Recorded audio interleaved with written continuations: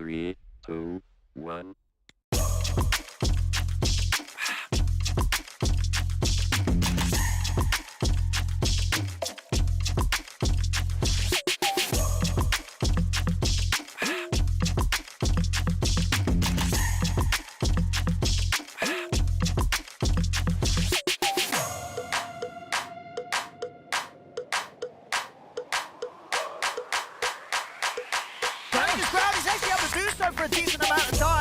Take out like the Blame Cloak does get a lot of damage, but here comes the Black Hole.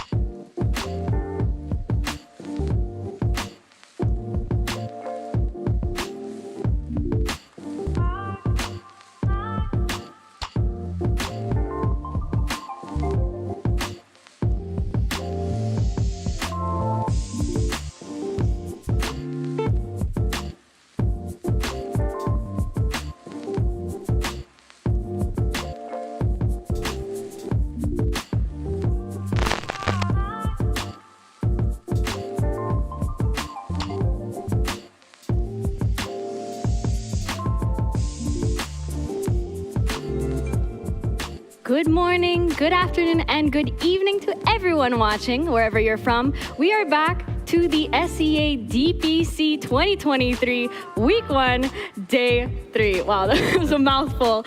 How are you guys today? I'm your host, Sophie, and I'm here with Adam and Ninja Boogie. I'm good. Yeah, that was definitely a mouthful. So long.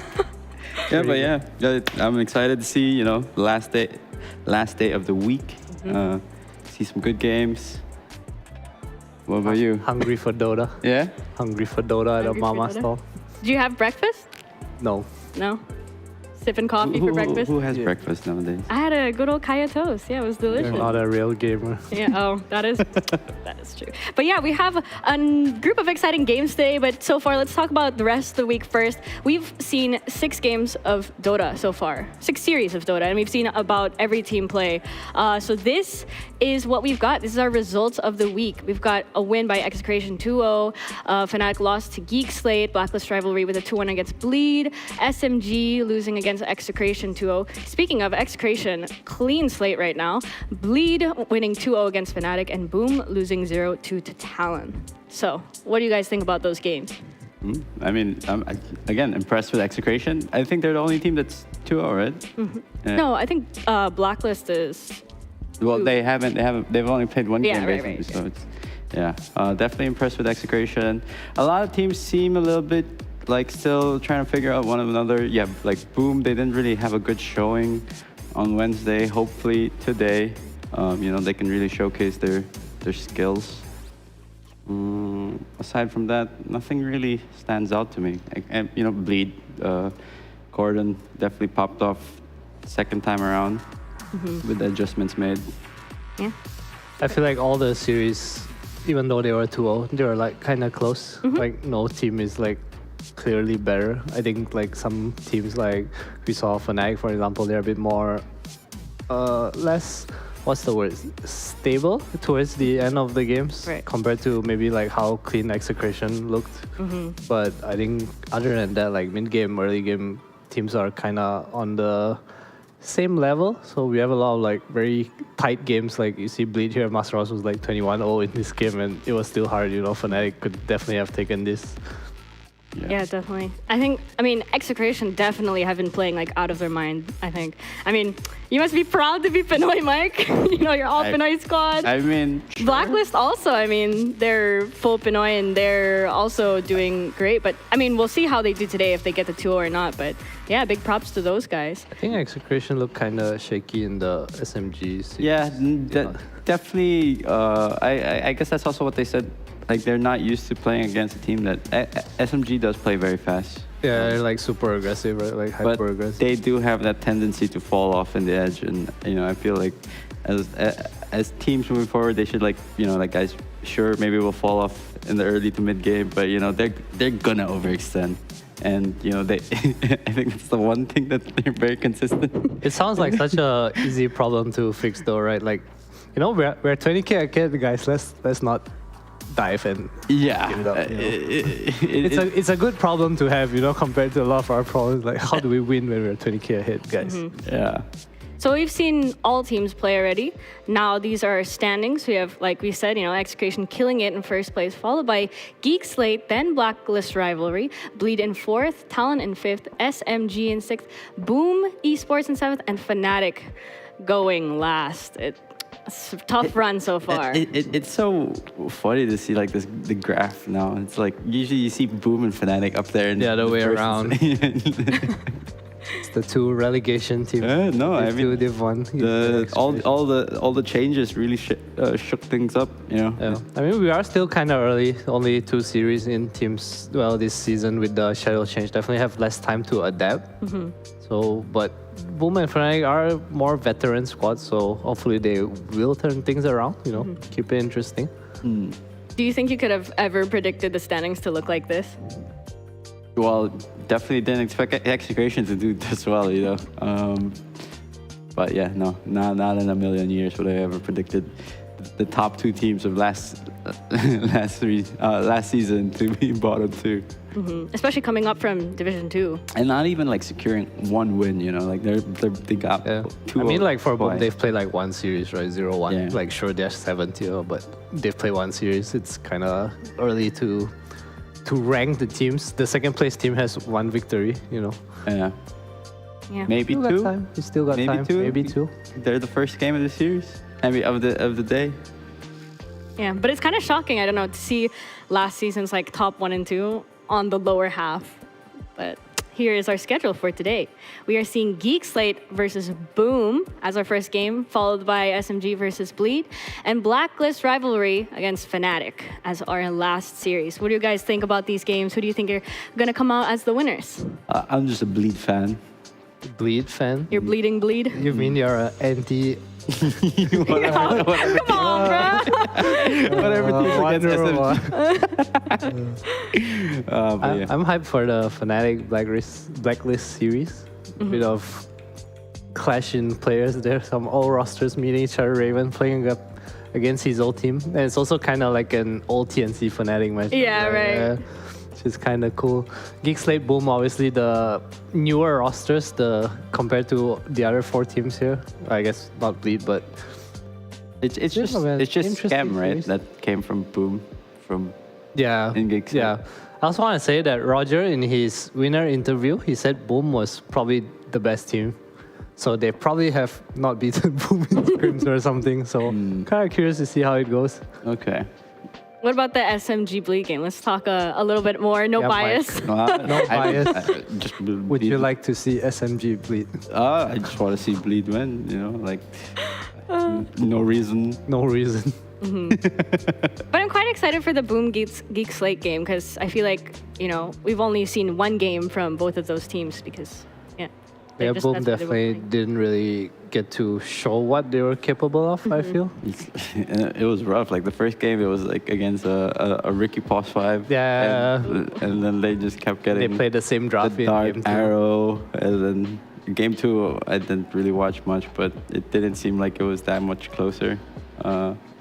So yeah, like they definitely have to figure out like the chemistry isn't there yet. So it shows in the games because it I mean, there were signs of life, but if it's all like all your network is in your carry and you don't really have ways to get back into fights, it's kind of iffy. Rough. Yeah. Yeah, I get what you mean. It feels like a very tri-core meta right now, Yeah. where teams like it just gets to 30 minutes no matter what. Like you don't lose before that, and you just go scale and win.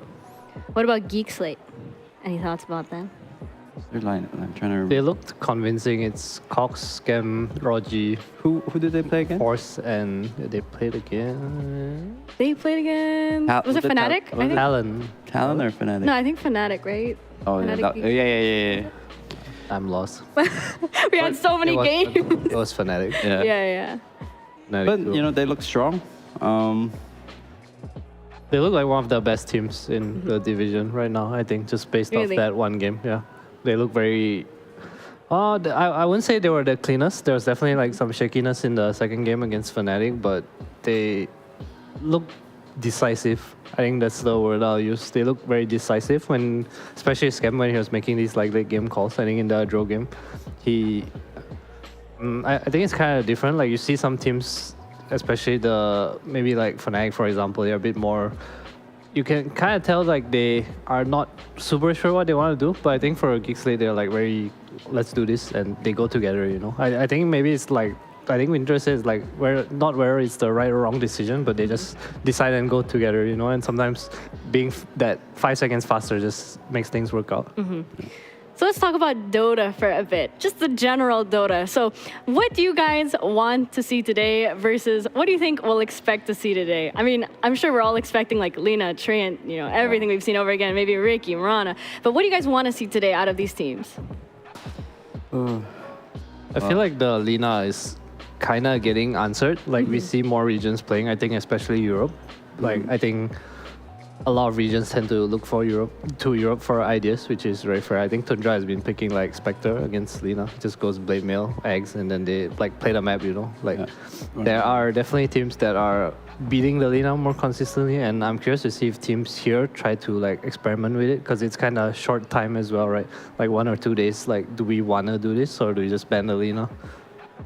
For me, I want to see Scam like play his Furion. He plays a very aggressive Furion. Like the tempo of the game just like becomes so much faster once he's on this. Yeah, the hero looks really good right now too. I feel. And I thought that hero kind of like fell off because like the talent changes and whatnot. Like kind of like a lot of people thought in the past that, you know. Yeah, I'm not sure why it's back either. I think it's because of the maybe draw and Lina in the meta. It's just some hero that gets on top of you. Like, Yeah. map feels good too, you know, to play with a hero. Wait, what position is Scam back in? Carry. Oh, so much like when he played carry in The previous Singapore.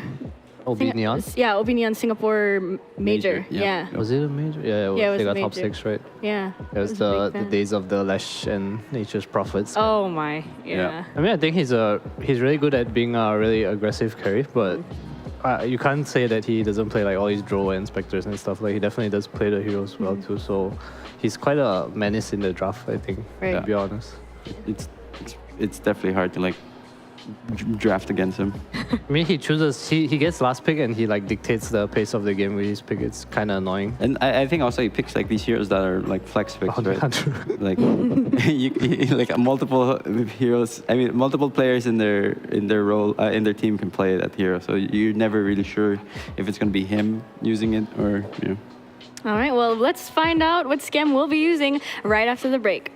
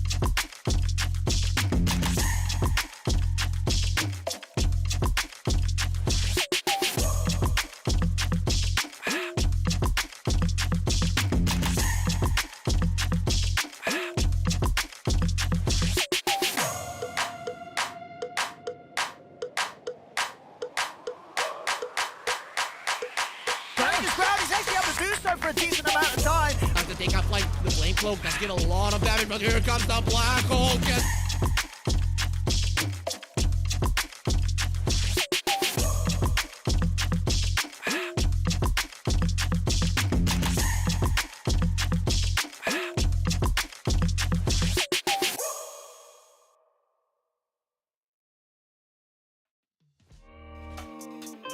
I feel like we've seen this one a couple times. We found out what it is yet. What is it? You still don't know? Egg. It's probably egg. Okay. Some kind of egg thing. All right. Well, welcome everybody back to the CDPC. I'm Sophie, your host, and we are going to see Geek Slate versus Boom. Yeah, exciting games. Let's talk about Geek Slate for a little bit. Do you guys know how Geek Slate came to be, and do they have a coach? Coach is Sheep, which is also their owner or co-owner. Someone who's, I mean, he was around. He was coaching the first iteration of Geek Fam with Ollie, Marsh, and Chen when they were with Scam as well, I think. Yeah. And I forget who's the last player, forgive me. But it's definitely shown results, I think. Chuan. Oh, that's how you say it? Yeah, Chuan. Yeah, they definitely showed results with him. So I think it's kind of nice to see someone who's like, I mean, he's kind of unknown, right, in Dota. Like, no one really knows who he is other than people who have like worked with him before. And he is like pairing results. Yeah. So, yeah, kind of nice to see something fresh, something different. Interesting. Let's talk a bit about the players of Geek Slate, though. We know quite a bit about Scam. Just want to talk about Cox, don't you? Let's talk about Cox then. I mean, there he is. Yeah, he was previously known as Avatar Mode and played with Neon Esports. That's a normal go. I mean, he set this up. That's all I can say. Yeah, but so what do you know anything else about him? No, aside from him being in Avatar mode, he did have like a good, like I think it was his first time in the DPC. He had a good, good first time showing. He caused a lot of problems in the mid matchup. Aside from that, no. He was playing in Neon with Narman before. I think they were doing like really well towards the end of 2021. And then I think Narman made a move to go to Army Geniuses, and Neon kind of went downhill from there. That's kind of all there is between the two of them, I think. Right. We also have Force from Polaris, and Polaris were actually doing quite a great job during the TI Open Qualifier. Is it Open Qualifier? LCQ? LCQ. Yeah, they had a pretty good run. They were looking pretty strong. What was their run? I don't know. I don't remember a run. Remind I mean, they qualified to LCQ. That was their run, I think. LCQ, they didn't really do too well. They brought in AU as a coach. Oh, yeah. I mean, AU went from coach to player, and they just like, boom, became like 2 times the team. And they were actually becoming like starting to like get like momentum, and I guess like the whole blacklist kind of like screwed everything because like then AU left, and then since AU left. Yeah, I mean, Polaris is like the, what do you call it, like an academy team kind of thing, like even though they're just not, can't compete with big orgs, teams Right. see like these players, like, hey, Natsumi, you want to come play for Boom, like, and obviously it's a good opportunity for the players too, like, why would you not go? Exactly. Yeah. So as a, I guess lower org, it's kind of hard. It sucks because like again, like once you're like a squad that's starting to build some kind of momentum, you want to kind of continue on. Yeah, it's something different here, I guess. A lot of us are like chasing success. I think in like EU, I think Blitz said on stream, like they kind of talked to like, who was it, Stormstormer? And he said that he thought PR was leaving his team, and that if he left, he would actually just ruin his teammates' careers, and he just decided to stay. And then like, I think they were talking to like Arthur as well, and Crit and Arthur kind of said that they don't really care about anything, but they want to play with each other. Like, Crit actually told Blitz, I think, that like, as long as he's with Arthur, he's like good. That's all, So it's just about the family. Yeah, it's about the friendship, the family, the loyalty. I think like you build something together for so long, and you kind of like mess up with other people too. Like Polaris. I wish I had teammates that were like that. I mean, it's kind of different, right? Like the things they value and the things we value. Like I think Celery, he donated all his TI winnings. Yeah, to the Yeah, that's like so cool. Like Yeah. I can't say like Mad any SCA respect. players. Yeah, Mad indeed, respect. actually. Yeah. Well, let's talk about Boom. Boom, we have 2 people that are still there from last season. We have FBZ and Yopaj. And 3 new people, which is Natsumi, Xnova, and Zephyr. Yeah. Oh, he dyed his hair red. Sorry, I got distracted. I feel like on paper they look like a really solid roster. They're all like really maybe top 3 at their role, but it doesn't look to me like they've come together as a team and found themselves yet. They look kind of, I don't know what to say. I feel like the games they win, it's where Yopaj pops off, or like the supports have a really good game. But other than that, at least from the 2 games we saw, I feel like they are a bit confused in the mid game. It also could be like the like, I'm not sure if Zephyr is as vocal as Tim's, because I know for a fact Tim's will be like making calls, making plays. Like if Zephyr is that kind of guy, then sure, then he could have replaced Tim's. But from what I also like, just from what I'm assuming, Xnova doesn't seem like this vocal kind of player. I'm not too sure about Xnova, but I know Zephyr towards the end of T1, like he moved to like, I think someone else played. I think Raging Potato played for a while, and then Zephyr was like benched. And then when Zephyr came back, he like kind of took over a captaincy role, or at least he was talking a lot more. Because I talked to him about it, I asked him like what happened, like why did they do this, and he just said like they felt they needed a leader, and he kind of tried to fill that role. I don't know if he's doing the same in Boom, or like what role Xnova kind of plays. I'm sure he does talk, like based on True Sight at least, he feels like he talks and makes calls quite a bit. I think it's just you have like a lot of different people from different teams coming into one, and you're trying to get on the same page of Dota, and it's not always the easiest. Yeah, sometimes it works out right away, sometimes it doesn't. Sometimes there's Like, a lot of would work. you listen to when there are like 2 calls, you know? So considering that Geek, Slate, and Boom are both kind of hodgepodge-ish teams. I mean, you have 2 of the same from Boom from last season.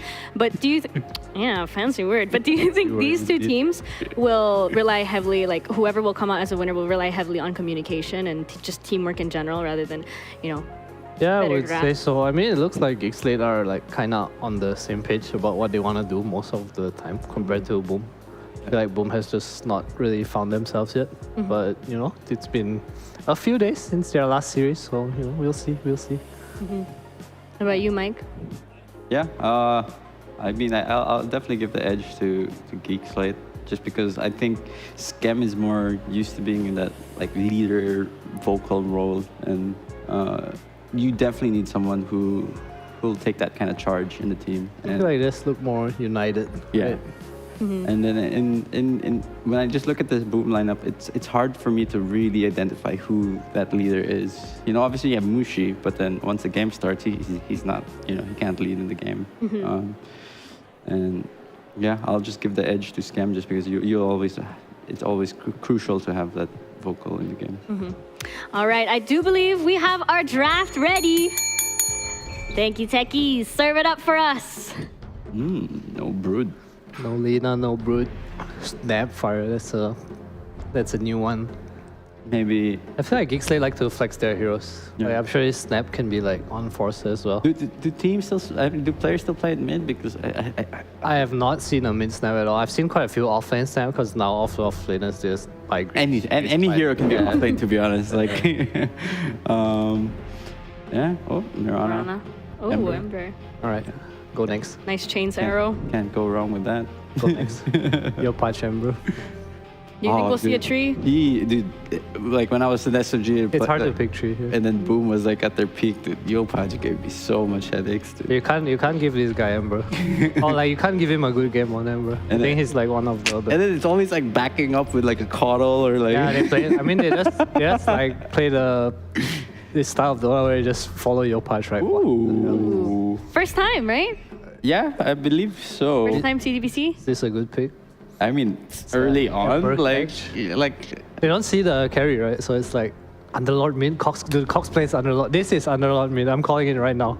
I mean, it does like Dumpster pretty Ember, well, yeah. Like the damage that you could get up and the root. Yeah, it's definitely a mid. You're forced to like go BKB early on, and you know you're It's not scaling. fun. You're scaling as the Ember kind of like falls off. You're forced to go Definitely BKB. fun. So Oh, there's their coach. Their coach slash owner. Wait, is he? I actually not. So is he 100% drafting? sure. Yeah, he is. Okay. He's their analyst. He drafts and he's like the coach for Oh. a team as well. I mean, they draft together is what Roger said, but he's the one like clicking the button. Yeah, so at least the does. blame is on him. Yeah. You know, like, why did we pick that hero? Yeah, dude, look, in game 1, in the last Boom series, they were sitting like this, okay? Mushi behind X Nova. And in game 2, Mushi was on the chair. So I don't really know who's drafting for him. They look like they're drafting together, but Yeah. I guess it doesn't really matter who's clicking the buttons. Yeah, but like, again, goes like, depending on the type of person or not, they can be more affected knowing that they click the button. At some point or when I like- played with Mushi, when I was drafting, and he said like, we should pick this hero. And it was so, like, I didn't want to pick this hero, but it was so hard to put into words as to why I did not want to pick this hero, because Mushi's very smart, right? He's not going to tell me pick this hero for no reason. Like, he has a reason. It's a pretty good reason, but it just doesn't match the whole idea of the draft, you know? And that was like kind of what led to Mushi always ending up drafting, because he's able to like balance out the opinion of you, but it was hard for me to balance out his opinion, you know? He's a very strong person.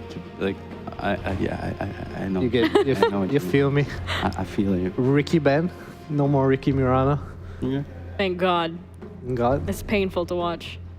Ricky against Underlord's hard though. I mean, Snap Cookie is like kind of a way to deal with it too, The right? Like, it helps arrow. you get out of smoke screen and like sleeping dart. It's kind of nice. I wonder if they anticipated this Ember Mirana with the Snap 2, because I guess Cookie is like kind of one of the better saves right now. Abash, we saw like Abaddon and stuff. Abaddon. Lord of Awareness.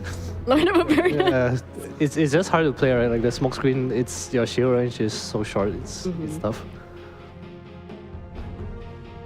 What do you think you're gonna see coming out of Cox?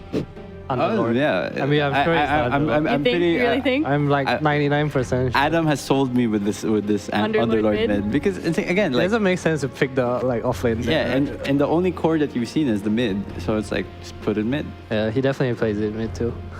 Oh, really? Yeah, This he is like does. a him thing? It's like 2 years ago I saw it kind of thing. Oh. Silencer. That's a very interesting ban. Yeah, like, I mean, sure, it can be annoying, In lane, that's about it, right? yeah, but All right, what's the boom heroes here? Hoodwink Centaur. Again. Nah, probably not. I think they give like more priority to FPZ. Probably some like Death Prophet or something. They need a hero to kill the Underlord, I think. yeah, Some Timber, some DP, you know. Timber could work. They have 2 strengths already up in the Yeah, hero to enable Yopaj to like run around as well. clockwork. Okay. Are you a It's Clockwork normal. believer? What do you think of this hero? Like, I mean, he's good. He's a great hero. You know, he's one of the better like pause 5s that can be a bodyguard. You know, and he's got like a stun that doesn't really care if you have BKB or not. And he's an initiator. But it's against like a Cookie though, which is like kind of counter. Yeah, I mean, you just have to adjust your mentality a bit. Like, you don't go for that. Solo kills. Or you just have to like walk in advance and, you know, anticipate the cookie. We've seen quite a lot of Clockwork though.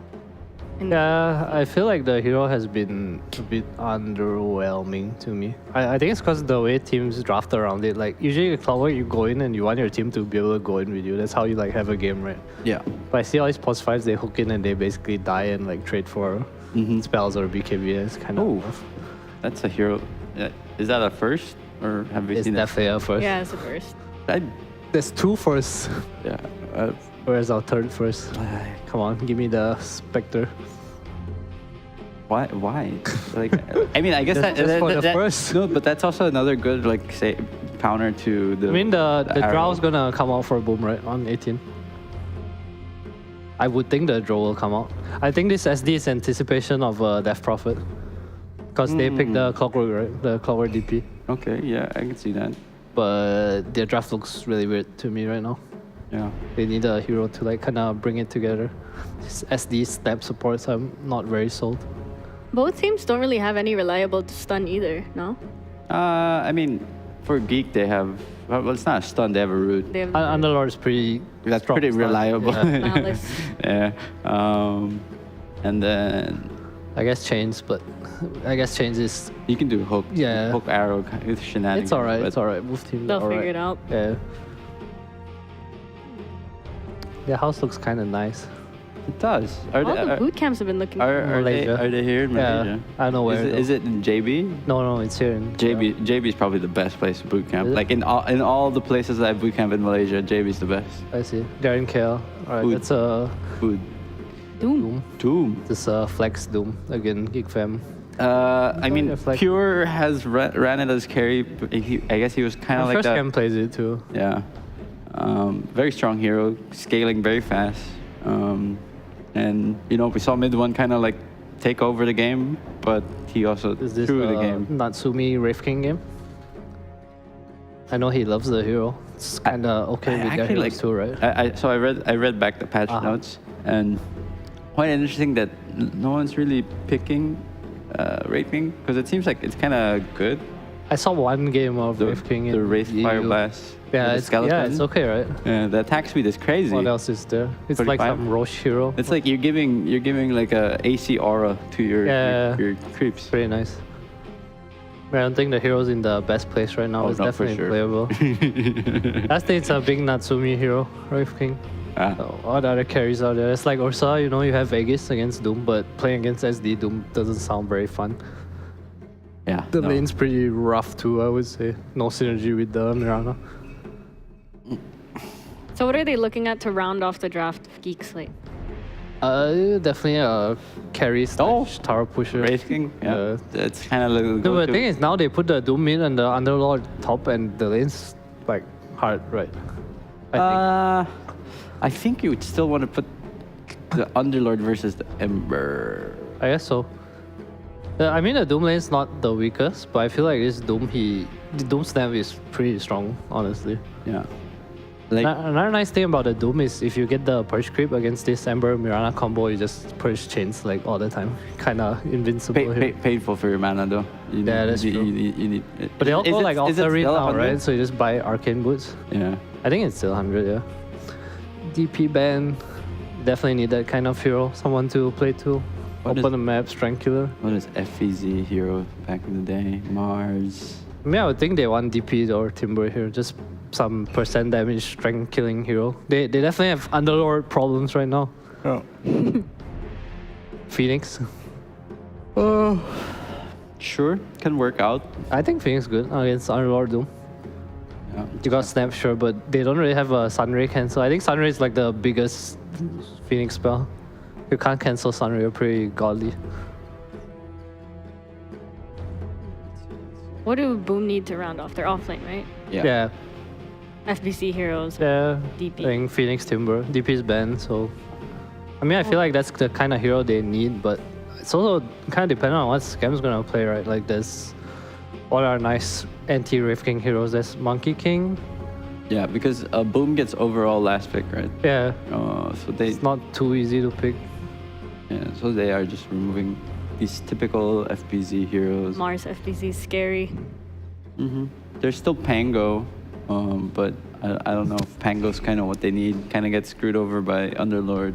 The Doom can also, if he has Aghanims, Yeah, I'm not a fan. I think they just need a hero to help kill these tanky boys. Ancient Apparition. Huh? I mean, it's good against these. Yeah, it's alright.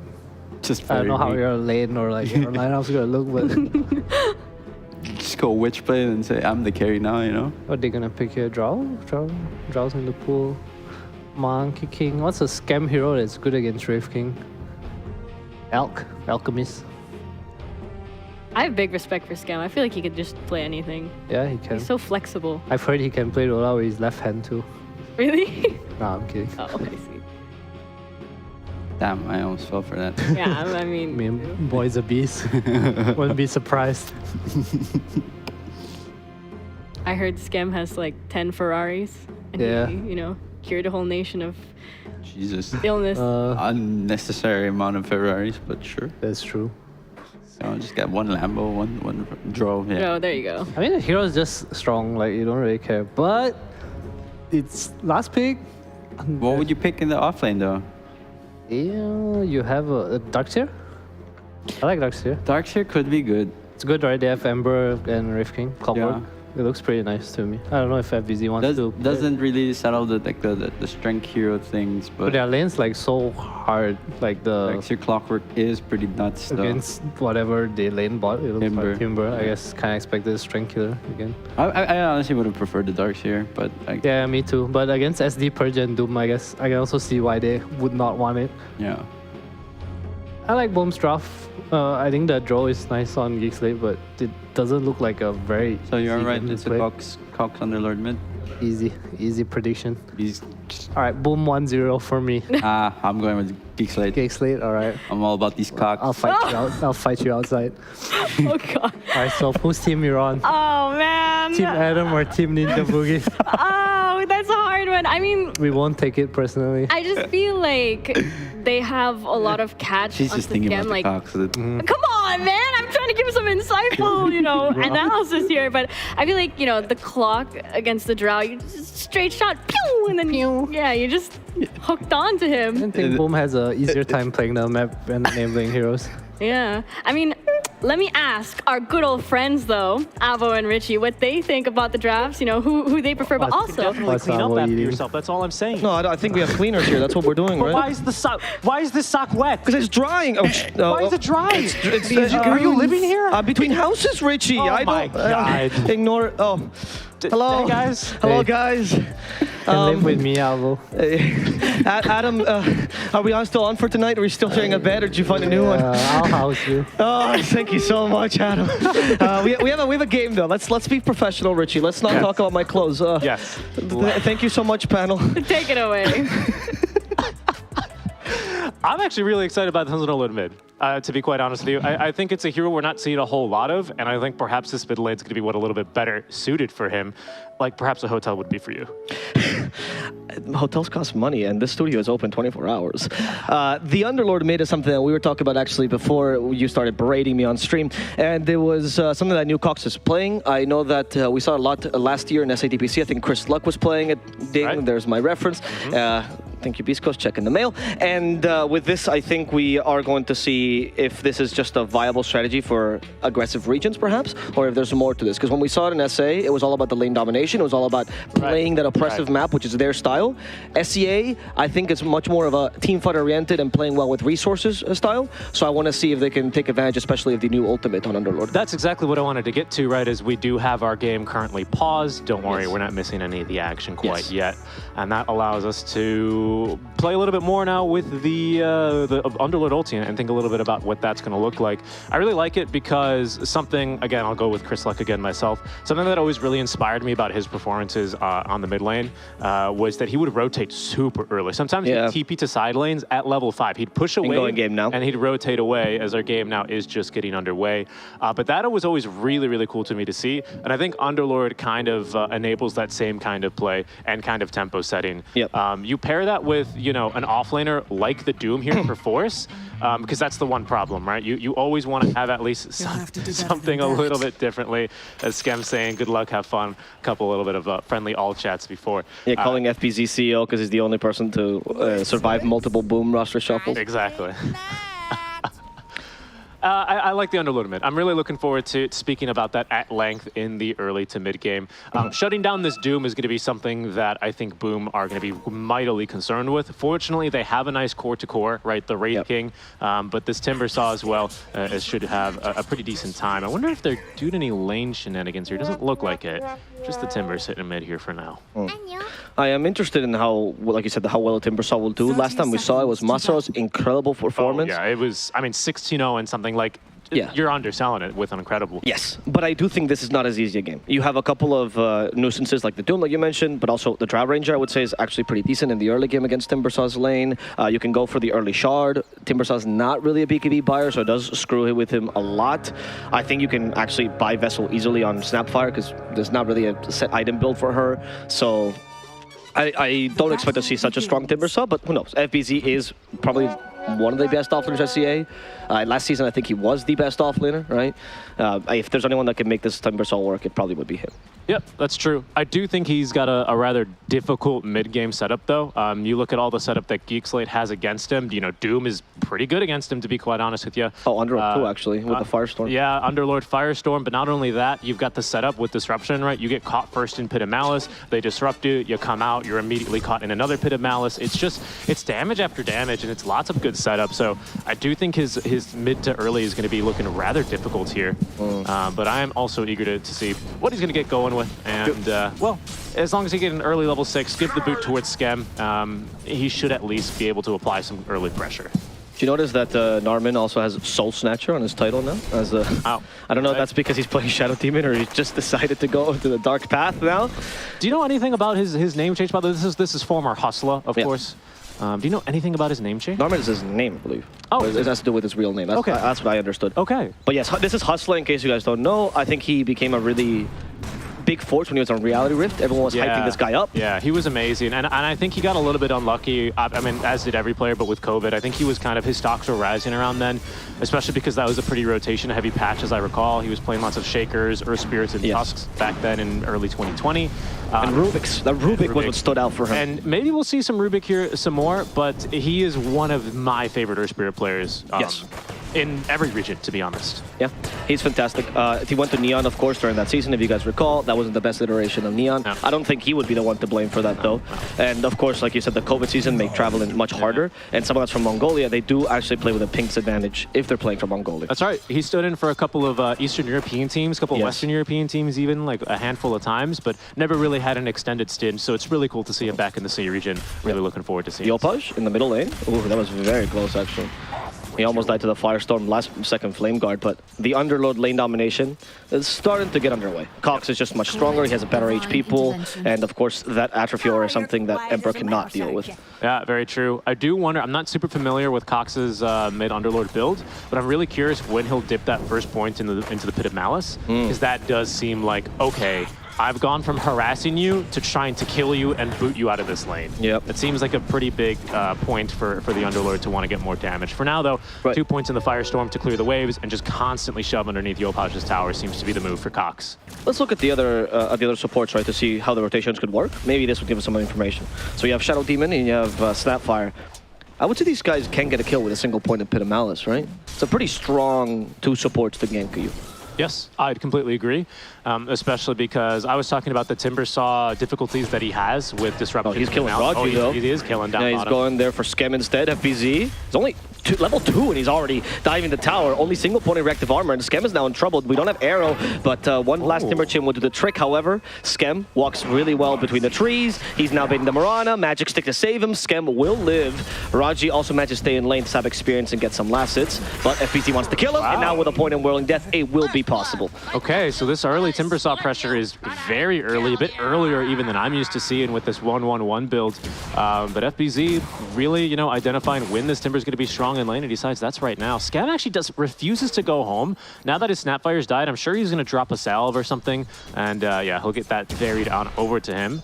Yep, let's see. That's at least a little bit of efficiency save. It is first blood for FBZ, but still hurts a little bit to give that to him so early on. Maybe we didn't give him enough credit. Yes, his last hits is not looking good, but he's playing the lane aggressively, which is probably the best way you can play against Drow. Trading against this hero, you won't win. Yeah. But killing? I mean, it's twofold, right? Because one, she obviously really struggles to last hit under tower, and two, in lanes like this, Drow strives by hitting level 6 and then just going into the jungle and recovering. Yep. So the more you can delay that here by FBZ, the better your game is going to be, the stronger you're going to be, and the more time that your Wraith King, your Ember Spirit, has to get online. I want to add a caveat to that, because I actually think Drow does pretty well under tower because of the Frost Arrow's extra damage. I think where she really struggles is tanking the creeps on the tower. Yes. Because of being a ranged hero. So what Timbersaw does of just piling on a bunch of his own lane makes it difficult for Drow to just stand there and hit. For sure. My issue, of course, as a crappy divine carry is that her animation is just so difficult, really, especially in the early levels. But Skem, even though he's back to carry after playing a bit of position 5, he's not struggling with that so far. 18-3, still taking plenty of harass from FBZ. And let's look top lane, shall we, for a while, where we can see Force and Natsumi just pretty much just both farming, to be honest. Yep. I mean, this lane we don't expect it to go either way, right? This kind of a passive lane on both sides. I'm actually expecting an earlier rotation by Narman, but this depends on Cox's build. And he hasn't gone for a single point of Pit of Malice. He just wants to harass Yopaj and kick him out of lane. Yopaj is going for him. Going for the arrow? Let's see if the arrow will hit. It will not. It's avoided, and it doesn't matter because Yopaj is good enough. Sleight of Fist gets the kill. Blightstone there actually doing a lot of work. Yeah, no rotations for the Sports. Narman, he was double stacking here in the triangle, so he's got a couple of stacks right now operating. Those will be scouted, however, by Xnova. So he now knows what's going on here, and Zephyr's going to toss probably an arrow in here and ruin the efficiency. But no rotations. I was maybe expecting Raji to jump on over to the mid lane. Looked like they might have been able to get a return kill there onto the Ember, but rotation's not going to come through, and it'll be a kill then onto the Underlord. Top lane, they're trying to go for Force. He just ate a creep here, so they're going to actually get rid of the Devour Gold like this if they can't kill him. Nice cogs, a couple of creeps inside of them though. There's the arrow, and Force should die. Pretty easy rotation for Boom. And I really have to commend Boom because we've casted their previous series, didn't we? This is already looking like a much more put together team, even in these first 6 minutes. Yes. I'd like to see them keep the ball rolling here, you know?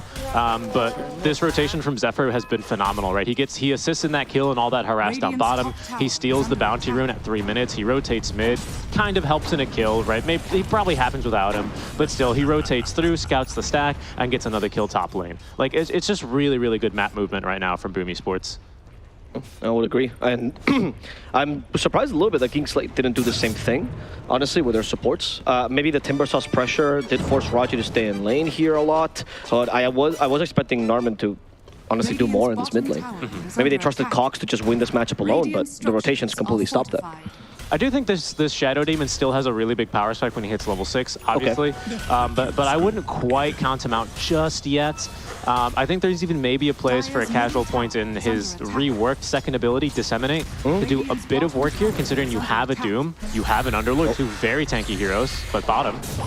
Yeah, it's just a position 5. I mean, they caught him under tower. He ran the opposite way to save his carry, give him some space. Raji will die for this. Yeah, but most importantly, Skem will not, right? Exactly. That's the whole point. He was tanking a gank, and he knew he was tanking a gank.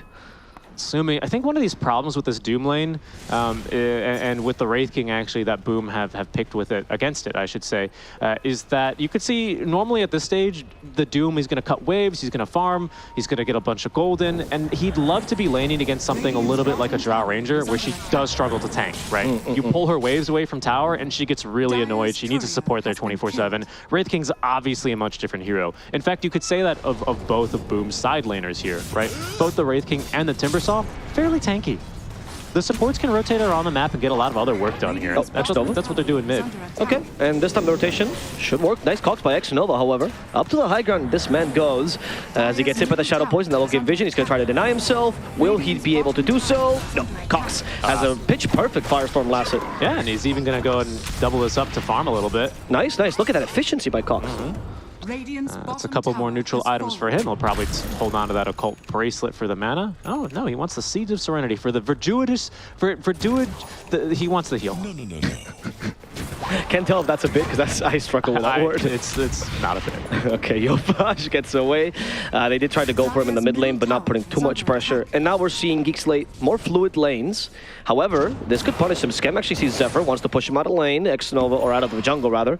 Xnova nearby, but there's a salve for Skem just in case. FBZ's already taken down this bottom tier 1 tower. Wraith King as well is the richest hero in the game. Force is keeping pace with him, which is what you'd expect. But Force seems to be deviating a little bit. I've seen a couple different Doom builds, but usually Midas is pretty early on them. He does have the casual gloves of haste, but is pivoting pretty quickly into the mechanism. They might be expecting some early fights, or potentially this is to kind of play with the Underlord's mobility. This is the early fight, or the early gank forced by Boom. They kill Raji quickly, but they want a second support. That's going to be Narman trying to run back home, but unfortunately the Shadow Demon doesn't have the space to do so. 4 heroes on top of him. Yeah, and I think this is then the reason why Force is feeling forced to go for the mechanism early, even before that Midas. It's for plays like these. You look at this lineup that Boom presents, and you've got 4 heroes that are really great at diving in aggressively and invading jungle and you know, just killing and picking off supports and giving the boot to these cores. I think Skem's going to really struggle to get his early farm online, and you know, that's not a snowball that grows very quickly on this Drow Ranger. You know, you really need to get those first couple of items, and eventually then she'll start really farming up the Storm, but she's a little bit slower to start compared to some other cores. That cookie was interesting. Force actually avoided the cogs by just deviating at the right time. He has the stomp now. They'll hit X-Nova, sorry, and body block him so they can get this kill. But it only supports dying here, Richie. There's a true hierarchy of deaths happening. Right, all right. Maybe a kill now at bottom, though. FBZ thought about it. He did not want to go for it. And I was curious about the hierarchy of supports because you see that Narman and actually both Raji are pretty underleveled. They're 5 and 4 respectively. Yes. Oh my goodness, FBZ. Already a full hooded Defiance. He is not scared of Raji. But they're going to send the tome over to Raji for the bigger teamfight ultimate, the Kisses. I think that's the right call here. But I do think Narman really needs experience now. He's really hurting for it. Level 4, nearly level 5, but 11 minutes in. Yeah, Zephyr, though, is starting to get out of that role of support, right? Being able to farm a little bit more. He's the rising bourgeoisie here. Let's see if he can be the revolution they're looking for. And this Earnest Shadows is a pretty nice pickup for him, too. He might actually decide, if he gets the money for it, to upgrade that fully into the Vessel, which he's just queued up now as if on queue. Or maybe he decides Mechanism's a bit better. We'll see what he decides. And speaking of that mech, it's finished up now on a Force. Okay. So the strength, he's going to go full Greaves, not going for the Midas. Do you think this has to do with the fact that the lane didn't go incredibly well? There's a lot of pressure from the rest of the enemy team. Sorry, wait, bottom lane Skem. FPC had one last Soul Ring, but he didn't get him with a Chatham. I think his lane went just okay. You know, he didn't really get bullied out that hard. Right, that's more the point I was going to get to, right? I think it's because the other lanes aren't going so well, and you can see, boom, they're continuing to up the tempo. You know, if they're going to continue to make these smoke plays and invade enemy jungle and look to just continue to harass Skem, Geek Slate are eventually going to be required to stand up and fight back. And I think Mech's the right item to do just that. You pair that now with the Atrophy Aura and soon to be this Rod of Atos for Cox, maybe that'll be enough to get you through some of these early fights. Right. Interesting that they decided to build catch on Cox as opposed to the usual Aura build that we've seen a lot of mid-Underlord, right? So maybe they're deciding that they just want to really mount this 5, get the Doom, who's the fastest farmer right now, get Cox to make sure they can get ganks as well. I kind of like it. Oh, hold that thought. X-Nova. It's level 6 already, man. Flexing his levels. Raji's just holding on to the Tome of Knowledge. He'll pop it if he needs to, but he does want to have that reduced buyback if he dies right now, and then he'll consume the Tome once he respawns and TP in for the big ulti. Maybe he also is thinking that he could give it to Narman. Worst case, if they needed a purge, right? Against like a flame-guarded Ember. Quick smoke as well here. There is going to be the full Rod of Atos, so that's what they're smoking on. They're looking to smoke around Skem, trying to find whatever they can. Seems like the target might be FBZ. It's a hard one. Not easy. He has Hood. Okay, they start with the Pit. They actually consume the Tome for the Mortimer's Kisses. All the damage in the world against Skem. They'll get him. That's going to be enough. Yeah. And where did Cox put the second gate? Top lane. It was maybe if they needed to also doom him. He's like, come on, Force, let's beat him up. And now Force is going to get beat up as X-Nova is going to lead this onslaught. There's the TP. Natsumi is also nearby. His arm lit.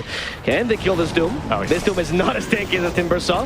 Hoof stomp to delay the inevitable. The TPs are coming though. Perhaps is inevitable. As in comes the Shadow Demon. That disruption will save him and the counterattack is good. The Port Clockwork X-Nova in the trees he goes. He might save himself for now, but the multi-shot will catch him, nick him, and kill him. Now Natsumi dies using his first life. The rotation by FBZ finally coming by. Raji with a cookie stops Natsumi from retreating, but Natsumi doesn't want to retreat. He wants to fight right back. Going for Cox, attempting, but FBZ doesn't want to lead entirely. It's the Emperor's dead. He gets the kill on Narman. FBZ, how fast are you? How courageous are you? Apparently not just enough. They're waiting for Yopaj. They do get answering chains. They will respect this Drow Ranger. FBZ, though, waiting for that Pit of Malice, does not want to get stuck again. And they'll poke and prod, but not quite commit to this fight. That was pretty close. I think the only mistake from Geek Slate there is sticking around a little bit too long, trying to get that second life. It's a bit too greedy. FBZ's respawn, he has TP. Yopaj as well finds the time to rotate on over. Speaking of greed, Yopaj, I think he should be fine. X-Nova is here to also fight alongside with him, but Yopaj is falling pretty low. Silence caught. He's tanking the entire Firestorm, but will still live through it. And in fact, it's Cox who's going to go down in the meantime.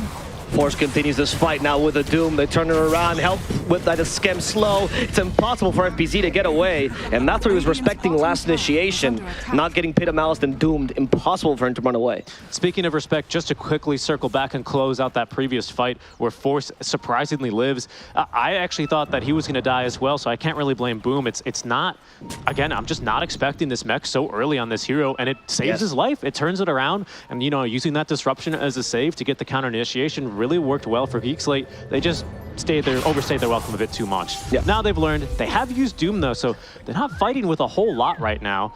They do have this Demonic Purge, and of course they have all the catch in a maxed Firestorm, so they could potentially kill someone if they once again commit kisses, but it seems like it's Boom who's leading this charge instead. Clockwork Mirana Ember, really strong ganking combo. They got Over Corrosion and Maelstrom now, so Yopaj is dealing a lot of damage. Max Sleight of Fist. They might go for Schem here. Schem is not going to expect them to come from behind the Tier 1 tower. And that's what Yopaj is counting on. He knows where he is based on the smoke as well. Nice Searing Chains into the arrow with a Chalk Arm.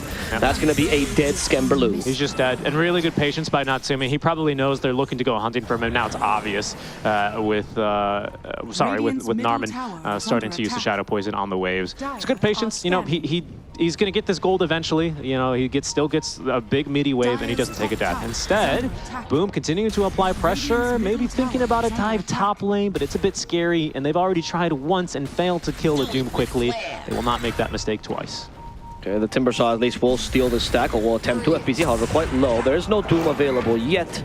Narman gets cookied. He's hoping to be the initiator here. Yopaj might see an opportunity. Goes for Narman. Already wasted the Searing Chains. And the Ancient Creeps are killing Narman. But with the Mortimer's Kisses, they will be able to finish off FBZ. Luckily, Hustler will also survive the wrath of the Thunderhide. That's going to be a nice kill, but you can see just about how many ultis they're committing to kill Timbersaw every time. In a way, I think it's kind of worth it. You know, with the Timber dead in every fight, Geek Slate, make that Boom Esports, pardon me, are no longer really super confident in their team fight. There's a lot of catch here. They can easily control Wraith King even through his second life, Doom or not.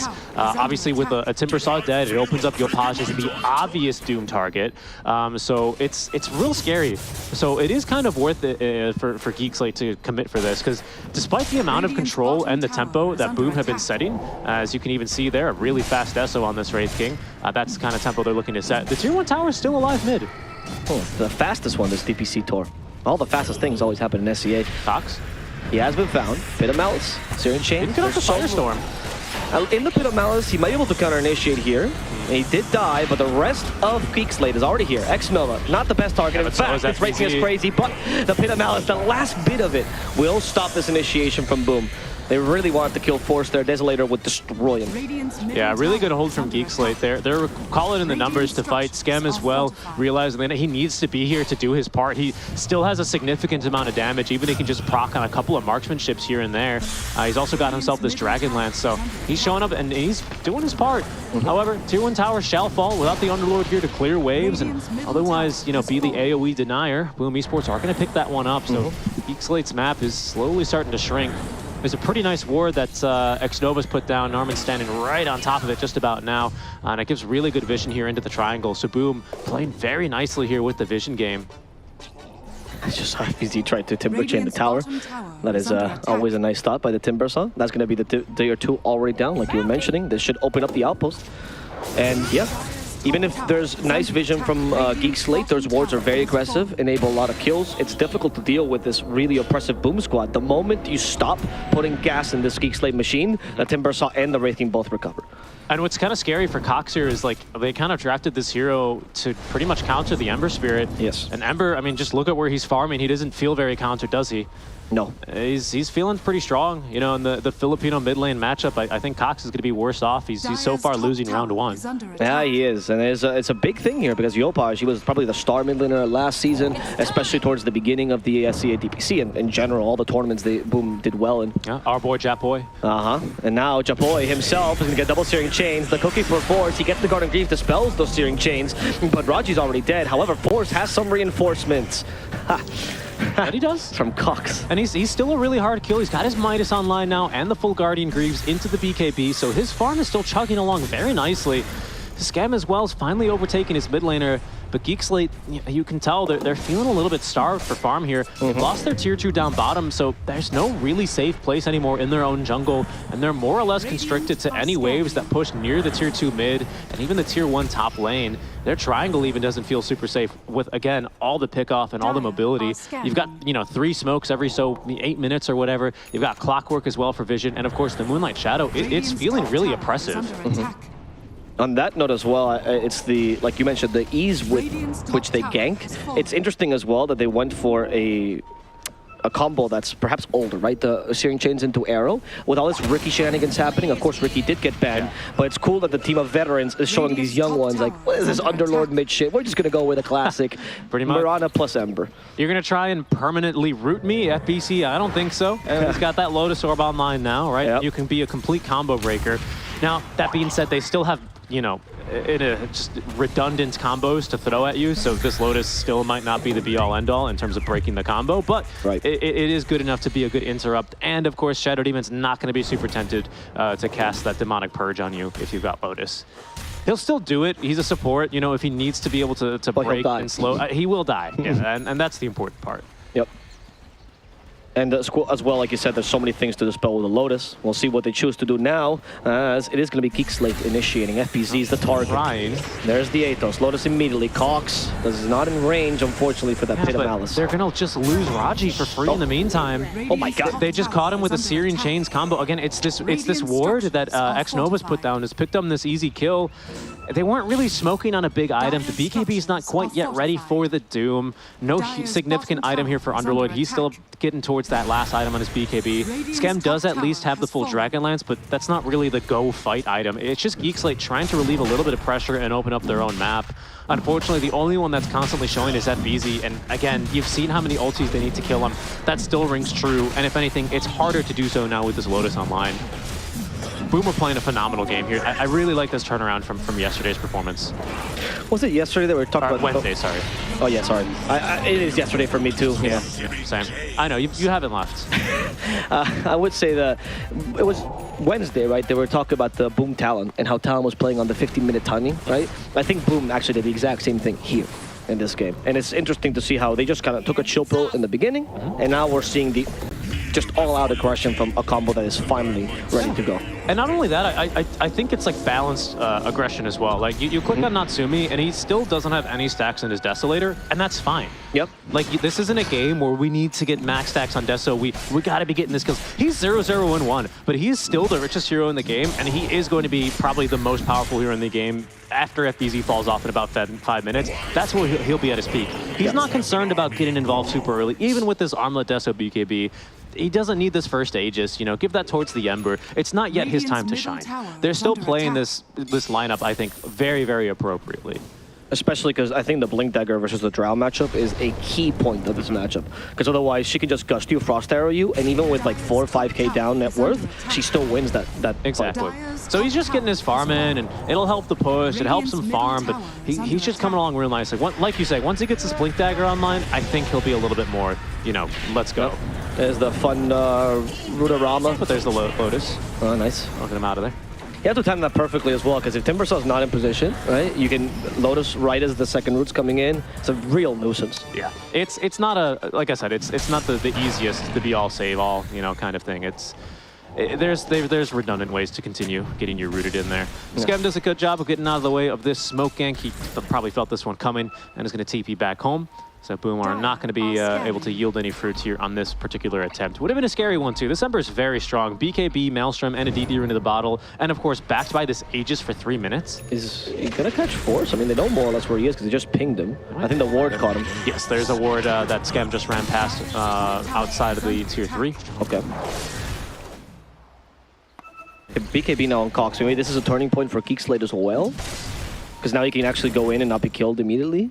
Could be something. He's still maybe not that vulnerable to the physical damage, but there's a good amount of pure and the minus armor they have. It's scary, man. Yeah, but you don't go... I mean, double damage for sure, you just wait it out. Yes, yeah, you want to wait that one out. Yes, especially on Ember. Maybe you even wait out the full Aegis, right? Because right now, Yopaj can just go crazy. Well, it's going to be Geek Slate going crazy. They're not going to wait out this Aegis. They've got the Yasha now delivered on the Drow Ranger with the Hurricane Pike. I think I saw another new item, BKB for Cox, and BKB as well for Force. So double BKB reveal here.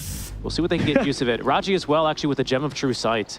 So he's got that operational as well. So this is going to significantly make their vision game a lot easier. They have kind of been on the receiving end of lots of clever wards and good vision game by Xnova. So Raji looking to strike back against his friend. I love how you spray while you're smoked. So, you know, they just gemmed before that, but if they had a ward there, you would just see him. It's about sending a message. It's about sending a message. And that message is by the Geek Slate supporter pack. Indeed. Look at that beautiful Schem, I love you thing. I don't know what that's called, actually. The little hearts?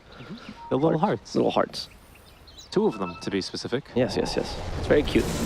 But it's not difficult to do, though. It takes a lot of skill. That's true. I can't. Not the best. Geek Slate, we're probably hoping to find like a Timbersaw by himself and then commit every single ulti again and kill him or something like that. But they are at least going to be able to find some more farm for Force and for Raji. They get him safely to the other side of the map, so they're going to be picking up a little bit of gold still on their cores. Cox and Hustler and Armin still kind of more on bodyguard duty here.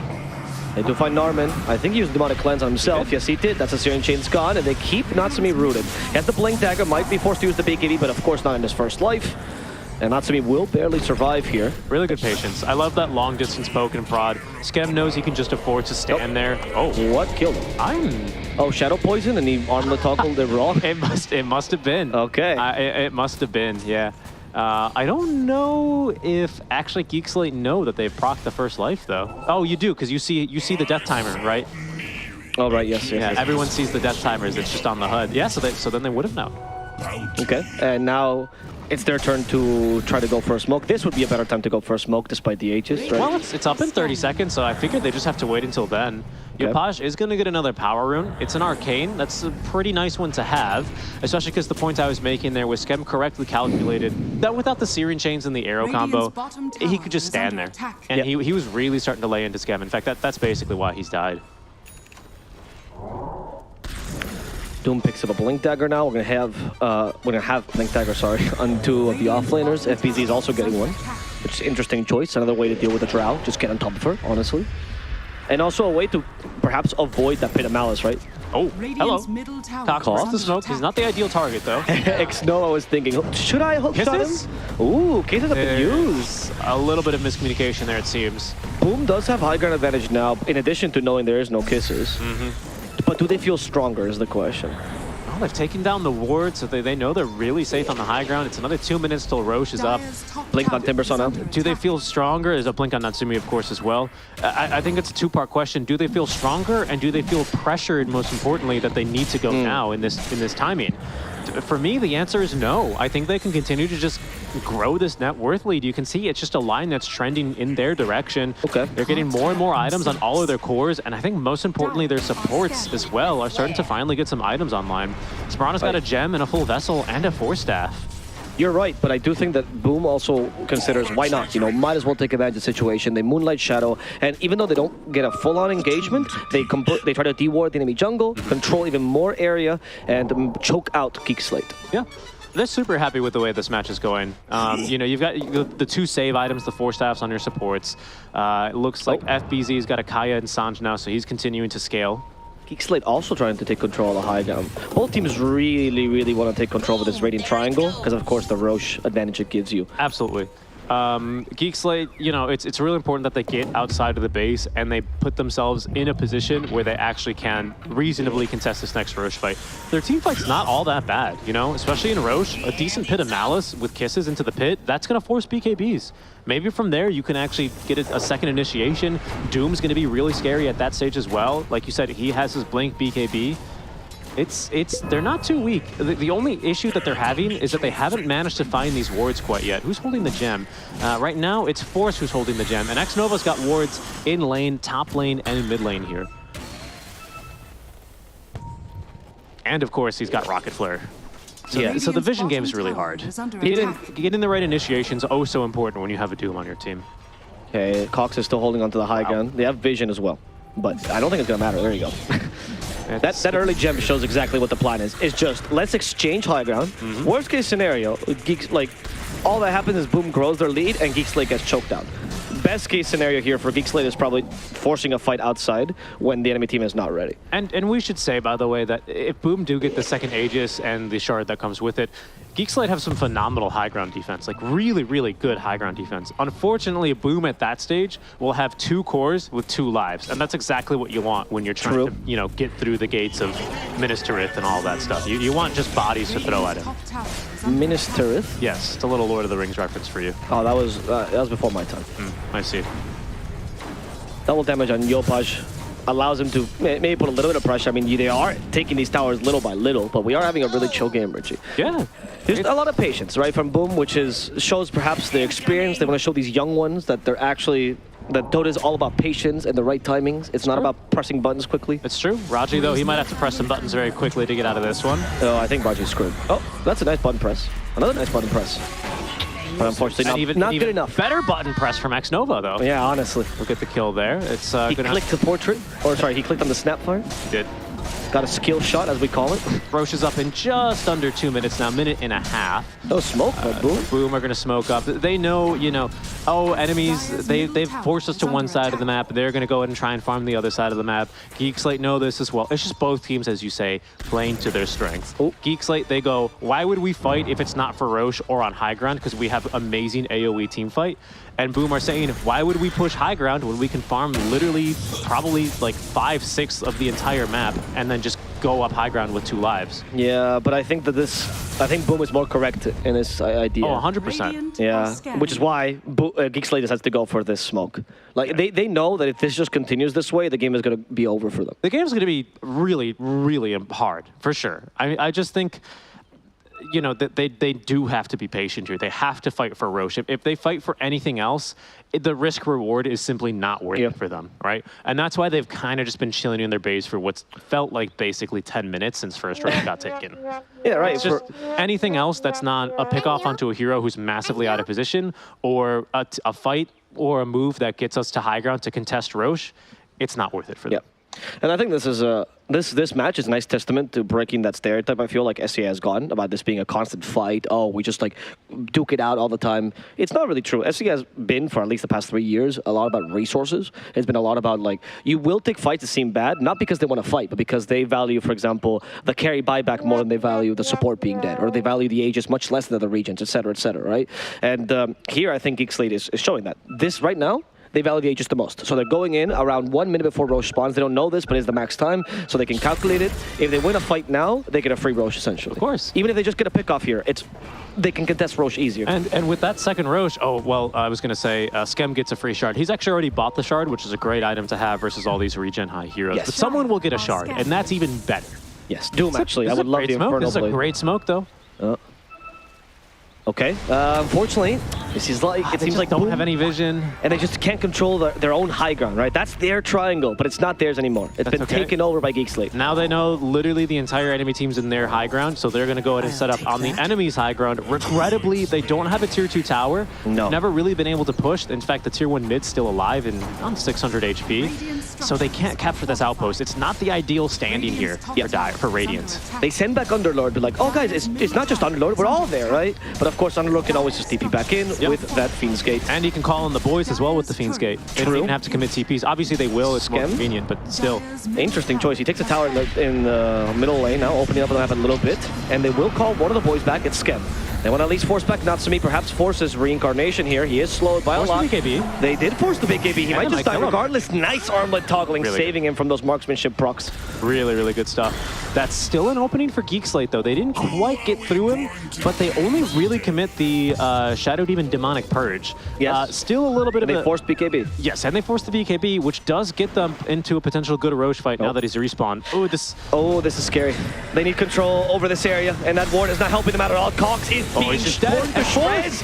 Force as well. These true strength heroes look like they were agi right now, as Scam manages to make it out alive. Here comes Cox again with his Fiend's Gate, but I think he's realized this is not the place for Cox. No, it's not. That's another BKB force at the very least, as we won't see any Cox come through the gates. Instead, they're gonna have to. Don't make the Cox go through the hole. Yeah, they have to force this on Roche now. I see no other way. There's no BKB for the Wraith King. There's no BKB on Ember Spirit, but they just can't. They just don't feel ready for it. and they're going to save the buyback here for Force. Okay. But now, Boom, they're going to get everything here. They've lost nothing, and they've just gained now a free shard and Aegis on Ember Spirit. They're going to just wait for BKBs. They're going to push up to high ground. They're even going to find a DD rune here in the bottom river. It's all been about vision, Richie. They underestimated. They thought, oh, the BKB's down. Like I said, that's how SEA plays. It's not about map control as much as about resources. So they think BKB's down, it's our chance to fight. But they didn't forget, but they just underestimated the power of this ward here in the Radiant Triangle. Absolutely. And that screwed them completely. Yeah, and now things are just not going to be any easier for them. It's going to take some real, probably mistakes from Boom for them to, for Geek Slate to really have a better chance of really holding here. I just don't think, especially with the itemizations that Boom have been picking up, you know, that they're going to be caught too easily by the perma-root status. And it's kind of just a real feel-bad game for Cox, isn't it? I mean, you draft this hero with the idea in mind to just be sieging, to be area denial. And again, like I like to say, you can solve a lot of problems in Dota with golds, and everyone's just got force staffs. They've got dispels. They've got overwhelming damage as well, and the BKBs to just completely ignore your combo now. He just feels completely underwhelming. Yeah, that's very true. And then it defeats the purpose that we talked about earlier about the Underlord mid, right? Yeah. Which was the whole idea of being overwhelming in the early game. I just, you see this Ember Spirit, you know, and you take a look at his itemizations and the way that he's going to eventually be playing. By the way, he's got Arcane and DD. He's going to go in for sure here, or he's going to try and get his teams to go in anyway. That's the Moonlight Shadow. That's what it's for. And this is not a team that's playing scared at all. This is not an Ember Spirit who felt like he's been countered. This was a 7th pick Ember countered by an 8th pick Underlord, and it just doesn't seem to be the case. Raji, getting hit by the air. Ooh, that was very close. Yopaj with a little bit of indecision there. He manually chooses to activate the DD rune. If he had done it earlier, probably gets the kill, but not the biggest deal, not the biggest waste. It's fine. Yeah, it's okay. It's just the support. And honestly, you're winning anyway. 100%. You're not, again, they're not super pressured this Boom lineup to really push up that ground. Eventually, this Jaw Ranger is going to like become some crazy late game monster, but she's basically been drip fed creep waves for the past 15 minutes. And you also have 3 heroes that jump her right now. Like the Clockwork, the Timbersaw, and the Wraithing can all jump her. Ember can do Ember things, right?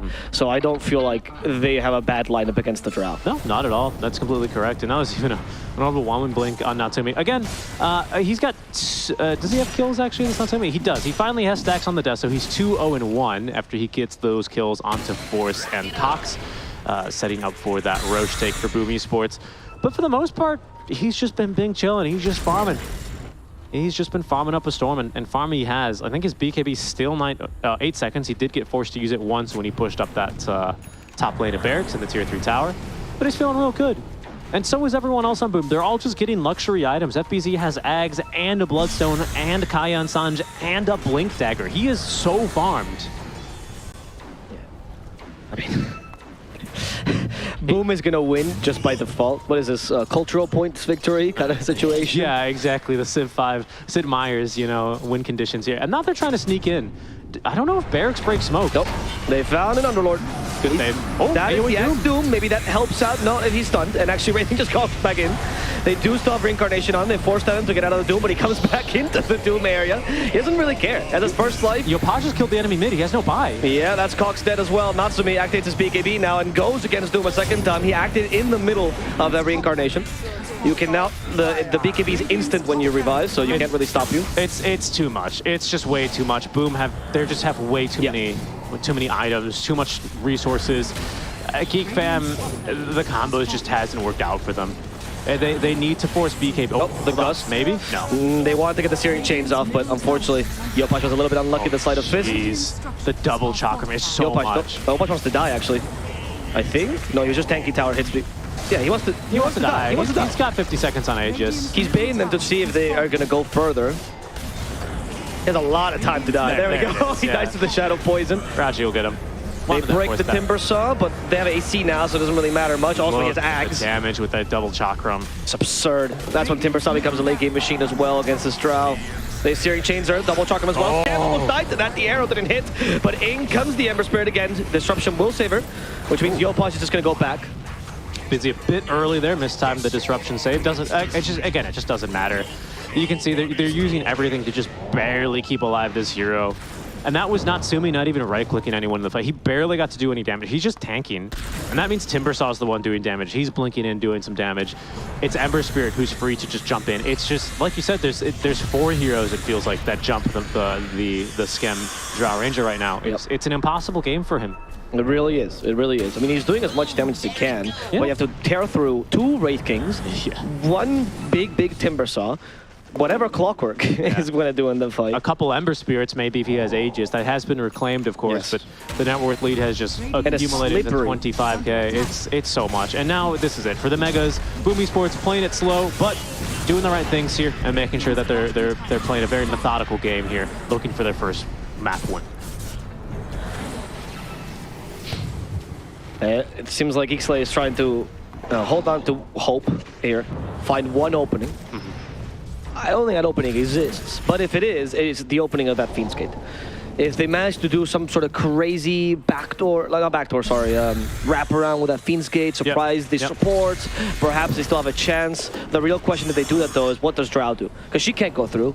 I'll be real honest with you, Abo. I don't think it's gonna happen. I've casted with enough ex-pros for them to for me to know personally at this stage, this is where they would say the enemy team needs to dive the fountain twice and die.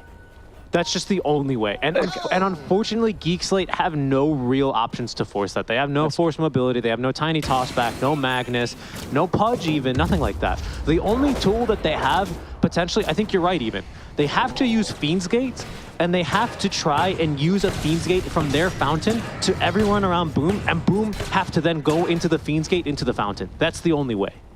It's so difficult. Their game's really hard right now for Geek Slate. What do you think you take advantage of then in this time? Because they're pros, not even ex-pros, right? They're better than Winter already. So what are they thinking about here? Are they just trying to think about next game? Yeah, they're thinking about next game. I think I'd have to reckon.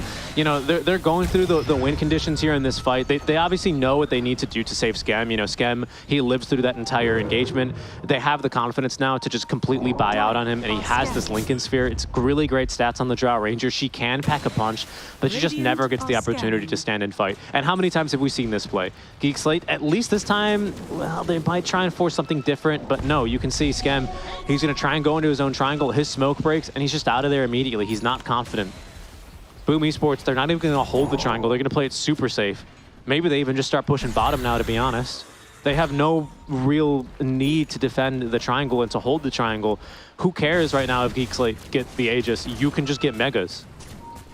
And then what do you do with Aegis? Defend high ground? Like, twice. Yeah, it's Boom Esports are just complete control of this game. This is a refresher now on Ember Spirit, by the way, in case he needed more items, more utilization to get on top of Drow Ranger and make Schem's life impossible. Maybe if Yopaj just connects off TeamSpeak, that's the chance they need, right? Because I feel like that's the mortal enemy of Yopaj has been TeamSpeak historically in this DPC. Yeah. God, I think I'm gonna be sick. Which, by the way, they're boot camping, so they're all on the same computers. They just gave Yopaj the one that can't connect to TeamSpeak. Can't communicate. Yeah. Maybe Japoy doesn't actually speak before the games, so then they haven't really known if he was able to talk or not, and now they're figuring out. It's like, oh my god. I don't know. I don't know who'd be the most talkative one. There has to be someone in the comms that's just saying, no, guys, chill. Hold this space, fight here. Okay, I'm assuming it X Nova, right? Could be. Actually, I wouldn't know. I would like to ask Boom about that. Yeah, that's a real interesting question for me, because clearly they're playing, I mean, there's no doubt, right? It's extremely disciplined play from them. Yeah. FBZ forgot there are no trees up there. No, you gotta timber chain the enemies too, so they don't know if it's hookshot or timber chain. This is one of the few games you get Clockwork and the Timbersaw in the same game. X-Nova's even got a full Lotus, by the way. There's 2 now. He can even save himself. 2 Lotuses, 3 Forces. So much armor on the like Lotus is kind of poggers this game. Yeah. Oh, by the way, there's 3 Lotuses because Zephyr also has one. Oh my god. It's the perfect item this game. I think Lotus might be one of the best items against Drow, actually. Yeah. You dispel silence, you get extra armor, and it's viable, purchasable on every support. And of course, it's not base armor, it's bonus armor, so marksmanship does not go through it, which is why you made the points. Yes. Yeah. Plate Mill is just the best item against Drow in general. It's real good. And I think you've got how many? You've got 1 plate mails, 2, 3, you have 4 plate mails on 5 heroes. And the other one's an Ember Spirit with BKB Refresher. Right, and you also have AC Aura, so it's plate mill plus 0.5. Yeah, it's oppressive. It's really an oppressive game for Geek Slate. That being said, kudos to them, they're sticking in it. Wonder what The plan is, though. Oh, okay, up to the high ground. This is the high ground that's killed him multiple times. There's the Doom. Wow, the BKB reaction. That was impressive. Yeah, that was good. And I think that might just save this Wraith King who's fighting force head on. The line's still working on him. Mortimer's kisses. They're Maybe get rid of Natsumi's first life. Natsumi wants to die with the slow close to the enemy team and getting the stuns off. Now they finally found Skemperloon. He's dead. He's going to buy back immediately. Less resources for Boom as Yopaj finished off the last hero here. Cox is down. And Boom. They will now have to retreat as everyone is coming back for them. This might be an opportunity. Fiend's K has been used aggressively. Zephyr now in trouble. Multi-shot on top of this. The cookie's good. And FBZ finally low on HP, but he still has the Lotus Orb to save him. Yopaj wants to continue this fight, and it seems like Force is stuck between a Rock and a Wraith King. And this Wraith King is just trying to pummel him. Skem dies a second time thanks to FBZ and Yopaj. Force doesn't matter any longer. Boom won 2 fights. Back-to-back, losing not a single hero in these fights. By the way, you heard lots of sad trombones in that fight, so that was forced the entire time. I just want to make that. I wanted to butt in, but we couldn't because the team fight was just lasting longer. Credit where credit is due. You know, Geek Slate, they throw literally all 5 buybacks at them. It's exactly what more do you expect the team to do, honestly, at that stage? They did everything they could. They used all their abilities. They used all their ultis. They killed a couple of heroes, but they're just way too far behind. Yeah. Boom Esports, they knew exactly where they needed to be every single time to completely shut down any hopes of a comeback. And they play a clean, slow game. Yeah, it's one of those games that obviously to the viewer might not seem the most exciting. It's not the SCA slugfest you're looking for, but it does show, you know, this region has been evolving for a long time, and they're capable of running these methodical games. And if you want to watch the replay as to their map movements, how they treat vision. It's a very good learning. It's a very good learning replay and how they treat resources this game. So, I mean, this is a really good sign for Boom to me, especially when they go internationally, right? These are skills that are very important to develop. And I cannot wait to hear more from the real analysts, the actual ex-pros, the top tier people we've hired here for this panel. And let's see what they have to say about game number 1. Thank you so much for that, Avo and Richie. I mean, Boom looked so strong. They really did look like the #1 team from last DPC season. Yeah. No. I mean, credit to Boom for sure, but I feel you saw the downside of the support duo that Geeks drafted, like Snapfire and Shadow Demon. I felt like they were too passive compared to the 2 supports in Boom. I feel like they messed up leaving this Timber in the pool. I think they picked this Underlord to beat the Ember, but they leave this Timber and they couldn't zone the Timber, or bully him, and he just enabled Zephyr to move to the mid lane and kind of skew the matchup, so they ended up losing 3 lanes. Yeah. I think it was also really weird to me that they put the Shadow Demon top instead of the Snap. I felt like the Snap Doom lane would have done pretty well against the Rift King. Pretty easy to bully, good against the Clock as well, so I think GeekFam had a decent draft until the last pick Timbersaw. I think banning the DP was odd to me because they had the Shadow Demon, right? I thought they picked the Shadow Demon, so Boom wouldn't pick the DP. Also, hero easier to bully, but yeah. This is the second time we've also seen Timber, and the first time was Masaros who completely destroyed on it.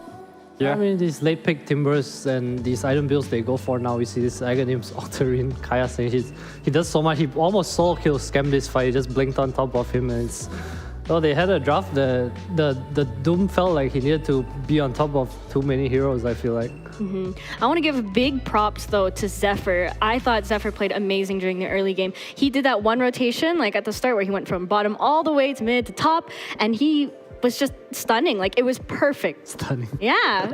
I mean, Pepe speed I feel stunning. like it goes back to the Timber. How can this Mirana leave this offlaner by himself? And FVZ was still pressuring by himself. It just came down to not banning this Timbersaw against their draft that obviously couldn't really handle this early movement. Yeah, definitely could have swapped the bans around. Obviously Mars could definitely do a lot, but this one hero just enabled all the supports to be so free. Yeah, I feel like the DP of Mars could have been the Timber. I feel like the Timber was too much. It just enabled Boom's whole idea of how they wanted to play the game. Just their supports moving around, and like you said too, the supports on GeekFam were kind of weird. Didn't really see a purpose. Yeah, they're just waiting. I felt like we're just watching the game. I felt like Geeks were just waiting. No one was doing anything. Yeah, it was kind of weird. It felt like they were just delaying the inevitable. Yeah. In a way.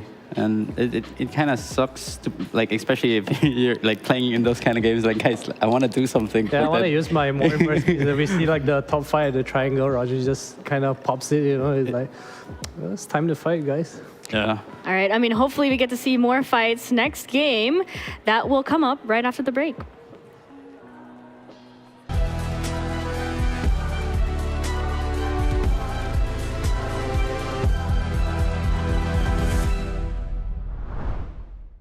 Three, two, one.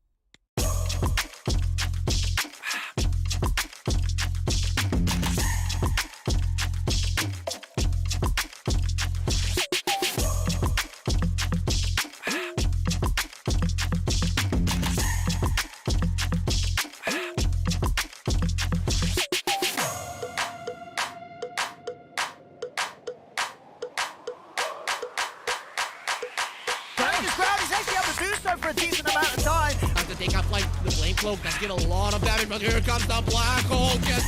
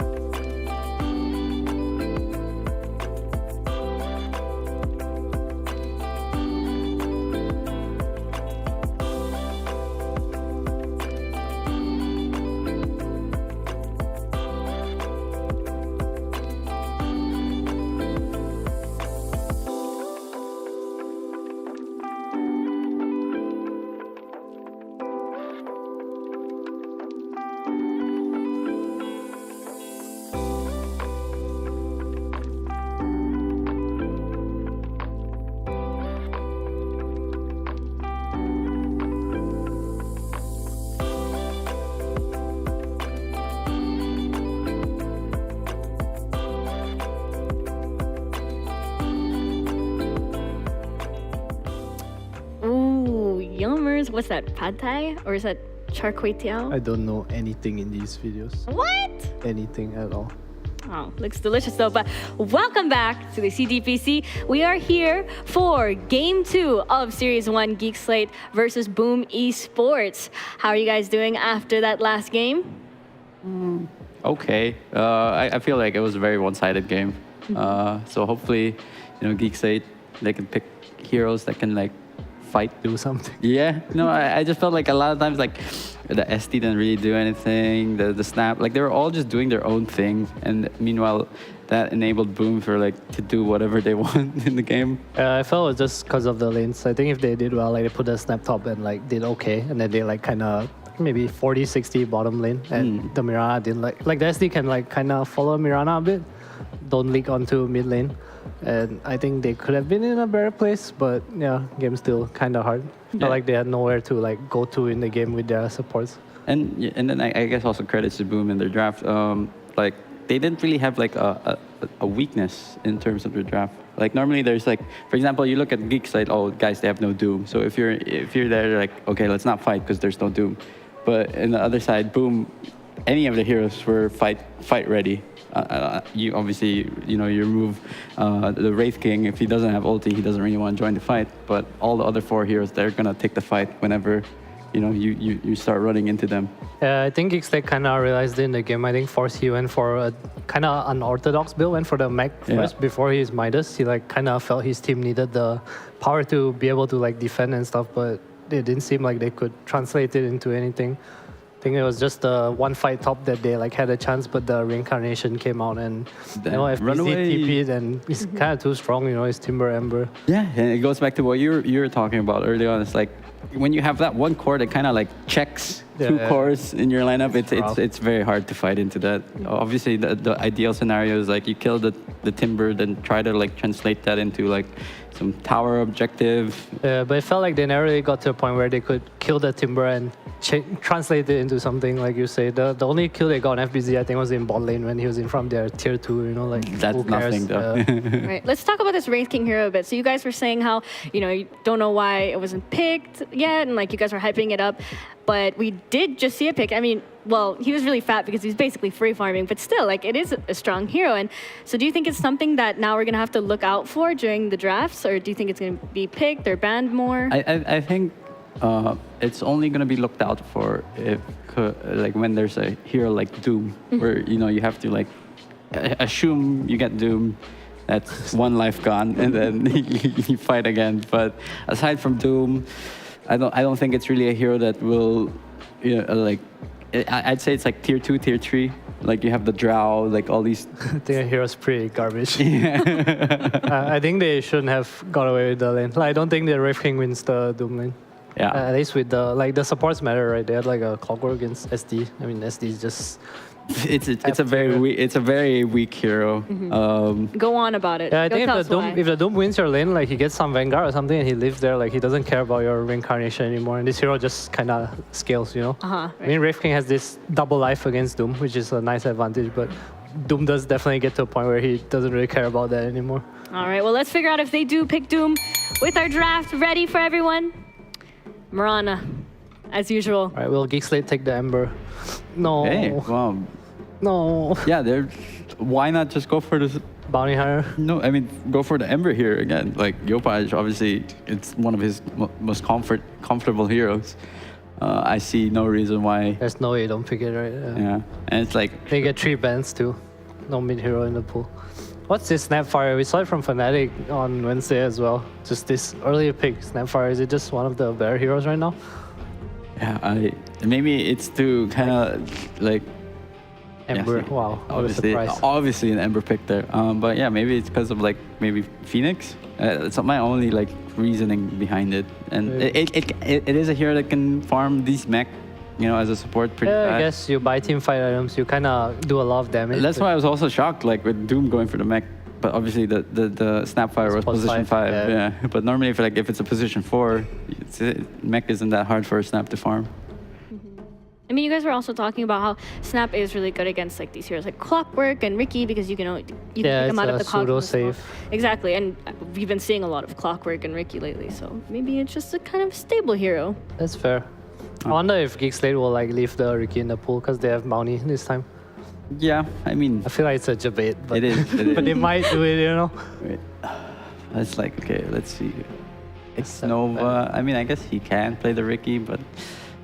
I mean, he'll play a Mirana, right? If anything, I think. Sure. But boom, with again Mirana and Ember, it's like that phrase. What's it? If it's not broken, why fix it? Yeah. Don't fix what's not broken. Exactly. I mean, I think this Bounty is not easy to play against Ember Mirana too. I think as Bounty generally you win your lane and you kind of want to run in, but this Chain's Arrow is just super annoying. Yeah, until you have like a Manta, I think you probably buy on carry Bounty. Oh, you're assuming a carry? Yeah, it's carry or offlane, I think. Oh, you're assuming it's a scam hero. Okay. Yeah, no, I didn't consider that, but sure. Bat Rider, obviously good. Monkey. I mean, I guess it's a flex. It's weird to like have a core this early in the draft, especially a hero that's like so lane dependent like Bounty. The one thing I want to see like Geek Slate just switch up is like just the 2 supports being able to work together and not just like rely on just stacking and trying to yeah. I mean you have the cookie bomb now, but it's against Ember. I don't know how like effective it's gonna be.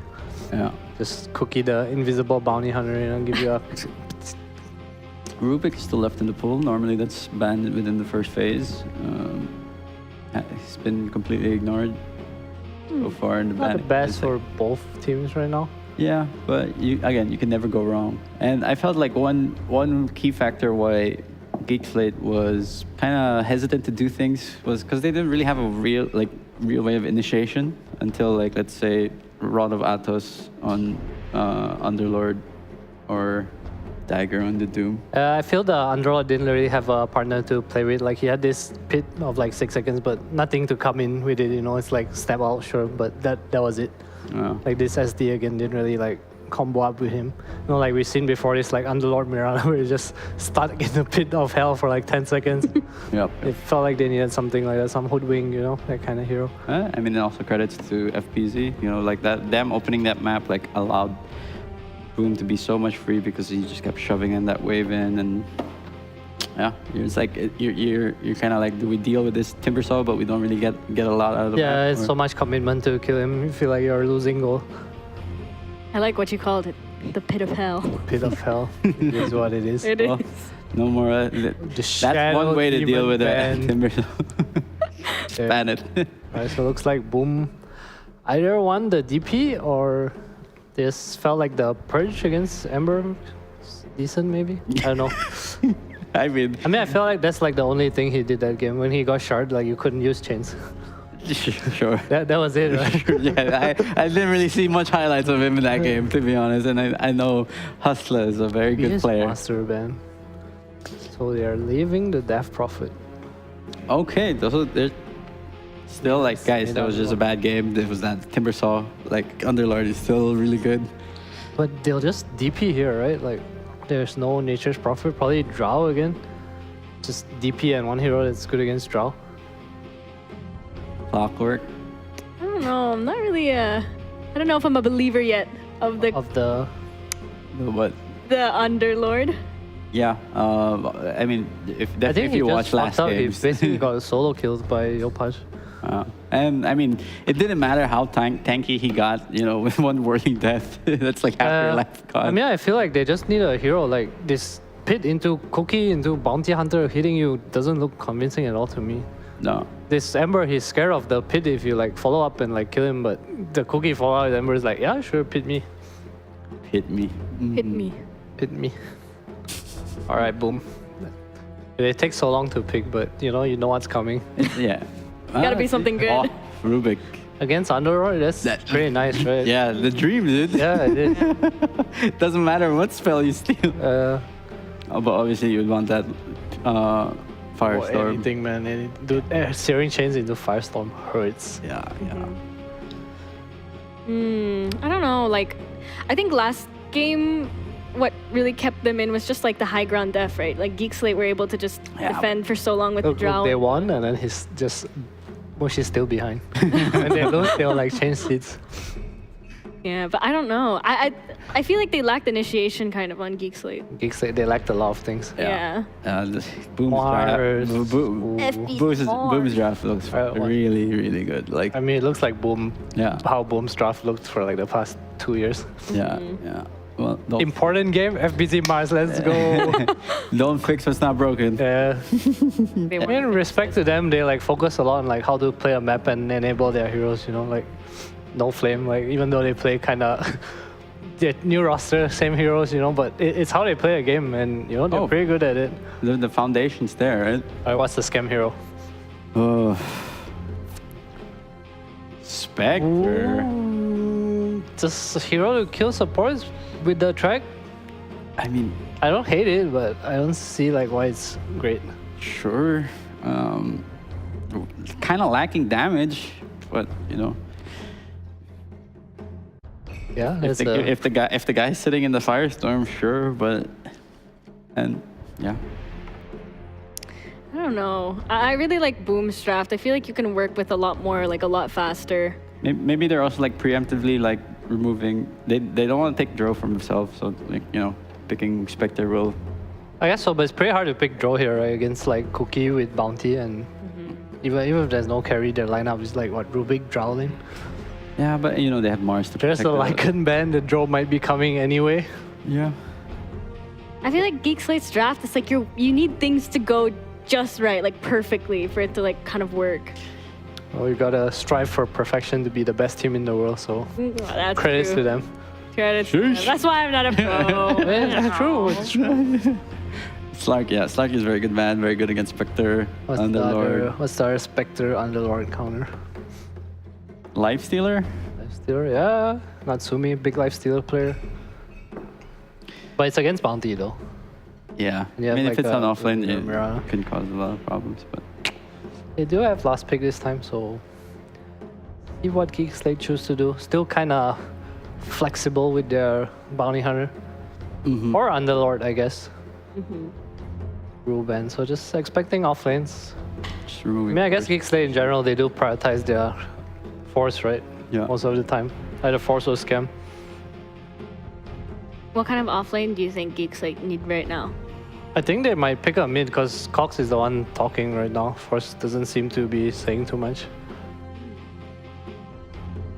I mean, they're gonna leave it to like see what Boom picks, right? Like if it's a good lane for the Underlord.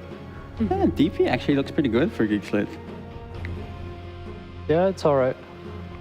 I just feel like they need a little bit of tower. Like, Power damage, yeah, something to open the map. Yeah. Some Lash. otherwise... Actually, Lash just dies. No, Lashers, yeah. Yeah, it just kind of melts. Very squish. I can see DP. Any other tower pushers? Give me that Pugna. You can see DP? Don't you mean you DP. can see DPC? What the f... Oh no. Jesus. Bring back the Cox jokes. You like the Cox jokes more? Uh, Are you a Cox believer? Well, based on last game, not really, but you know, I'm all about the Cox. I'm done with you guys. same. CK. Interesting, but it is a very boom hero. I don't know if it's a Natsumi hero though.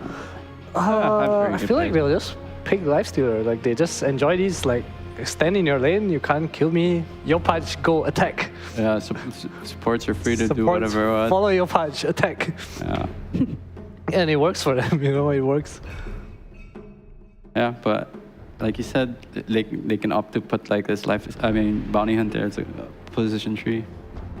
What's the manly hero? Manly hero's the big draw into Spectre, Bounty Hunter. Morphling. God damn it, Sure. Natsumi.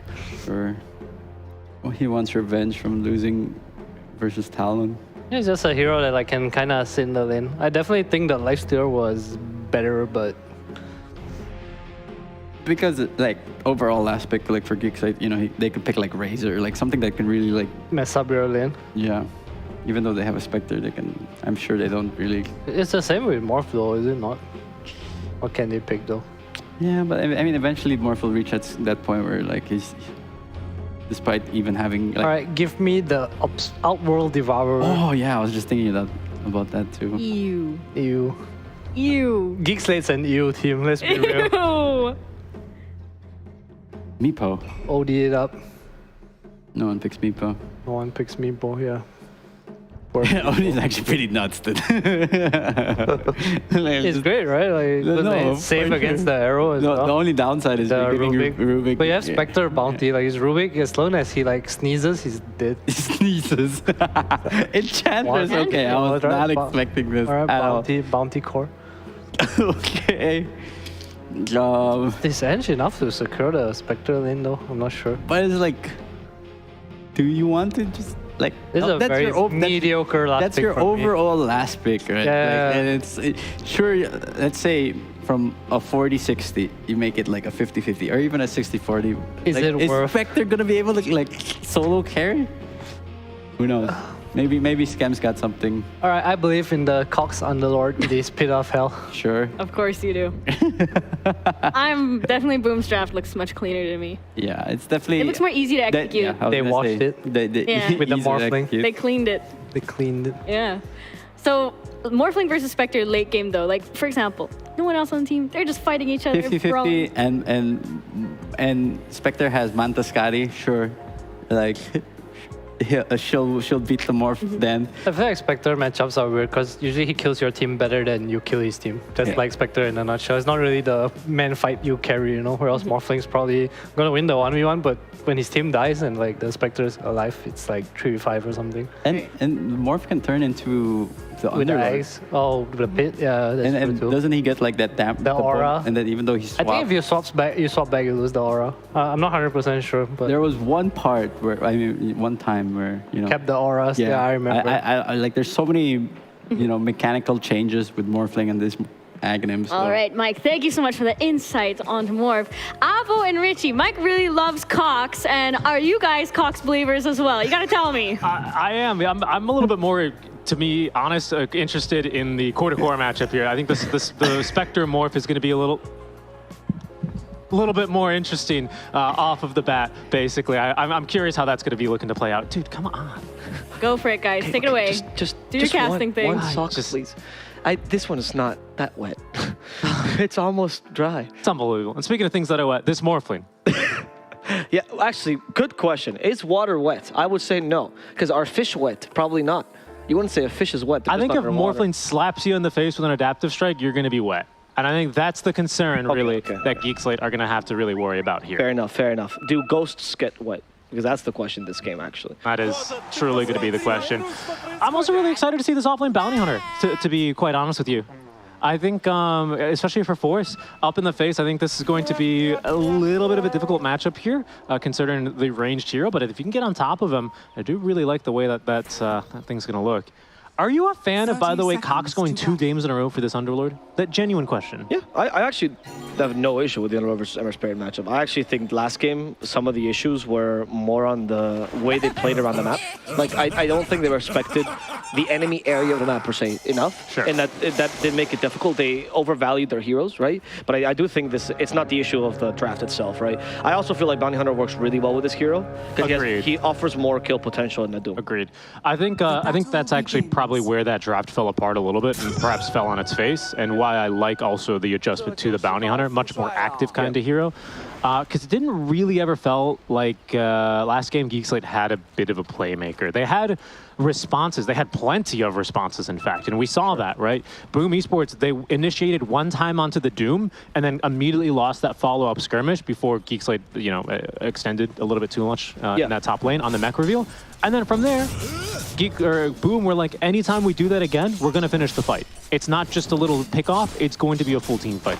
Yeah. And then it didn't feel like Geek Slate had any really moves back into that game. Yeah, I feel like Geek Slate, what they needed to do last game was enable the support kills they got early and making sure that they actually were valuable. I think that's what Track does. I think Boom played a lot of Goon Dota, right? I think that's what they call it, where they just sacrifice supports constantly early, nobody cares, and they recover regardless. And I think the Bounty Hunter is the perfect hero to punish this. So is Spectre, actually. The Axe build works really well at punishing out-of-position supports and actually netting some kills for the team. That's very true. Do like that Axe build. Skems immediately queued up the Blade Mail, though. So I'm curious how that itemization is going to go here on the Spectre. It's this lane with FBZ and Zephyr. It's going to prove to be a little bit difficult. Careful, though, Raji. Unable to interrupt the full pull. He's still got the potato. So Zephyr's going to get off the pull here pretty successfully. So he's a little bit more obnoxious. But Tariq. My sprites are with us. Raji might win this fight, actually. I think the healing is high enough. Did he eat a tango? He did as well. Zephyr is committed to this. So maybe Drubik is just much stronger than Enchantress, and he ends up pushing the Enchantress away. He gets the camp blocked as well. 40 more HP, just slightly more base damage, and 1 more armor there. It's the most epic support duel I have ever seen. I actually just checked out Rubik's base armor. It's so high. It is. Why is this? Has always been the case? It has always been the free courier for Zephyr. Yeah. Yeah. I mean, it's one of his strongest tools, right? Actually, trading in lane, especially because once you have Fade Bolts, it becomes very unoptimal for enemy supports to trade with you, unless they have other modifiers. But you can see he's holding his own very nicely against the Enchantress, who usually bullies most other support heroes out of lane. Yep. Bottom lane, onto Xnova they go, stealing a little bit of his gold. Force so far doing just fine, 8 and 5, so a decent deny advantage, but it's a Morphling. You're really going to struggle, out CSing him just with how much base damage he gets to play with. Bounty, he likes any matchup where the hero is forced to get close to the creeps because you can always just Janata him. But Morphling is somewhat middle ground, right? Yeah. He's not quite ranged, but he's not quite melee either. And I think the thing that Force is going to especially hate is not only that high base damage, but now the fact that these morphs these days, they play a lot more with adaptive striking. Like, it's so much damage. And all that armor, 9+3 under tower, not going to be put to much use. I do like that Force, he adjusts, immediately goes into this Ring of Health, though, which I think is going to do him a lot of good here. Yeah, instead of going for sometimes face boots you see on these bounty hunters to put more pressure, straight into the Vanguard, maybe even considering the hood afterwards, right? And just becoming a hero that actually puts pressure in lane. This bounty is key for the Geek Slate lineup to work. Yeah, and I think it's going to come down to those rotations. And speaking of rotations, I'm also really curious when we're going to start to see those towards the mid lane. We're coming up on the water runes now here at 4 minutes. I wouldn't expect anything too major until the 6-minute power runes. But given that you have a Mirana, you've got a Snapfire, they're already starting to make a couple of moves here, this Mirana and Snapfire, as they meet for the bottom bounty rune. They may just continue this skirmish towards the mid lane. But I do think this is going to be a really big tempo setter. I think that's something that Geek Slate really need to do to enable this Underlord pick, is to make sure that they actually bully this Ember effectively. So far, so good, I'd say, by Cox. Yeah, and now Yopaj, he avoided one of the hits, one of the ticks of that Firestorm with a Flame Guard. He'll be able to tank it nicely. But the rotation from Narman will come much earlier in the last game. Luckily, Xnova is here to protect the mid laner, but we're already seeing a change in playstyle for Geek Slate. Yeah, and I really like this. I think last game Narman was, I don't know, he was also maybe just as free to rotate away, given that it was a Doom in the lane. With a Bounty Hunter especially going for this Ring of Health, he should be a little bit more self-sustainable. So Narman can be a little bit more of a presence, have a bit more of a presence in this mid lane, I should say. Raji? Ooh, forcing regen, but shouldn't otherwise be able to get this kill. Has Fade Bolt, only level 1, and Ench has at least enough HP to live through that. But Narman, he's still sitting mid. He's waiting in these trees. Hustler, looking for the play. Misses the cookie stun. He does. Now, it was a very Hail Mary kind of initiation, right? Not really his fault. It's once you get seen, you have to try the cookie. Otherwise, he avoids it with a sleight of fist. Cox as well, he's not adjusting his build here, so he didn't think that was the issue. Oh, but they're back mid and onto him already. Narman's actually come back, has another Mango, but no cooldown for the Fire Snap cookie. I guess as long as you just kick him out of lane, the effect is similar to the just killing him, right? So maybe that's why he doesn't think the kill potential is needed. Raji's also come to the mid lane as well after he got harassed out of lane. So that's left Skem alone. So both side laners for Geek Slate alone. This is a serious adjustment from game number 1. I'm a pretty big fan of it. Yeah. I like it too. I still think that Boom's lineup is looking easier to execute and better, right? Much like last game. But I feel like this time Geek Slate has a much clearer idea. I also like that they stuck their heels in the ground and decided to commit to the strategy they wanted to run. Yep, exactly. Xnova's going to rotate over. His goal here is to arrow the wagon. Yeah, but Cox is making sure that's difficult to do, actually. So is Raji. Oh yeah, he's throwing the creep in there. He's going to probably try and play bodyguard. There we go, the bodyguard. Yeah. Oh, get down, Mr. President. Nicely done. And that's plenty of significant tower damage just let there. It die. They just let it die. I mean, that's enough tower damage. This is basically one wave. Underlord gets alone with the tower. He'll take that thing down. So mission certainly accomplished. You also forced 2 rotations, which is going to give Skem some breathing room up top lane here versus FBZ. Yeah. Yeah, I like that, honestly. That was a very interesting play. Everyone knew how important that wagon was, right? And I think maybe taking this tier 1 mid is important for Geek Slate because it will open up their map and actually allow them to utilize Bounty Hunter effectively. We'll see. I don't think Cox is going to need the next wagon, though. No. Well, yeah, I think he should be able to take it alone, honestly. He also has a considerable amount of push, right? Bottom lane Force is finally able to hit the Morphling head-on, so we're actually seeing some Janata come into play. This last chart doesn't quite reflect the net worth. No, not at all. Force as well, like with Vanguard, like you're saying, he can actually tank a couple of these right clicks, so this matchup gets slightly easier for him, and he can finally get a little bit more golden. Supports, once again, trading top lane. Like Zephyr has not been able to make too many plays because Raji's annoying him the whole time. And they try to get the kill, but FPC doesn't get the spear. Nope. Long-range spear, very hard to hit, actually. Yeah, and Raji saw that one coming, so he took the scenic path around. Down bottom, he's in trouble, but there's not enough mana for that waveform, which Force is now allowed to hit Natsumi a little bit more. And the support rotation from Narman, he is committing to the Zephyr kill. Can he get it? Is there anyone rotating to help him? Or because it's not rune time. Yeah, there's 30 seconds to that. Yeah, they're just casually chilling here. Yopaj, by the way, yep, there it is. The illusion rune was what he picked up. Oh, interesting. So that rune was there for a minute and a half. Yeah, they're both. No, he already had it because I think it just timed out. Oh, okay. I think what we're seeing here is just both mid laners pulling waves away from each other. At least in that instance, Cox though he'll get the wave to meet and just completely nuke it. He's doing this right at the 8-minute mark, so Yopaj has to make the decision. Is he going to contest the rune or is he going to try and defend the tower? He'll try and contest. Rune spawns bottom. Invis for him. I mean, that play looks very flashy when the rune spawns bottom. Do you think he could have taken it in the time that it spawns? That would have been impressive. That would have been impressive. I'm not sure, but you can see that the effect that has on his tier 1 tower. It's in deny range already. Yep. So does he deny it? He does. He knows it's going to fall anyway. Yeah. This is a rarity in pro games especially, because the tier 1 gives you so much map control, mid especially, but this game it was just inevitable. Yeah. I think it's the right call for him to make, and denies the Underlord, one earlier timing perhaps here, something like that. Bottom though, they will make that play onto Force, and with 3 heroes, we get our first blood 8 minutes and 37 seconds in. That has to be one of the later timings I've seen so far. Yeah, maybe we have some stat for that. Not sure. No, we'll find out soon. But as our statsmen work overtime, we're going to see if this ends up being the same slow game we saw last time. This time, both teams do have a lot of late game potential, however. You have a Morphling and a Drow Ranger. It's not a clear winner. Even if you have Underlord and Bounty Hunter, there's a contingency plan for Geek Slate if this goes later. As Force goes back to the bottom lane, now with the track, and continue to harass Natsumi. And the two supports will just try to move around the map, making plays happen, perhaps taking the bounty rune here. Zephyr, will he go back top? That's the question. They do have Arena of Blood now. No attempts on the Spectre's life just yet. That cookie's avoided by Yopaj in the middle lane. Nice job. That's why we were trying to point out that it's difficult for Narman to quite get a kill against this Ember Spirit. Raji onto Natsumi, uses the whirlwind, send Natsumi back. But once again, no attempts here. When will be the first attempt here by Boom? This Arena of Blood has been online for a while, but they just didn't want to go for the Spectre. It's a hard kill for sure. He has Blade Mail, he's quite tanky, but now we're seeing the carry rotation to the top lane. This is probably sounding about right to me here. Telekinesis? A good old lane swap. Oh, not yet, actually. The lane swap is ideal once they get a kill with it, too. Yeah, and Yopaj is now joining with a DD rune. It's all signs pointing to go here, I'd say, for Boom Esports. It's just a matter of whether or not they can catch Scam, and well, there they go.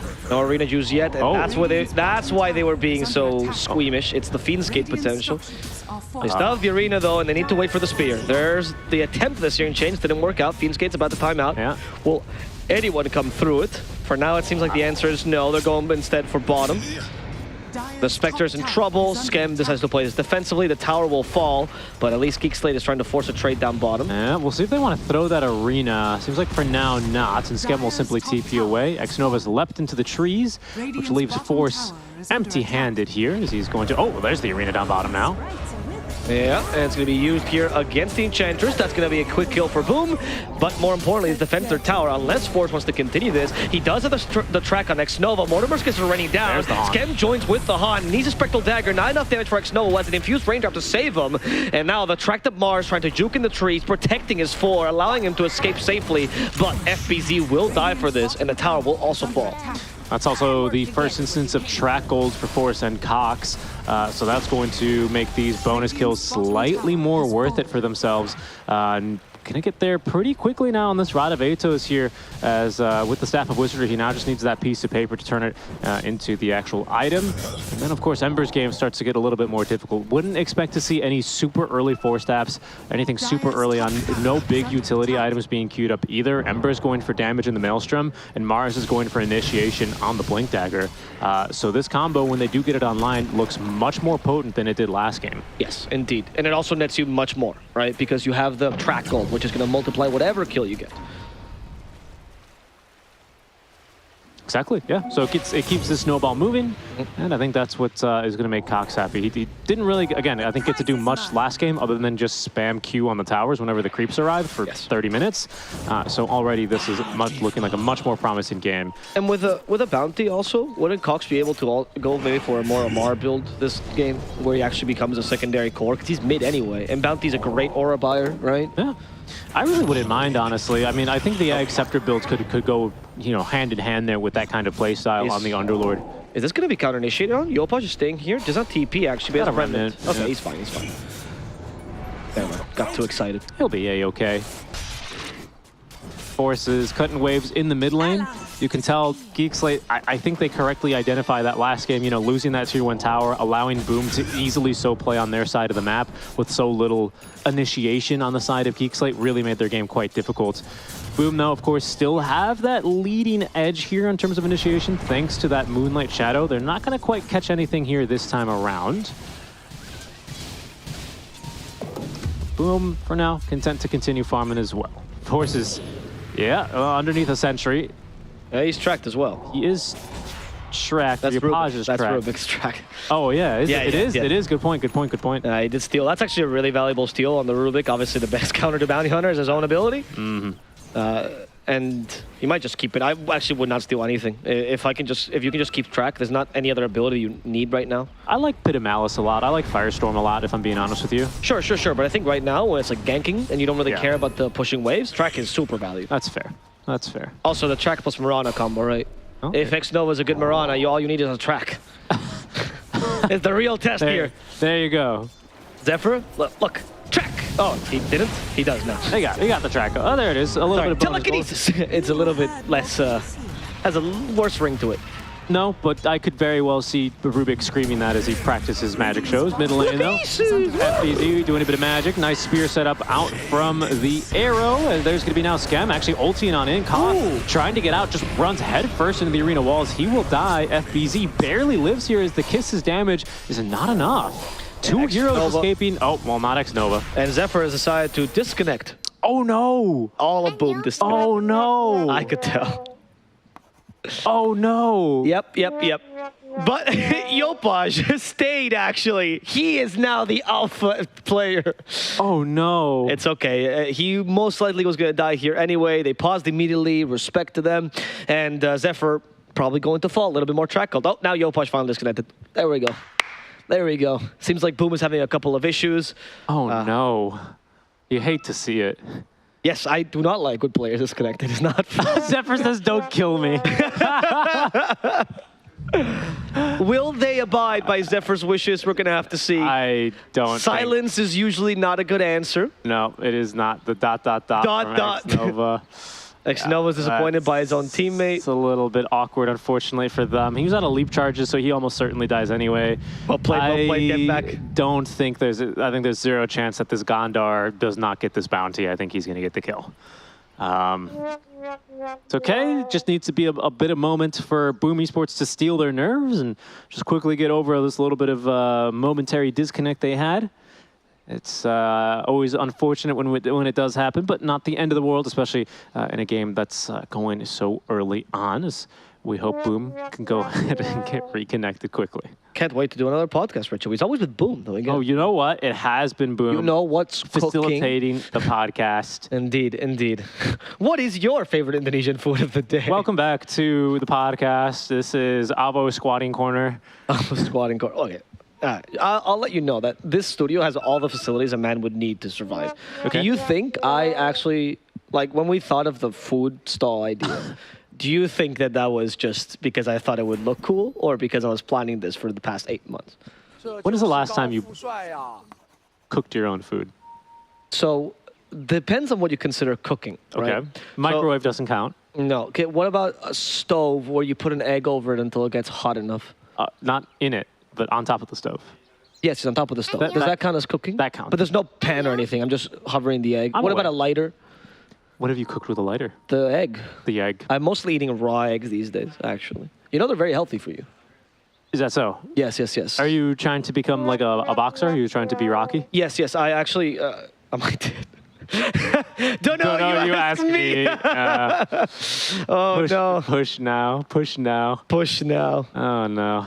I do not think... Force. He's been very emotive. Okay, let's with the voice lines and the chat wheel lines. I have to say, I think you pay attention to whatever he's spamming, and I think it gives you a good idea on what exactly is going through his mind. You can see there on his camera as well. Let me let's change conversation because Force clearly played in C. What is the? Oh, we're in. We're in. Oh, I don't have to say any stupid things anymore. What is the favorite thing a C Oh, I player... thought you said you were done saying stupid things. What is the favorite thing a C player has told you in a pub as Zephyr dies? Oh man, that's such a good question. I think I'm gonna have to get back to that. Okay, well, we'll get back to that. Yeah, I'll give you time to think. It is a... Oh, Zephyr's alive! Oh my God! Wow, What a player! He even turned to Fade Bolt him too. He's turning around. He's Oh, Zephyr. nicely done. He wasn't even spooked there for a second. No, he's not even... Zephyr is not even Bike. He is Terbike, the best player in Indonesia. Uh-oh. Bottom now. Oh no, they're going for Natsumi now. I mean, they kill him. He's gonna steal some gold. I don't know, actually. The Snapfire's nearby. Oh, the cookie? Are you committing to this? Oh no! Oh no, Force! This is for all the voice lines, Force! He does get a nice little cookie. There's no way for him. There is no arena though. And they're actually... Okay, this fight is crazy. Wait, Why are they bringing Cox in? No, okay, he's not. He just had an Arcane Rune and wanted to cast it. Fair enough, fair enough. Oh, you know what? And it does get forced home. He just had a TP scroll delivered. He didn't actually have one, so he's going to be out and about on the map here relatively quickly. I actually think that's fairly worth it. Obviously, as a bounty hunter, you always want to be active and on the map. And here he goes yet again, full HP and mana. Not bad play at all.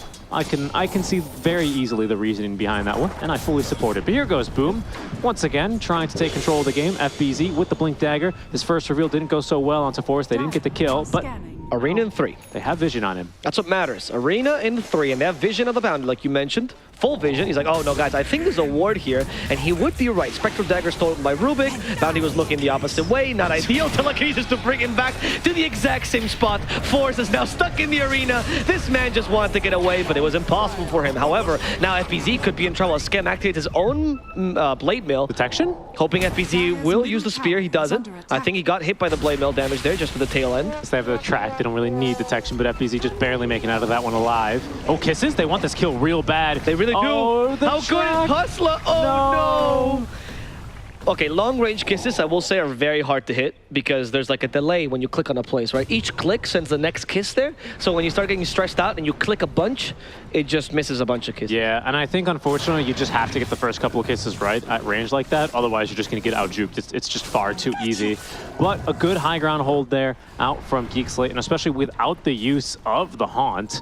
Really, Boom, I think, just not fast enough on pulling the trigger on that specific move and are going to be slightly punished for that. Good counter initiation. And this is still, like I'm saying, with this Pit of Malice, where this Rod of Atos is still doing a lot of work here. Yep. You can see Yopaj needing to really bail out of that fight on pretty low HP. Any further stuns there probably would have seen him dead.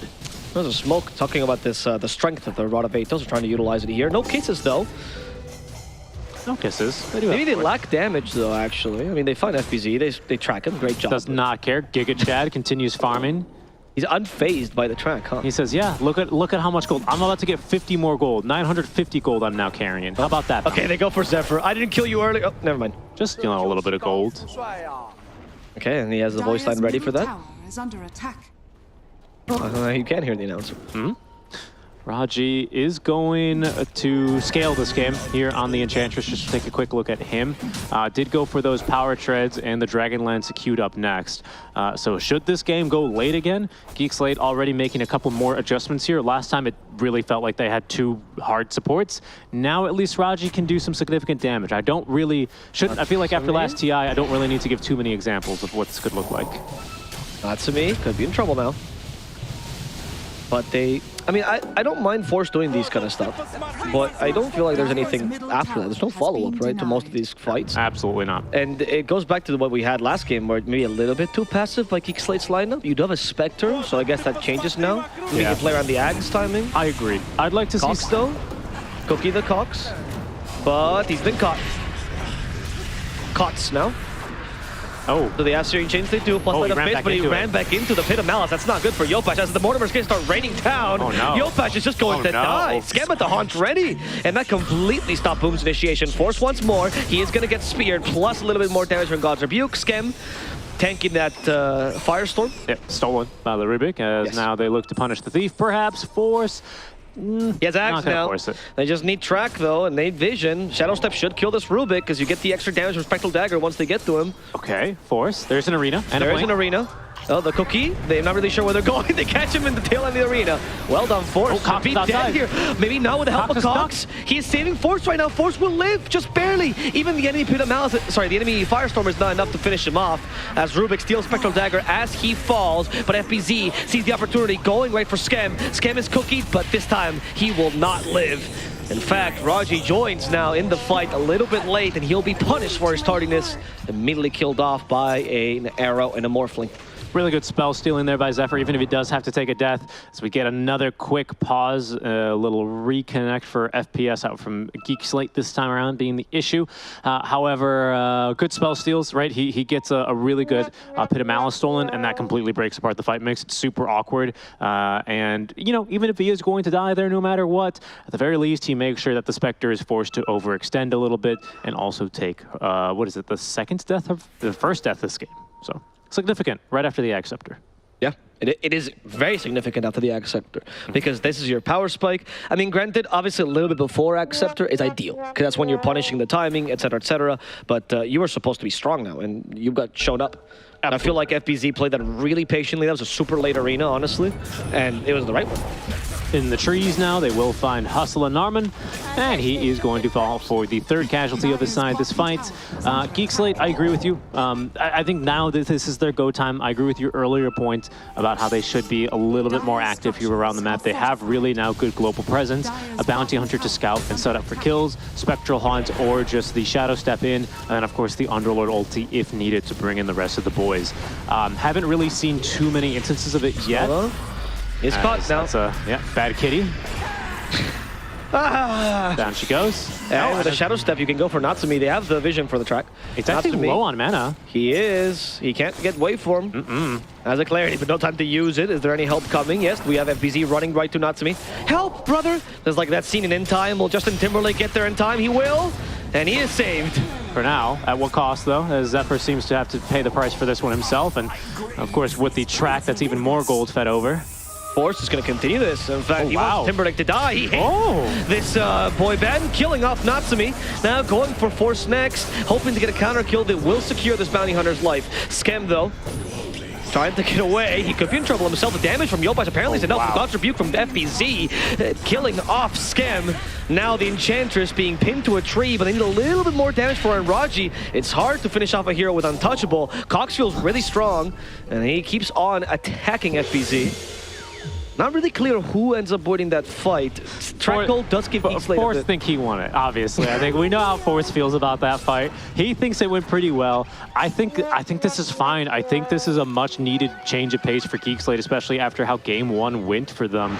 And seeing them, yeah, sure, dive past your two towers, maybe a little bit haphazardly, but still picking off kills, still trading away the mid laner for your carry and the enemy carry at the end of the day, with Track Gold to boot, is, to me, 100% worth it. They get the better of that trade. They just need to make sure that they're following up as well here on map control and objectives. That's the only issue with this play style, is that if you kind of just focus and go all in for kills, you very quickly lose map control here. Yeah, which is what happened last game, right? Zephyr, no, we do have the track plus the impetus. Zephyr close to dying. Raji will survive that first onslaught. Pit of Malice catches Zephyr, and also this Underlord who's stuck thanks to the help of the Rod of Athos. Sorry, FBZ was stuck. And thanks to Mortimer's Kisses, we get 2 more kills for Geek Slate, more track gold as well. Yeah, and that's exactly, you know, that was the Underlord ultiing in with the Dark Gate. I think that's exactly what this lineup is meant to do. Now with the even less Firestorm cooldown here on 15. Actually, it's interesting, Cox has skipped the 10 talent and gone straight for the 15 talent here. He's got a really short cooldown and most importantly, a low downtime on Firestorm. I think, in fact, it's basically permanently up with the burn duration of 2 seconds. So, and a duration of 6 and a cooldown of 8. By my maths, that's 0. It's a true analysis right here. This is what you call the big guns for. I got lost. NA math confuses me. That's X Nova dead. No track gold though, so whatever.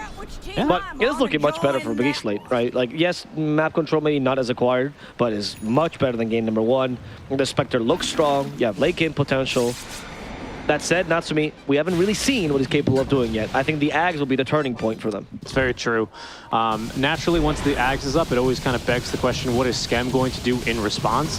Of course, because that debuff, your stat loss, and your attack speed debuff as well as an edgy hero is not dispellable for a big duration. Obviously on a Spectre, considering you have one of entire passives to do even more damage with your attack speed, that is going to be something to deal with. So I wonder how they're going to be looking to play this here for Scam, whether or not he's just going to try and ulti in after this Morph lane already uses the Morph aggressively, like for example, maybe onto Underlord, reduce his status resist a little bit, should make him a lot easier to kill. I'm not sure. I'm not sure if Natsumi wants to use his ultimate to get through the Spectre a little bit easier, or if he's going to use it on one of the tanky heroes, maybe even the Bounty Hunter, right, to do a little bit more damage. Because you would get that double shuriken. Interesting. Force going for Natsumi now. And actually, with Cox joining, they might be able to kill this Morphling. That was quick. Scam as well. This is the global lineup, right? Right. It's exactly, finally online. I think this is exactly how you draw it up on the chalkboard. You have this Bounty Hunter hero look for picks, and then you have two other heroes join them immediately after. And I think that they might catch Yopaj on the opposite side of this too. Yopaj, it's crazy. They're getting 2 kills. It's a regular Haunt. Across the map. That is a regular Haunt. They got him with the Angel as well. Yopaj close to dying. Doesn't have any more remnants. Finally will fall. Okay, Geek Slate really showing up. This is the power of Underlord. And they only get Raji as well in the mid lane. It's not worth it at all for Boom. It's something, right? But it's not really going to help the pain whatsoever. This ENG pretty much happy to die. Going for a BKB next, has a full Glimmer and a Dragonless. This ENG has a lot of farm here for position 5. It is very hype, honestly. I think Geek Slate is playing a much better game than game number 1. And more importantly, I'm glad that they're showing us what the strategy was meant to be all along, right? I think when you watch the first game, it's easy to criticize the draft because it's weird, but this is what they were going for, and it just needed a little bit of adjustments. And it's 2 big ones, quite notably, right, that we'll go into depth on. It's the Bounty Hunter, who is much more of your active scouting kind of hero. Yes. You know, these kind of all-in ultis like your Haunts, your Dark Rifts, but also others that are global, like the Dawnbreaker Ultimate or stuff like that. It's very all or nothing, right? So at least having some vision to set up ahead of time makes that decision a lot easier to make. Xnova, yeah, he is very dead. A Spectral Dagger will put him down. More gold for Force. He's the richest hero in the game right now. You saw an axe picked up by Natsumi though, so maybe now it's time to change who's winning this or who's leading this game. Does he want Bounty Hunter though? What? No, right? Because unless Rubik steals track, you're not going to get that guaranteed bounce. Yeah, exactly. No, I don't think you want Bounty. I think you want to be. It's so much physical damage. Yeah, but you don't get the attack damage from Morphling though. Yeah. Okay. You only get the Janata damage. Right. So I feel like it is just Spectre. Like you said, reducing your attack speed is too valuable. He becomes really weak. And you also have BKB on FBZ. Solid chances for Boom. Oh, there they are. Force has found his mark down bottom. He's got his quarry. Oh! Yopaj just cannot live anywhere on this map. He's an Ember Spirit, and he's looking like he's playing, you know, PA. And in the meantime, this little derpy Mortimer just sprints out like nothing ever happened.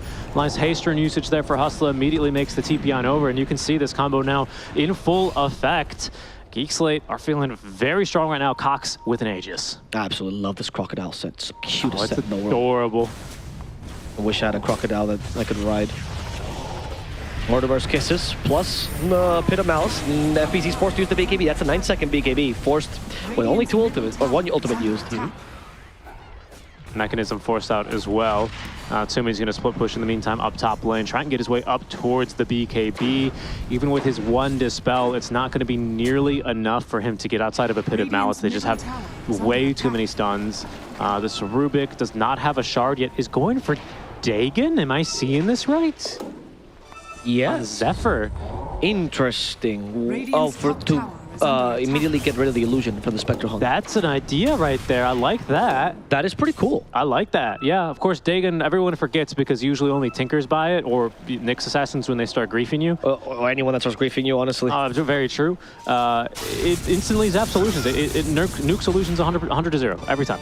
And now with the Dagon buff, that it's all the same cooldown at all levels, you can get Dagon 1, and it actually does this without having to commit to like 5. Because before it used to be, what, 30 seconds on level 1, so it was much worse. And now, there's a Basher on this Underlord, so he is a tank. This is a little bit of the Amar build, pretty much. Yopaj? He had a Remnant ready. He knows now. He knows he can't underestimate the enemy's global potential. Do you think this build, though, is also enabled by the Bounty Hunter pick, right? Yes. Because now he doesn't have to be the Aura carrier. 100%, yeah. In fact, do we even really have an Aura carrier here? Bounty's, I guess he's carrying a full pipe, and that's about it as far as the Auras go. Otherwise, Force with a BKB, with a gem. So he's feeling very confident in his rotation, especially with Cox to back him up here, who can ulti in. They've got the Dark Rift available. Nice positioning from Boom, though, who will hold the high ground. And they initiate already. That's the Haunt used.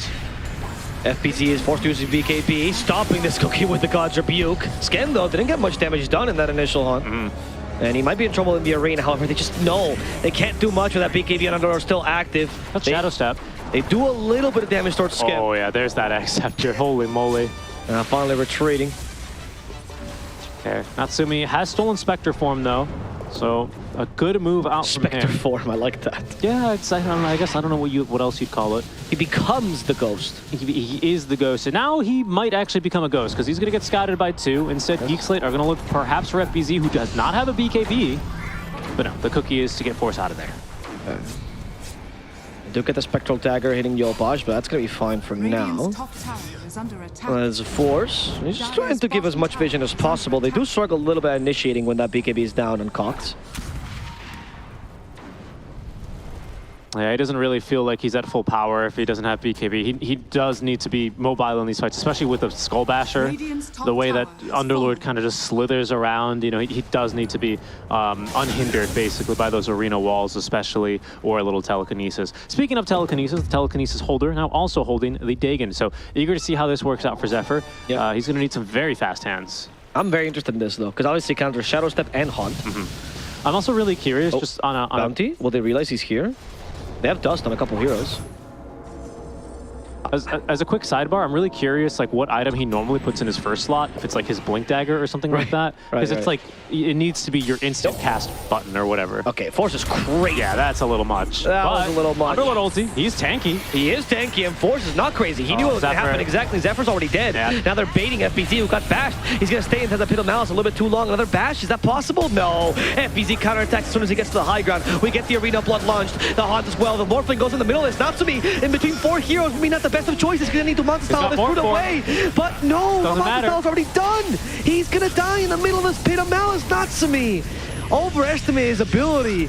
Even with Yopaj's help towards the end, now they can only get counter kills, but they've already lost their carry. Yopaj is going for Force. Force is quite tanky. One last Light of Fist is going to utilize instead on the Snapfire as it send back Cox. The BKB a little bit late. A Pit of Malice will cover it. All right, he's out of there. Natsumi, he wanted to maximize damage, and instead, he only maximized it on himself. Yeah, Boom with a really fortuitous DD rune, though. Yopaj doing work in that fight. For now, that's totally an acceptable use of the Morphling, so long as someone else is able to do the damage, and Yopaj certainly came in clutch right there. That being said, things are pretty scary for Geek Slate. That was basically just Yopaj on any other draft, what is a suicide mission, turning that into all of a sudden a team fight and a kill onto the enemy core on his high ground. So kind of a terrifying realization there for Boom, as Geek Slate show them we can do this basically whenever we want. That's DD though. Whew. Yeah, that did matter. But I mean, at this point, yeah, maybe this was the turning point where they realized that they weren't as strong as they initially thought, right? Because right now they're trying to really maximize their output their impact in the fights, get as many kills as possible, and perhaps now the theory has to change to we get the simplest kills possible, get away with whatever we can. The refresher on FBZ, I think, is a good choice for that. As Yopaj gets gone on, as the immediate Shadow Step, Force. He doesn't care. Yeah. He's happy to just... He's very happy with the way this game is going. In fact, he's going for a Scythe device, which is going to really facilitate his jumps onto Ember. This is the idea, right? Scythe the Ember, call the Spectre in for reinforcements, who, by the way, did go for a Moonshard, which is one of the common counters to this Morphling Acceptor. So she has got that just sitting in the inventory, and now is still at, you know, good attack speed, even after she does get her stats stolen and her attack speed. She'll be A-okay. Not like the craziest item either, to be honest, on a Spectre. It's like weird to see it this early, directly after the Manta Ags and Blade Mail, but of course in this game it does one very specific thing. Yes, exactly. It's always the one that Winter likes to talk about as well. He really likes this solution as compared to the AC, which some other heroes will choose to do in order to make up that attack speed. Does allow Cox to potentially pick up an AC later after the Basher if the game ends up going that late. It does seem like the better option as well, because Spectre is just an okay AC carrier. They're going to force the BKB on Yopaj. Okay, now you have to wait for this BKB to come off cooldown for Boom to do anything. So it's a good time for Geek Slate to take over the map completely. Can I just draw a comparison to Game 1 really quick? Go ahead. We just like took a screenshot of the map here and tried to compare it to game number 1. The way that Boom are still able to find a lot of farm around the map despite still facing, I would say, similarly oppressive circumstances on the enemy team, if not even worse, considering that they can get the entire team there in just about 3 seconds, is really impressive and perhaps something for Geek Slate to look at when they think about game number 1. I like you mentioned that because I feel like there's a lot of X-Nova effect there. Like making the difficult call of, hey guys, or even Yopash, right? Yeah. I'm going to go maybe die here, but I will open up the map by doing so. Exactly. It's hard for teams that haven't had the experience to do so. Raji, that could work actually. And the arena as well. They really are committing onto this Enchanters. That's what we were talking about. They're deviating their team fight plan. Now they're going for whatever they can. Natsumi hasn't read the memo yet. Yopash got stuck in the fiddle mouse. Nice roots though. Actually, that was Rubik's. Yep. And that's going to kill off Narman. Look at Yopash though did fall. Natsumi, he needs to get away from this stuff. Bash, maybe a little bit too strong. Is a wait for him to get away. Yeah. Abyssal, pardon, correction to the full Abyssal play. Okay, good point. Yopash, that time he's going to die. He's the one that's forced to tank everything at the cost of both supports out from Geek Slate. It's going to be a full reset period, though. Not the biggest impact team fight at the very least.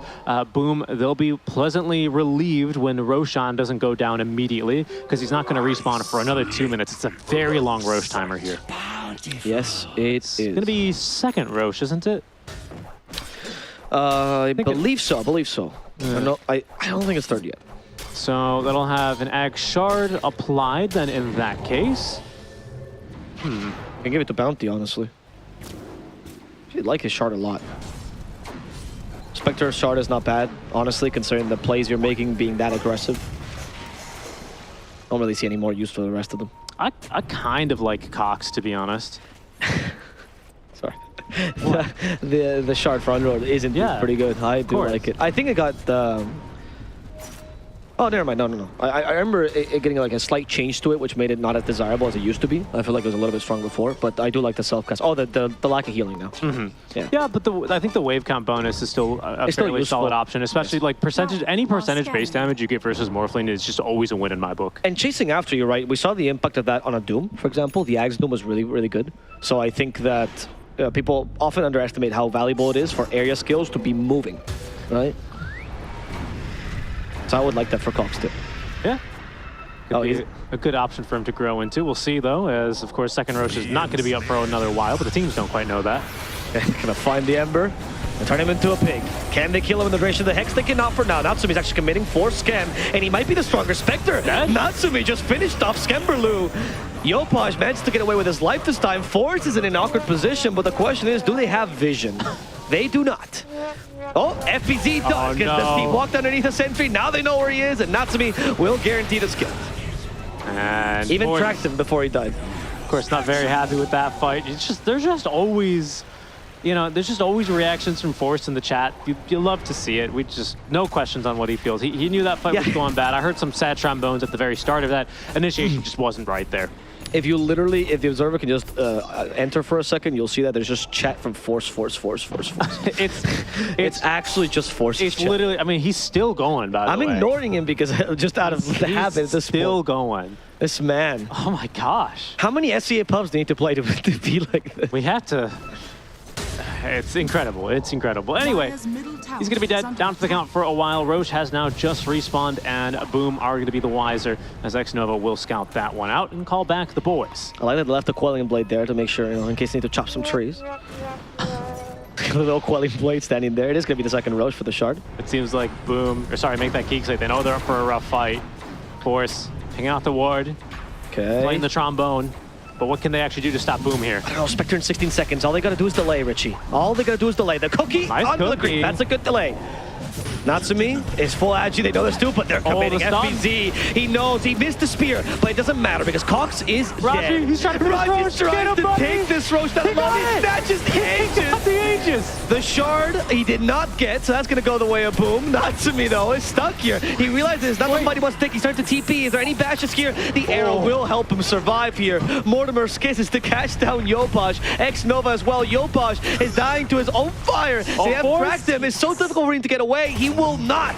He is going to die to that final shuriken.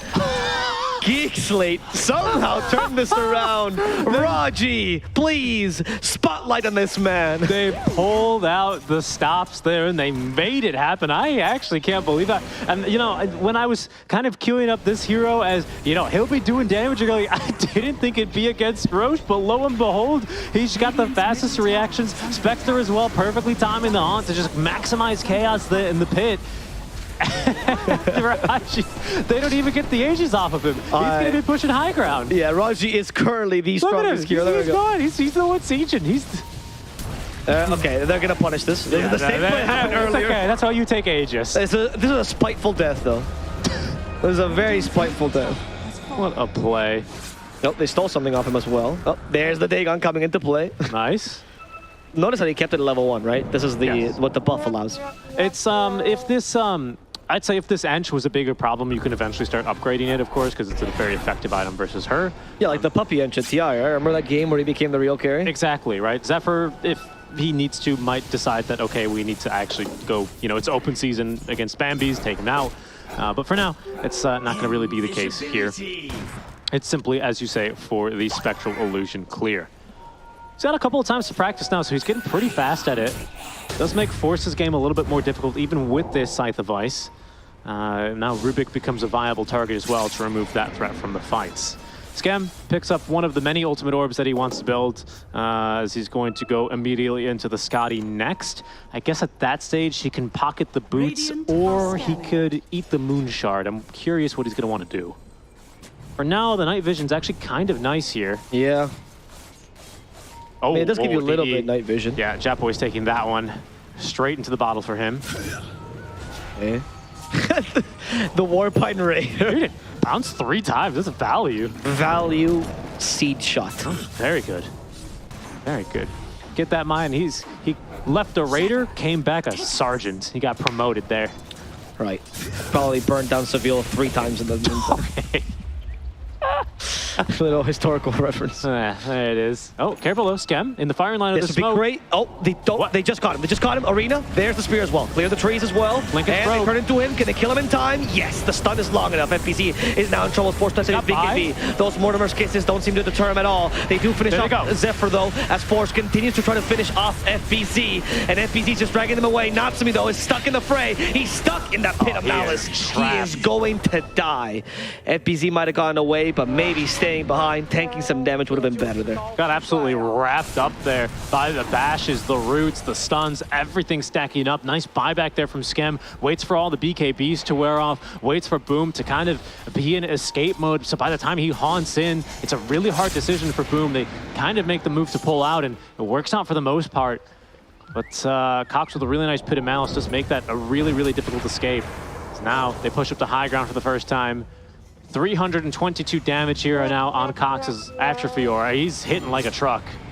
Oh, there it is. It starts dipping. Starts dipping, but it's okay. I mean, that fight, they forced the buyback on Spectre. I would actually still say it's a Boom win overall, even if they do manage. I think Geek Slate made the right play, because now they can just wait it out. Morphling comes back in. The only problem is, of course, Morphling doesn't have buyback available, even if he had the even if he has the cooldown available. It was probably a scary moment, but to be quite honest, Geek Slate don't siege super well still. I mean, if the Underlord gets onto your tower, like, yeah, he's pretty scary. He's doing like 500 damage. He's almost basically a tiny. Yep. But that's not really the position he wants to be in the fights, especially when BKB is still on cooldown. Exactly. So it was a difficult, you know, kind of push there. They couldn't do a little buyback check on the Morphling. Disaster averted for Boom. And now, you know, it's Geek Slate. Maybe they decide we don't want to start playing this Bounty Hunter solo game anymore. Maybe they just still decide this is still our draft's advantage. Let's go for one of these surprise plays. Boom, likely just going to go ahead and try and wait until Roche and then try and really push if they can secure that and punish that lack of buyback on the Spectre. They're going to have that timing down to a T. Yes. They know that. And this is why they're giving now all the farm to Natsumi. Nobody's disturbing him when he's taking the creep waves. They want to make sure his buyback is available here. Problem against Lincoln's versus the Morphling is he breaks it with Adaptive Strike, I believe. Yeah. Which he did there, right? Just to get even more agi and do even more damage for the rest of that fight. So you can see that's why sometimes the Lincolns is a little bit of a bait, especially if you get it early. And I think that's why Skem got it later, right? Exactly. After the Moon Shard. So Still good against telekinesis, for example, oh, right? definitely. And that's actually a spell you honestly are concerned about this game. Yeah, I mean, that's basically what kind of put Geek Slate in that difficult position. Cox actually got telekinesis into Arrow, into Spear, and they started off that fight terribly and had to concede the Roche. Did you see FPZ considered God's rebuking the courier while Moonlight shadowed? And someone's like, no, FPZ, we have bigger fish to This is fry. a wrap, though. Check this out. Oh, great positioning by Hustler. Yeah, he's going to break this. However, we're still working on the spec. Nice hunt. He avoided the spear with a hunt. He is still in a pickle. Isolated, though. Oh, where is he going now? He's going down bottom. Where's Cox going? Cox is trying to help out Skem, but Skem is stuck in the arena now. FPZ gets this perfectly. FPZ low on HP. Doesn't matter, though, because he got the kill on Skem, and that is the dieback they were looking for. Force trying to TP. The damage by Natsumi is too high. Raji, you no longer have an Aegis, my friend, which means he will also be sent flying.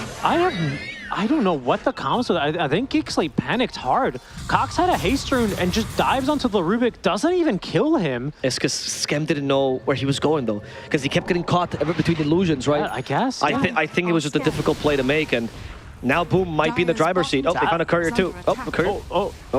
Okay. Is it just a distraction courier? He has only eyes for the tower, which has backdoor defense. Oh no, not to. Doesn't love him back. This is quite a. He got look, they're trying to look mid. Yeah, that's two towers. Narman tried to sacrifice his courier as well. Yeah, so that arena, FPZ held on to them to the very last second while Skem was doing that between illusions, right? Realitying, I think it's called. Yeah. And Hustler was like, guys, I was on Reality Rift. It didn't work out.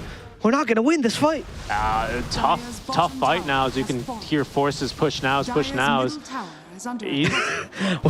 Yeah, when he's pushing now, that means he's not doing well. Okay, so they do have two fortifies. They have one now and then one when they lose their first tier 3 tower. They still have Underlord, but no Spectre for 50 seconds. Boom, Esports. Dare I say it?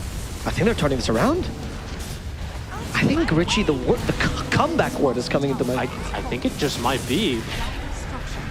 And that... Oh, they used both on the laner Axe, actually. I thought they were going to use the second one on the tower. And Spectre set for 30 seconds. Boom, know this. And then what's even better... Axe, okay. Can they surprise Natsumi with this? They forced him offensively right into the pit of malice. Natsumi has BKB, though. Oh, no. And not the style, and he's going to fight back. In fact, he's not interested. He just wants the barracks. Okay. So they got in melee barracks, and they know Roche could respawn as soon as in 10 seconds, pardon me. BKB's forced.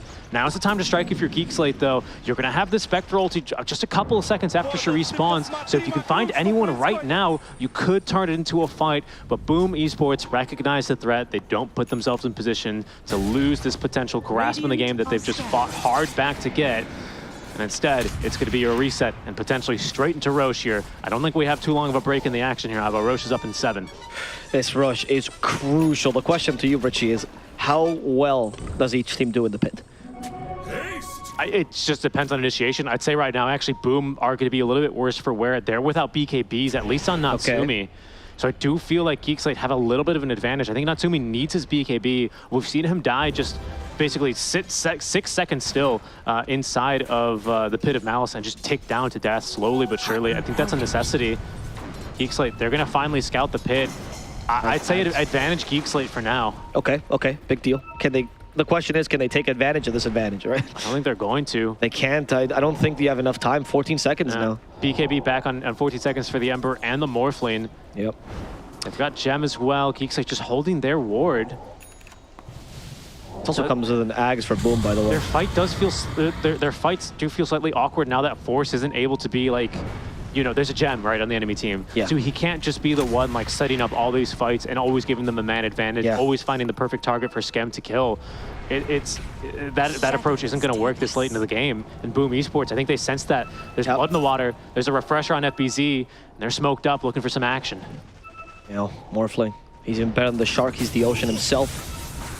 They hex this Mara. They know no vision. They have no vision on anyone else, though, but at least they cut the ward. Okay, that's an important one. They won the ward wars somewhat, Boom, and now this gives them enough security to go for the Roche. Okay, get rid of the Golem. He was in the kind of what's it called? The blind spot. Yeah, and the those rush pit. weird terrain spots there. Natsumi, by the way, level 25. He's gone for waveform cooldown. Oh, they send in Bounty Hunter. This is another way to initiate with a Hex on top of this. Mortimer's kisses. No He way. can't forfeit time. No They just got rid way. of Natsumi. Good part of the enemy carry. FBZ's trying to try to salvage his team with a good arena, but he's going to die in the middle of this arena. Second arena too. as well. Oh, the spear. The damage is pretty good, but is it going to be enough? No, FBZ's already down. They already got rid of Yopash. He's silenced. He's rooted. He's dead. Zephyr 2. 4 of Boom's heroes. No buyback on any of them, Richie. That straight into Rocher for Geek, so he's already half HP. I actually can't believe they caught him with that. The deal ward was so crucial. That's why Bounty fought so hard over that cliff. Otherwise, they would have seen the Bounty fly in midair. Wow. But we're dead without buyback. How can this be? How can they have no buyback? I agree with Natsumi's you. 500 gold short. Oh, Yopash is even closer. He's 250. Oh, Boom. They have to be kicking themselves right now. Oh, I think that Morbid Mask, Richie, had to be sold. I just had it in his inventory here. They were not expecting that initiation. Oh, surely. That's Bottle, and that's Morbid Mask, and you easily have buyback. Oh, no. Oh, no. Okay, they at least have Glyph. And they'll have a second as well. Yes, but I think Geek Slate's push is going to be too strong. At least 2 lanes of racks, perhaps the top one, thanks to that tier 2, will survive, Richie. At least 2 lanes. I heard him eat the Moonshot as well. Yep, there's the Moonshot consumed. By the way, Underlord, he's holding to the Ag's Blessing, but he's not consumed it, curiously enough. Okay, he might want to surprise him with that Fiend Skate. I guess so. Advantage fully for Geek Slate now. No buyback for Skem, but he's got Aegis. What has he just purchased then? Just had it. He's just bought a full BKB. On who? On Skem. Leaves him without buyback, though. Okay. Who needs buyback when you have Aegis and BKB, I guess? Suppose so. Mid lane of Barracks demolished either way.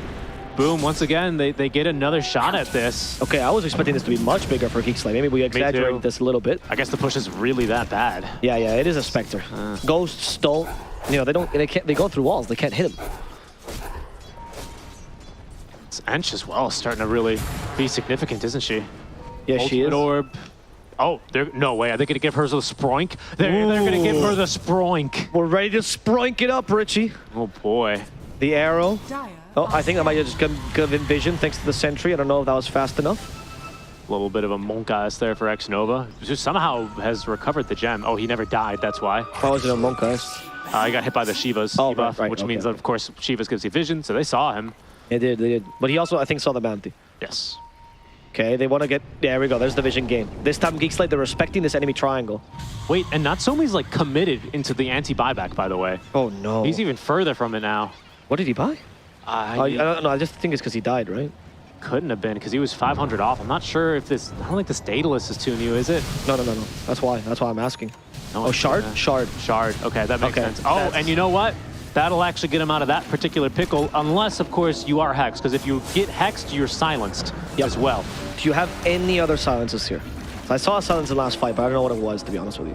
Of course, this kind of quote-unquote new Morph Shard allows you to shift while stunned. Oh, it's the silence was the Shadow Walk, so there's that chance too. The Shadow Walk now, if he gets Shard, you can get up to 4 seconds of silence on that Shadow Walk. Because you have 2 charges, you hit him twice. I think the silence also works with that little trick on Bounty Hunter, that you hit him Fate Time and you hit him again afterwards. Yep. Okay, so that's something to consider as well here. So basically, he needs to get it off as soon as he's stunned, but before he gets right-clicked by force. Or hexed, which is... It's hard. It's hard. Not a lot of time. So, Boom, definitely trying to play on the reaction time. Zephyr, he kicked this one off with that Dagon 1, trying to zap these Spectre illusions before they could cause harm. Now this Morphling, well, he's going to have buyback at the very least, it seems, with just 1 more wave. But does also find himself now just short of it, thanks to him buying out for this Attribute Shift Shard. 300 gold away, though. Not that scary. 1 more wave, like you said. Yopaj has got his too. True. His buyback, you mean? True, yes. Okay. I thought his Shard. I was like, all right, I don't care. Oh, it does have his Shard. Yeah, he bought out for Shard again. He has 5 Shards in his inventory, Richie. What is he building? Dire are scared. Man, it's a tense one. 24K this late in the game. I mean, I'd still certainly have to give the upper hand to Geek Slate, especially with this Aegis, but after that, I wouldn't call it an even game, but I could very well see Boom still taking this one. Yeah, you can feel the tension in the air here for Geek Slate and Boom. Geek Slate, of course, feeling a little bit more pressure because they got to win game number 2 if they want game number 3 at all. But Boom is feeling a different kind of pressure. They come from a loss in this DPC. They need to turn this around. Yes, they'd like to. A 2-0 would be huge for them right now. They're looking for a move now. Spectre with ultimate, but with Aegis here waning in its last 30 seconds. You have double arena here. Okay, checking the high ground. There's a SSA Spartan method of face checking. Radiant's courier Warriors has down. been There's the dead. smoke. Okay. 15 seconds here on Aegis. What was the smoke on? What was the idea behind the smoke? Did you just get buyback They're on going to more? smoke to the Spectre. They see her farming down bottom. She's going to be in the triangle. This could be a huge jump, but Schem. Oh, his Good spidey game senses are sense. going off. Yeah, he knows he's in a very vulnerable window right now. Do not go back, Skem. You know you made the right choice. Believe in yourself. And he does. He does. He's all the way on the high ground. What a call from him. Yes. That would have been terrifying. His agent's about to expire as well, so that's probably what tingled, right? He's like, if I was them, I would make the play now. Now, Geek Slate, they feel like they know where their enemies are at. They could potentially cut him off here in the river. Natsumi, he's going to want to break the smoke. Oh, but they don't get the Hex off in time. There's the Haunt used already. Can they commit to this? I don't know. Haunt is not the best initiation tool. Spectre gets close by. They're on the They try to Rubik. go for the Ember. They go for the Rubik, and Rubik is close to dying. 4 staff plus the Guardian Gaze keeps him alive, but Zephyr is just going to fall. He's a little bit too easy to kill. Cox is fighting against the Morphling directly. Yopaj playing around this team fight, but a lot of poking and prodding, nobody actually committing. A lot of big spells used, and they did force buyback on Rubik. Geek Slate's okay with this. Force with the double gongs. I think that means he wants to continue fighting. Round 2 for him. Ding, ding. There's the buyback as well out from Boom, so things starting to get a little bit tense. It's only the Zephyr buyback, though. FBZ, he's just 400 gold short of his own buyback as well. Okay, with the gem, they're going to deward their own triangle here. So Boom, making sure to keep that vision game in their favor. Geek Slate could try this, but without the enemy, being in the high ground, I think it's too difficult. Oh, it was a DD. I don't know. Look at that, by the way. Skem was carrying... Oh, Skem, Moonlight Shadow. Okay. Skem was carrying a sentry because the Gem of True Sight cooldown was just too long. And he did that just to make sure he wouldn't get killed while he was dewarding. Ultimate efficiency. They, like, the 2 seconds made the difference here. Man, this game's really close now. 55 minutes. Do you predict that we're going to see tier 5s this game? It's SCA, so of course. All right. Of course. They know they're doing this for showmanship here. Another minute at least until Roche can respawn. After that, a further 3 would see us to 59 minutes at the max Roche timer. Smoke play from Boom, though. They don't intend to wait that long. I think we're the region currently with the highest average game length. I don't know if Sap can check that for me, but I've seen that somewhere. I'm not sure either. Or at Knoxville, you can subtweet me about this. It's okay. I'm wrong. Ours is so close to 25 as well. Oh. Raji almost got bursted by that spear. Actually gave him a lot of space. He's not in the arena either. Raji's gonna be fine for now. Skem went in though. Skem wants to kill FBZ, and with the help of Force, they might be able to do so. FBZ trying to use the arena to save him, but he got saved. Rubik stole the gobble up. And that's why FBZ's not dead right now. They cancel the Morphling TP. However, Natsumi has no big HP. Oh no. You hate it when you leave your carry in daycare. You just forgot. You both thought it was your turn to pick them up. Nobody ended up doing that. I've heard of throwing the baby out with the bathwater. How about throwing the Morphling out with the bathwater? It's so hard to tell the difference. Oh my god, yeah, he just melts right in, you know, like he's the sugar syrup they put into Tariq. Now, 10 seconds till Roche respawns. Geek Slate, I think they're gonna maybe, let's see, what the call? They could look to force the buyback from Morphling, do a quick buyback check. They could just wait inside the Roche, but right now they've got the Warpine Raider there acting as the scout. So it seems like they're likely going to go for the push, and it's a long Roche. Oh, Boom, breathing a sigh of relief. 2 minutes, 50 seconds. They won't know that. They have no idea, but the longer that they don't hear that Roche jingle, the better they feel. The better they feel. Yep. Every single second for them must be torment right now. We saw yesterday a similar situation. I think it was also a Morphling, which was Gabby, right? Remember, he held on to his buyback, even forcing the Mega Creeps. Yes. I don't think Boom would be the team to do that, though. Well, for now... FBZ, he's just trying to get a little more information, but instead, he gets started to ping. I'm going to collect his ham.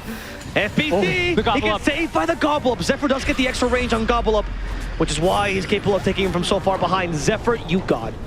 That was close. FBZ just using the BKB. Why not? It's okay. It's fine. You live. And now Morphling does not have to buy back because that didn't turn into some chain feeding fiesta. Oh man, that was scary though.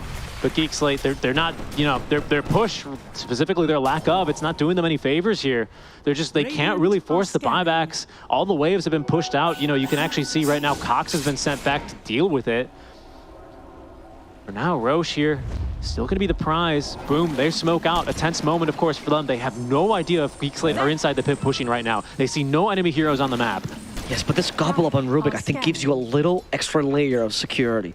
It does. He's even holding the psychic headband. Can you actually hover over the gobble up range so you can see how far Rubik can gobble up? There we go. You see, it's actually quite long range. It's almost a swap at this point. He's like, he's green. He's like Yoshi from Super Smash. You just grab him from all the way. Right, not Yoshi from Yoshi's World. No, Yoshi from Super Smash Bros. Super Smash Bros, yeah. That's very true. Good point, Richie. Thank you. Just making sure I correct you there. I mean, if he's Yoshi from Mario World 3, though, they're going to kill him this fight. They're going to sacrifice him to win. Sacrifice him many times. Okay, so now Scam once again split pushing down bottom does become a somewhat viable target, but both teams now in a bit of an awkward waiting song and dance until this next Roche is up. Arrows in the pits, Wild Wings in the pits. Yes. The Wild Wings protecting. He's joined the Knight's Guard here, making sure the Roche will not come too soon. Oh, interesting. FBZ, who's stuck in a stunned animation for me, has got himself his 25 talents of the HP regen. Oh, he is stuck for everyone, I think. Head spinning. I guess that's better, right? You're not going for damage this game. I actually love this talent. I think it's underutilized. It's a lot of regen. Does it stack? If he puts 2 arenas down, do you get 360 HP regen That's a second? a very good question. I have never no bothered answer. and test. I've never bothered to test. I have no idea. I don't know, actually. We'll see. That's a significant... Oh, hello. That is an interesting initiation by Force. Can they save him? The gobble up? But this time it's to initiate. So they're actually hoping to take this around. But look, it's Skem. He goes for the backline. He's trying to kill the Rubik. Cox already dead. Force as well. But Skem at least did finish off Zephyr. Now we're Natsumi. Turned into Skem. He's going to fight him head on. A little bit scared though because of the buybacks here from Geek, and he's stuck himself. There's no gobble up to save him this time. But they need to do something. A stun. Something. It's going to be too late. Skem is already... Sorry. It's going to be Natsumi's already dead. They also finished off FBZ. They did force a couple of buybacks, but the enemy carry didn't die. Geek Slate, they got the upper hand. And now Roche is up. Well, Boom buy back. They lost Zephyr, and he doesn't have his own, but they do still have FBZ and Natsumi. I think we're in for a bit of a long one here. I don't know, Geek Slate, they're going to get this Roche down eventually, but that'll take them about, I don't know, another 10 seconds or so. They're going to push maybe one more wave mid. Bot's already shoved in. Top's already shoved in. And we've seen how slow Geek Slate push. They used everything in that fight. So Cox is going to be have to go on to take the Aegis. Cheese and Refresher Shard and the so someone pick up this loot, please. There it is. There was way too much left behind. These guys are big fans of the IG TI-10 performance. And there's tier 5s starting to pile on in. Any big game changers for you here? Any tier 5s you really like to see? I mean, Stitch and Desolator could be pretty big on either the Spectre or the Morphling, obviously, right? I actually think the Hammer, what's it called, the Fallen Sky? Yeah. That could be big for Cox, personally. 30 seconds here. I mean, wow, this is oh my God. Fast. There's a Butterfly now on the Spectre. I think they should just push and try and end the game here. They should. They should. They want to force the buyback. We've seen this play before. How much do you like Gabby, Natsumi? A lot. He's my idol. He's my idol. Soul Booster there in the inventory. It's Octarine now for the Ember Spirit. Still has buy. That's perma chains, I think, now. Yeah, and lots of Sleight of Fist charges as well. Yep. Look how fast that thing recharges. Holy moly. Okay. Gabby Idol was right. That was a crazy remnant. If he ever goes there, that is the craziest of remnants. Fallen Sky. That, I think you give it to Cox, right? I just think that's ridiculous. I agree. I think you also give that to Cox. Maybe Norman could be a consideration because he can gobble up like crazy. Yeah, I guess. Or Raji can use it and Sproink out of the fight. He's got to sight the Vice now. So there is a reason for him to have some gap close. Raji is a puppy fan himself, we know. I told you, man. I didn't think we'd be going quite to, an hour plus long no. here. This is not the right way to initiate for Boom. And in fact, the Spectre catches the Marana from behind. They stopped her for now. Can they surprise Scam with this? Cox is in. Cox is in. And that is going to be Zephyr out. FBZ is also trying to get out, maybe a little bit late. He's gonna have to TP. They've also cut up to Yopaj. Japoy turned into a pig and now into a corpse. He's down. Natsumi and FBZ are okay. They have buy. They all have buy, actually. They all have buy. Natsumi's actually still pushing down bottom, but mid-wave, that's the problem. And they're going to Fiendskate directly top. Yeah, they don't care. They just want to force it. There's the buybacks. Is active right now, though. No, not anymore. Not anymore. It's Raji who's leading the fray. Has Sproink to get out. Everyone has buyback. Natsumi, though, not coming back yet. He's just trying to get some items. Ex Machina in his inventory. That's going to help him. Double BKB, double Manta style here. Does have a mana cost now of 350. Who did he give it to? I didn't actually see. He's holding on to it. He's holding on to it for now. He just left the first second. So just be careful. That's a pretty big chunk of change there on the Morphling's mana. 20 armor though, right? Yeah. Pretty ridiculous. Shouldn't be too problematic for him. Book of Shadows. Okay, That's not bad, actually. I'd maybe give that to... A snap? The snap could be good for the save. No, I kind of like Telescope on her, if I'm being honest with you. Maybe you keep that on the edge. It's Raji, it's Raji. Yeah, keep it to Raji then. That's fine. A wild performance at both teams. Now we are in the longest game, I think. Book of the Dead here. Not of the DPC. There it is. Not of ours? There you can see it there. 1 minute, 30 seconds till we're at the longest Let's go, game. guys. We're almost there. Let's set more records. 50 matches here, and we might be at already another long one. And I'm telling you, 60K, the net worth lead. I still see a way back into this game for Boom. I mean, I don't even know. Yeah, I agree. I think both teams can win it here. All in Sky, all the neutrals. I think the only issue that Boom are going to have is getting their hands on more of these tier 5 neutrals. Oh, Mirror Shield, what an item here for Geek Slate. That's huge. Can you? You can't do that with more. You reflect more? I have no idea. There's a lot of like things. I mean, I'm assuming you block it regardless because the Lincoln's aspect should work. There's a lot of forbidden interactions in Dota these days. Dawnbreaker has 3 charges of luminosity and she dies and the game crashes. It's forbidden.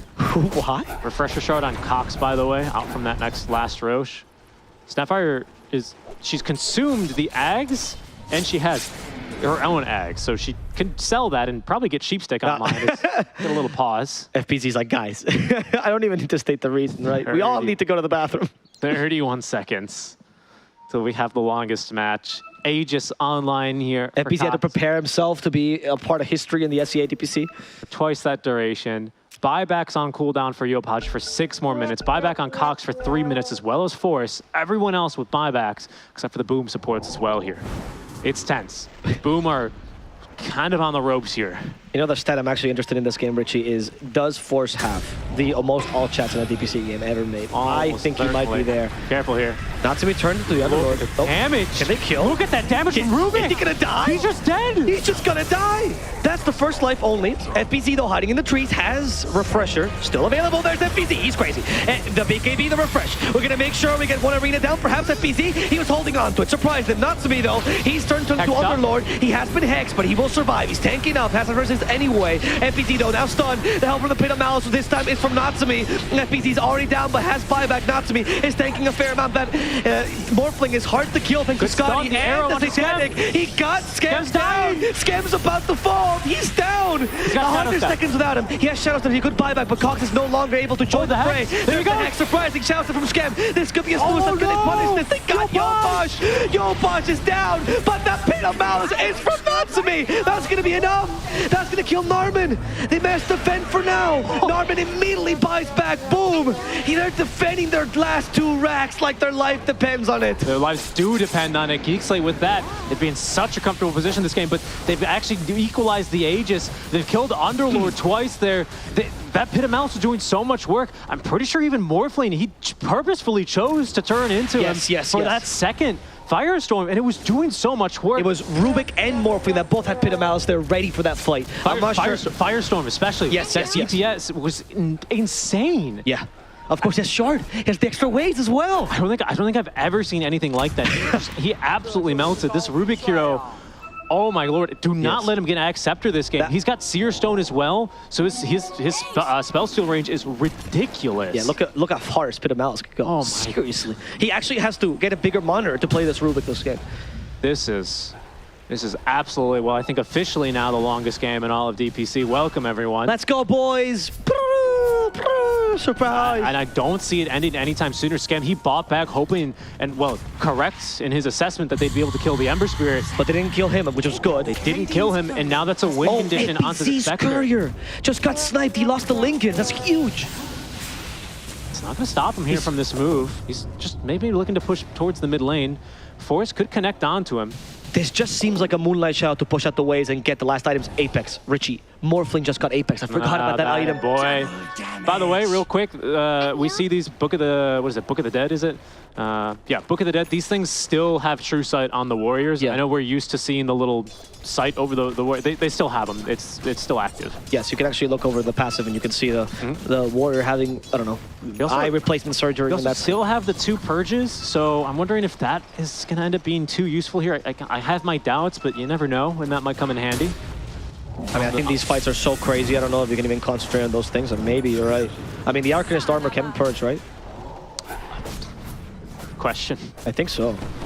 I have no clue. It's kind of this weird It's not thing common that we get to this point. where like the Crimson Guard buff and the pipe buff, you can dispel one of those, but not the other. Yeah, it's one of those things. But the smoke play now from Boom. They're playing on this Apex timing. This is huge. This is probably the best item Morph Down could get. 50k, and here they go smoking into battle.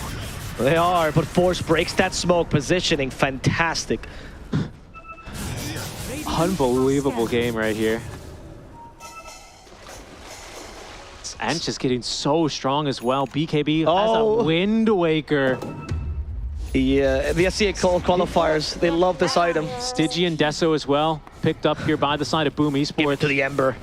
Give it to the Ember. Hold on, he really wants this Ex Machina now for him. I understand that, but I think the Stygian Desolator might do more. Double BKB, Stygian Deso, I don't think anyone's holding onto it for now. No, they're not. Yeah, it's just Ember and Mars that can carry it, but Arcanist armor is 2 value on Mars. Good.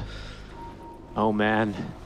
Heading into the 68th minute of play here, all the tier 5s found and still not enough to kind of break this Morphling is holding on to Stygian Desolator and Apex.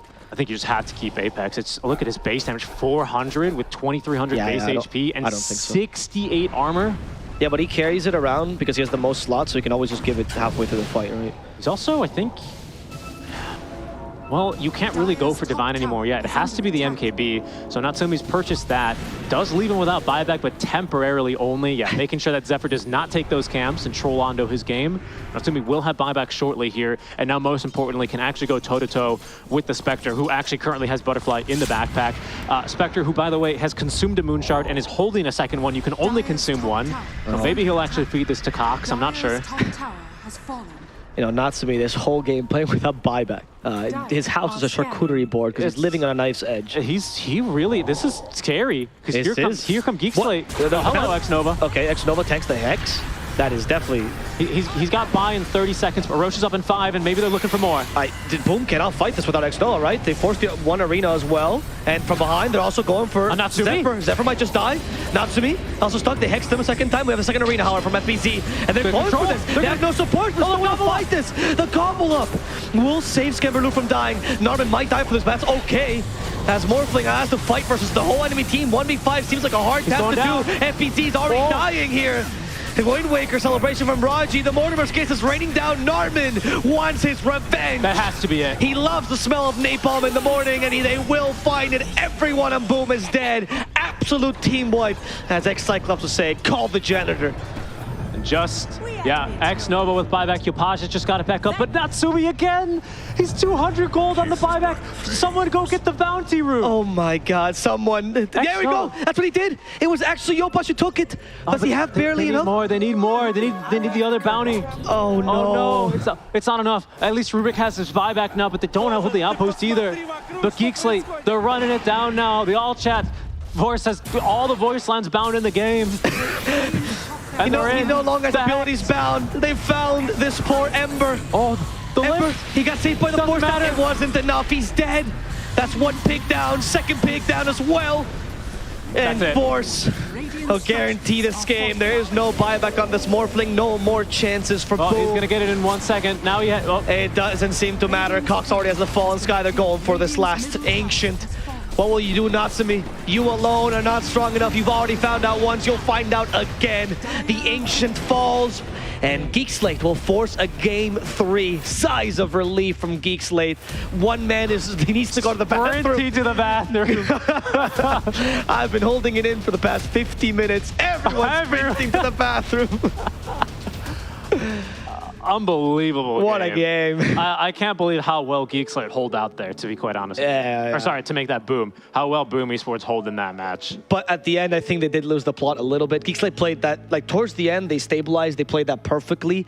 And then, you know, we just saw them going for a fight without the 2 supports. The X-Nova play, fair enough. You tank the gank, it's okay. But then retreat, right? And they didn't really have a plan for that. I just think that base fight condition should say Natsumi basically going, okay, I don't have buyback, we don't fight. It's as simple as that. I mean, I don't know how much changes even with buyback towards the end of that game, but... Would have been easier. But we'll see what our panel has to say about that crazy game. I'm sure they have lots to talk about, so we're going to throw it over to them and to hear their thoughts. My goodness, that game gave me literal chills. I mean, I said it during the draft, right? That Geek Slate have to play this kind of perfect game to be able to win it. You know, Adam, you were like, oh, Shofi, well, you have to strive for perfection if you're gonna, you know, be on the DPC. And strive for perfection, they did. I mean, they played fantastic. So many things, like so many parts of the game that I want to bring out is, you know, the Aegis steal by Raju, which was like super mind-blowing crazy. And then you had the gobble up onto Bounty that got the Aegis as well. And then there was that one force onto force where he hexed the Ember, and then that fight was then won by Geek Slate. I mean, crazy game. I feel like the game came down to like initiating on carries. Like in the late game, and Scam, he did a really good job of just not getting caught. Like we see here, this was his one mistake. After this, he kind of was more wary of it. Like their win condition on Boom was to just kill him. And I feel like this Morphling pick, man, I'm not convinced. Looks so mediocre to me. Going back to that team fight, I felt like Scam thought they couldn't really burst him, but I think after that fight they're like, okay guys, I'm burstable. He's gonna die, yeah. And Boom actually did very well, despite being in such a big disadvantage in terms of gold. And they all threw it apart, trying to go for Roche when all of their cores were so close to buyback, and they didn't even bother like securing that buyback, then going for Roche. Like Natsumi was like, I think 200, 300, 500 away, and then obviously Ember, you can argue that it's further away, but I feel as a carry and whoever decided to make that call, like, guys, I'm so close to buyback. Let me get this buyback before we do such a risky maneuver. And obviously, he got bursted down instantly. But I think something we saw as well was the refresher BKB carries in these late game scenarios. I think a few patches ago was very popular. We've seen a lot of fights. Nasumi has this 5-second BKB, gets Abyssal, 4 seconds left, and you know, he just gets hexed and kited. But Scam had the refresher in the end. Force had a refresher as well. It was kind of hard to use spells. Just feels like they outlasted Boom.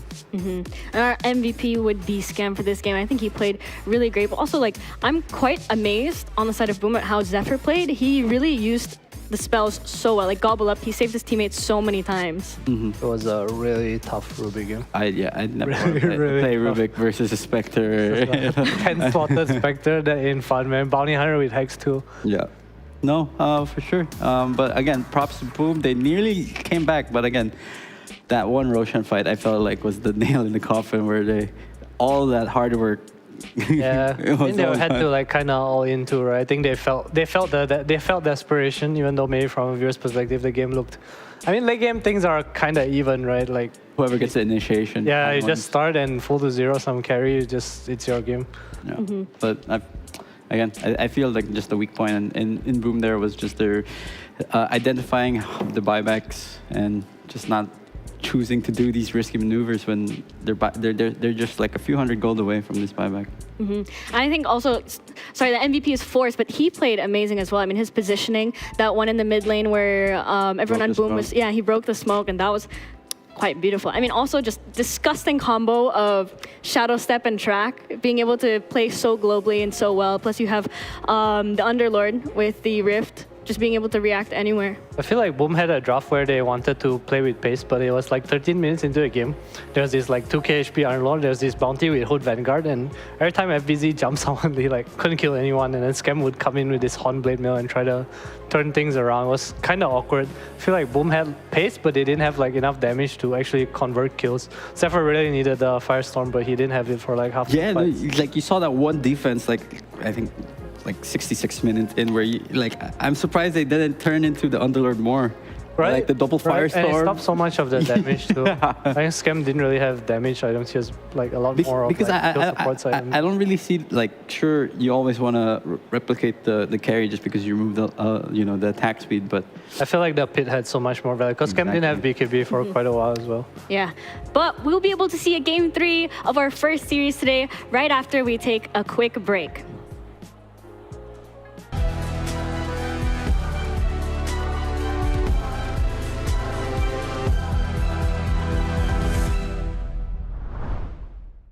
Three, two, one.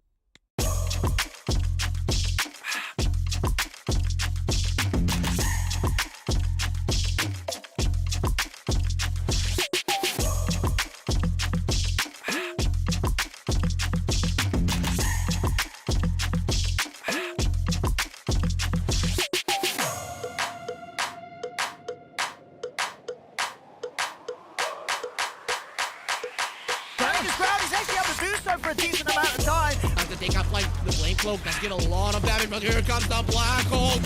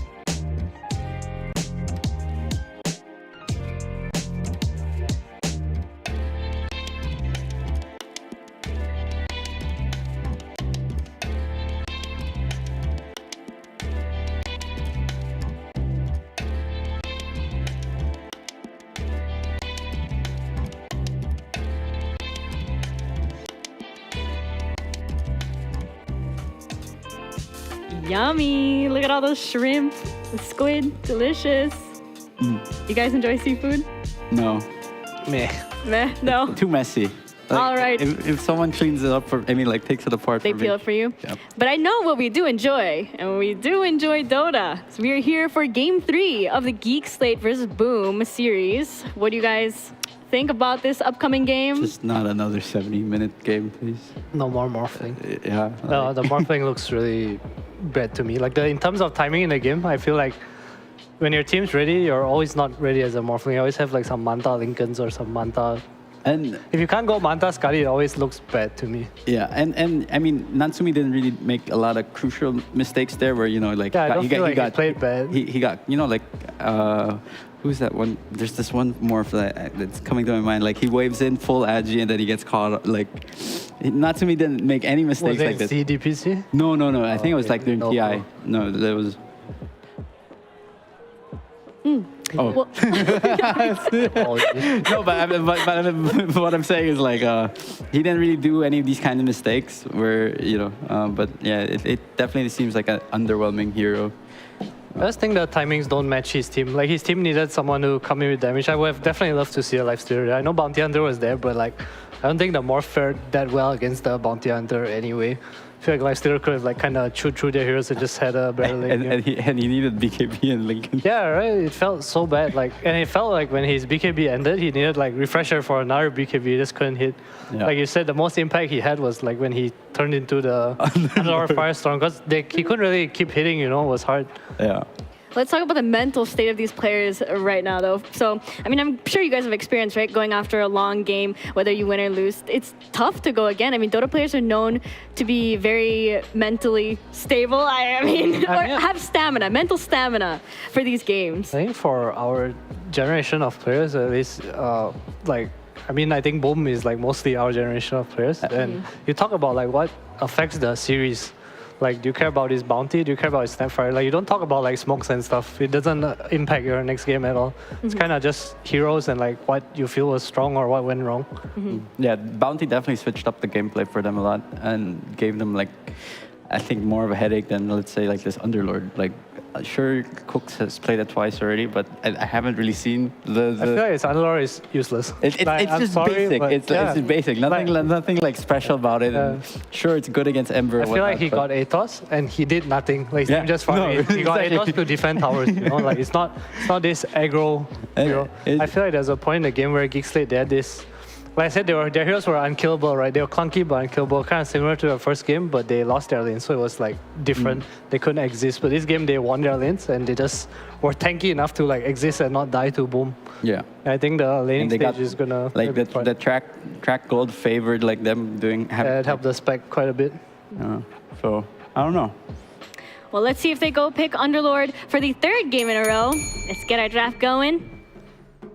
See, boom, remove bounty hunter. Definitely like and then yeah, for Geek Slate, Mirana 2 games in a row caused a lot of issues. Like these arrow setups. I like the Mirana adaptation. With the bounty removed, there's no track. Moonlight is definitely one of the most annoying spells in Dora right now. Yeah, especially with the limited sentry. Curious to see what Boom goes for here. So take the snap fire. Is really like a go-to for like some of these. It just doesn't really show anything, I guess. It's a good hero. No, fine. Snap's hot. Decent laner. Yeah. Very strong. Do you take the Ember or Bat here? Geek Slate? Otherwise, they're not gonna get it, right? Let's see. Like, I think he'd probably go for the bat. Right? I think Cox is pretty comfortable playing this Bat against Ember matchup too. I don't really see what else Boom and can yeah, make. like you don't really want to pick Ember into a bat rider. I think some Ember players enjoy the matchup, but I've seen Cox play this Bat against He must Ember. be a It's like fine. masochist. Is it that bad? I mean, it's pretty. Like, I mean, maybe it's a little bit different now, but it's. I'd say it's like 70-30 in favor of the bat. Like who did we see that? It was Cox, I think. Was it Cox? No, Yeah, no. yes. I'm thinking Bob. Like he wrecked. The Ember, yeah, he's like a solo kill or something. So and that's like Moon Ember. Yeah, that's true. That's true. So there's definitely like some truth to Complimenting SMG players, Mike. Get back in line. Yeah, I'd like to see Bad just because it's also Marcy. New hero, PogChamp. Yeah, so the only player I've seen run Marcy with success is Shanks, but that's obviously biased because you know whatever whatever hero they played is, they're all 4-0. Do you think Boom are gonna run this like familiar draft again, and Geeks like are gonna, go a little more funky? Geek Slate look lost as hell. It's like, what do we pick? Marcy? Where's this Marcy coming from? And there's like no pairing. It's like, well. No, that's gonna be a position 5 Marcy. And I mean, I'm sure Roger can play it, but I'm not a big fan of a position 5. I mean, if you ban like Draw Sniper, there's like no more pairing, right? Lina's out of the pool. There's like literally no Marcy pairing anymore. There's SF, but SF's not like the kind of meh hero, I think. I think Cox is the only one that plays SF for them. Scam definitely have not seen him play it. But I guess Force plays the Marcy as well, and this team again back to their. But I think any player that's in a professional team can play SF. That's like the. That's fair. That's the go-to like hero. What's the most brain dead hero in Dota? Right now? Why is it Lina? I mean, minus Lina, alright? Minus probably Lina. Zeus. Zeus? Like Right, I mean, you can screw up the heavenly jump. You just go and then Wrath. Yeah.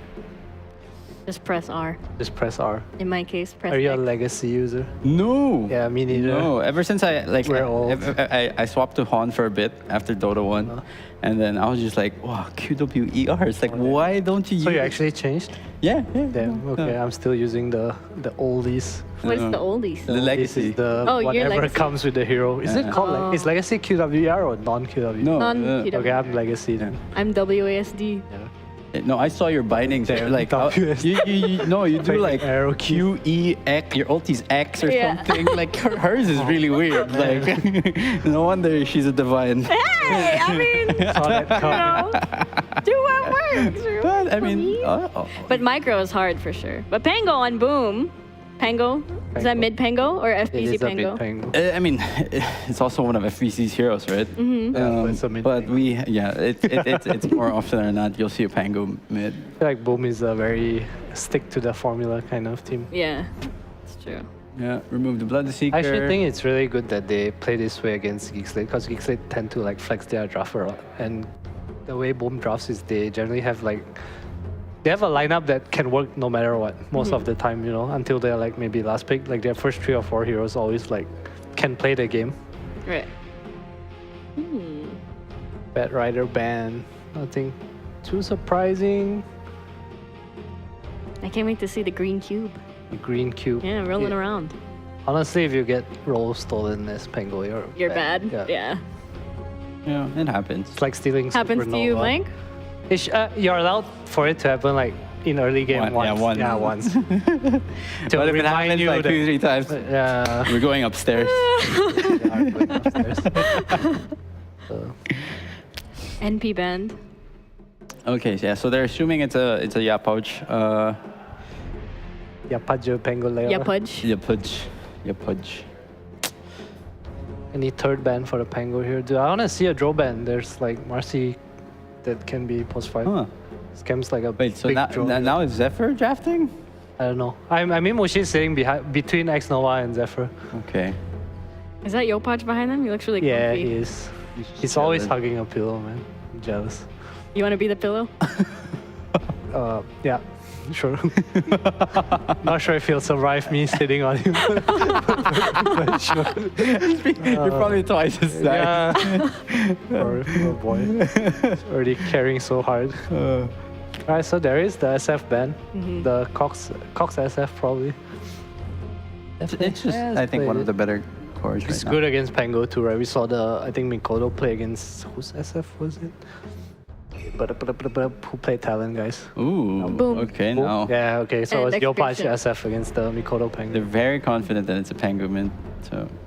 I'd be too, to be fair. Yeah, but... I mean, it's always switchable, right? If you want to. I mean, there's not much heroes that like really dumpsters Ember anyway. SF's out of the pool. Most mid heroes are like kind of banned. I'm sad to see that Storm kind of fell off. Like, Yeah. Yopaj also played a really... I missed the 5 now Lincoln Storm Spirit Oh, games. that was so broken. Like I played that also like in pubs, and it's just like this is like how does this happen? And who finds these out? Like I know who like the guys if I can buy 5 now. it's way better than any other item. Just go 5 now. Yeah, What happened to Puck? it's just a very I think- weak laner. I feel. And I think a lot of heroes just got buffed and Puck kind of gets ignored. Why is Dan and Enchantress Mike? I To Marcy Rubik Ember. don't know.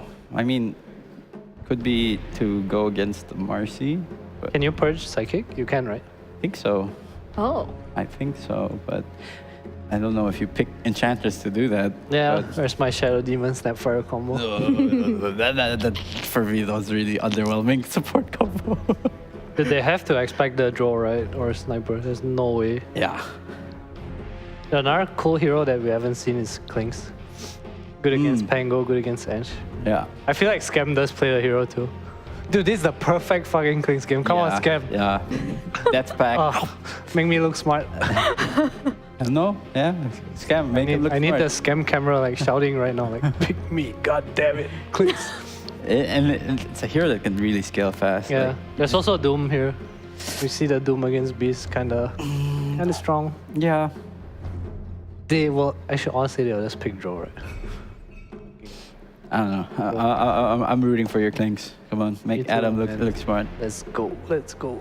First Klinks, SEA breaking records every day, longest game, fight me.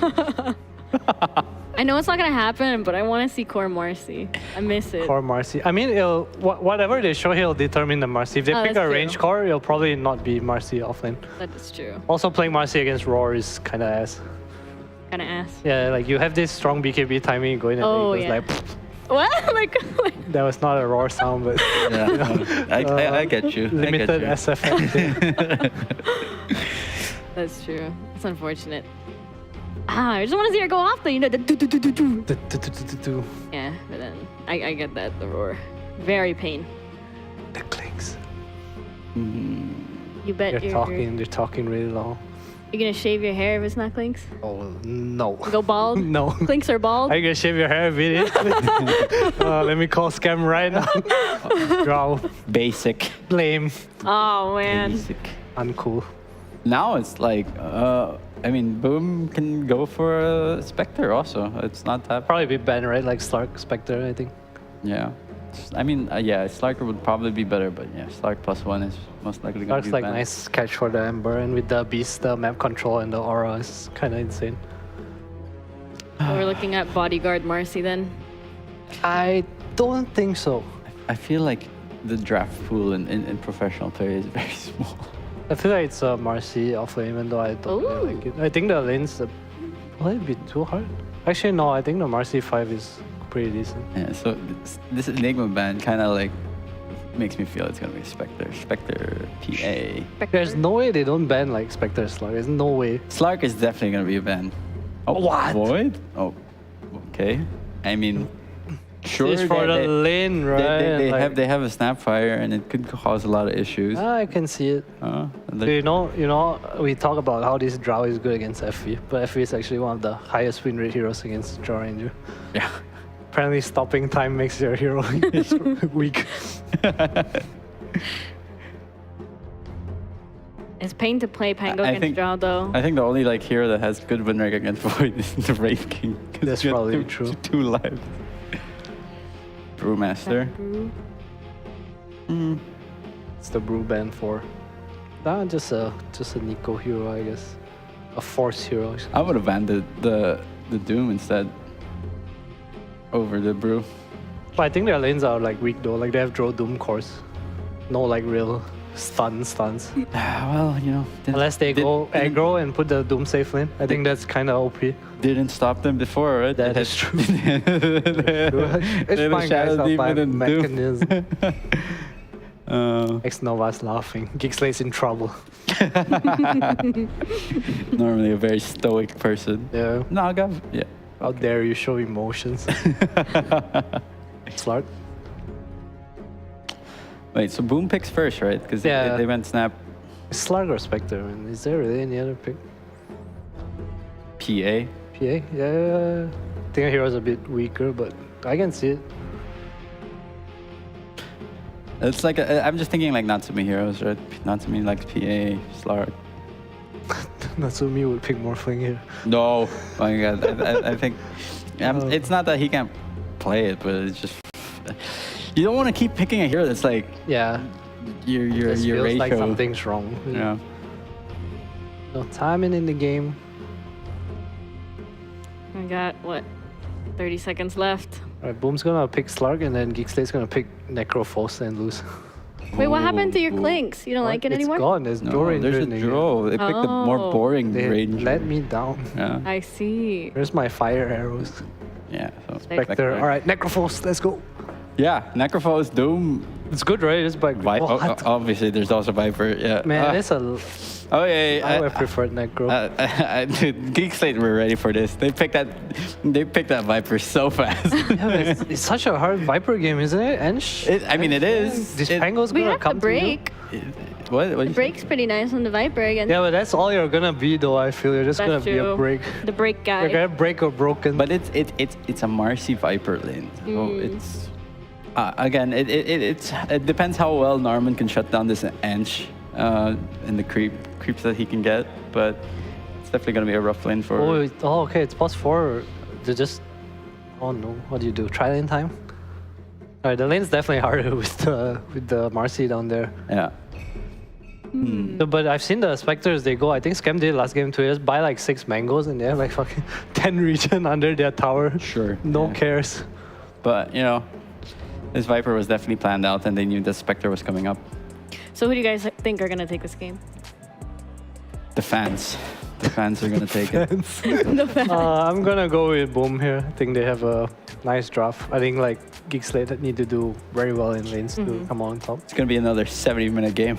70 minutes. Avo and Richie, we just had a 70-minute game. How long do you think this game is going to go? I see. It's really convenient after the long games to do your own laundry here. Right, exactly. It's not that difficult. I mean, the sock's already dry, right? And unlike my hands. Hello, guys. Oh, hi, guys. Hello. We are ready for another 70-minute game because I have 2 more bags of laundry. So let's get with it. Yeah, Boom Esports, Geek Slate. Let's see the Viper's going to get broken. Well, show us. Really get broken. I mean, go for it. Go, guys. Go ahead. We'll see how this game gets underway. I'm personally very excited. I'm going to run out of socks if you keep throwing them. That's actually... I only own 6. Actually, 5. 5 now, or No, 5 in general. I lost one in the dryer. they do be eating them. Yeah. Game 3. Professional cast. Professional Dota cast. 2 is a game. And of a we're lot here of to heroes. cast it. Game number 3 between Boom and Geek Slate. I'm personally very pleased that we get ourselves a game 3 here. Because game 1, a little bit more of that patient and restrained Dota that, you know, as you say, a lot of the new and up-and-coming players and even now the old veteran players have come to learn and adapt towards. Game 2, a little bit definitely more of that slugfest style Dota. Well, and a bit of a reset for game 3. It would have been nice for Boom to show a little bit of restraint, but particularly not to me with his buybacks. It would have been nice. I would have appreciated that. You know, I think there was a couple of moments where, like, there's no need for you to play that aggressively, or there's no need for you to not save for buyback, or be 200 gold away from it at the very end of the fight, right? I think that while Boom was showing really good restraint in the first game, that second game didn't really exemplify that that level of patience that I was hoping for this team. And now Geek Slate has a good chance in the third one. They did, like they said, they do have a awkward Viper pick against anything but the Spectre. But if the goal is only to beat the Spectre and hopefully make the Drow survive, it could work out. One of my favorite things about best of 3 series when they actually do go to game 3s is the way that the serious meta kind of devolves, right? Or evolves, I should say, in this case specifically, where Spectre all of a sudden has become this contested pick, right? Skem played it last time, now Natsumi's taking it. Maybe this is obviously Solution versus the Drow Ranger that Skem is going to be taking for a whirl as he played in game 1. Game 1, I don't remember the bans, but Boom did not decide to go for the Spectre. Now they have. Ember Spirits changed sides of the fountain. They've tried to counter from here with the Pango potentially, with that overwhelming control. Like, it's cool to see how teams adjust to one another, especially given that they only play each other once per season. Yeah, there's a meta that develops in its own best of 3, right? As we're now seeing an interesting idea, Trilane versus Trilane. Let's see what happens here to Zephyr, who has found a way around the trees. Crocodiles are actually pretty fast out of water too, but unfortunately not when they're poisoned. Yeah, and only in a straight line.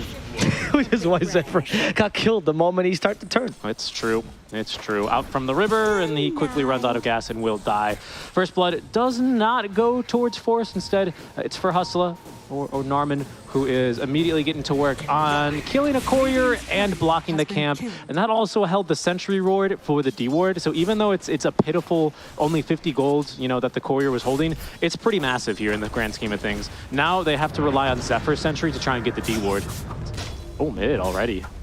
What's happening mid? Oh, Yopaj is going for it against Cox, but this time it's kind of unclear who's going to win. I think there's no lucky shot either, so you don't depend on that at least. Yopaj, how aggressively do you want to play this? He really wants the range creep here. There is a Sleight of Fist ready. Flame Guard as well in a second. Yopaj can't really get rid of that just yet. And that was very close. That is very close. Lightstone might have made a difference there. Still has Fairy Fire, but Yopaj is playing this really on the knife's edge. Down bottom, they're fighting some more. Scatterblast, good for the slow. Onto Hustler, who goes for the Dispose. Zephyr, oh, just out of range for that last auto attack. That would have actually condemned Hustler. That was a quality Dispose, actually. Yeah. Yeah, that was very good. Not to miss missing Lasses though in the meantime, so it's kind of fine. And X-Nova plus Zephyr will now chase after Hustler. They're going to be very disappointed to see that both camps are actually blocked here. I think actually X-Nova stood and manually blocked the hard camp to prevent this from pushing even further. But that lane equilibrium is definitely something to try and stay on top of here. It's a very, very good rotation from Hustler. He is the Soul Snatcher, but in this instance, Water Rune Snatcher, which is going to deny Yopaj a water refill. In the meantime, Skem and FBZ have basically decided to just do their own thing and not see each other. Yeah, I mean, it's the best bet for both of them, honestly. It's not like FBZ wants to be aggressive until he gets the helm anyway. Yeah. And FBZ and Skem is happy to just farm. Boars are quite susceptible to those frost arrows, as you might not be too surprised to hear. Yes, yes, yes. They get hypothermia very easily. Yes, they get very chilly. They get one arrow in them, and they've got like lots of knees, so it's kind of deadly, you know. Lots of knees? Yeah, we got 4 knees. Don't we all have 4 knees? Oh no, we have 2. Right, those are our elbows. Very good. Yeah. Very good. Yeah, next time we learn what connects to the leg bone, and that'll be your analogy lesson. The top leg bone or the bottom leg bone? The bottom one. Oh, feet. There you go. Rubik plus Viper here in the bottom lane have been left alone, which is a chance for Boom to be aggressive. They have kind of inferred there's something happening in the middle lane, but they just sent a giant wolf over to intimidate them. And it's funny his name is Giant Wolf because it's so small. And the Alpha Wolf is, of course, the other one. Mid lane, though, we still have a Marcy waiting here for the initiation on Yopaj, but he's coming in only with a Dispose. He's out of mana, though. He just got scanned as well. Well, still has the Mango, so not really out of mana.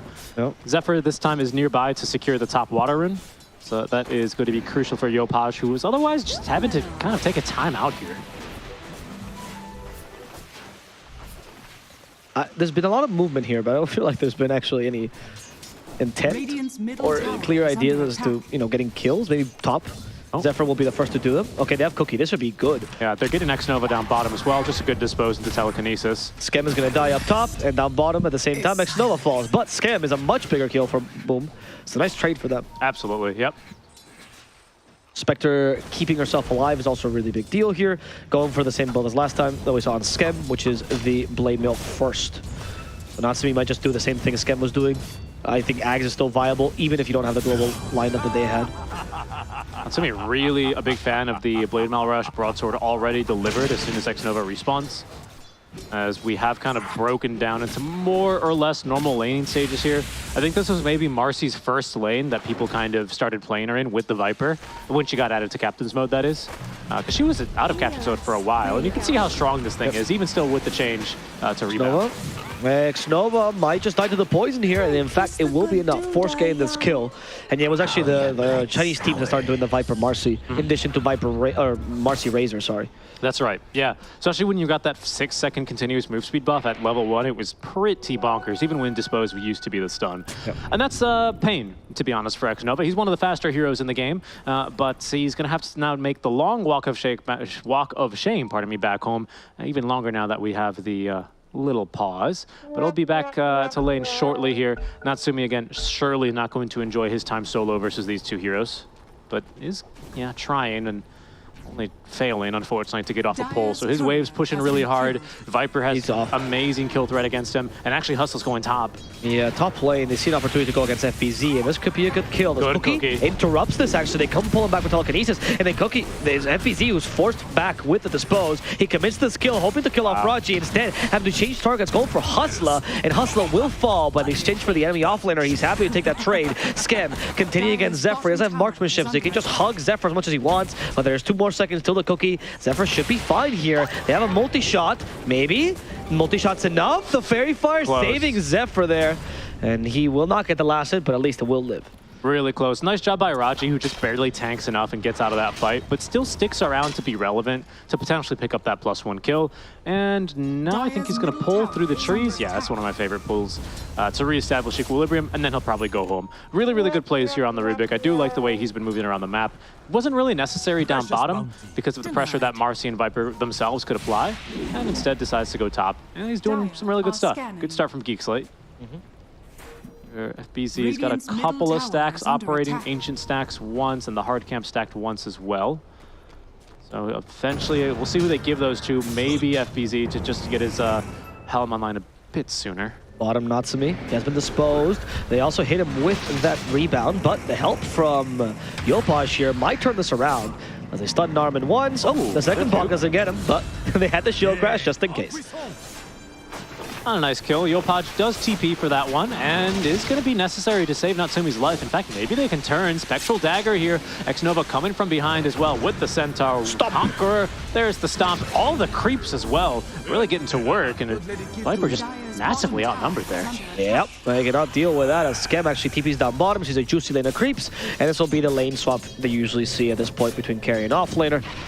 Unfortunately, though, it doesn't come with a kill. It comes with a death, which is probably the worst version of the lane swap. Yeah, I wonder how FBZ is going to feel about this, getting the Viper into his lane, especially before the Helm is online, just before the Helm's online, if that. He almost has Helm and Roar timing, right? So if he just manages to live off until he gets that Helm, which is 1 creep wave away, right? I think the Viper just dies. I agree. So I suspect he doesn't mind very much. And Skem, well, I mean, when there's creeps right underneath his tower, he'll farm them, but he's going to be quick to move out into the jungle as well. So a couple of kills here onto the Viper. You've killed him once. Force is actually coming back down bottom, continuing to spam his voice lines as the first power rune, or second, make that is into the bottle of Cox. Yes, okay, Force. Yes, we know. Push now. Push now, push now. Indeed. That's when he's happy here. As Natsumi will actually sleep on him, so they don't do the lane swap themselves. They actually will get a lot of space off of this. That was a contention maybe like 2 patches ago where, remember or 3 or 4, when the Kunkka carry was a thing, it was like, how long can the carry stay in the safe lane, right? So Natsumi still trying to exemplify that. So they bring Force back. He's got a Mango if he needs to emergency haunt out. He actually does. And he also has Spectral Dagger with the Mango. And he took TP. Chooses the TP, and that's probably the best choice of them all. Yep. And now he can actually go top if he wants to, as now we already have the Helm and the Primal Roar. Yeah, and Haunt with full HP and mana. True. Narman is an easy kill here. They do see him. They just spot him with a Hawk. They see this TP as well from the Ember Spirit. Easy. He's thinking about it. He's going to cut his way into these trees maybe and try and find Cox from behind. Could then call in the Spectre, who's just kind of chilling and walking out of the lane. This could be a really sneaky play. Oh, almost got the Primal Roar off. They still have vision. He don't have vision. That was a really good illusion. Nice job. Really, really nice job there. That was some low-key flashy plays right there. Yeah. And with this, you actually got a little bit more time for this top tower. Allows Force to push down bottom. You still have Rolling Thunder, however, up top, and the Primal Roar. So they're not out of the fire just yet.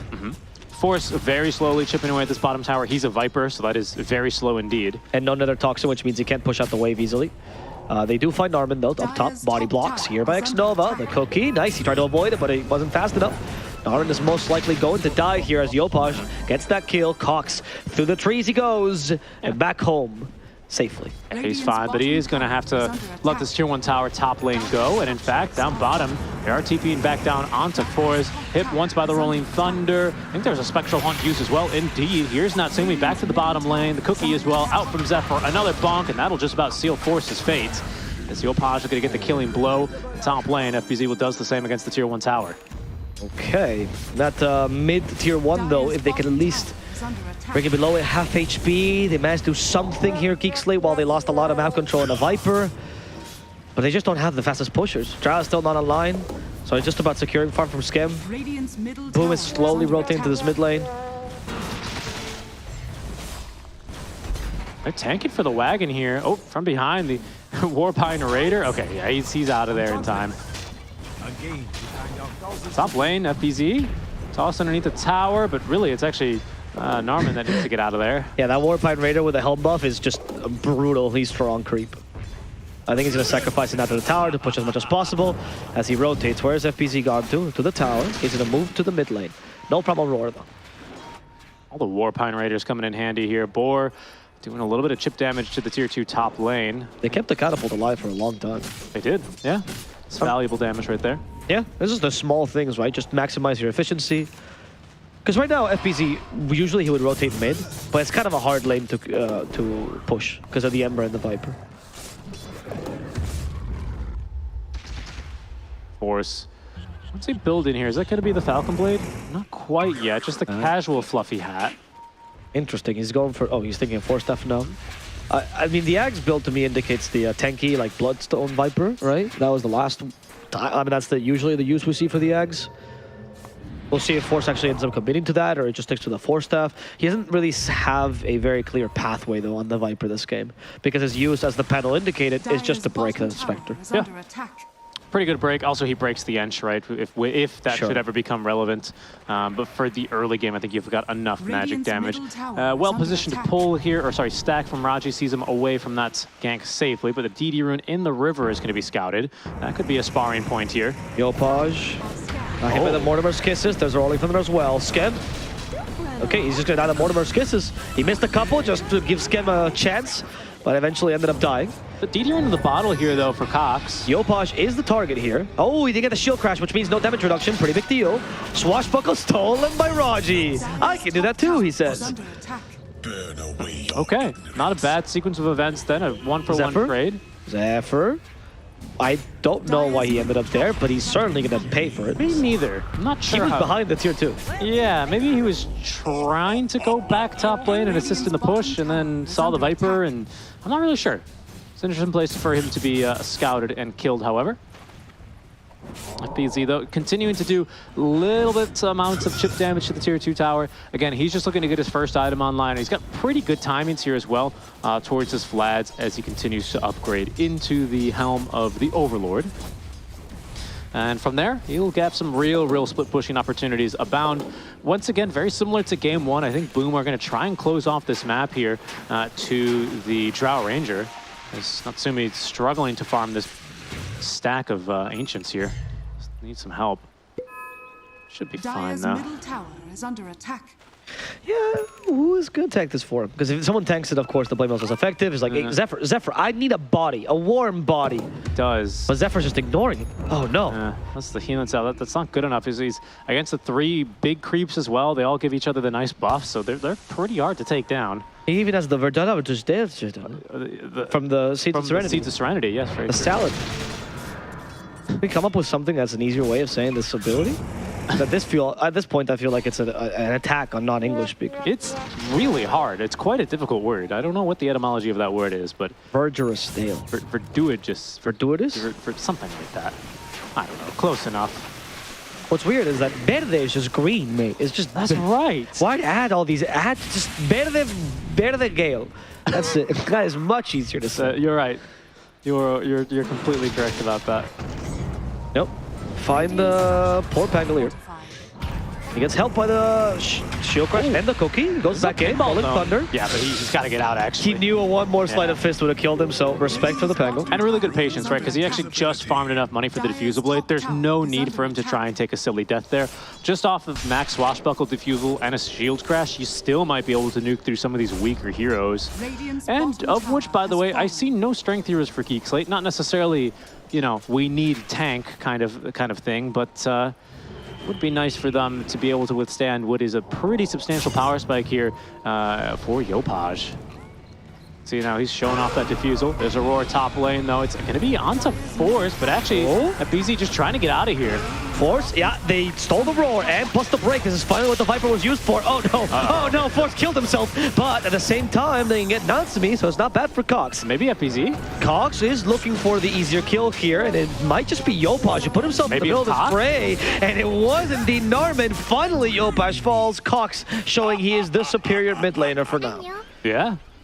And that's not really how you want your first fight after Diffusal to go as a Pangolier. Ideally, you get a small little skirmish and you roll in or you roll out of the fight. Instead, it's like the perfect fight for Cox. He leaves on about 0 HP and mana, all his remnants on cooldown, and now he's just going to continue and farm up and get his remnants back over the next couple minute and a half and be ready in tip-top fighting shape for the next go-around.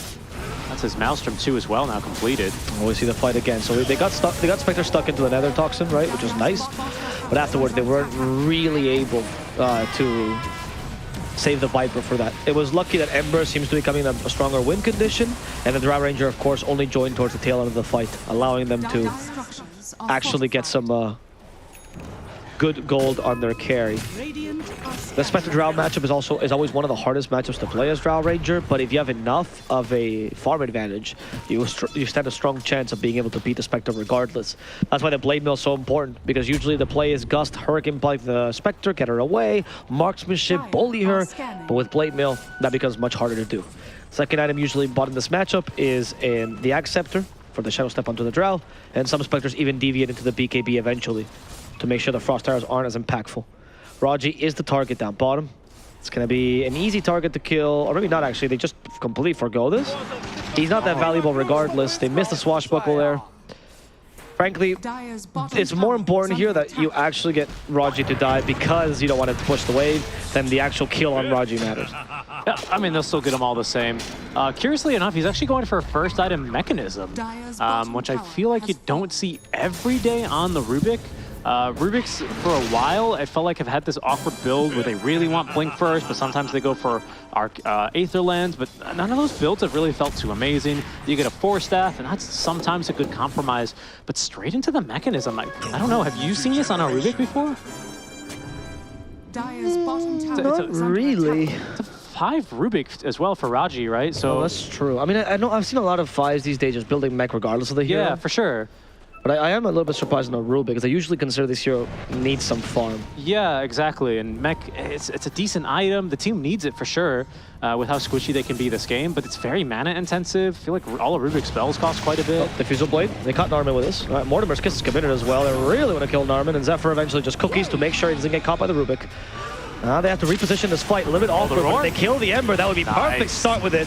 Sure, they lose Zephyr in the process, but they're more than happy to do this as the Haunt from the Spectre catches the Drow Ranger, thanks to the Rolling Thunder as well. They're going on for Skem, and also Force at the same time. Skem is already dead, Force is a little bit too slow. One more hit from the Impetus, can they get it in time? No, Force actually got away using the night vision to his advantage. But they got Yopaj in the meantime. They did get Yopaj in the meantime. It cost him the buyback of the Marcy, but I think that's actually well worth it out from Hustle at this stage. He would have gotten away with so much there. He actually got such a sick pig pull up to the high ground. I didn't know you could do that mid Rolling Thunder.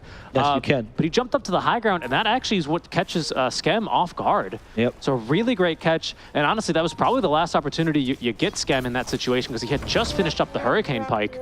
So perfect timing here on these Pangolier. He does die on both big team fights right after he gets Diffusal, but does farm up about half the money he needs for the Blink Dagger, which is his next item. And that'll see him continuing to try and keep this metaphorical and literal ball rolling here. Right, exactly. I mean, at the end of the day, even if Yopaj does die in these team initiations, or even FBZ, since your goal is just a Spectre versus Drow matchup, that's the key point in this match regardless, right? Is getting Spectre enough farm. I honestly don't think they're concerned. Same with Geek Slate, honestly. Even if they sacrifice, I guess their Ember's a little bit more important, but Viper can just die. Force might as well sacrifice himself. It really doesn't matter. That's why he's going for an Axe build here. Yeah, I think that's an interesting build. We've seen a little bit of this, right, come to fruition. Hold on. They actually did catch the Marcy here with a Primal Roar. Is damage sufficient? Yes, with the Rolling Thunder. I don't know how that happened. Oh, I thought Yopaj was going to go for that. How did they bounce her? Oh, she has tumblers? No. How did she bounce herself into the Rolling Thunder? I honestly didn't quite see the interaction, but without Rolling Thunder, Geek Slate are looking to try and make a return kill. This X-Nova, yeah, he denies the rune, and he's going to tank this gank. Yopaj did use Swashbuckle, but there's just no gap close there thanks to the impetus of, thanks to the enchant of X-Nova. Okay, we see Zephyr being a ward, but unfortunately the remnant of the Mortimer's Kiss will actually reveal where he is, so he is going to have to TP away. Almost have Blink on this Pangolin. Yeah, and it's just to continue talking about this Rubik build, it's full Guardian Greaves even. He's already got the Buckler on the way, and he's got the 600 for the recipe, I mean, so very cool. I guess if he has Philosopher's Stone, justifies this. What's interesting though is that not only have they given a let's say less optimal build to the Rubik by going for this Aura, but they also sacrificed Marcy's farm in the process. So Narman is really, really poor this game. That is true. BKB. Yeah, he's got his phase boots. He's got at least one component of BKB, but still very well far off of it. Force has been picking up farm in the meantime. If we take another look at Geek Slate's... Cox? Geek Slate's Cox. Yeah, we're actually looking at their itemizations right now. Sorry, actually, Cox is just on my mind. I can tell. But Force... he is trying to get himself with this Axe Scepter online. He's been beat to this Axe, however, even by Natsumi, who has now the Shadow Step at their disposal. Boom Esports, pardon me, immediately looking to smoke up and get the Spectre involved here. This is piece number 2 in the Spectre versus Drow puzzle.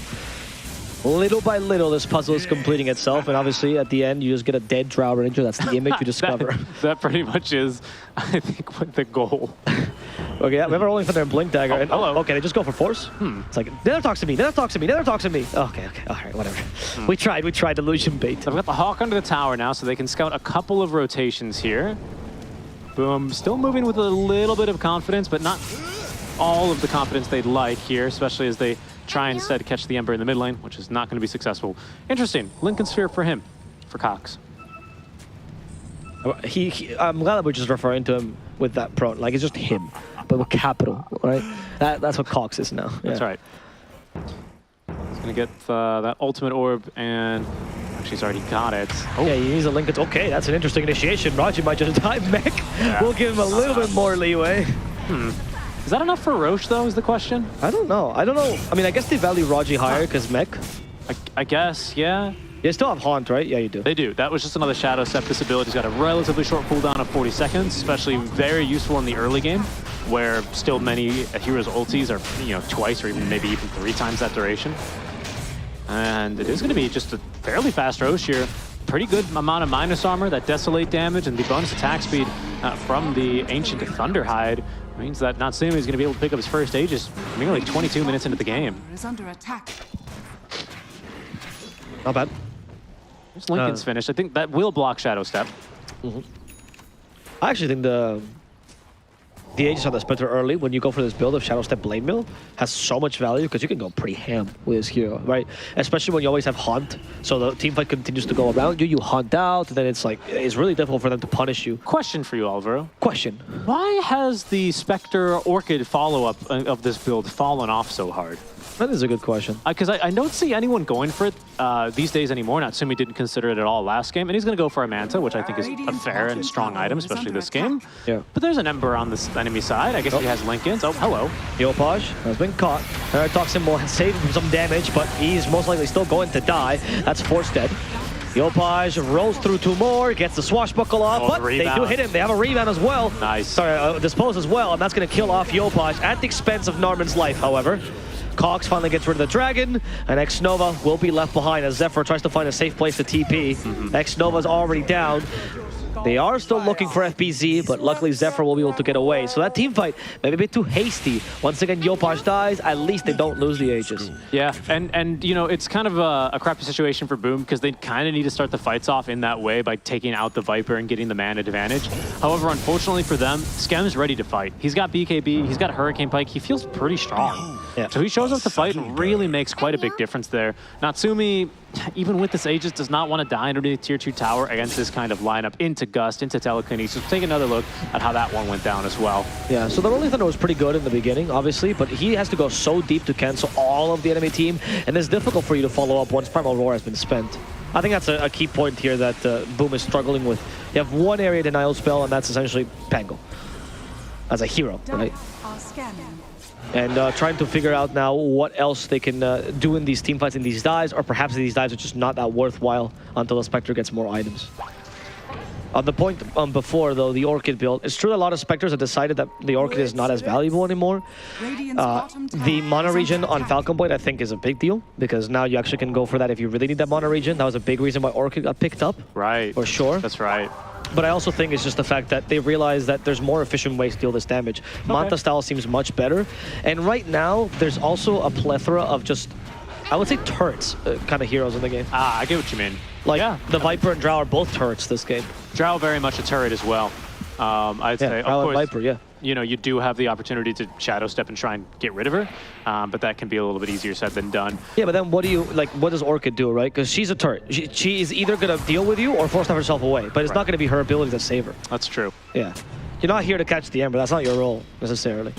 So that's why I think Manta style, that deals more damage, has been a preference. Do you know how Haunt calculates like where you show up next to the hero? Is it kind of just random? Because like one of the strengths about Riki versus Jara Ranger is that you always backstab her, right? So you're always behind her. Yeah, when you blink strike, you go behind her. Yes. Yes. Compared to Phantom Strike from Pierre that goes in front of her. Right. Exactly. So she can gust you. So she can gust you away. That's the interaction that we're looking at. I have no idea how that works for Haunt. And obviously you get right in her face, and that's you know, step one basically of the plan. But you can force her to turn around. Not a hero that builds phase boots too much. I'll be honest, as a support player, every time I hear the Haunt animation, I don't get to pay attention. I just go, ah! Dude, you're telling me. My first couple of Dota games, I was playing Lion, right? Who has 2 ways, by the way, of killing illusions. That I'm painfully aware of now. And I would finger every single Spectre illusion I saw. I think it scared me so much. It's only fair, right? It's ghosts.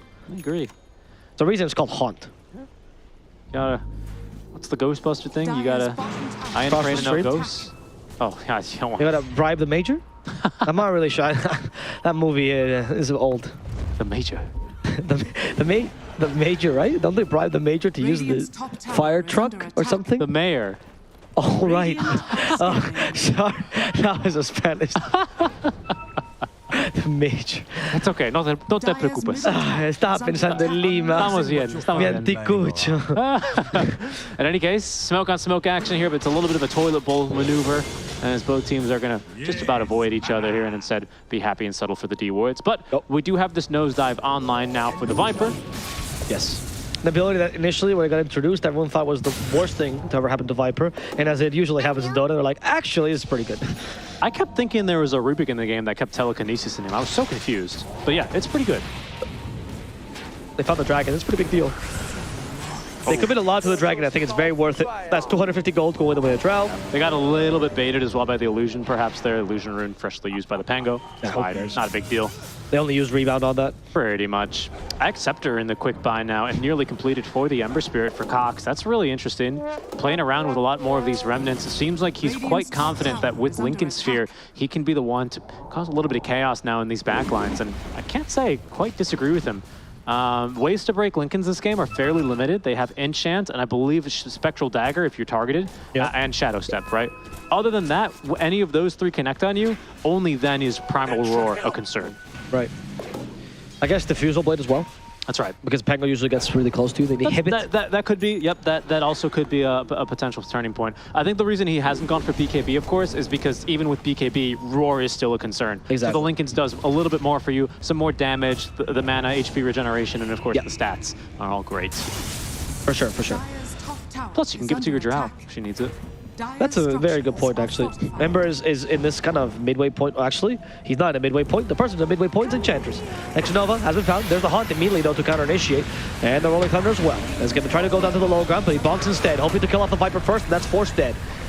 BKB already acted on Skem, and Skem is looking to finish off this pesky Pango, but instead it's going to be his teammate who dies. Wow. Narmin, one more hit. Yopash comes back in for this, and in fact they want to fight this further. Skem is the target. He has been disarmed. The axe is on top of everything flying for Skem. They did buy back on Force, which forces the guys at Boom to retreat.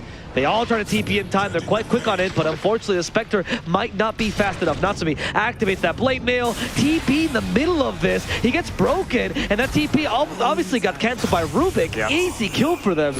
That was interesting choice. Yep, really, really good buyback there by Force.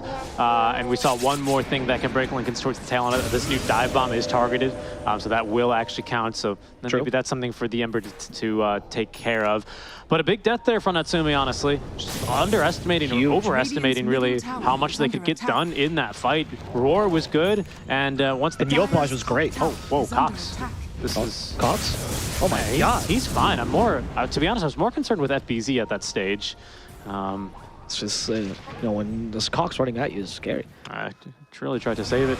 But that fight started pretty far up, like just above this camera, so it felt like the roll didn't do that much. Even if Skem was on the low ground for a couple of auto attacks there, didn't end up being too big of a deal. Quickest replay in DPC history. We're going for a lot of records today. Yes, we are. We'll see though how that one's gonna go and continue to play out. Boom though. You know, even now with the Manta Style and the Acceptor not finding their Spectre tanky enough, I think they need to cool their jets just a little bit on these big team fights like that, and perhaps play a little bit more around finding a Roar, Spectral Dagger, Shadow Stepping in, or even Haunting in if it's appropriate, and you know, looking for the pick off and fighting from there. I think that's a little bit of a better bet at this stage of the game. Ember, though, with his full Ags online, you can see he's really enjoying the extra mobility that this grants him. And, you know, it makes it even harder, really, to get a Roar onto him. Beastmaster, these days, you don't really always see them going for, who is it? Like, Rasmus would always go, like, Brown Boots, Blink Dagger immediately. Yep. Kinda it's fallen off. The BKB and a couple more auras have always been preferred. Another initiation happens. They did catch him with the Rolling Thunder, plus a Roar. That's going to be enough. Cox is dead. He just ran in. He did. Protecting be the Drow Rage. You now got the kill on the enemy offlaner. Yopash is down. They stole Rolling Thunder. They're going for this. They stole Rolling Thunder. Cox is back, and the Beastmaster's out. Okay, you have to get Roche. I think you... Or you got to get more. Look at Cox. He's crazy. He's going for Exnova. He's diving the enemy tier 2 tower. They will get this kill. Now Roche, tier 2. What's the objective? I think you need Roche right now. You just bought back on an Ember Spirit. No, they're tier 2ing. They're tier 2ing. Okay. Bold move. They're confusing Forces, you know, his alt chat. He's just push now, push now. They can't do anything but. It's true. And he's pushing. He's even cutting the wave top lane while they continue to siege that tier 2 mid. Down goes the tower. I would not be very comfortable if I'm this Ember Spirit. They kind of just get caught out. I'm not sure why he makes the decision to take the, you know, path that he did. Just led to only destruction and his own demise. It was... Yeah, but it surprised them. They were never expecting this. It was just absolute wanton regard for his own safety, though. He just ran in, man. I gotta respect that, though. You know, there's a can. It's just the only thing that gets him through Lincoln's before he has, you hear Lincoln's pop you Remnant away easy, right? For pro players, not for me. Sure. The only I would assume that. yeah, yes. the only thing that gets you is a Rolling Thunder, and that's just exactly what he ran into. Yeah, but he did give the space for Skem to just hit, and sometimes you have to accept that Skem is the leader. Okay. If that's the case, then that's very true. I think that seemed to be the goal, at least. Skem really did a lot of damage in that fight. He's also holding on to this Enchanted Quiver, which of course gives Absurd. him that, absurd attack range bonus, especially because you can stack those procs if you get lucky. Unique attack modifiers, pardon me, no longer exist. One of the more fun parts of Dota, figuring out what stacked and what didn't. It's already Boom here with a gem on the Enchantress. So they're looking to see a little bit more map control here now as they will smoke out. This is interesting use of Skeleton Warrior, just to give vision here behind the trees. So both teams actually with Guardian Greaves carriers, by the way, on heroes that mech's not the craziest item on Snapfire, but to upgrade into the Greaves so quickly definitely signals to me that teams highly value this item, especially since Rubik also obviously has one too. Got some big buffs. The threshold, I think, is a big deal. Yeah, it's good. Don't get me wrong. I'm just, No, I agree. Too. I like the item. It's the flavor of the month, right? Bloodstone and Greaves. Healing in general. Bloodstone actually fallen off compared to Greaves. It's true. Because Bloodstone seems more like a strategy, whereas Greaves is just like, yeah, sure, we'll pick it up.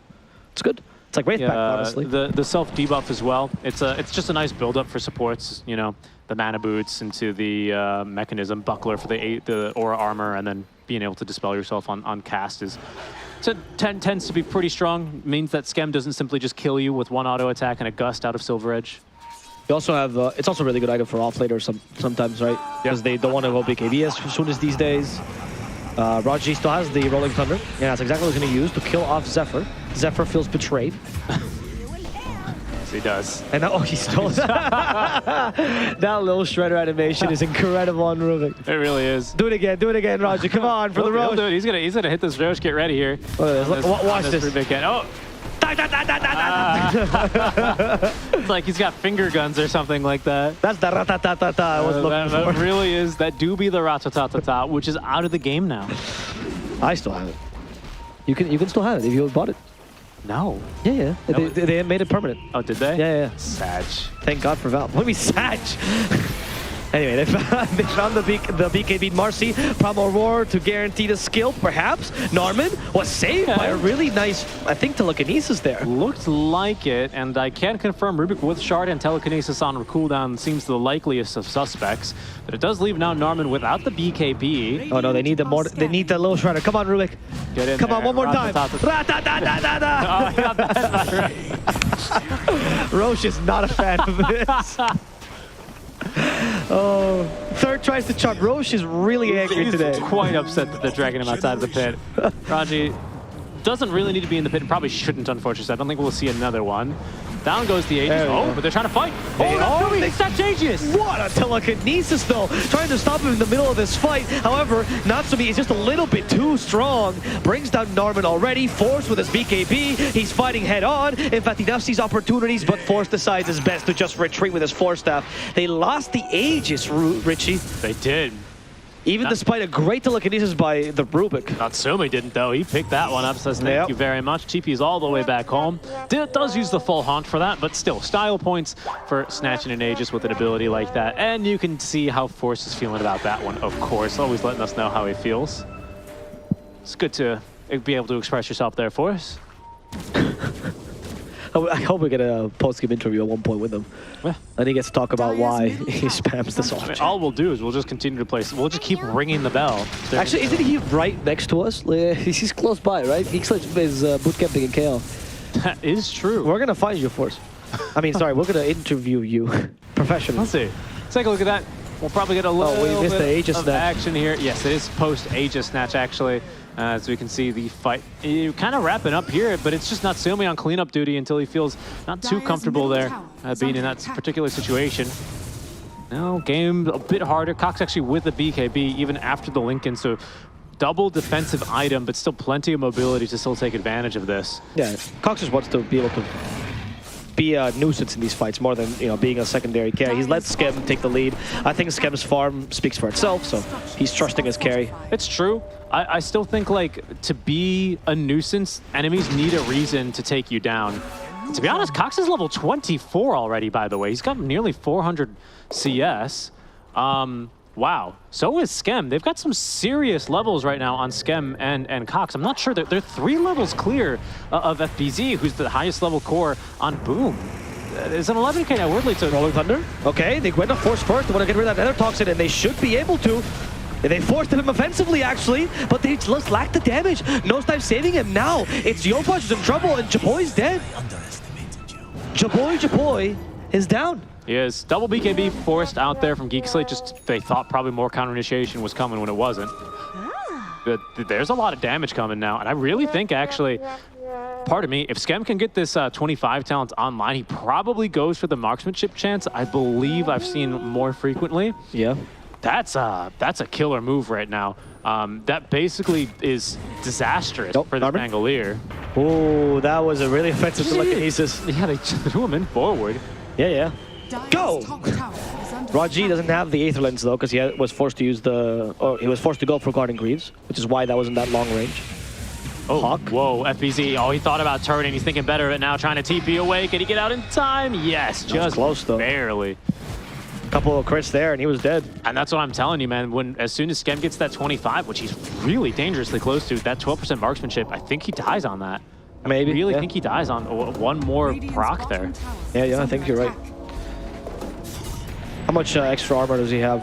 I guess Helm of the Overlord. Yeah, it's not bad. He actually has a fair amount of extra armor. That's a good amount, right? But it's still a scary situation for him to be in, to be certain. For sure. Now you don't have BKB for this next fight. That's the big one here.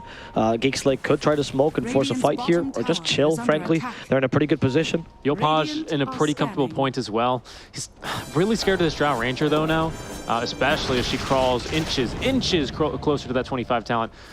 Because, of course, he eventually just dies to these turrets, that you call them, right? They're just the ranged auto attacks are going to kill him, basically 100-0 relatively quickly. He's got Ags, he has Basher, of course he's got his 15 talents, so he could still cause a lot of chaos in these fights, to be certain. But does need to get that initiation right on top of the Drow Ranger, as X Nova is finding out there. Okay, X Nova's already dead, but we did hear a haunt here. No bash. Unlucky there, honestly, for Yopaj. Does need to maybe return it. It's a defective Skull Basher. Oh, right. Yes. Go give back this shot. Another one. Dive from G-Force? Sorry, from Force. As he goes here for FBZ. FBZ will die, not before getting out his Primal Roar, but not very useful there. And that's Cox now hitting level 25 with 2 Slate of Fish charges. So he's going to be absolutely all over the fight. This maybe gives him the damage that he's looking for, especially with that Penta Edge Sword, giving it just a huge amount of bonus damage here. 45. True. Plus Maim, honestly. If you get like a lucky Maim these fights, it could completely send Boom's plan away. Yeah. You also have Ninja Gear on the Drow, with, like you mentioned, the marksmanship chance. Disarmed, but it's okay. Just waiting a little bit longer. And there we go. This is the most fun high ground push. Drow Ranger, ladies and gentlemen. Rubik as well, he's cutting these trees all above just to make sure that they have really great vision. No initiation. I have range 2. No follow-up. There's the bash. It's not defective, Richie. It works. Okay, and eventually Raji's like, don't stand in that. It's fire hot. Raji, truly the captain of this game, moving his teammates around. Radiant structures are fortified. Scams out. Boom. Just commit. Get the range racks at least. Come on, Force. No. Their initiation's a bit awkward, it feels like, when Beastmaster's dead. It doesn't seem like I think they recognize that Pango can't simply just roll around in these fights anymore. No, Drow murders. Yeah, there's some serious problems now for initiation. Scotty completed, at least for the Spectre, also working towards that 25 talent. And the BKB up next. And Zephyr as well, sitting on 3,000 gold. This could be really bad for the Spectre. Okay, the Montestal at least avoids the break, so Natsumi will be fine for now. Remember, guys, you can't dispel that Silver Edge break, so you gotta avoid it like that. That's why he does it beforehand. Only break that's undispellable in the game. Disjoint it. Just disjoint that projectile. Yeah. It's applied, of course, on hit. Now, though, teams, we'll see. It seems like Boom really want to make a move. We're well before the Roche window, though. Yes, we are. They were considering this enchant. Oh, the location to save. That's Haunt. That's Haunt used. It is Haunt used, actually. In the river, though. He's just jumping around. But he's I don't think he cares. Like, here comes Cox. Searing Chains. Now the Montestal used to dispel them. He just refreshes another set of Searing Chains, but he gets bashed. That's unfortunate. Can he get those Searing Chains off? He might just find him now. Oh, wow. Oh, no. is Scam, a K-pop idol. That was a one-hit wonder. FBZ also in trouble. He's rooted and dead. Oh my god. Oh, just like K-pop, he's got his army behind him, and I think they're going to be very quick to correct you on that. He is more successful than I ever envisioned, Richie. Seriously, this is getting real scary. This is the monstrosity that Scam was hoping to become in game number 1. I would dare call him an abomination, Richie. Abomination of nature. He is real scary now. Butterfly online as well. Silver Edge with the look, he even kills the creep before he can get to him. Yeah, but the kiss gets sent anyway because the creep burps it out. Oh, she's burping now. Zephyr. That's doing James. Just like, please stop, Snapfire. I request you stop. It's not going to work. Lincoln's breaks at least. That was Shadow Step used to break Lincoln's though, so not ideal. That was Skem's. So Cox still has his. Skem is going for another play. Can he kill Zephyr as well? No, not that quick. Couldn't connect on the chains that they gave it a go. Can you just jump around, and they're just going to be doing some damage here. Disarm in from 4, so he just slams himself on the ground, splattering his poison around, I guess is the lore. Yeah, I mean, the fact that Viper went from this really threatening turret that spits poison around to like Honestly, what they should do, seriously, for this Acceptor Valve, if you're listening, if he nosedives in his own Nether Toxin, it should also apply the break to everyone in that AoE. That makes sense. I would actually like it if he also got pig noises, like when I agree. like in mud, yeah, I was actually maybe catching way too much. I was gonna say the same exact thing. I would love to hear it. Oink oink Viper. He is keeping the high ground to himself up in this triangle. He knows that they're stronger. The Hawk. He's almost 25 as well. He's down there. This Viper has had much more impact than we initially expected him to. Honestly, I've got to agree with you. I think a lot of that stems from a very successful early game that he had. What is that tip for? I don't know. I didn't see what Raji did. Rune, that could be the ticket back in. Okay. Natsumi's going to bottle that up, and he'll save that for a rainy day. He might need that soon. There are clouds mustering on the horizon here as Skem makes very quick work of your last tier 2 tower. They've already deleted your bottom and half of your mid barracks.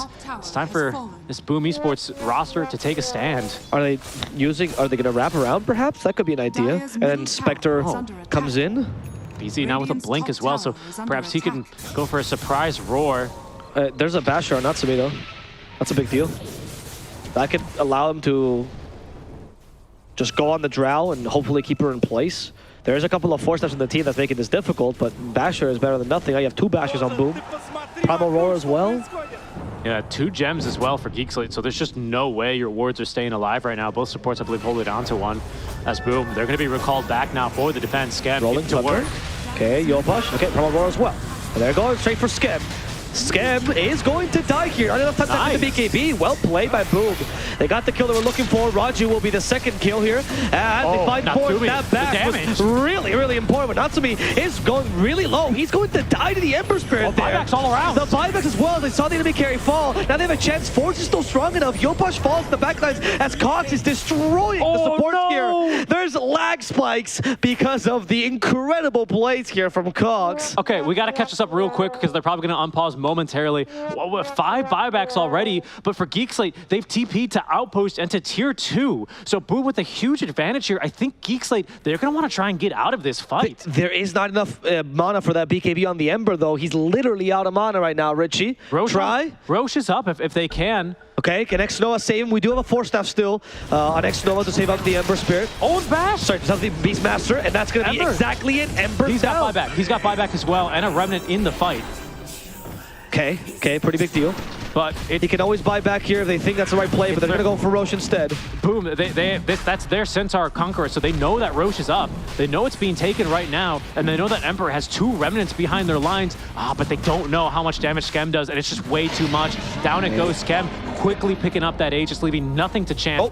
Oh, they're going to find maybe X-Nova here? No, not X-Nova just yet. Searing Chains, don't cock his back. Zephyr's in trouble now. Zephyr will activate the Ghost Scepter, but I think Zephyr, there's no chance for you to get away. Okay. That is then the first dieback. The first dieback on the side of Boom. Atos on Cox now. Geek Slate trying to maintain their lives here. It's so scary if Cox gets caught. Okay, they got rid of the Lincolns now. Basher as well. No Haunt, but they do have a Shadow Step. They want to actually get on top. It's way too risky here. We have Aegis now on Scam, though. Yeah, now this is the way that this push was supposed to go. With Aegis, he can get jumped once, and he'll be A-okay. Oh, Glade near.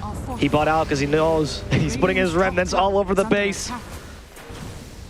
Has Refresher in 100 seconds, so only the one BKB charge and the one Lincoln Spear charge to play with. Oh, Scam might be in an awkward position. Yopach saw it. He can start rolling thunder. He's going to go for it. They're going to go for it now. Well, they used the promo roar as well. They committed everything they could. They're supposed to save him. Scam might be down, but that's only his first life. And they still need a little bit more damage. They don't have it. Scam won't back to the Axis. He's alive. HP. He's okay, which means round 2 is coming. Force is forcing everyone out. Natsumi was forced to use his BKB. We couldn't get the spoil from Narman. Scam is going back in. He's okay to lose his Aegis now. He knows he's already done his job. He can continue pushing now as well. Last racks. Mega Creep's ready. And it just doesn't seem like Boom can do it anymore. No, they just needed a little bit more damage. They were just lacking the kisses there, unfortunately. No buyback here on Zephyr because of the dieback. Geek Slate sensing a little bit of weakness. Go immediately on in. They actually just take Scam on over to the Ancients where he gets that sidekick lifesteal and he's back to full HP.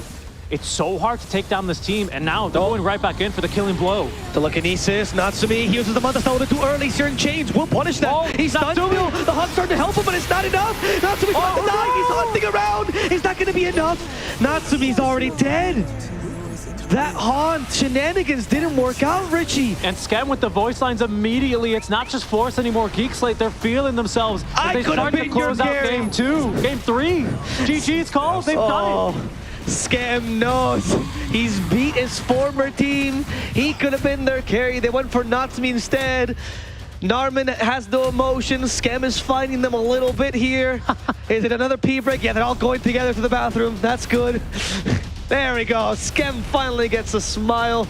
And they do get that 2-1 against Boom Esports. Geek Slate still have not lost a game this DPC. Yeah, the series, rather. This series, yeah. And they come out with pretty good form as well, right? The way that they closed out game 1, Boom really drug out game 2 quite a bit and really kind of probably tested their patience. A very long series here. But Geek Slate, they're going to prevail. Nice itemizations by Cox, I think, all series long, especially here in game number 3, was a big fan of that. And Scam finally getting that Drow Ranger game that he was looking for in game 1 is going to close out our series. Impressive job by Geek Slate and a great turnaround. I can't wait to hear what the panel has to say. I specifically want to ask about that Viper. They didn't have much faith in it, but it force played it incredibly. So, Adam, tell me what happened. Thank you so much for that, Avo and Richie. What a game and what a series to start off our day.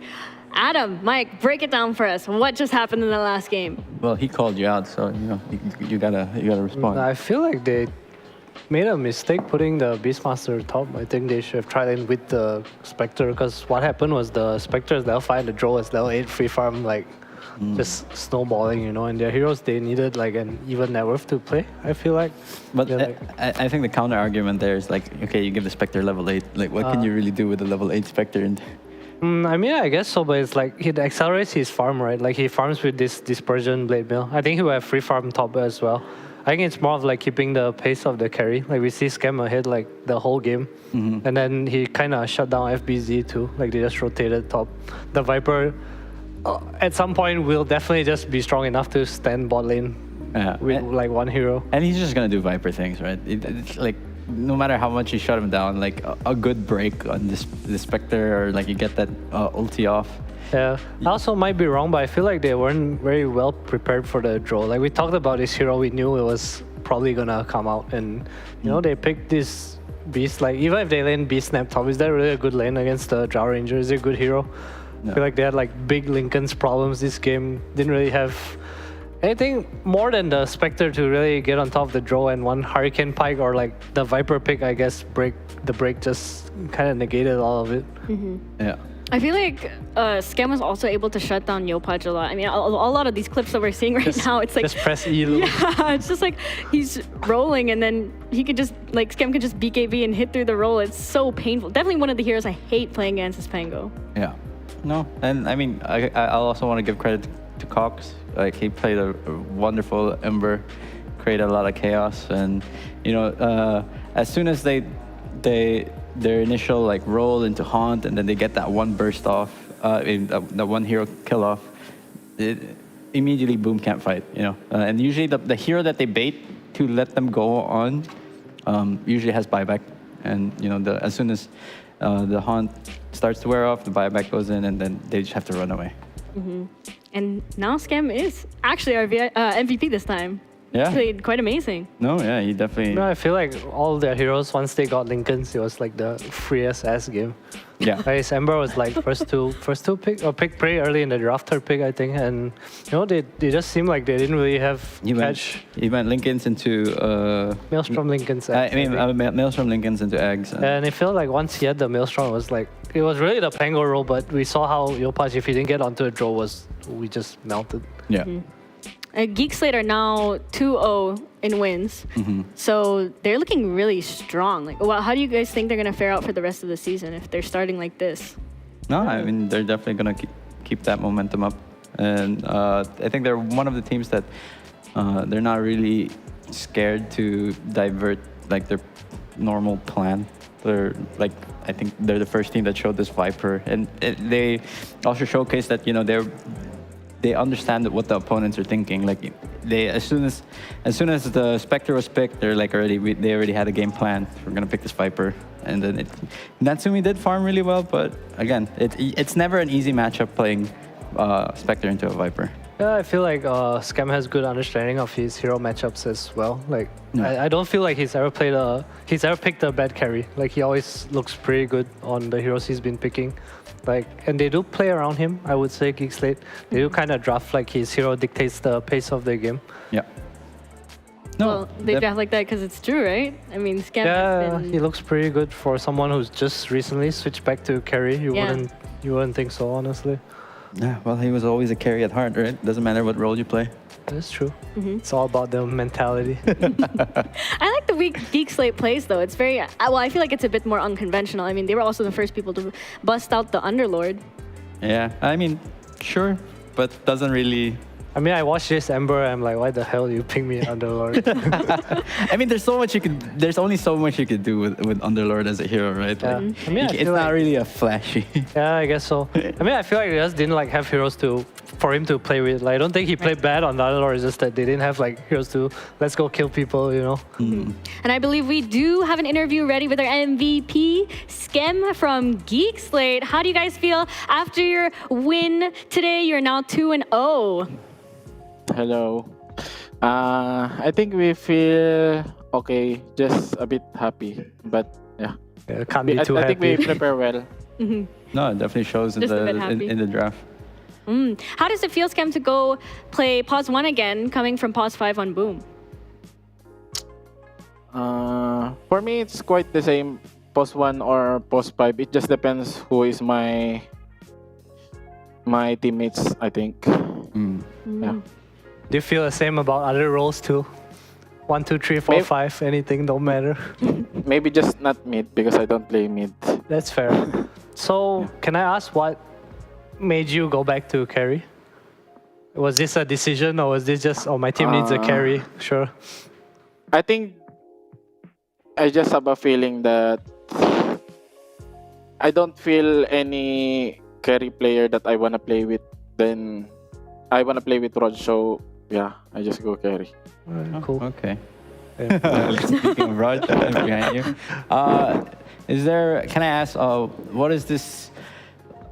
was the reason behind the Underlord? Was it just solely to counter this Ember in mid? Or because you picked it twice and both times it didn't really look like the strongest, but game 2 you pulled off the win?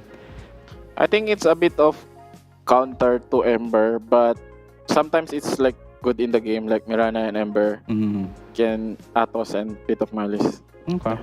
That's fair. Damn, I had a question.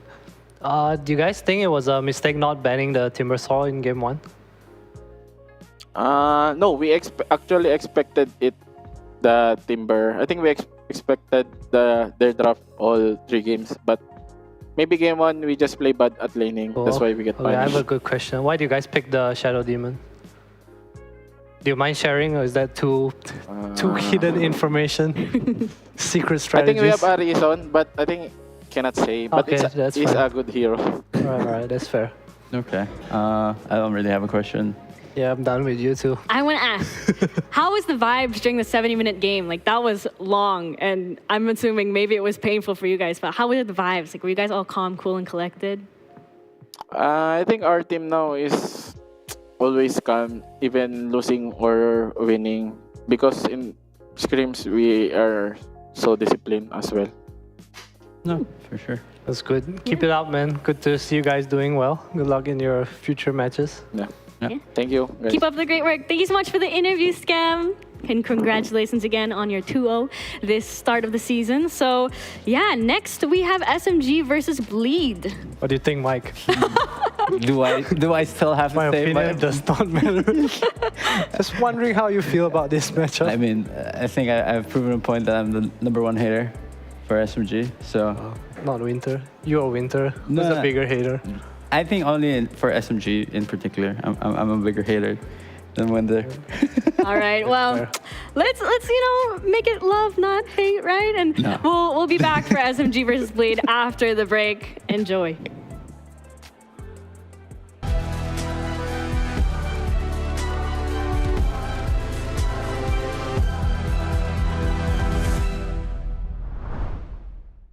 Three, two, one.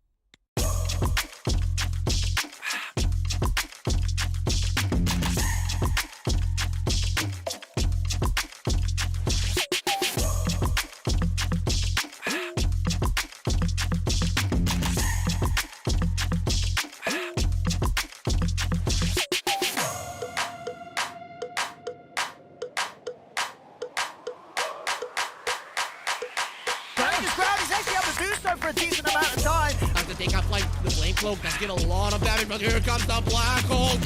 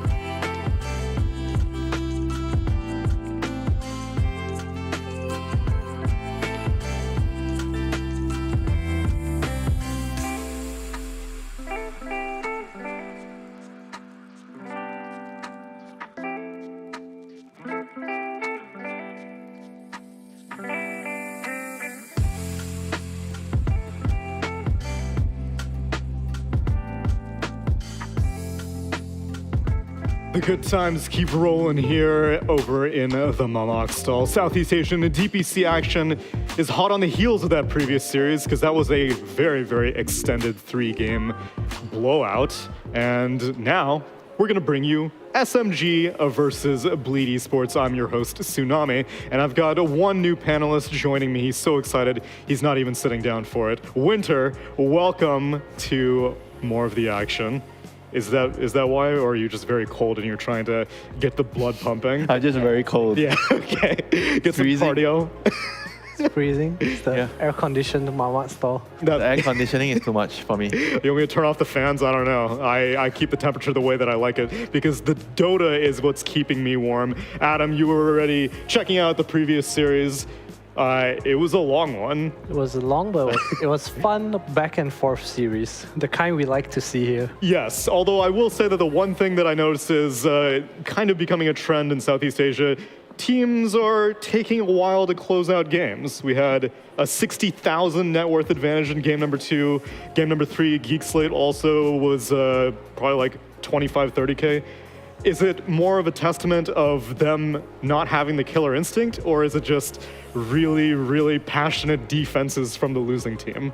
I think a lot of it comes down to like how much net worth the opponent's team actually has and how they use it. Like in that game, Scam, he could die to like one stun. Yeah. Like even though they were 50k ahead, it was kind of on the supports and other heroes. Like makes your game easier to play, but it doesn't mean that you can like walk up high ground. Like we've seen in some series, 10k ahead, you walk up high ground, bam, you lost, you know. So yeah, I think it's very good of them that they were like very disciplined and they kind of recognized that. I think after losing one fight and they managed to close that game in the end. Yeah, and an example of them some teams may have fumbling high ground. SMG had a very, very spicy game against Execration. It was a 2-0 against Execration, but Winter not necessarily a real solid loss. I mean, they almost had both games. Yeah, definitely they shouldn't have lost the first game. I feel like the first game was their own fault. They threw the game. But I feel like overall the team still has very, very similar issues compared to last season when I was watching them. I think last season they had a lot of issues with the map movements and how they are using their smokes and how they are initiating the team fights. Even though this time around they had 2 roster changes, made one move to the offlane. I think he's actually better at the offlane role compared to his carry. I feel like it fits more his natural playstyle, but they still have a lot of like, I feel like issues regarding the smokes, you know, how they are using the smokes to initiate where they are fighting, where is the observer, what plays when they are smoked, and who's playing in what area on the map. And I feel those stuff has to be ironed out before they are able to move on as a team. I mean, the thing I feel that they're doing well is they're moving around really quickly around the map to pressure the opponents, but sometimes maybe too fast for their own pace. And the other critique that I know that you had was also some skittish buyback usage as well. Perhaps lacking that confident captain to be like, no, let's coordinate these buybacks as opposed to just panically pressing the button whenever you're like, oh God, they're diving our fountains, what do we do? It was a little bit of growing pains, but it's just the first series. And we'll see how they adapt as they're going to be going up against Bleed Esports, which many people are considering to be one of the front runners. At least many of the Southeast Asian players that we've spoken to are like, who do you think are in your top 3? And Bleed is a name that commonly keeps popping up, Adam. I think in their Blacklist Rivalry series, perhaps Cuckoo figured them out with the Centaur versus the Lina. But then their second series against Fnatic, I don't know necessarily how much stock we can put into beating Fnatic because Fnatic's looking quite shaky right now. But still, Bleed is looking quite good, and we'll see what heroes they can bring in our first draft. Trian, no surprise there. No surprise. Please, big fan of it. I actually thought about this trend, and I wonder if they prioritize it so heavily because their mid players a bit less experienced, and the living armor can like impact the matchup. True. I think the hero is just like I feel like the hero is very good in the patch right now. Like there's another reason why the games are taking longer time to finish also, because overall the flow of the game is slower right now. So it definitely favors like supports that can scale, like position 5 supports that can scale. Like Trian is one of those supports where you get a 50, 60 minute game, you're definitely going to be very impactful as a position 5. And he's also really, really strong in the lane when you're pairing Trian up with all those long-range heroes, the sniper, the Drow, the Linas. Trian just complements them very well. I want a deeper explanation on why you like Treant late game, because I agree that late game supports are being quite important. I'm seeing these Marcies get bashers and just like solo carry against the enemy carry. What does Treant do in the late game that makes him so good? I mean, the map control you get from the eyes of the forest, and you always have a BKB piercing disable. You kind of force them to hold off their Manta or Lotus or whatever for that. And I mean, you can deep push, wave clear. I mean, the living armor itself, it's what keeps the game going for, you know. Like when you have say like you have a Spectre or like some super late game hero, and that's what gets your carry to that stage of the game. Awesome. It's also the games are like kind of longer now, so living armor plays a part. Like sieging is harder. You kind of have to like take the tower or not. And I think in the Fnatic series we saw the Treant heal the tower for like 5k or something. KP played Beastmaster. There was like split pushing. The stat at the end game screen, does it count tower? No, it only counts hero healing, unfortunately. I went to watch the replay and counted my. What it should do is it should do negative building damage. So your building damage goes down the more you block. Yeah. And it kind of like enabled them to hold an area while the tower is just protected by armor all the time. No one really had to rush to go back, so it's less of mess on the map. I think like what Winter said, the BKBs as well in the late game. Saw in the previous series a lot of times the BKBs 6 seconds, the carries are strong, and then if you like there was Abyssal on the Underlord and he took it 2 seconds away, and it just felt so underwhelming. It felt like the carry needed a refresher just for another BKB. Yeah, and looking at SMG's opening, you know, you see the Treant, they go for the Phoenix plus Tiny. Phoenix is not something that you see very often nowadays, but I feel like the idea here is like the Treant answer. Yeah, the Treant team fight. So basically, you want to take the area with the egg when he's coming in with the overgrowth, and you want to be able to counteract that. It's sort of like how when people pick Phoenix against Warlock back in the day, so you take the area, you know, when you go to the high ground fight. I always thought it's because fire burns trees. A type advantage. Dota doesn't make sense, you know, because water doesn't, you know. They are flying, so you're above the river. Do you remember when that stupid Brewmaster change was made? Yeah, the fire spells. That was like, what's this? So what's a fire sticky spell? napalm affect the fire spell? Yeah. So no, it was the Drunken Haze. So whenever you put Drunken Haze on someone, now it's any spell damage ignites the haze. It used to be only fire. Sticky didn't do spells. damage at that point, so it didn't really matter. But Flame Break is like ignite, Lina stun, you know. It was fire types. I am glad that got patched and up. it was the only type that got introduced. There was like no ice or anything. It was just one it was fire just fire. type. And it wasn't even consistent. Like Macro Pyre didn't actually work, ignite it. Yeah. Poor Jakiro. Poor Jakiro. I miss Jakiro. Homie can't even burn down trees anymore. I've seen some Jakiro against the Treant Protector in Europe. Just a way to take the map. But does it feel like it doesn't counter Treant? Yeah, I would rather have Treant than Jakiro. Yeah, I'd rather have the Treant on my team. Like, because back in the day when the charge, when you can remove the armor charges with Jakiro, then I feel like it makes a lot more sense. Nowadays, I feel like, sure, you're killing a tower with liquid fire, then he's healing it up, then you don't do anything. So I feel like right now, if there's a Treant in the game, I don't want to be Jakiro. That's true. I don't think you ever want to be Jakiro. Period. I mean, maybe some games. Yeah, but overall, right now, the meta, there are a lot more POS 5s that are, I mean, POS 5 Ricky is one of them. Like, you can do so much more in the game. I mean, you are just that annoying bastard in the game that annoys everybody. Damn, language, man. Another one of those taken out of the pool. Slark banned out as well by Bleed and a Batrider. Centaur and Murana taken out by SMG, and they're looking for their last ban. I feel like SMG will probably look to pick like a Willow here. It's kind of their answer to Ember. I think Boomin is a big Willow fan as well. Not sure if Afu plays the Phoenix, and I'm totally wrong. Nature's Prophet. Wouldn't you say like both Ember and Treant, they are good against MP? I think not carry MP.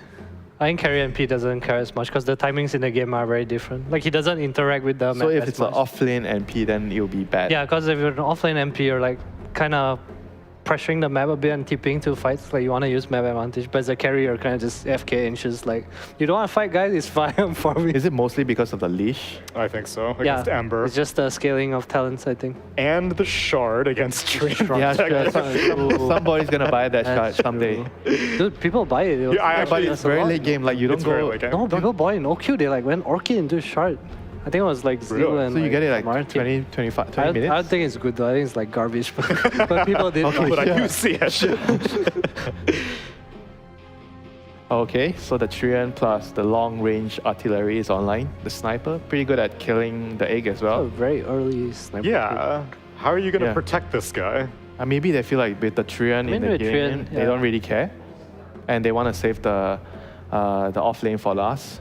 I think a lot of teams draft that way right now nowadays, where they Most give of the drafters are the offlaner too. No, it's not just that, but because you think about how the game is being played. The first rotation, after the laning phase, so after 6 minutes, where is the first rotation going? After the catapult, you control the runes, then most of the play is going to be directed to the off-lane's tower. So you want to go there, you want to pressure the tower, that's the first tower you want to remove in the game. So by saving the last pick for the off-lane, you ensure that plan is going to go smooth. Because if you pick your off-lane early, then he gets countered in the lane, the carry has a very good matchup against him. Then it's a lot difficult to initiate that move in the game. So what's this disruptor pick? Wait, disruptor is That's kind of so Trian's pos 4? I would think it's a post 4 disruptor. A post 4 and just, disruptor. Dubo Trian. I just think it's kind of random. This disruptor. I mean, just a combo, I guess, with the Trian ulti. I mean, it's nice, but yeah, I get what you mean. Because I feel like disruptor is not something that I think about right now when I look at the first I feel three you pick heroes. disruptor when you have like stronger team fight. If you're playing against like Phoenix, like. But it goes well with Sniper and Ember. I feel like when you're chasing people, when you're forcing people to run away, then Disruptor... Yeah, in a nutshell, if you need to run from Disruptor... Yeah, good luck. Yeah. Their offense is amazing, but I mean, I don't know if Living Armor can single-handedly be their only defense. But you think about the Disruptor pick here, right? If you look at the first three heroes, Trian, Ember, and Sniper, they all don't really have a very good catch, Trian is only the ult, which is not that good considered as a catch. I mean, Ember, sure, you can set up with the chain. Sniper doesn't really have anything. He's just doing damage. So Disruptor definitely does complement the first three heroes. Yeah, but I feel like those first three heroes do enough of like the... Just ball together, fight around me, kind of. Right, and so they, like, the Ember can get a slight chains, and then, like, who's the hero who blinks in afterwards and is like, okay, this is where we're going to have the fight. Like a Mars-esque hero. Yeah, it doesn't look like they need I need one more kill from this after our first kill. They look like the first kill is what they need right now. I get what you mean. I get what you mean. Maybe just a comfort neutral pick Monkey King. Damn. Monkey King. Where is this coming from? Wait, so Monkey is the mid against the Ember? Monkey is the post 4. Mid one is the Phoenix. Oh, Monkey is the post. Wait, are you serious? Mid one's the Phoenix? I would think so. Oh, wow, okay. What's a core Phoenix offering? I mean, could it be just Tiny and Phoenix, both the supports? I don't think the Tiny is support. I think Moon is definitely the Tiny. I think the Nature's Prophet and the MK can like kind of swap around safely. The Phoenix too, I think, honestly. So I guess the idea of the monkey is I mean, you give vision and you find the Trian. Sniper. Right? I mean, it's also a way of dealing with the sniper. You can go around the trees and look for him and get him in the back line. Yeah, you get on top of him right in the lane. I think Trian as well. Like you're one of those heroes that I mean, I guess with Jingu you can kind of fight Trian. I might be just trolling here. I don't know. I just don't really see this as a monkey carry game. So logically speaking, I think it's a post 4.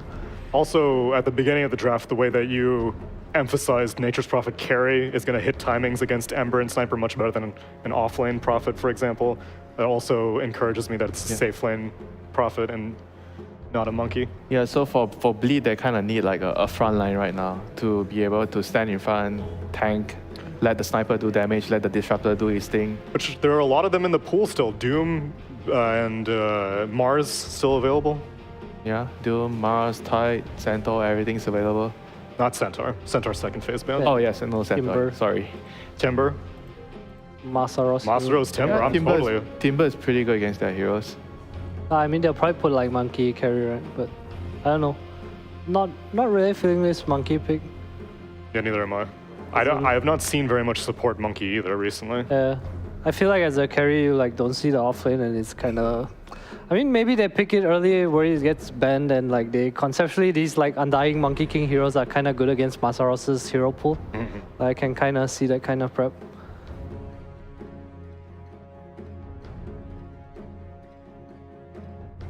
But what if he picks Enigma? Then your hero doesn't do anything. Oh, they have last. Actually, no. They have They last can't pick pick though, Enigma. right? Yeah, they can't pick Enigma. it's so greedy with their heroes. I think they just want like some strength boy, like Tsunami said. Night Stalker? Some Mars. He did play Night Stalker previously, but I feel like you need more. Into Phoenix? Yeah, not this game. Yeah. The lane's rough too. They banned out the Beastmaster, which I guess they are kind of lacking in push on bleed. Yeah, the auras for snipers. Oh, they really banned nice the too. so they banned the Venge. So they think that the monkey is a core. Yeah. They Monkey Nature's ban Prophet and Venge. Tiny. I mean, anyone can kind of be the core, I guess. Bench ban. Just a comfort, I guess. Swap against snipers. Nice to have as well. Like you said, don't really have much protection right now. You just kind of want to stand behind, let the cores play. Yeah, the last pick is gonna be the bodyguard, the protector for the sniper. Is how's the Ember Nature's Tiny? Prophet matchup? Because if Nature's Prophet goes mid, if Moon That's takes fine it, for Ember. Ember can play. I think the it's slightly Nature's Prophet favorite. Okay. Timber. Okay, so I expect to see the monkey carry here now. yeah. Like change it up, pick so you a mid, think I think. MP is gonna go off lane? Offlane? And Yeah, they're gonna pick pos 4. Why offlane as opposed to mid? I think Moon doesn't play the hero. Oh, okay. So Yeah, it's yeah, just a that's true. mid-on hero. He doesn't play the hero. Very unlikely. I think it's a pretty hard lane for the Nature's Prophet though, but it is. MP against the sniper Treant and Sniper Treant. sounds That lane's god hard, awful. man. But NP against Timber Disruptor doesn't sound great too, so what can you do? Jungle time. Junglers removed from the And what kind of pos Removed 4? from the What game. kind of pos 4 you need to salvage your lane? I mean, I think that Tiny is like the closest thing. You just kind of go on the sniper, but So you just pick. Or you just- so you you just just pick play another to- mid now. no, I think you play to like pull the lane back and use the Nature's Prophet to impact the mid lane, because and you pick a hero that's good against sniper. Because right now the way it works, if Monkey goes safe lane, he's gonna free farm, and they need a hero to like for his Nature's Prophet off lane to play around, because he's not gonna win his own lane, right? They still have the Willow that you mentioned. Primal Beast. So I like that. Tiny is the The hero support. that gets on the PB's mid. sniper. Let's see. Should be PB mid. Oh, offlane PB. Okay, so it is a mid Monkey King carry Nature's Prophet. How does mid Monkey King do against Ember Spirit? I mean, Monkey King does Definitely a favorite. favor for him, but I feel like Ember can survive that lane. You know, it's not that bad.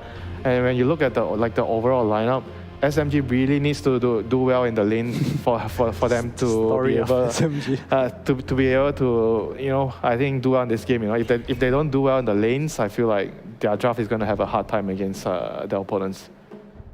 I feel like this Primal Beast is gonna go in on the sniper and they're gonna leech seed and just turn on him. You think so? But, Yeah, I think so. But I feel like they're gonna lose like the lanes. You know, the lanes. You mean are gonna SMG? Yeah, SMG is gonna have very hard lanes. Yeah, I think so. I think the interesting thing about this Ember Monkey matchup is kind of an like experience thing. And Corden, we've talked about how he's a like newer player, so Yeah. he might not have played this matchup before. Honestly, True. It's not a common thing in pubs. This mid Monkey King. I'm also a little bit skeptical for how Primal Beast is going to do against Sniper in the safe Treant. lane. Yeah, it's not I feel like Trans is kind of does counter the Primal Beast, right? Yeah. Like you win your lane and you can't take the tower. I guess they have Nature's Prophet for that. And there's also like the overgrowth against the ult in game in general. It's like really hard to get off. Well, we're observing to see how SMG are going to acclimate to their roster changes, and we have a little bit of a roster change on our casting desk as well. Bring me in Capitalist and Avo. What's going on here? I don't know. Avo, care to explain why you're sitting in this seat? I have been living here, Snubby, for 2 days, and nobody's getting me off this seat until my laundry is done. We are on the last bag. I'm staying here until the end of the day. Also, someone thought Avo stood for Avery yesterday. I saw it in a Reddit comment, and he just became my favorite person. Avery has since blocked me on Discord, though. Can we get an air freshener in here, perchance? It does not smell good in this studio. That's your problem for the next 40 minutes, Cap. Take it away. Thank you. Thank you so much, Tsunami. That's the first thing the producer told me today. That's not a joke. That's not prepared. Wait, what? He said, can we get you some deodorant? That was the first thing he said. That was just a joke. You're not supposed to volunteer that information, Avo. Come on. Look, he's laughing. You can hear him. You know who he was. It's the one I brought from Peru. He's betraying me. You're betraying yourself. You outed yourself. I'm sorry. It could have just been a little gag, but now you're saying it's real. Oh, it's like your podcast, Cap. I just leak things by accident. All right, SMG versus Bleed. You got any feelings, just like these two teams matching up against each other? You got any feelings about it? I think, Bleed, when we talked to them, because we did get a chance to interview them, they were telling us that they respected SMG and SMG, Execration, and Geek Slate. They thought were actually the top 3 teams, besides obviously themselves. Those are pretty good predictions so far. Execration, Geek Slate. I was surprised by that last series. Honestly, I thought Boom was going to be able, at the start of it, I was like, Boom got that, no problem. But damn, Geek Slate impressed me. Yeah, obviously didn't reveal scrim results or anything, but they said the general feel of these teams were looking really good. Obviously, all the new blood, I would say, right? You have the older teams not doing really well. And the newer squads, per se. SMG is somewhere in the middle, doing surprisingly well for themselves.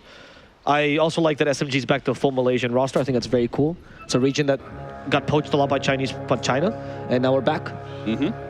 Malaysia Boleh. Malaysia Boleh. What? Why do you think this roster of SMG, at least, it's obviously a little early to say anything, but it does, from my perspective, they look better than they did last year. Yes. Why do you think that is? I think mid one is much more set on his captain role. I think he understands that he understands the importance of the offlane, and he understands the importance of being the captain. He is no longer a captain, and again, I know from firsthand because I talked to him about this. He's no longer a captain that just waits for people to ask him, hey, I need this, I need that. How can you help me with this? He's a proactive one. I think he's really grown into that role, and he's really realized that being a captain is not just making the calls in game. It's everything outside the game. I would say actually that's more important than the calls in game. Sure.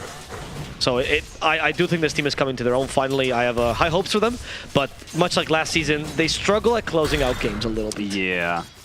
And that's going to be their issue, I think, until the day they die. But at least they're creative with their draft, so I'm excited about that part. It is particularly impressive that mid one, just from a play perspective, he's been carrying this team through their series so far. So he's, in my opinion, he's had the best performance of everybody on SMG. So the fact that he's also fulfilling those captain roles better than he did last year is impressive. Yeah, he's taking it very, very seriously this year. I think in general this team has a lot of people taking it seriously, quote unquote. I feel like Moon's in a similar position. Obviously, everyone wants to play the DPC. Why weren't you taking it seriously last year? Look, everyone wants to play the DPC best they can, but sometimes it's easy in Dota to just get lost and go through the motions, right? Just play a game and play to the best of your ability, not actively try to improve. I think people underestimate how easy it is to just get lost and play a game each day, play pubs, and not ever actually try to see what's wrong with you. Yeah, just show up to work and just kind of put in the hours, not actually try and improve. Right. Take other people's spots in the casting. Hosting as well. Diversify yourself to only for nothing. Oh, Corden. This mid lane matchup is not going to be fun for him. Ember versus Monkey King. You can see how much Moon is trying to put the pressure on him by keeping the creep wave just constantly on his side. Do you remember that Jenkins rant he had, I think it's 4 or 5 years ago, about how people were, people are really underestimating this Ember Spirit, this Monkey King matchup, because he can't get rid of Flame God. Just push him out of the lane. And I feel like there's a little bit of truth to that rant, and a little bit of insanity. Yeah, I think it's more insanity than truth, but yeah, sure. I think the only issue is that if Ember nowadays goes with a Flame Guard build, it's a little bit too passive for what you want to see.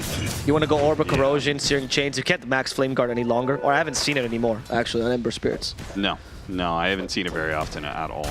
So win lane to lose game, I'm not a fan of that. I like what Corden is doing here. Also, Corden, in my opinion, probably one of the most team-oriented players I've ever seen.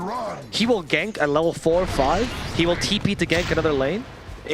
He really believes Dota is now, you're there to help your teammates. You're no longer a mid-lane win condition hero anymore, no matter who you're playing.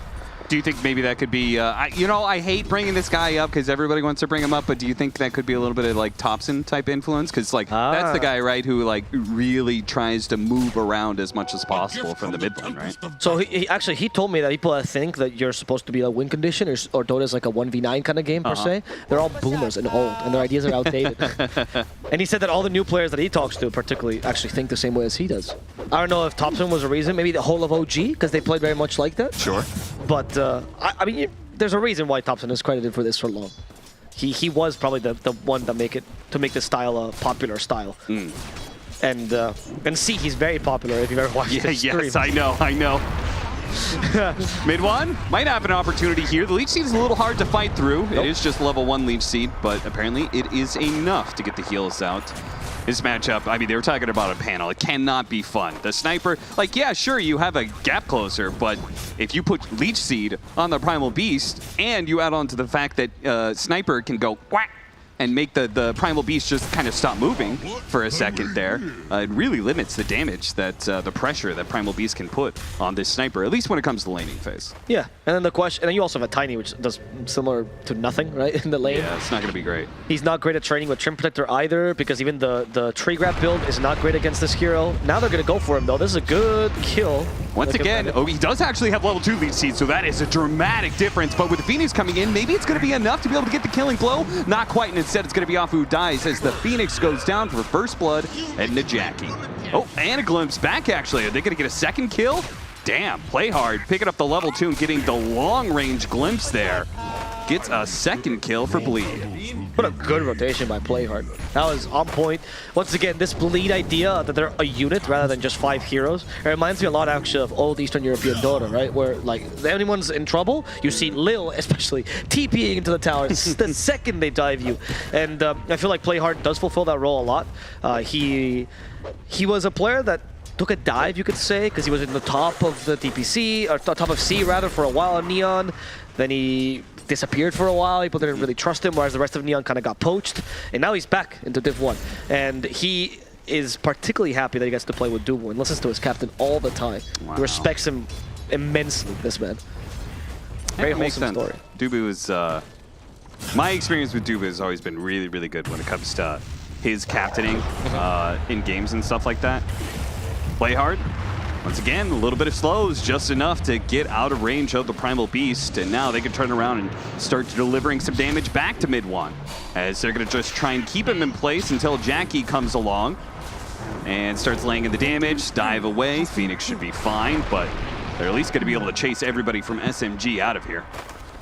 And Dubu still wants to fight this, apparently. Yeah, I mean, he's got the level 2 Leech Seed. That is such a hard ability to beat out. But if you could separate him from his Leech Seed, once again, though, the slow causing some issues, a glimpse back just to make sure.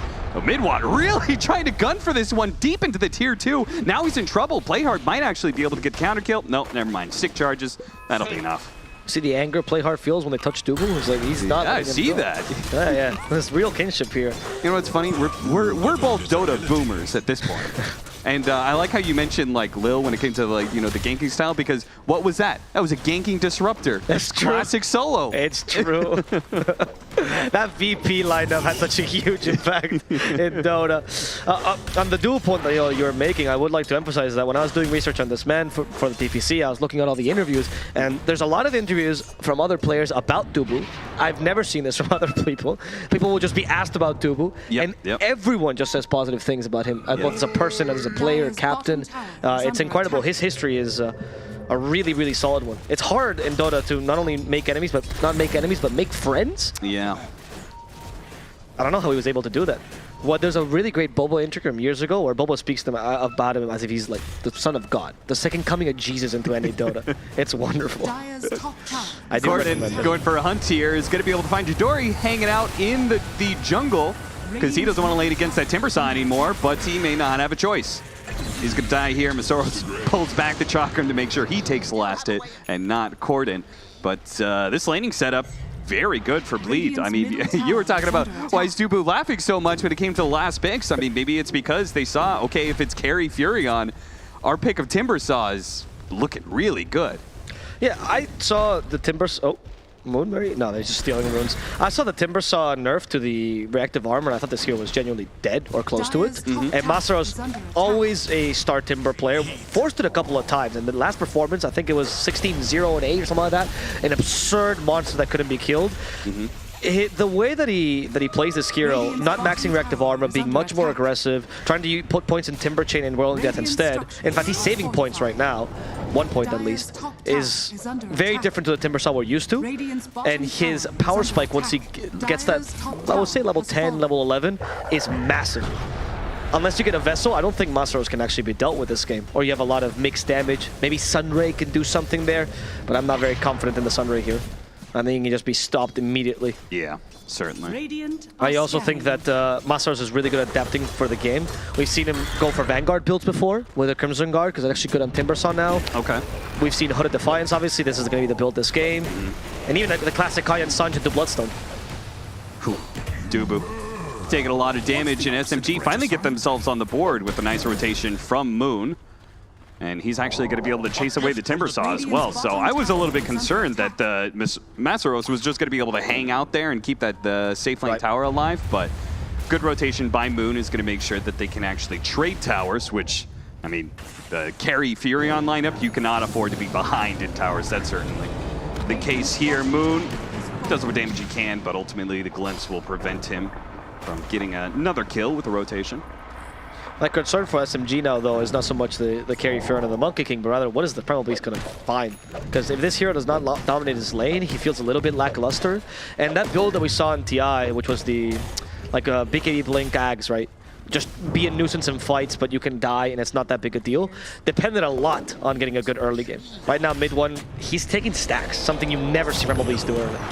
Ooh, Corden snatching away that Invis rune from Moon. And apparently everybody on both sides wants to be able to hang out mid. Playhard even getting a glimpse back on a Boomy, but so many members of SMG around, no point in gunning for that kill.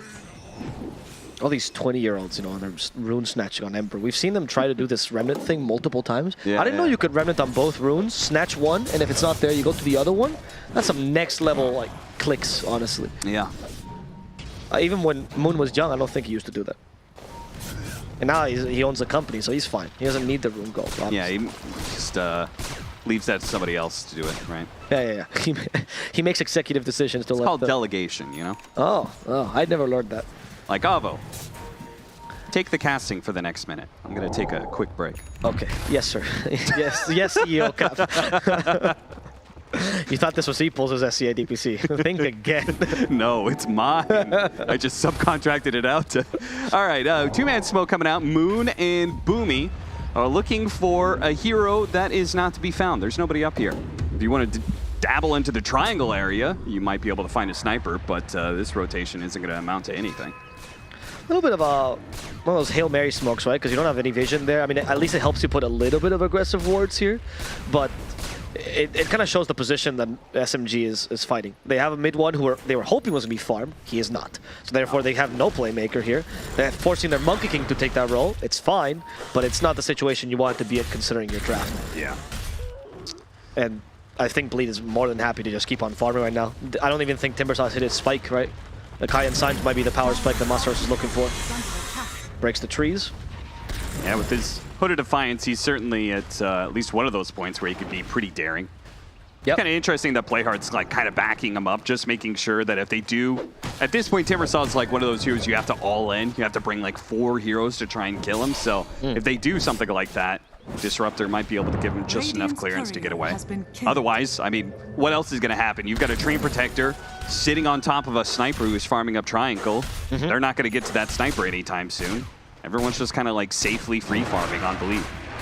Yeah, and then the concern is this giving enough time for the 2 heroes that will deal with Sniper, which is probably going to be Monkey King and Primal Beast, to get the farm they require? We'll see. I'm actually curious as to what mid one's build's going to be this game. Masaros is the target bottom. Hard target. Very hard. Chain not interrupted, so he might get it. Oh, no, nice use of the toss there. Really good timing. Still is going to survive a little bit longer, but won't be able to get off that second attempt at a chain. So SMG, there you go. Bring 4 heroes, kill the Timbersaw, and sadly the Disruptor was no longer in the neighborhood. So SMG, I mean, now they have a little bit more to work with, right? We have level 6 on the Phoenix, so we got a little bit more team fight. Because, I mean, pre-6, really, what is Phoenix? It's not much of a hero. He spits fire, useless. I would say the Pulverize also a big deal. Now the mid one has also enough farm to, like, I think he's setting up for a Blink Dagger, it seems like, which would seem fine.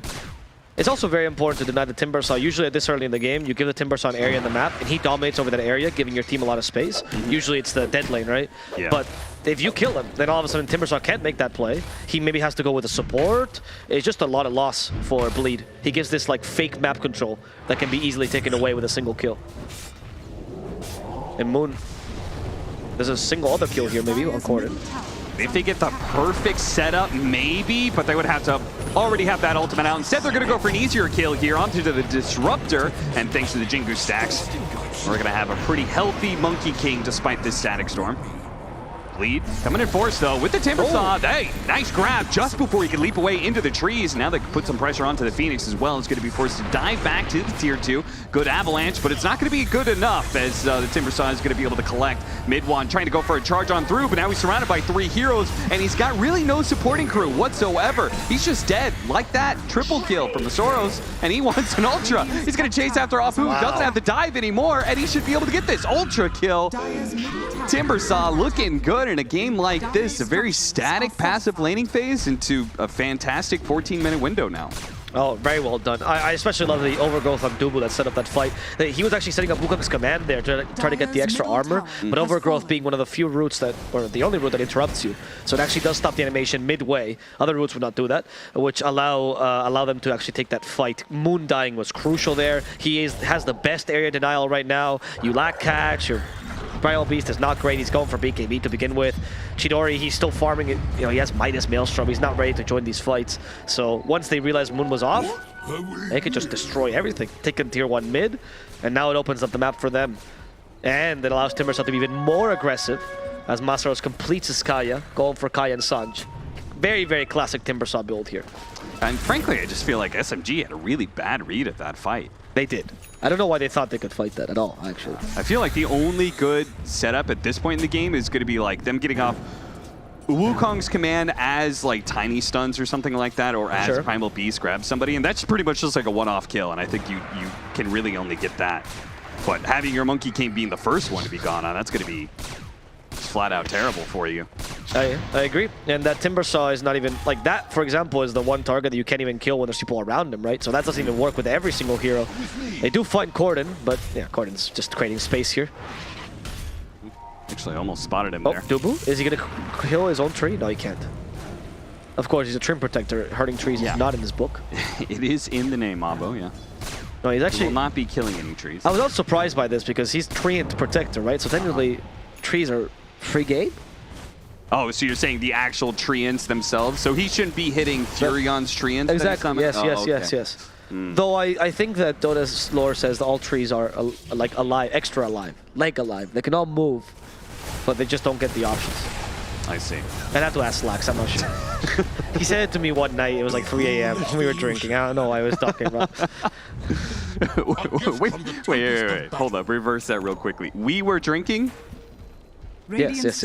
You mean you were drinking? Yes, that's true. I was about to say, I was like, this story has a fatal flaw to it, Abo. Slax actually was eating the cheese off the pizza. And then I would, I would eat the pizza, whatever even remained, right? Yeah. Anyway, talent shuffles and chuckles aside.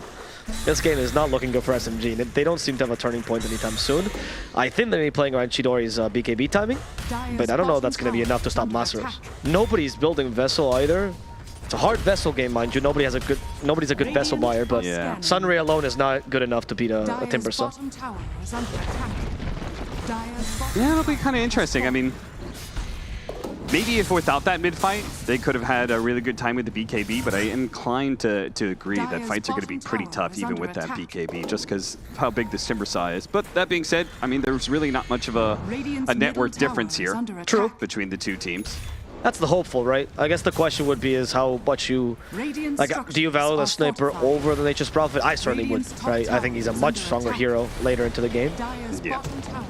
The strength of Nature's Prophet is that you can do that really aggressive teleportation. A lot of NPs are doing, where you get like right up and close and personal with a sniper, but then you get hit by concussive grenade, the Hurricane Pike. You still have Disruptor to cover him. Ember on top of that, probably stopping your backline. It's not an easy win condition in the team fights to make. It seems like it's the Pulverize that's gonna have to catch the sniper more so. Yeah. I like Ags this game actually for mid one a lot, even though it's not an item you buy often these days. Blink BKB Ags seems like a good build against the sniper. And then you pray Timbersaw is, I don't know, not there. There's too many problems, okay? There's the boat is sinking and you gotta fix a lot of holes. Dubu's just gonna run headlong into SMG, who are just kind of sitting there on the high ground, so they get a freebie. That's a nice start. Yeah. There's the other option, of course, getting Moon enough farm that he becomes a secondary carry, and then you have two carries versus Sniper. Ember usually does not scale as well or at that same level. You can even have the Tiny in the very late game go for the Axe build or being a little bit more useful as a damage dealer. And it wouldn't be out of the question if SMG want to take it that route. It's just difficult to find the space in the map to secure that. It's important for Bleed to actually choke them out a little bit here. You're a very optimistic man, Avo. He's got 4,000 net worth right now. Yes. Avo's talking about, well, you can get an Aghanim Scepter later on. This man's going to need to go on one hell of a killing spree. No, I was a caster for 8 years before I got my first big gig, so optimism is in my nature. Oh, come on, that's not actually true. You mean big English gig? You said you worked TI.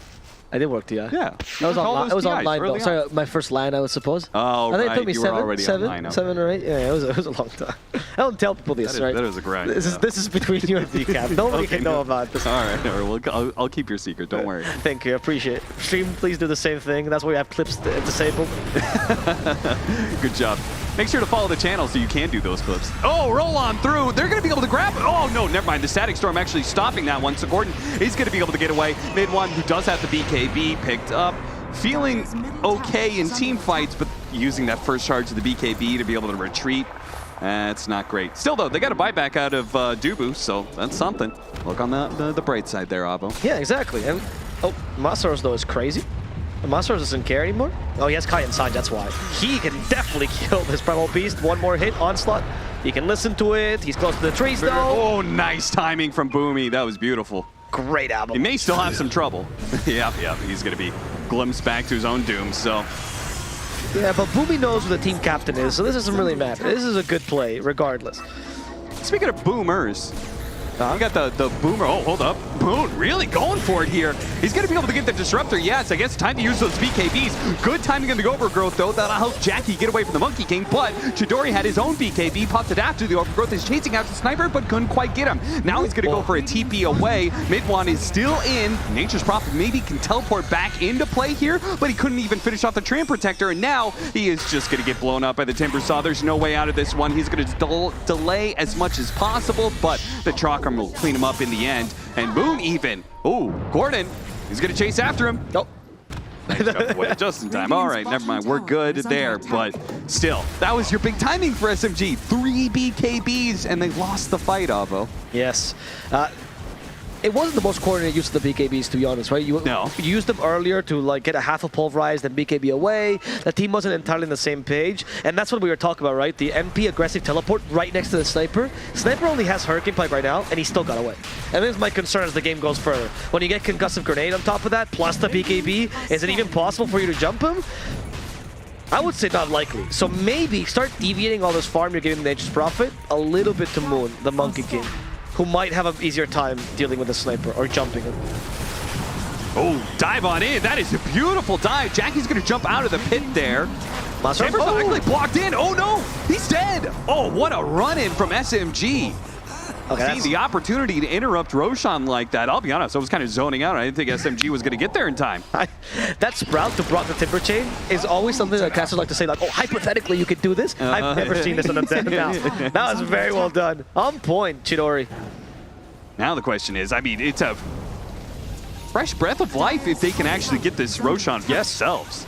This is huge. Can they, though, is the question. I mean, now we have BKB plus Onslaught, sorry, plus Pulverize here. Oh, do you see that? He's light Quelling Blade at the tree. That is smooth. Man, that's what young people can do these days, huh? Oh, and they caught him, maybe. Yep, that's the chainsaw. Whoa, never. Wait, what? They stopped him. They stopped him Pulverize halfway through with the, I think it was the headshot. Not possible? No. I mean, he only got chains. That was it, right? I'm not sure. Dubu getting tossed back, though. That's going to be, ooh, nice light chains, too. That sets up a Timber Saw to clean up both of those supports. Now, SMG on full retreat. They're going to have to pop their BKBs and try and get some sort of fight out of this one. You can see Moon wants to be able to deal with Jackie where he can. Mid-one got a nice charge on through, but the Sniper is still totally untouched. He is just laying damage into poor SMG, and they're just going to get burnt out over time. The only person who was able to escape that was Nature's Prophet, who frankly, I didn't really see what Chidori did there. He got glimpsed back, or attempted glimpse. He popped the BKB, but I don't even know what he did with that BKB. This is where optimism gets you, Cap. It's just a moment of hope, and then the hope shatters and it hurts 10 times more. Yeah.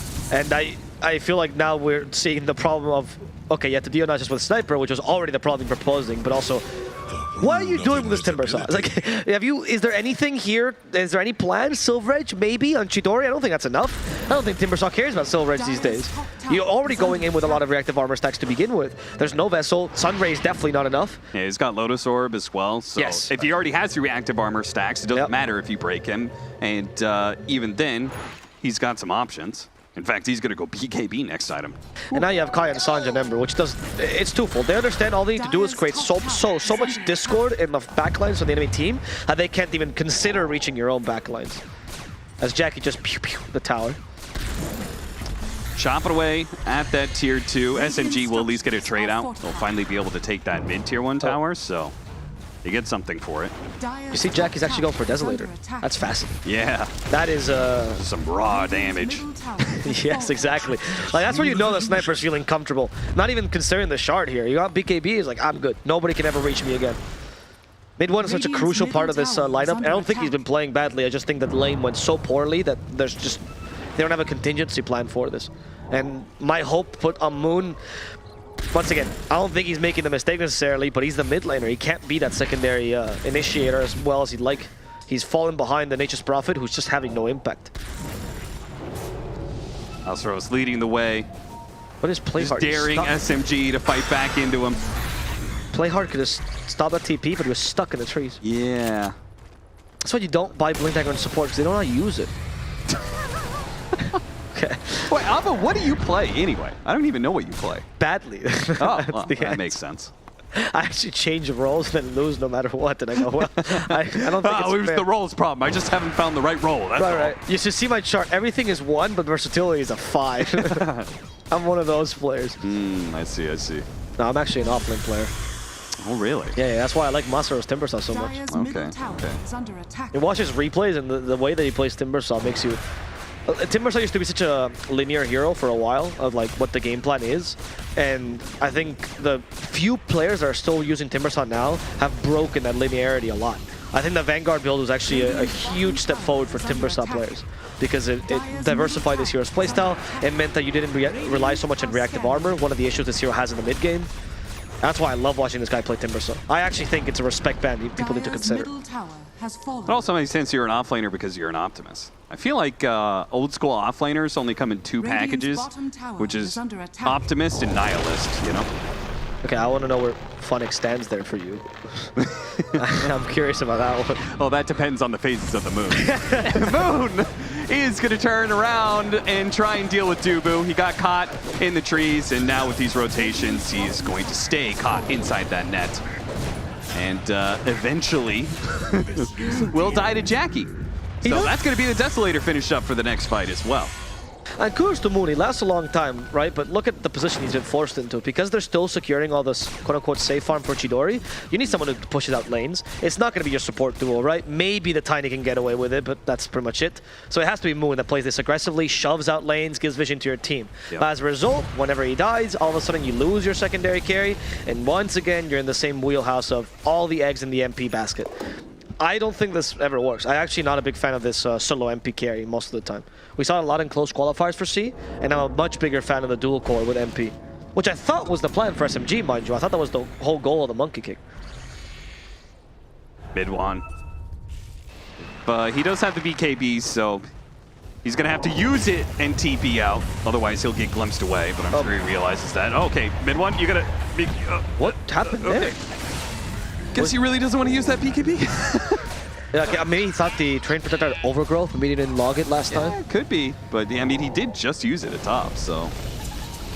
Yeah, but it's 100. You know. Can they kill the Timbersaw? Oh, they really need this kill, but again, just the Sunray by itself. Now they're going to get caught. Moon, he does have BKB, so he'll be able to stay alive. But staying alive is not going to change the trajectory of this game. They are being corralled now inside of their base. I like that play from Masoros. He was actually just trying to get some vision for a glimpse back for Playhard, but didn't find anybody. Did you know, actually, I said this in another cast, but deforestation is the leading cause of most species extinction. So Timbersaw playing against Bird, Monkey, Beast Thing, and Hippie is, he has natural advantage here.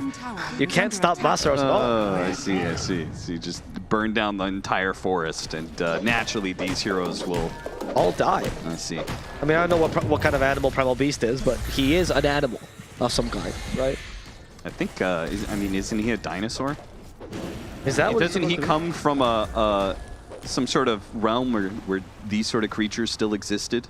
Oh, really? That's the lore for he's actually a legit dinosaur. A land before time. No, apparently the lore is like he's some sort of crazy, cracked out beast who just kills everything. And he killed so many things that they like sent him into, I guess, the Dota world.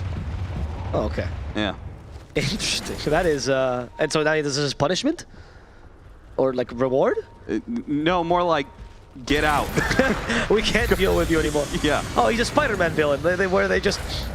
What is he doing now? Overgrowth? Overgrowth to stop the jump away with the onslaught. And that means his life is forfeit, Avo. I mean, for being a crazy beast that's supposed to kill things, 151 is not a good position to be in. No. He's not doing the lore any justice. No, he's wandered into a different universe here. Doesn't it feel, though, like... it's a Marvel hero that jumped into the DC universe. You know, all of a sudden he's running to Superman. He thought he was hot shit, but no longer. Oh, you mean like the movie universe? And he's reading his own film reviews. He's like, oh no, what happened to me? I do feel, like, in all honesty, this Primal Beast was a bit pigeonholed into this draft. And while I like the hero in general, I think the hero has a lot of roles in Dota. I feel like against Timbersaw, Ember... I see it against Sniper, but Timbersaw, Ember, Trim Protector, even maybe Disruptor, right? But Avo, I'm hearing a lot of doom and gloom, but it's only a 2K net worth lead. Yeah, but that numbers, Avo. Net worth lead rarely tells the story of a Dota game. Let's see. Yes, I like what most bettors will tell you. 2K is not that big a deal. Jackie, look, I mean, I think they went as to actually to end this game faster. I think that was actually part of his plans, because he pushes faster now. Masaros is in your base. He broke all your trees. Where is Monkey King gonna live? Where's Monkey King gonna go? Where are they gonna be able to get their surprise initiation? Oh. All right, apparently the Wukong's command is gonna be with the toss back, but they didn't quite get him inside of the Wukong's command. And while they do grab him underneath the Sunray, it's actually looking pretty good. They blew up the Timbersaw, and they did a bunch of damage to the two supports who tried to jump forward to help out their poor Timbersaw. Still, what about Jackie though? He's still hanging out. Apparently, they're saying, we don't need the Timbersaw. We can still take these buildings. You blew everything to kill our offlaner, and now there's nothing left. And all you needed is one bodyguard for Jackie. So since Squirtin went for Kai and Sanj build, now Ags as well, he has the same role. Like, it's just two Timbersaws here. One is a better Timbersaw, but that's really the difference. In fact, Corden has not died a single time this game. And he's supposed to die for Jackie, so that means that you haven't even come close to threatening Jackie's life.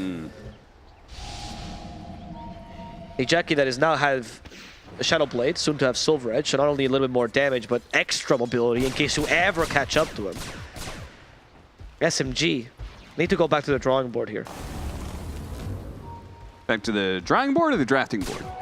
I think that's where you draft, right? Oh, yeah. I feel like, I don't know if they have a...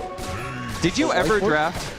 What? In your time of playing Dota? Did you ever like play when you were like a little friend group and I used Battle Cup or something like that? I've coached a couple South American teams that I've actually drafted. Oh no. Yes. You remember the Beast Coast any major performance? That was me, Kat.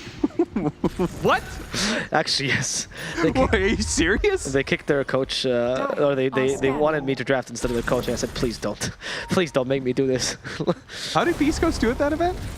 They lost the group stage. They're a pretty good team, Avo. They were a pretty good team. I give them a pep talk. I was there when they lost. I was like, guys, you can do better than this. They're like, Avo, why don't you stay in the room? I went, I don't want the blame for this. I am too weak for the Reddit. Drafting is fun, though. Slight chains, pull back.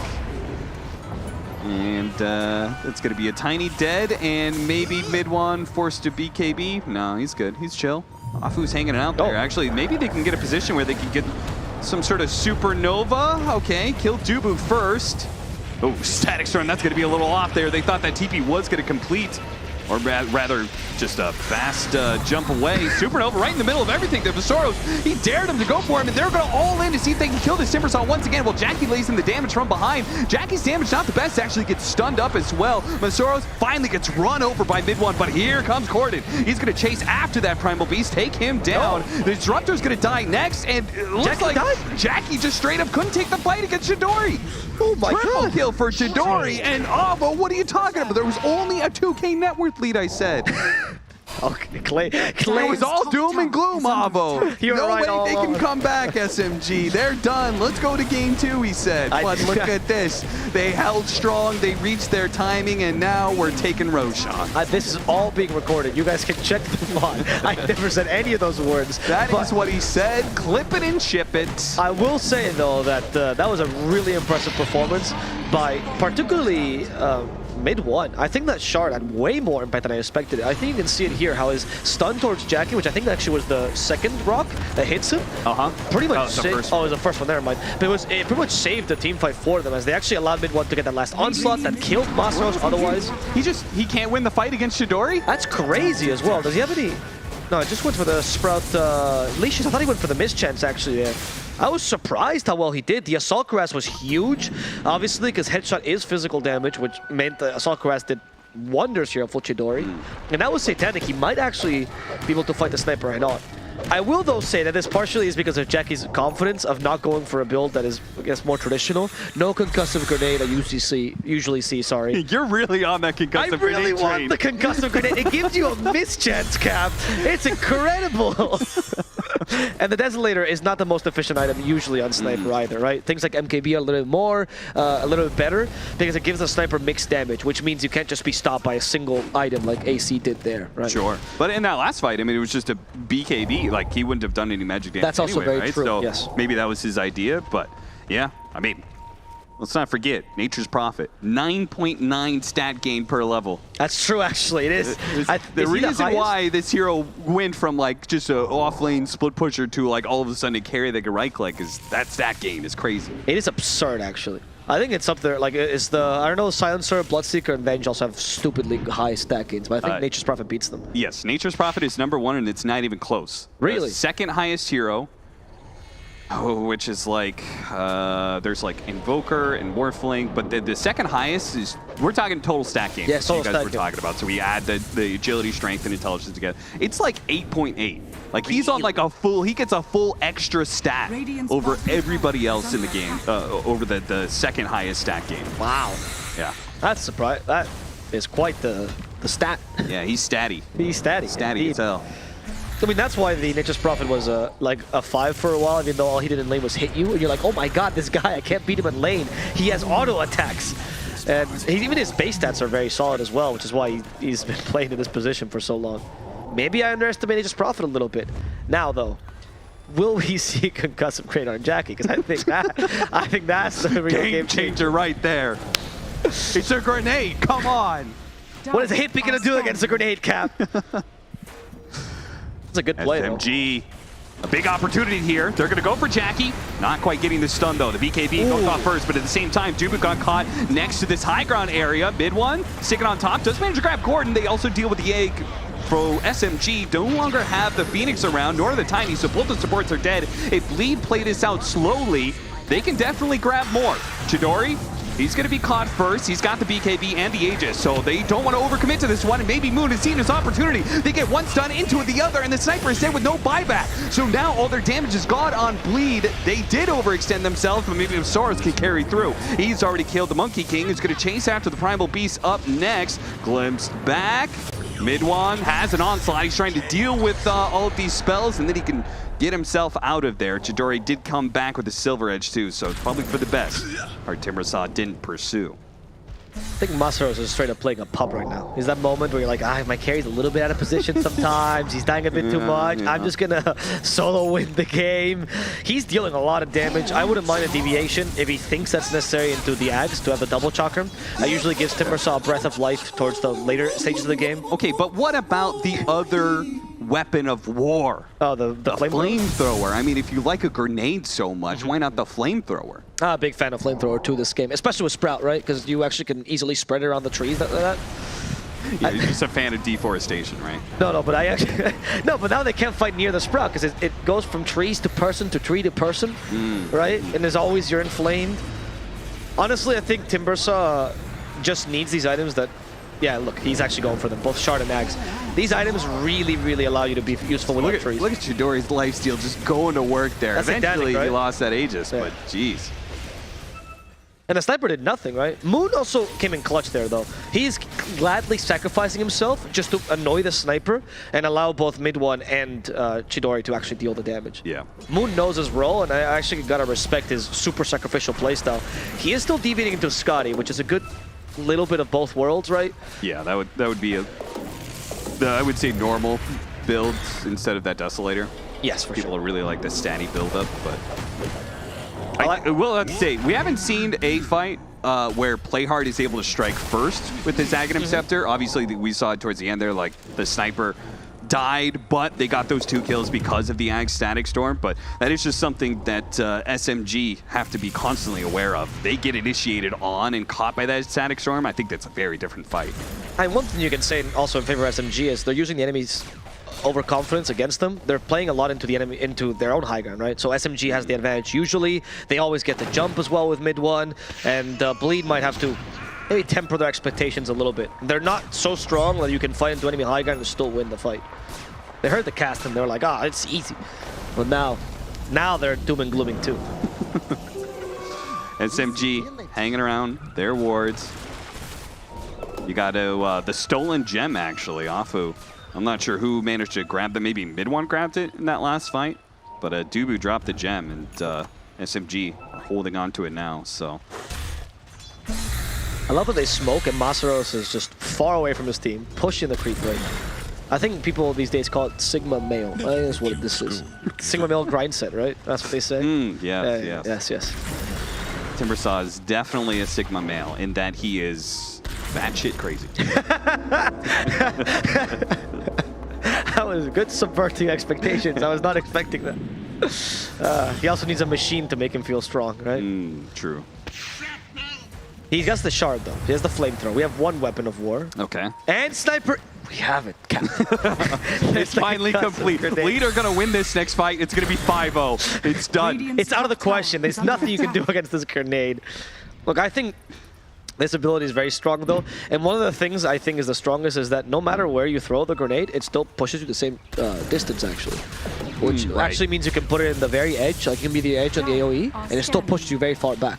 It's unlike Flame Break in that way. Right. So I think snipers can easily abuse this with especially ranged carries, because the mischance is also a big deal. And when the ranged carry tries to reposition himself, there's a slow. This ability is a bit too strong. Out of all the things to specialize your knowledge in, it was a concussive grenade. I mean, let me break down the mechanics of concussive grenade.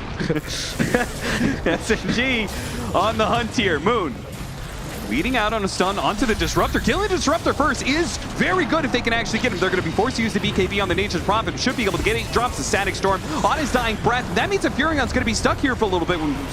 Right on top of him. He's just going to burn him down. They may have lost the sniper again. Masoros is going to have to battle through without his carry. His 1v9 is all in at this point in time. With a little bit of Corden help, actually. Nice little chains on through. He's getting nice spread damage. Trying to focus now onto Moon. Moon trying to get whatever lifesteal he can. Corden on the hunt for more. Gets Boomy. Self-fuels, trying to get a blink away, but the Chakram's going to be able to stop him. Attempted blink, or TP out, but that's never going to happen. Triple kill for Masoros once again. The sniper dying, but the damage is just not needed. Okay, this spell is garbage. I take back everything I said. You don't need the grenade. Concussive grenade or concussive flamethrower? grenade Oh, is okay. useless. It's all my boats or whatever. My bets are Masaros now right now. I think this man has revived this team. He is becoming the damage. That flamethrower is huge as well, but with the Ags, I feel like they can start trusting him instead of... I don't actually think SMG can ignore him once you have the Ags. I think it's way too much damage Masaros puts on, but I also don't know how they deal or even kill him. Mid one. Static Storm in 3 seconds. They just gotta wait it out. Oh, the stone. They got a chains. They do. Mid one has the dispel. They're just going to be able to catch him inside here with a BKB. Still down for another 4 seconds. Mid one has no hope of surviving. He does have a buyback though, so if they can wait out maybe the 20 seconds for everybody else, he can join them. Oh no, the Phoenix going to lose the gem. Actually had the courier in place, quickly re-grabbed it. But still, that's, I mean, probably one lane of barracks. Play hard was just done. He's like, please let me use Static Storm one time effectively. These guys keep catching me out. 50 seconds till next Static Storm. Oh, Jackie, get the toss back. No, we tossed him straight up in the air for the Monkey King to follow in. The Nature's Prophet showing up as well. Barely managed to get that sprout in time, but kept Jackie in place so they can bring him down. Now, well, can they deal with this Timber Saw? Okay, maybe just ignore the Timber Saw. Let's go for everybody else except for him. The Ember Spirit, that's going to be the choice. Small little silence. The stones coming out. Ooh, almost grabbed Corden, but he did manage to get away. TP's out. Nature's Prophet is going to TP in, catching Dubu next. Bye-bye Train Protector. All right, 2 heroes for SMG. So a buyback that probably doesn't feel amazing, but does give them just a little bit more space, a little bit more time. They now have level 25 on the Nature's Prophet, for example, so it's the little things. Did you know another mechanic in Concussive Grenade is that it does not pierce BKB, which means you actually cannot push yourself when you're BKB. So it's better to Concussive Grenade yourself first and then BKB her. That's it. There's literally no more text on this ability. I've run out of things to talk about. You check the wiki next just to see if there's anything else left there. What a great idea, Cap. Thank you so much. All right, Aghanim Scepter is going to be the freebie that SMG gets out of Roshan. So, game still very close. An axe for Moon would go a very long way in being able to help him in his late game carry potential like you were talking about. Yeah, I mean, maybe I wasn't as optimistic as I originally thought. Moon is actually becoming a real secondary carry here. Yeah. And this Axe also makes it a little bit more difficult for the Ember to get close to him, right? Because sometimes you do the thing where you like Remnant close, Searing Chains, but if you get hit by 3 monkeys as soon as you get close to him, the team fight becomes a little bit harder for the Ember. We saw this yesterday actually with I think it was Savage that was playing the Monkey King, and Pango could literally never roll into him because he would just get mashed to bits. Yeah. I don't think Timbersaw's going to be too concerned about this, but how much can Masaros carry? What is the weight limit on this Timbersaw? That's the question. Yeah, he opted for the Scythe over the Aghanim Scepter. Okay. And because they lost the Roshan, he doesn't get that freebie. That's unfortunate. I think the Scythe is definitely a good item, but maybe the Axe would have done more considering how easily they're killing your sniper. Yeah, we'll see. If he gets the right kind of initiation, like if he spots somebody and gets a good Scythe and they get the Blink Static Storm to follow it up. True. I could see that kind of being the game plan there. Yeah. He's going for Blink as well, which is another item that gives Timbersaw mobility despite not having trees. So once again, all these are like these late game Timbersaw items when you can no longer depend on Timber Chain. And I do like that he went for the Whirling Death attribute reduction. Timber Chain range is... It looks like a very good spell, but it's definitely a win more spell. Whereas Whirling Death is just good no matter what. And it's a good way to deal with the Primal Beast this game. Yeah, good way to deal with the Primal Beast. I wonder how much like armor you're losing on like Monkey King when he gets hit by that. That's a good question actually. So he has what? 160? 24? Like 4 armor? Not that much. Oh, it's like even win rate between the two pretty much, despite a big difference in what's being picked. Interesting. That means a very balanced... Good job, Ice Front. You did a good job balancing those talents. That's true, actually. Yeah. I actually think Timbersaw's talents are pretty good in general. Mind you, the 25. Everything else is... Please, someone change Wait, did you just say, well, all of his talents are good, but I mean, really only 20% of them? What? 25, actually. Yeah, I mean, the reactive armor stacks needs to be changed. I think that might be the worst talent in the game. Now they have 40 stacks. Why do you get 6 more stacks? Make it 20. Yeah, that is a good point. I don't think I've ever seen anyone pick that stack up. Ever since the reactive armor change, of course. One has Blink now to his name. You think he has to save for buyback? I don't think so. Who has Blink? Masaros. I mean, he's out of slots, actually. Yeah, he can't buy it, I see. Yes, sorry. Boomy? Oh, they're actually going to go for the Phoenix instead with that Static Storm. That's a really nice hero to be able to pick up. That was Boomy. huge. Popping his BKB. Masaros is definitely going to keep chasing after this, I think. Chase after something, but mid one, Chidori just turned around, quickly killed Dubu. Can they be able to sniper though? Sniper sitting in the back. Chidori, they actually still have the vision of it. He can't get out of this kinetic field for now. Timbersaw needs to be able to get away. They toss Jackie over, trying to get the toss with the talent into the rest of the team, but he quickly force-staffed himself out, used the BKB, and did manage to get away. A buyback on Dubu, so he's coming back into play with an overgrowth. If SMG continue to fight here, could be a big turning point. But it looks like for now, they're going to chill out, not overextending themselves just yet. Yeah, that toss requires no target. I'm glad you mentioned that. I think that was huge. He was not close enough to actually get the sniper towards any of his teammates. That was, I think, max range. He opted for like the 4-staff blink dagger, so much more mobility as opposed to the Aether Lens we sometimes see on Tinys in these situations. Or okay, but like another 25 minutes and we'll see that Aghanim Scepter, right? On Timbersaw? Tiny. On Tiny, yes. Wait, he's gonna build Chrysalis as well first. So maybe 40. You know what, since we already talked about the Shard Sniper, Ags on Sniper might be a solution. Oh my god, Aghanim's on Sniper, huh? I know, though, I've never seen a Sniper actually deviate into that, but sometimes I do think Snipers at this point in the game, they don't pew-pew enough and they don't deal enough damage, and you run out of slots, and just eating the Ags gives you a second use to this hero. Uh-huh. I don't think it's gonna be good, but yeah, what about just a Moon Shard? Yes, but then you just pew-pew. You pew-pew more, but you don't actually... I don't feel like he has enough damage in his build. Okay. I mean, I guess, like, it's tough. I mean, I would agree that it feels like damage is a little lacking. But. I don't know how you solve this damage problem, though. I thought I love this. Daedalus, yeah, that's a good idea. Maybe that over Silverwich would have been a nice option. Rapier is honestly consideration at some point in the game. You feel like teamfights look impossible to you. Is there anything else maybe your Ember could do as well? No, I actually like the build Accordion's going for. Nothing will stand in my way. He's gonna have Octarine soon. Yeah. Moon, he's level 25 by the way, so now his Wukong's is gigantic. Oh, true.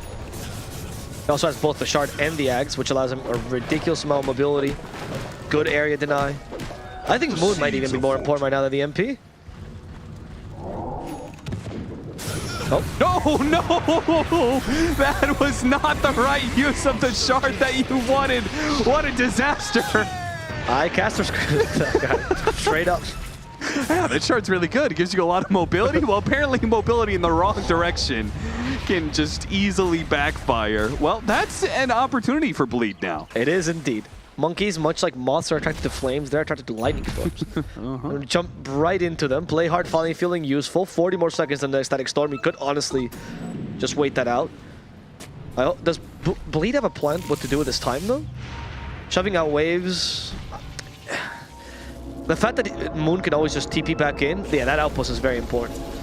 So they gotta deny that, and now making a pickoff seems a little more viable. There is no boot to travel on Moon. Oh, he's going for Arcane Blink, actually. Oh, that's very, very cool. Oh, yeah, the... Super fast Wukong's command deploy. Yeah. Because it does speed up the animation of the monkeys being deployed, right? Not just the cast animation. Yep, yeah. Well, there's that Blink Dagger finally picked up for the Timbersaw. It's just like, I don't know how many more items I need, guys. He's got Ags, finally. Thank God, Masaros. I mean, hell, he may not even be buying that Aghanim Scepter with Roshan potentially coming up in a minute and 20. Yeah, but I don't think they'll be lucky enough if they got a short Rosh. Ice Frog did not like the comments about the Timbersaw talents. I think he's going to punish them with a 2-minute Rosh timer. So what you say punishes Bleed? Is that how that works? Oh, what I say about the lead heroes, yes, it punishes Bleed. Yes. If I say good things about the SMG heroes. It's also the fact that Sniper hasn't utilized that shot correctly. That concussive grenade. Ice Frog is not pleased. And wait any second now, Cap, because we will be seeing Tiny. Maybe you should start all chatting these tips about concussive grenade to Bleed. Did you know I actually wrote most of the Dota tool tips in the pause screen? Wait, what? Yes, mine was the... we were all new at this game sometimes. It was after a very bad day of Dota. Yeah. When did you do that?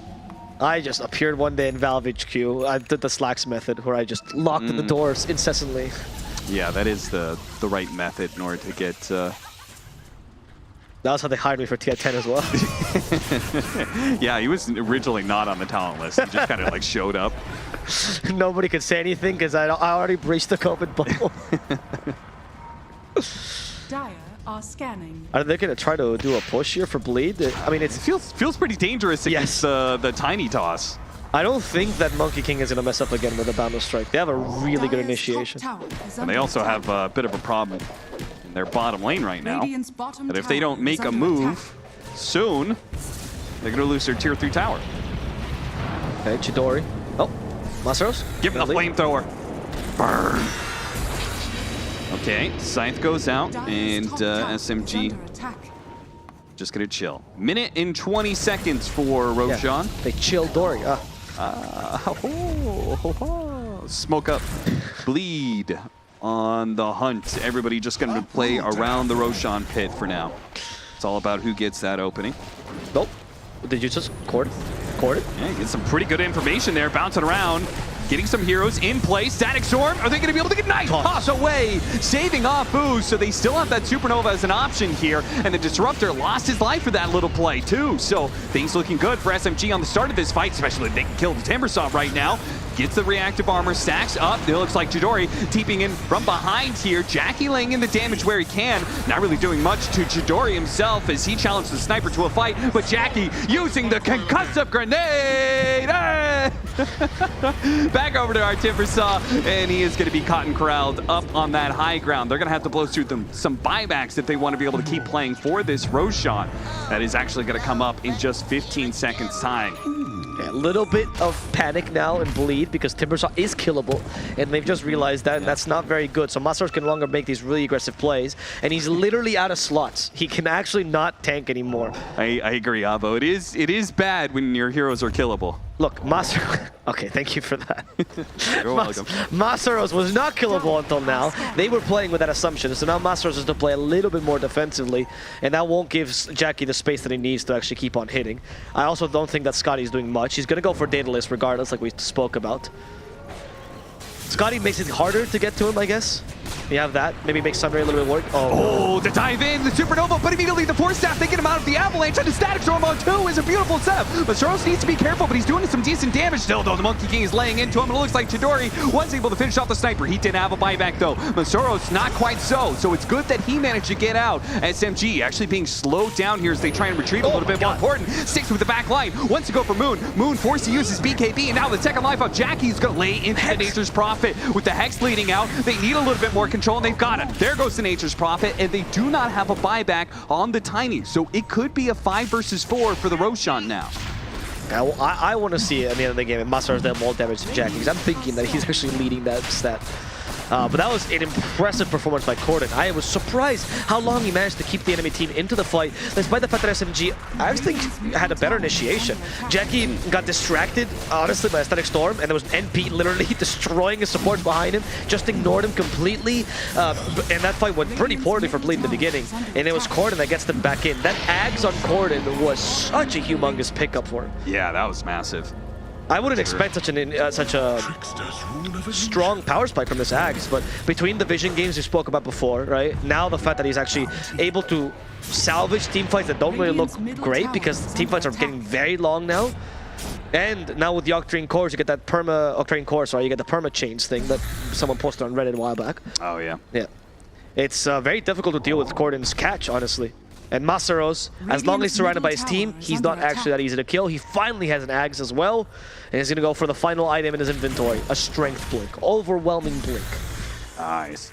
I will say another small thing is that Treant Protector got the level 20 talent, so you get an extra 8 good point armor on 2 different heroes, which is, I think, may have made the difference there on the Timbersaw when he got a little bit low in that last fight. That's a very good point, actually. That might have been a really big deal here. You're right. In addition to, of course, play hard. 25 for Primal Beast. What, he went for Pulverized Yeah, duration? he went the duration. If you get the initiation with the BKB like that, you're just controlling hero for it's like a Fiend's Grip. Yep. His ability is dumb because it does not get affected by stat resistance. Unlike Fiend's Grip. True. So you actually do get the full duration despite the Kai and Sanj and the Timbersaw or the Ember. Is it dumb though? Do you want to see the status resistance? Do you want to see him just go wham, wham, wham, wham, wham? Because that's what it would be, right? The initiation Dubu at the Aeon disc, so he breaks that smoke little play. They do have the, look at that, the court just keeping his distance. Masaro's right in the middle of everybody, and SMG is just getting melted by the Static Storm combination. They've got sandwiched in one spot, but Moon is going to fight for his life right now inside of the Giants Wukong's command. Everybody's trying to get out of it it right now, including Jackie, who's going to be chased down. They get an avalanche right on top of him. Nice two-man chains. Jackie, do you have your concussive grade in order to get out of here? Force staff to the side. Grenade up in a second, but he got tossed over to the rest of the team. That's going to be life number one. And when he comes back, he's surrounded by SMG heroes with the supernova. On top of that one, he's going to come back and just get exploded almost immediately. Detection, we got some. Yeah, there he goes. Sniper finally dies, and you got the pulverized grab onto the Ember Spirit, so he is finally dead as well. Masaros still alive though, and here comes the Ember Spirit to try and help out. They won't have the sniper, so these two cores are going to have to battle out without their primary damage dealer. A Force Staff over to the side, and a Timber Chain up to the high ground. They get away. They're alive, but barely. A 3 versus 5 to hold out the base for a full minute and a half. SMG is playing this so well. Moon's decision to actually choose to fight that, I mean, his Blink Dagger as well being a huge point of contention in this fight. And even though he came a little bit late, they knew they still had the strength because of the outpost not being taken yet and the superior vision as well. Also, of course, a clutch supernova by Afu. I think he was one auto attack away from dying when he got that supernova off. It was absurd. And of course, final point about concussive grenade, pigs cannot use them. So that's why the sniper dies there. It was they don't have the fingers. They don't. They can't. The pin out. He just killed himself. Oh, a toss. The nice toss over. Masaros, though, doing a lot of damage. The Tiny's already dead. The Monkey King down to half as well. They can keep their distance away from this lifesteal. Force Staff out of the trees, out of the Wukong's command. Really nice setup here. Anything to just kind of stall this out. Giving away one lane of barracks or even two is fine at this point. They need 50 seconds for the sniper. I don't know. They're going to get them. The double Chakrams are doing so much damage. He managed to wait for mid one to go for the grab. They have a buyback, yes, on Moon, so he will rejoin his team, but now the Disruptor is back up alive. That Static Storm is so scary with the Scythe. SMG, I think they gotta call it quits. That Axe Cap, I told you. Master's being a second damage dealer in this game. He's about to reach level 25, and that's when Timber Chain range actually becomes a really good talent, by the way, because you're combining with the better one on the right side. Now, you're starting to see the level 60 items. Let's see how this affects them. Fawn Sky on this Timber Saw would be incredible. We already have one in SMG, though. I think mid one is carrying it. Yep. This Beast of Destruction will now be able to jump you from anywhere and get his Pulverized, guaranteed. He has Blink Dagger plus Fawn Sky. I don't know how Jackie lives this. Do you have to get a Lincoln's? No, Jackie can't, obviously. Can someone get a Lincoln's for him? Yeah, maybe. One of the supports. Oh, Mayor Shield. Oh, that'll do. That'll do. Yeah, that's something. Then Jackie pulverize you? Can he cancel his own pulverize? It's like Snowball? Yeah, I'm sure it's... No. I would imagine it's not like Snowball. Okay, so it's S and you just stop it? Yeah, I would assume so. Or just click anywhere. I would like to request formally, if Jackie can hear this cast, that he does not stop it so we can see a small little dwarf destroying a primal beast. They give it to Masaros instead, which is the normal choice, not to Jackie. Yeah, that probably is the normal one. Refresher for Afu. So our Phoenix even getting some big items. A couple other items. Oh, Giant's Ring. Okay. That's a big pickup. So with the Giant's Ring and the Arcanist armor, like, that is a significant increase in effective HP for somebody. Oh, you can still jump on trees. Interesting. What, is a giant monkey? Giant monkey jumps on trees. Do you hurt people on the way there? I imagine so. So many ideas for new builds at 60 minutes if you get Giant's Ring. The amount of creativity Moon can have. Wait, you want him to Octarine and just jump from tree to tree over people? He doesn't have the zero cooldown. He's an Ember Spirit? He needs the zero cooldown Primal Spring, and we're almost there, Cap. Now he builds Heart, right, for more strength damage. He's building Refresher, which is once again the normal choice, none of the stupid stuff I'm saying. And I think that's a much better idea, because Double Wukong's Command might just be the trick they need to win this next fight. You know, Avo, I think it's so fun how your mind works. That's not what... Nobody's ever said that to me before. People usually say the opposite statement. 39-28. Another game. The second of the day, going well over the hour markers. Playhard, quick reactions there, breaking the smoke. He had full... Oh, he actually made an opening here from Masaros, but at the same time, oh no, our sniper got grabbed. They have the BKB. Can he get a Force Staff out of this situation? The Wukong's command of the Sun Rays just burning through him, but he's not going to be able to get out. The statues claim his life, and Dubu on the run will join the sniper in the grave at this point. Looks like Bleed are going to be left in another 3 versus 5 scenario. That team fight was so strong by Bleed, it literally broke the computers themselves. The Dota servers were being wrecked. At least I got the timing. Chidori using the Fallen Sky, actually landing on top of the Ember Spirit here. Tried to keep him inside of the Sprout, but he quickly cut through. And mid one comes back in. Oh, here comes mid one. Pulver's is available. Oh, they have inner shield. Gotta be careful of that. Soros, BKB, he's gonna go through Chidori right now. It's impossible he can output the damage and get out of this one. The double Chakram pullback, but they had kept them away from the Nature's Prophet. Just a little bit more damage and Chidori would have died. And he didn't have buyback either. That could have been an opportunity. Oh no. I mean, at least the Timbersaw has buyback himself, but still. I think mid one just force boots him. I never saw that. Yeah, I was like, whoa, who gave him the force away? Yeah, I think that was mid one. That was incredible. Oh, they're going back. Oh, Static Sword, but it didn't actually catch him. He's walking away. He's walking outside of it. I don't think they're going to be able to get this damage fast enough. Oh, they turned around, though. He grabbed it with a Pulverize, and he's just slamming that Timbersaw to death. Well, the Ember Spirit is stuck as well. Force staff away, but the Timbersaw dies. That's a die back there. Corden going to have to do it by himself as the Disruptor doesn't have Static Storm, so it's all on Ember Spirit now. And that means SMG should be able to close out the game, frankly, rather easily. With the Ember Spirit dying in the end, GG is surely going to be forced out of Bleed now. SMG will take game one in 64 minutes. I was not a believer at all in SMG, but frankly, this was a really impressive performance by them. I think this team maybe just does better when they lose the early mid game, because they don't need to close out the game, they just need to survive, and they did that incredibly well. Mid one in this poverty mode that we saw in this game had an incredible performance. He actually managed to do so much with so little, actually, which I think was one of the reasons why SMG come back into the game, and also especially Moon. I feel like Moon understood his role this game. He deviated quickly into it. He became the Monkey King that's going to initiate even above mid one, and it became a huge distraction for a Bleed that didn't know how to deal with him once Masaros became weaker. Yeah, I think SMG did a pretty good job of just kind of like dodging fights until they hit a timing that they're looking for. And, well, the game definitely went real long, but in the end, SMG do manage to triumph. Bro, it is just, yeah, you want to talk about the damage? Masaros and Corden both had more damage than Jackie this game. By a lot. 67,000 on Masaros and Corden, 70,000. While Jackie all the way down there at 48,000 damage. So there's a little stats for our panel, which will help them, I'm sure, discuss that crazy game one. Or I hope they're ready anyway. I heard somebody in my voice, and I was pretty sure we were ready to toss over, but maybe I was wrong about that. Panel? Okay. We can be the panel. Yeah? Yeah, we were both hosts at one point. Okay, now we're going to check in with the panel. They were not okay with that idea. I'm already over my daily AVO ratio for the day. He's had 2 over 1 hour long games. And, well, truth be told, I'm enjoying every single minute of it. We are having a banger of a day here in the Southeast Asian DPC Division 1. Where to begin, gentlemen? I think, if nothing else, this is a redemption tale for SMG, because their previous series against Execration, they had victory in the palm of their hands, and it slipped out. This time, finally, late game decision-making seems to be in their corner. Winter, they have repaired whatever the issues they had in the Execration series and actually pull out a late game victory.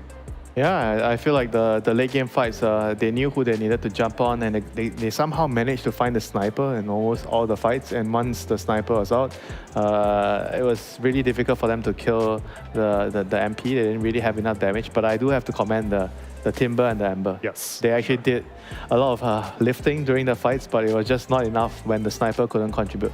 I feel like Bleed was ahead, and they felt too strong. And then the sniper bought Deso, and the Timber bought Heart. They're like, let's end the game now. Yeah. And then they got 1 Rex, they lost a fight, and then like, shit, we got Deso and Heart now. Yeah, it did seem like they were kind of feeling themselves early on, and rightfully so. I'm assuming that they weren't thinking that a late game situation would come. They're like, okay, you know, as long as I get the Deso on Sniper, then I'm able to push these towers. But not having like the magic damage of the Mjolnir came back to bite him heavily in these. I guess this was around like 35 minutes. Once the AC came out on the Nature's Prophet. Exactly. So, like, he didn't do any damage. It was the story for like the next few fights. I feel like SMG had like this weird laning phase. They last picked his Primal Beast, and then he like became a support. And like, damn, this is not the sniper counter. And then there was like 2 or 3 fights where Miran just threw a rock on the sniper and he just died. You know, almost even visually speaking, like as soon as they saw that red projectile from Sniper, they're like, oh, there he is. Yeah, Everyone get on his ass right now. Giving it away. That's right. Phoenix had his first Hex this fight too. It looked really rough. So what do you think of Nature's Prophet? I mean, the top net worth every single game, it looks like. Yeah, like I think it was mentioned, he is the hero that has the highest stat gain per level. So when you get to 50 minutes, 60 minutes, and the leash talent is absolutely disgusting. It forces you to get a 4-star. Late game, you need to have a slot for freaking 4 stars to survive. I feel it's also the popularity of the Lina, Dro, and Sniper, I guess. Like, Furen's like one of the best heroes at just getting on top of you. And in these games where he's the carry, it seems he always has the net worth to fight you. We saw a top 5 where the Nature's Prophet and Sniper kind of had a one-on-one there. Chidori managing to come out just on top. Yeah, but I feel like he only managed to get to this stage of the game because of Blitz choices. Yeah, the Blitz choices. You know, the Sniper and the Timber, when they were supposed to finish or at least have a very decisive lead in the game, they were not able to do that. They kind of like threw the game away, and it gave the MP a chance to get to this stage of the game. To be fair, though, the laning phase was not exceptional for Bleed, so Mastros kind of single-handedly brought them into that situation in the first place, because Corton was getting shut down pretty heavily mid, and it's to be expected. It was the Monkey King matchup, which SMG specifically drafted for, and mid one being, I guess, more utility than I've known him to be, at least in the Execration series. He was one of the main damage dealers here. Like you said, a couple of rock throws. I feel like he just had like 2 or 3 fights where he had like really clutch rock throws on the Sniper, and they won because of that. I don't think he like was. I also think he was having like a really, really shit game. I mean, do you feel like it would have been different if the Sniper got the concussive earlier? Like he got it pretty late and he couldn't survive. It's hard to say. I think the Deso is like what was weird. Like the Deso and then the AC needs to get interaction. I mean, he needed damage, I think. Once the AC came out, I felt like he was just tickling them. The Wukong, when the Wukong came down as well, just lack of damage. Would you have preferred Scotty or Mjolnir? I maybe Mjolnir if I think about it longer right now. But that wasn't like primarily the issue. I think the primary issue was when they had the lead, they went for this all-in item with the heart, and that's what, and it didn't work. And that's the story of the game, you know? It's okay. They put on a show for us, a nice long hour-long show, and that's just game number 1, so stick around and we'll be right back with game number 2.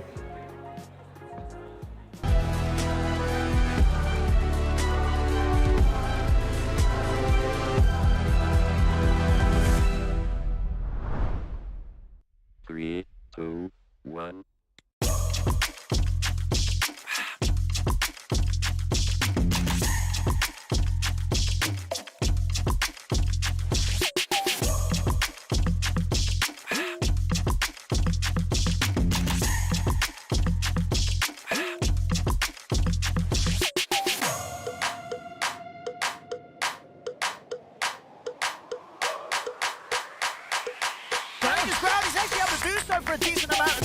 Have to take out like the Blade Cloak. That's get a lot of damage, but here comes the Black Hole.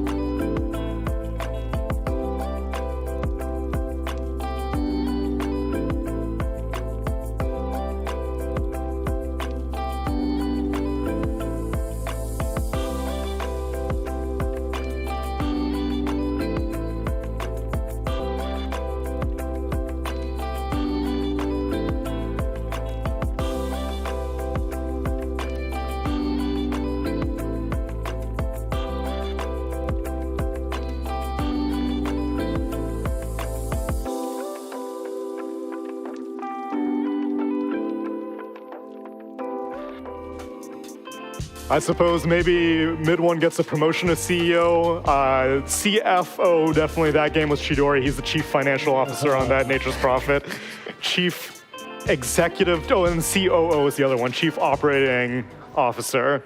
I think Moon's more of a COO. I think Moon may still have the CEO position. They all have rankings. That's right. They all, the executive board of directors. Except the supports. Except the supports. They are just there to serve the 1%. They will not eat the rich today, but they are eating good because they get their first win in the DPC. Granted, this is only their second series. The first one was against Execration, and that's a tough matchup. So unsurprisingly, they got 2-0'd, but still it was close 2-0s, and now we see that they are able to withstand late game stress and pull out a victory. So I am definitely raising my stocks for Nature's Prophet. I was a little bit skeptical. I know it's a favorite of Skems, and so early on, Skems picking safely Nature's Prophet, I'm like, oh, okay, he's just forcing it. I don't really know if it's meta right now. But now I'm seeing Western Europe pick it up, I'm seeing NA pick it up, and it's a Southeast Asian specialty, so Chidori definitely seemed in his element.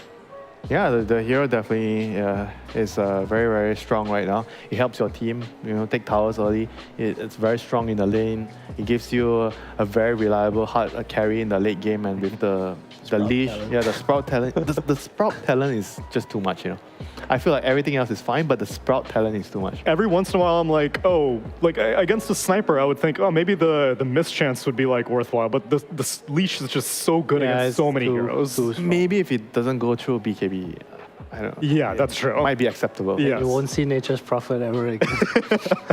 That's usually how it goes. I mean, right? the hero will come out like in a right time, in a right strategy. But right now, I feel like it might be every game. It might be the new Lina, or it might be even better than Lina. I don't know. I mean, Lina's banned every game. Lina's first phase ban. We're starting to forget her because she's just never allowed through the draft. Non-existent hero. Yeah. So basically, the counters are heroes that can hunt him down, like the Bat Rider. I think that hero is always getting. It's hard to hunt a carry Furen though. Like his team is obviously playing the game, and you're just, you can farm forever. Then what can you do against it? Like, can you pick a Spectre and you hunt him down, or a Nyx? Like, there needs to be something that you can pick reliably against this probably MP carry. Naga, maybe. I mean, heroes that like keep up and like. Oh yeah, illusion carry. Maybe TP like Naga. You shove out the lanes and you can. I mean, you maintain the map, right, and you keep up with net worth. Ooh. Sorry, gentlemen, I hate to cut off that discussion, but we've got heroes on the board. No, not yet. We've got one Milo Ice, please. One Milo Ice. One Milo Ice. I would like one. Dude, so explain this. So someone was like, oh, I wish Primal Beast had a brown cosmetic so that I could call him the Milo Dinosaur. What's the Milo Dinosaur? Extra large Milo. What's a Milo Dinosaur? It's basically Milo, like this is Milo. Okay. This is it. So it's Milo in a cloud. Basically, it's until full, and then they pour the powder on top. This is a powder of Milo on top of the Milo, and you scoop and like eat the Milo. So you don't even mix it in. You just eat like the powder raw. Oh man, dude, it's great. The Milo powder and milk. But if anyone has not tried this, you take a glass of milk, you put Milo powder inside. It's the best thing ever. too much calories. Best. No, shut up. Too much calories. What if you snort the Milo powder off the top? Then it just I have goes yet to try it. Sounds like some stream content. Straight into the veins. Murana first picked up for SMG and Tiny and Disruptor. Disruptor also apparently raising stocks. He has now been bumped up to first phase. And SMG gets their Nature's Prophet again. Yeah, I'm not sure if I feel the Disruptor being so highly valued by I think it makes more sense when I see the Mirana, because it's a good lane against the Mirana. That's like the only thing I can make of it. Last game I didn't. Yeah, last game I didn't really see the value. And when you have a sniper, you rather have a pause 4 that goes in and does something for you, save you. Definitely went in. Yeah, but I don't think he wanted to. He was forced there. I rather my support be like some Clockwork or something else, Yes, or Tusk. Yeah, it was a stressful game to be a disruptor. Early game it looked good. He got a lot of levels. He got a lot of good glimpses. But then once BKBs came out, his even Static Storm didn't even seem that useful. Yeah, he got 1 kill maybe. I mean, it just felt like there was no damage. Even though he landed Static Storm on the monkey 7 seconds, Jackie was like, but there's just no damage. Aghanim Static Storm and okay, that guy's not dying. Okay, great. You're just and my contribution is over. Yeah, I think Boomy did something really cool too. He bought BKB in the end, and he's started saving from Static Storm. I think he saved Afu 1 or 2 fights. Yeah, that's kind actually cool. He just blink really in and toss him out. BKB blink in, save the guy. Big brain boomy. Let's see if Ricky gets a ban out from Bleed, because we've seen the Ricky Murana combo cause havoc earlier in the week. What's the Nature's Prophet answer here? I mean, that's definitely It has still to be like Naga TV, right? No, but you mean the you carry? need a core matchup though. Core matchup. I feel like the worst thing to try to do against Nature's Prophet is chase him around the map. Like you want to play the game like normally without pressure and like. I mean, would you say Night Stalker carry fares well against MP carry? Probably not, right? I wouldn't think why so. not? Because leash. Your timing. You, right? Yeah, but your timing against the MP timing. Your timing is faster, and every time you can hunt it down with your ulti. Wait, would isn't Nature's Prophet like Wait, good against no, you're Night saying Stalker? that leash you cannot fly out of the tree? Can you? I'm not sure. I think you can, because like the only reason you can't get out of Slark Leash is, well, actually. Slark Leash is different. Like probably it's like a. It's just the thing trees. there, If yeah. you're in the trees, then you're classed as. But you're leash. flying. Yeah, I think you can get out of Sprout. You might be able to. So I'm honestly not too sure. I would imagine that the biggest downside is just cooldown dependency. Yeah, Because it's during like daytime interference takes your tower. yeah, like, and you're just like, please go away. Please go away. It's a Cordon Pangolier into the Nature's Prophet. I feel like it's such a double-edged matchup, actually. Yeah, but all the mid heroes are afraid of the leash talent, like the Ember, the Pango. That's true. Bring back mid Doom. Yeah, bring it back. Very fun hero. Carl would do it. That's true. Vanguard Midas. 8 Let's minutes go. into the Let's go. I mean, the only carry to carry matchup, I feel like late game you can beat Oh, the there's MP. the It's like Ricky. Terrorblade. Tsunami the Prophet. I'm telling you, this combo is too good. People aren't respecting it. This Pango, I saw a Pango. Yeah, he died to it like 4 times. Even earlier. the smoke screen is so annoying for the Pango. The supports are kind of bad against Ricky. You don't have saving support. Mm-hmm. You can't do anything against the combo. Though even that Abaddon game that we saw against the Ricky, it didn't work. Yeah, I feel like that's not the solution. It's so hard to get it off. I mean, like, Oracle's completely irrelevant these days. Legion Commander's not that popular. Purge supports just aren't good. Or Purge heroes just aren't good. I mean, it's more like the shot has too low of a cooldown. That's why the saves are not useful against him. Yeah, true. He just does it one time, then what? You're going to do your save one time? Yeah. Then he's going to have it 12 again. seconds later, Then he's going to have it again, or he gets you in the silence. Mm-hmm. So now you have to answer 2 things. How do you answer Nature's Prophet, and how do you answer this Ricky Murana Yeah, combo? he gets a 1.4k item, and he's useful against you and everybody. But you need the 4 stuff, as a Abaddon. You need sentries to see him too. Yeah, you need sentries, you need 4 stuff. That's why I loved how, like, every time the game starts, the Ricky's not doing that great. And you're like, oh, now the combo fails. And I'm like, just wait until Ag Shard comes online. Time to go for Underlord. I mean, I feel like Night Stalker, Underlord. I feel like their heroes. I think it's good against their heroes, but their heroes don't want Underlord. Does that make sense? Yeah. Like my Pango Tiny doesn't want no. I mean, I guess the supports are okay, but probably not with Pango. And Masteros is a playmaker. Underlord doesn't make plays. I mean, if you go BKB, like he's more like the carry up lane and go in and right click. Masaros, he's a Masaros. I like Night Stalker here. Yeah, Night Stalker is still very good here. It doesn't matter. Vision for the Glimpse. Doesn't matter as a carrier. But in the offlane. What? Yeah. Bounty Hunter. That's not what I was expecting, but let's go. But why is Bounty Hunter? It's good against lane inferior. It's good in lane against Nature's Prophet, right? Like you Because just of the ring armor? of health, you buy Vanguard, yeah, high armor. Your Windwalk allows you to like threaten to get on him. It's like they have double invis, save some gold, track them up. It's not the worst, but they definitely feel like they lack team fight. I guess SMG doesn't have the most team fight as well.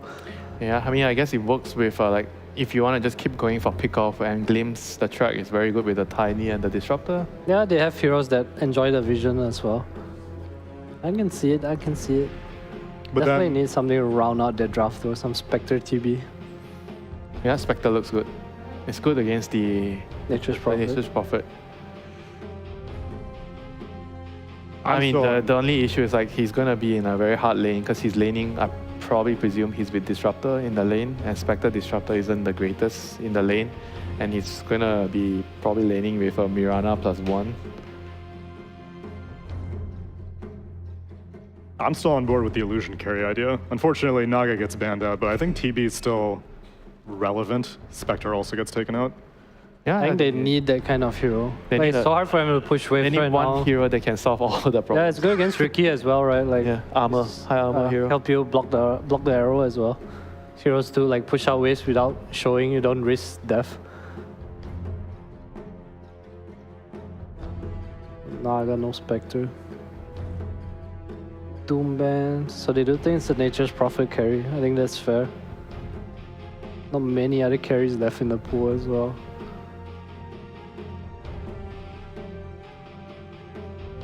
I'm scrolling through other heroes. All Division 1, CK picked 7 times, 29% win rate. The Team Spirits played some IOCK and they like dumpster. It looks so strong. That must be the It one was win. so random. The one win. Oh no, probably. Lifestealer, not really, that would be terrible this game, but Yeah. 4 picks, 0% win rate. Oh, So it seems like he's bad every game. That's why Natsumi didn't pick it earlier. God, the stats don't lie. The stats don't lie, let me tell you. TV ban. Oh no, what now? What is he going to play now? I mean, is there like a non-carry? I mean, I still think the Night Stalker could work. Like Night Stalker carry. I think he's not really a Jackie hero though. Yeah, he is Jackie not known for that kind of hero. But what else is remaining for him? I don't see any like really good carry picks. Bring back the Thai Wraith King. Wraith King? Can't sleep arrow me if I can revive. Yeah, you've got a point. Skeletons. I'm surprised that they banned out Doom. I guess they want a more traditional hard carry, but like if they were going off the beaten path, I think Doom would have been good for their team. Yeah, it looks alright. Just not much tower damage, I think that's about it, but definitely see a way to play with their heroes. Ooh, this is a tough one. This is really tough. I'm scrolling through the list. There are like none of these heroes look good against SMG's lineup. I mean, for SMG, they're looking for mid-ones heroes still. They just need any kind of like front line to set up for some Mirana arrows. Stand in front. I really don't care about SMG's hero. Yeah, not really real. Boring. He can go Primal Beast again. Honestly, Yeah. it was fun. Yeah, that's true. But it's middle and he's gonna pick something cool. He's like, give me Spirit Breaker, I charge Bounty Hunter. He played a Core Venge earlier. Visage. Okay. Pretty decent pick, I think, with their lineup. Alright, Bristleback time. What else is there? Not Arc bad. Warden, Bristleback. Bristleback's not bad. F is whatever. What cool heroes are there? Medusa. I don't see too much, honestly. Sven. Yeah. Ugh. Getting Razor. so meh. Let's go Bristleback. I like Bristle. Arc Warden or Bristle? Arc Warden lane looks rough though. I mean, the one that has a lane and has a game plan and has everything is Bristleback. I feel like Bristle loses eventually though. Like he can't win MP. the game before he loses, you know. Yeah, and Prophet will get a Silver Edge super early. Arc Warden it, Jackie, let's go. I know you. Alchemist. Not sure. Could be good, could be bad. Also, I guess they could do one Tiny, but I find that unlikely. They don't really have like a value pick that like helps them though. Right. It's how when you reach to this point, right? The last pick and you don't have a good pick, it means that the way you set up the draft, there's something wrong before that. Oh, how could we forget? Monkey King. So if I'm not wrong, you can stun yourself with Shard out of Sprout. Yeah, I think you can. It's not That's a blocked. pretty good lane against you can Visage as jump well. out from it? No, you can't jump out, but you can like boundless strike with the Shard and slide down the pole, you know, like a fireman. That's the analogy. Yeah, I'm pretty sure that works. I think you can get out of roots and leashes with How that. do you miss Monkey King? It's good against the Visage lane as well. Yeah, but the bans make a lot of sense. I think the last two bans, Spectre. TB Spectre, I mean, there's definitely two better Yeah. heroes. Monkey King definitely can't sleep me if I'm on the trees. Yeah, but you also can't escape from the dart while it's following you. I don't think it's enough though. I think we're gonna see like a 2-0. 2-0. Yeah. I don't think it's enough for them. Nah, but is it going to be 70 minutes though? I don't know. Let's see what Avo's. How many more pizza boxes you got over there, Avo? Oh no, just the one. Just you got the an one. apple though. You're eating healthy. Yeah, I mean, I didn't bite into this garbage. I mean, It's just set dressing. yeah. This is just because they told me to put food on set. And this is the one thing I didn't consume. So Yeah, I'm not eating any fruits on this watch, but it's okay. You might eat your vegetables because we're going to give you maybe a 2-game series, maybe a 3-game series. The ball's in SMG's court and the cast is all yours. thank you, Tsunami. What do you think of this game number 2? You think it's going to be another 60-minute game like the panel suggests? Is Mid1 a Visage player? He is now. He is now. I mean, I know he's been practicing it a little bit. I was Okay. looking at his Dota Pro tracker. He definitely practiced it post-TI. Okay. So I don't know if when I see Mid1 and I think about him, I think one of his best assets as a mid laner and as an off laner is his when to engage, right? He's actually really good at understanding the right moment for initiate and the patience that has. Okay. Other players like that, FBZ I think has that too. I think Collapse, for example, has that too. I think they excel on that. Yeah. I don't think Visage has any of that. I think Yeah, Visage... I was wondering where you were going with this. I was like, so when does Visage do the initiating? I see. Right, that's what my you're saying. concern, right? I feel like Visage is much more, unlike Beastmaster, where I think Beastmaster has a little bit of that, I think Visage doesn't have that at all. I think Visage is much more about the map control. I wouldn't even say microing. I think people put a lot of pressure into this, but like Neta told me in the late game show, or 3-3, sorry, it's not really about like, oh, you're the best microer in the world. It's more understanding how the hero plays in what situation. Okay. And I think Mid1 might have that down, especially the map control aspect of it, which was the most important aspect of Tundra at TI, I would say.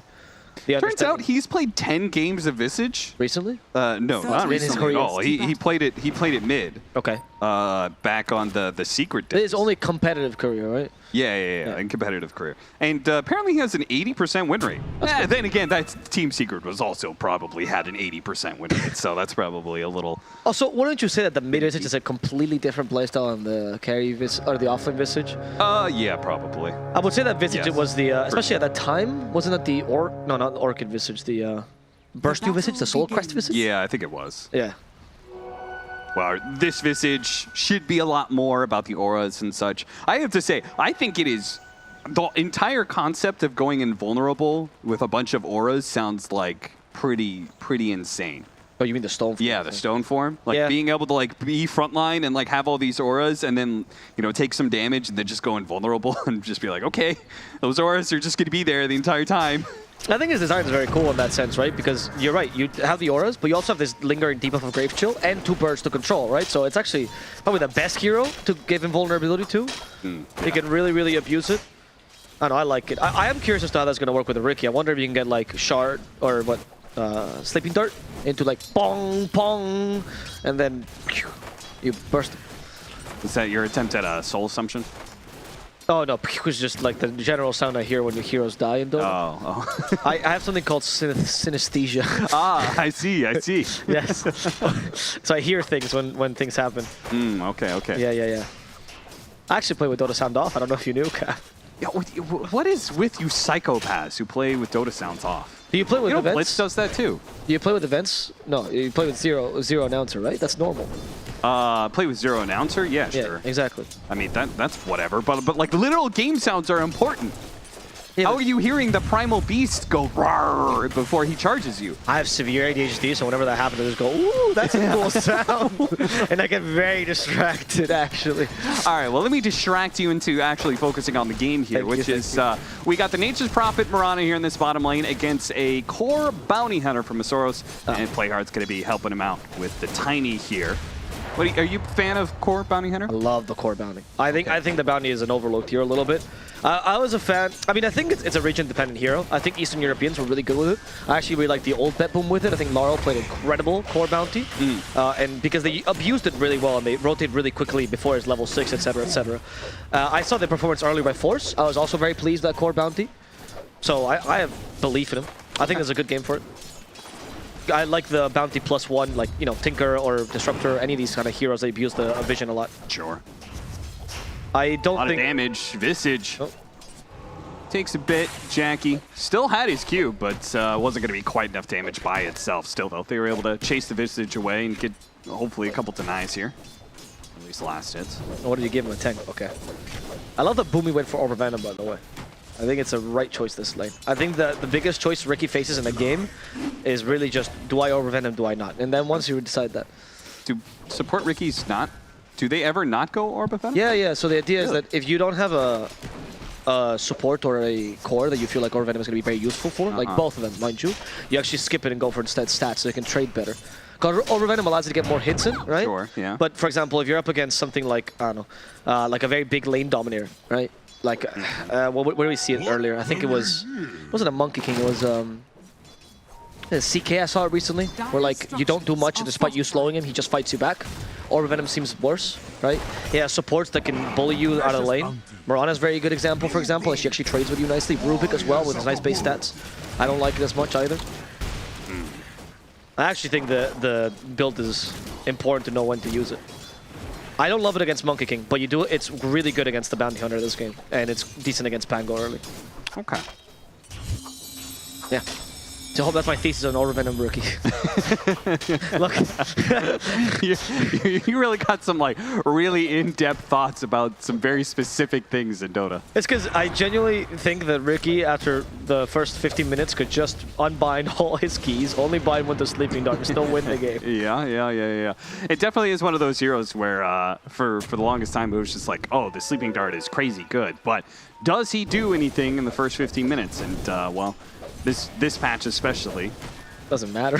We found that yeah, he does something for sure, but even if he doesn't, yeah, I don't. Yeah, his stats are good, right? So he actually does trade well in the lane, and even against Monkey King, you can see him like actually attacking. Yeah, but it's not. I don't know. I don't think it matters because Sleeping Dart is just so strong. It's something that I remember Seb, for example, gets really frustrated about, like not using a hero to its full potential. Like you're really only using Sleeping Dart and Smokescreen on this hero entirely. It doesn't feel like this hero is like that well utilized, but Sleeping Dart is so strong, who cares? It's just a ridiculously strong spell. The cooldown is way too low. How's our mid lane matchup? Looks like it's pretty even right now, 27-8 compared to 25-1, so obviously bit of a lead for Moon, but it also seems like Gordon's getting some pretty good hits in. Well, actually, I'm thinking about how this matchup goes. Oh, because this matchup used to be very puck favored. And then they added the Pango shard, and I think it became okay for Pango to play this. Because now you can roll up, obviously, and avoid the Dream Coil. Yeah. I think the lane is still slightly Pango favored. And then the next, what is it? What do you expect? Buckets minute 6, around level 6, around minute 6? And then for the next 9 minutes, how many times can he kill the Pango before Pango gets his shard? Which I hope he rushes this game. Yeah, and then like at some point in time, Pango gets a Blink Dagger, and then all of a sudden his initiation becomes a lot more potent against a hero like Puck. And you scale better. You can actually either roll up or Rolling Thunder onto the Puck when he's phase shifting as well, so you have a lot of tools against him. So it's not that bad anymore. And then level 25, Puck gets to win the matchup again because of the BKB, piercing ability. The CDR in the bottom lane, by the way, is getting surrounded by Treants, and his TP has been cancelled 2 times. Dead. Surrounded by his own Treants? He was surrounded by his own Treants. He was trying to get Bounty to not hit him, but he kept clicking on himself, so they kept moving around. I don't think it was working. I see. Coil out. Hit level 6 before Corden, and with the rotation coming out from Afu, they should be able to get this kill. He doesn't have the mana to be able to get away, so. A minor problem. Nothing to do. Play hard. Actually, maybe a toss over. And the Avalanche kind of covering it underneath the tower. He only had 1 leap to be able to burn through, but he does have a Fairy Fire. Didn't use it, though. Who needed it? I think he was dead anyway. You can throw the tree, right? Yeah, for sure. So auto attack, throw tree, and then he dies? There's never a question whether Afu was making a mistake. It's whether we're not understanding his plays. I understand now. Fu, indeed. I understand that I don't understand. Exactly. Do you know his name is based after a singer? A Taiwanese pop singer. I did know that, yes. Oh fuck. I guess that's my job. That's all, folks. I think they played really well at cancelling his infused range out, so just saving him here. But now we're going to see the classic Corden play, which is very SCA as well. You die, so you immediately go for a gank to recover. Yeah. Corden does this a lot. Something he does as well is he actually will TP top after this gank if he finds the opportunity to get a kill there too. and doesn't go mid for a while. The only concern when Corden does these things is that now people know he's going to do this stuff, and they just push the tower mid, and he's never there to defend it. Well, as long as there's support there to be able to collect, it's pretty good pressure on, well, there goes that siege wagon, so never mind. There goes the damage on the tower they were hoping for. Yep. I mean, Playhard's finally here, so yes, actually collects, but they can't get Dubu to collect because he's also trying to keep the Monkey King in a good lane. Bottom though, Masters already feels the need to push this tower. Ricky is TPing. You really want to set up to potentially defend. Arrow, a little off the mark there. More rotations coming in. The puck is going to show up and see if Moon... Is he actually waiting to see if he can get the Pango? Because he stood there for a while. Now he's finally going to show up and be like, okay, we'll go for the Bounty Hunter. I do have Coil.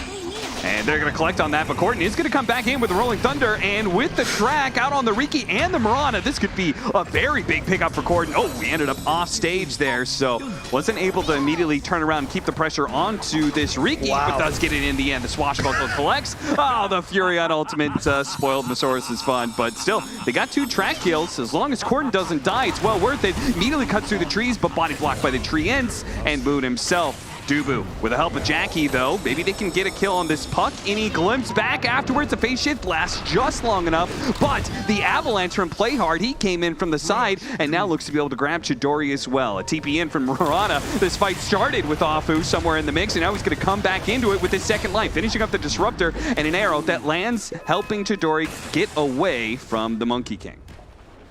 I love these fights because at some point, when a fight goes wrong, right, one of the teams just misunderstood their strength, right? And so they just went into a fight they shouldn't have been taking. But when they both lose heroes like this, I don't know who was right at all. And now Afu is going to die a second time. I guess he's going to die without a TP this time, so that is pretty bad. I have to think SMG was slightly in the wrong there. Yeah, because you're fighting into this Bounty Hunter track, right? So and also it's the dead lane, which is probably not a good idea most of the time. Yeah, I think it's just like inherently risky. Not necessarily wrong, but it is risky. If you fail and lose that fight, you're losing your tier 1 tower, which you're going to lose anyway, and you're feeding into track kills. Yeah. There was a video that well, actually Moon might be fighting in the mid lane, or he just took a really awkward path. Is he gonna be glimpsed back? No way, Moon dies! Oh, okay, he's got the face shift. There's a video I watched a long time ago. It was one of the Blitz analysis videos where it was talking about the dead lane for the first time, right? And saying like, if you've died like 4 heroes here, stop going there. And that every time I see a team doing this, and that plays in my head, stop going there. Coil into arrow. Nice combo. Vanguard Bounty Hunter is tanky, but not tanky enough. Not against that kind of firepower. Masaurus is pretty far forward there. Yeah, I don't know if that's your play to make, honestly. Like once you take the tier, when you take the tier 1 bottom, I think Bounty is actually one of the better heroes at taking over the enemy jungle's vision. Or you can actually give him wards, or he can buy them himself. They're free after all. And even give him a sentry. He's hard to kill. He has always he could have the Shadow Walk to get away, but if not, track is usually fine. He even went Windlace. But instead of doing that, he goes mid. Doesn't really do much, and they're still losing this tower, which Playhard attacked once. Attacking a second time now, okay. Don't help the enemy team, at least deny it. Dubu does collect on that deny, so... Maybe he has a Dota Plus challenge. Could be. Doesn't count private games, but nice thought. That's how you know that I've never even touched this world of competitive Dota. 2-man smoke up, Corden and Dubu. A hunting force of 2 with the Static Storm plus a Rolling Thunder. I can't imagine anything would survive against this if they just get on top of them. Chidori almost ran into him, and Corden, with his Invis rune, is going to find him right before he teleports away. He's going to stick on top of him here. They have detection. Yeah, they drop the sentry. Chidori is going to die. Good find from Corden. Sussing that one out. What does that mean? Is it like you discovered that one? Radiant's top tower like is under sussing? Yeah, like sussing that one out? Yeah, you suss something out. It's like a detective. Like you... Oh, yeah, okay. You know, you kind of grind in, find the clues, figure out. Oh, it's like you figured that one out? Yeah. Oh, okay. All right. Sorry, I'm a little bit too old. To be clear, that is a word outside of Among Us. Just for everybody, that is not. Oh, that's a word. I didn't know that either. Coil. And Masoros with this early hood. Vanguard is tanky, but again and again, it seems like maybe he's just not tanky enough. Okay, no, he is. He got away. He's clearing and freer. How dare you question Masaro's tankiness? Well, he did die in the mid lane earlier, so... chose to die. That time he chose not to die. Is that what you're saying? Exactly. Now they're going to choose to kill Boomy. Yeah. Yep, they have track. Now they've chosen to kill him. Tricks of the trade. Create a little bit more time. No. Oh, that would have been slick if he could have gotten a neutral tonight, but... That would have been really slick. I think he was trying to do that, actually, because he waited till the last second, right? Yeah. Dire's top tower By the way, look at Jackie's build. He's going for the Battle Fury build. Yep. We didn't see this last time from Monkey King. This is the most popular build we've seen on carry Monkey King, no matter the game. I mean, this game seems really viable, obviously, against NP. Well, in some ways, like, Radiant's middle tower isn't track your Battle Fury? You know, isn't that one way to think about it? I feel like I'm back in my philosophy course. Masaros. Zari needs some help. He missed the sprout, and now he's trapped inside a Static Storm. Really well placed from Dubu, so he's probably going to burn out. Yeah, indeed he does. Masaros in deep in order to get that Nature's Prophet kill. He's now going to try and get away with the extra track movement speed. In fact, he's got some help. Corden's going to roll on in with the help of Playhard. They could collect on a lot of track kills here, potentially. Rana's going to be the first one down. Boomy underneath the tier 2 tower is also going to fall. Collection. Tax collectors everywhere. Bleed are picking up 3K net worth lead now in 13 minutes. Yeah, that was a really, really good play by Bleed there. 2-0 said Winter. not watching the beginning of the game. Back to the Battle Fury point. I agree that the track really does help you out, but I'm starting to see this the same as the Maya's Nature's Prophet, right? Where I see Maya's Nature's Prophet, yet he plays super aggressively, and since Monkey King usually shove lanes regardless, even if you're a carrier in mid, I feel this just naturally plays into your style, in addition to giving you more farming tools, and I don't think that Monkey King needs the Echo Saber to be aggressive early. So I'm actually a pretty big fan of these builds where you realize, why not get a farming item if it does the same thing a normal item does, but just like 10% worse? Mm-hmm. And that, I think, is also the same idea behind the super aggressive NP that goes Midas first, right? He's still TPing anyway. He has the extra 40 attack speed, it's not bad. And in the meantime, he farms between it as well. Sure. So I do like this build a lot. I mean, and in general, it's also just a difference, right, between a 2-position Monkey King and, like, this is definitely a hard carry. Yes. Game, right? So you want him to also scale, and obviously scaling and matching NP is a little bit difficult sometimes. He finally has it. Also, when Savage played this build, it was incredible. I felt like it was oppressively strong. Look how aggressive he can farm as well. It also means he has the Quelling Blade at all times, right? I didn't consider that point, but that's true, actually. Run, Corden, run! Oh, maybe run back in. Masaros and Tuber are here. Send back the Mirana, so they'll at least get that one track kill. But with this Haste Rune, maybe they can find a little bit more. Moon's going to take some damage here. Jump over to his orb. Has to drop the coil in order to keep them at bay. It's about to run out. Can he get in swashbuckle range? Can he get in shuriken range? Phase shift is up, so it doesn't look like there's anything possible to be found here. Masaros has no choice. He's the perfect offlaner. He just has one button and it's forward. Yeah, that is true. I actually like this a lot. I mean, with Timbersaw, I understand this, but with Bounty Hunter, this man is super aggressive still. Yeah, I mean, with all the extra gold you get these big team fight items nice and early. Yep. Full out pipe with the Vanguards. And he's just going to sit in front of this tier 1 tower, make sure it falls, start getting some track kills. Okay, he's going to draw a little attention, maybe more attention than he needs. Dubu, can you save him here? Moon jumping in, Static Storm immediately on top of him. With Playhard coming in from the side, can they stop Moon from being able to get away? They glimpse him back with a phase shift. Actually dodges all of that, and they did not get the toss back that they were hoping for here. Corden is going to roll in, though. Despite not being able to get that initial kill, Corden's still going to play into them.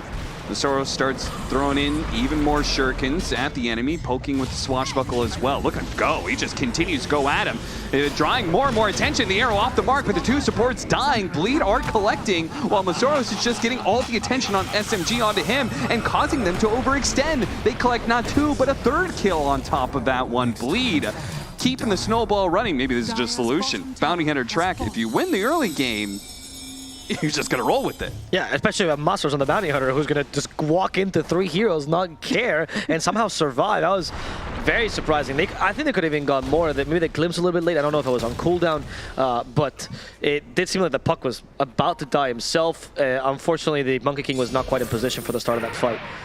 Now, though, how do you stop Bleed from running at you? SMG don't really have the best tools to counter-initiate, nor good save. And this Ricky Mirana combo that's so scary, you know, much like the Lina carry. Oh no, what are we gonna do? It doesn't matter if you don't have the map control to utilize it. You don't actually have the damage to combine with these two heroes. Also, you don't have Shard on Ricky, which is a big deal. Killing him is a big deal.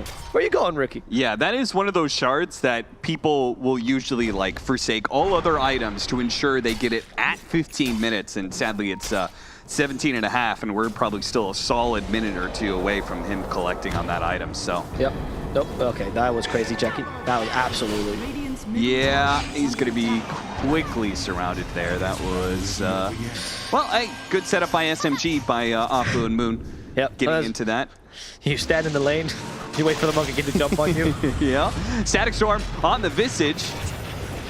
And I don't think SMG can do anything about it. They're going to have to retreat here. Okay. Well, he doesn't have a TP. He doesn't, actually. So if he puts himself into the trees, he may be stuck there for a little while. We'll see what Bleed does with this. I mean, you might just kill Playhard if they leave Playhard alone. Oh, they scan. And Playhard like, guys, I told you, he doesn't have TP. Well, it's too late. Masaros has walked away. He's like, there is only one hero here. I'm looking for like at least 3 heroes to challenge right now. I want to walk into as many heroes as possible. That's true. Because he's got a completed Crimson Guard now.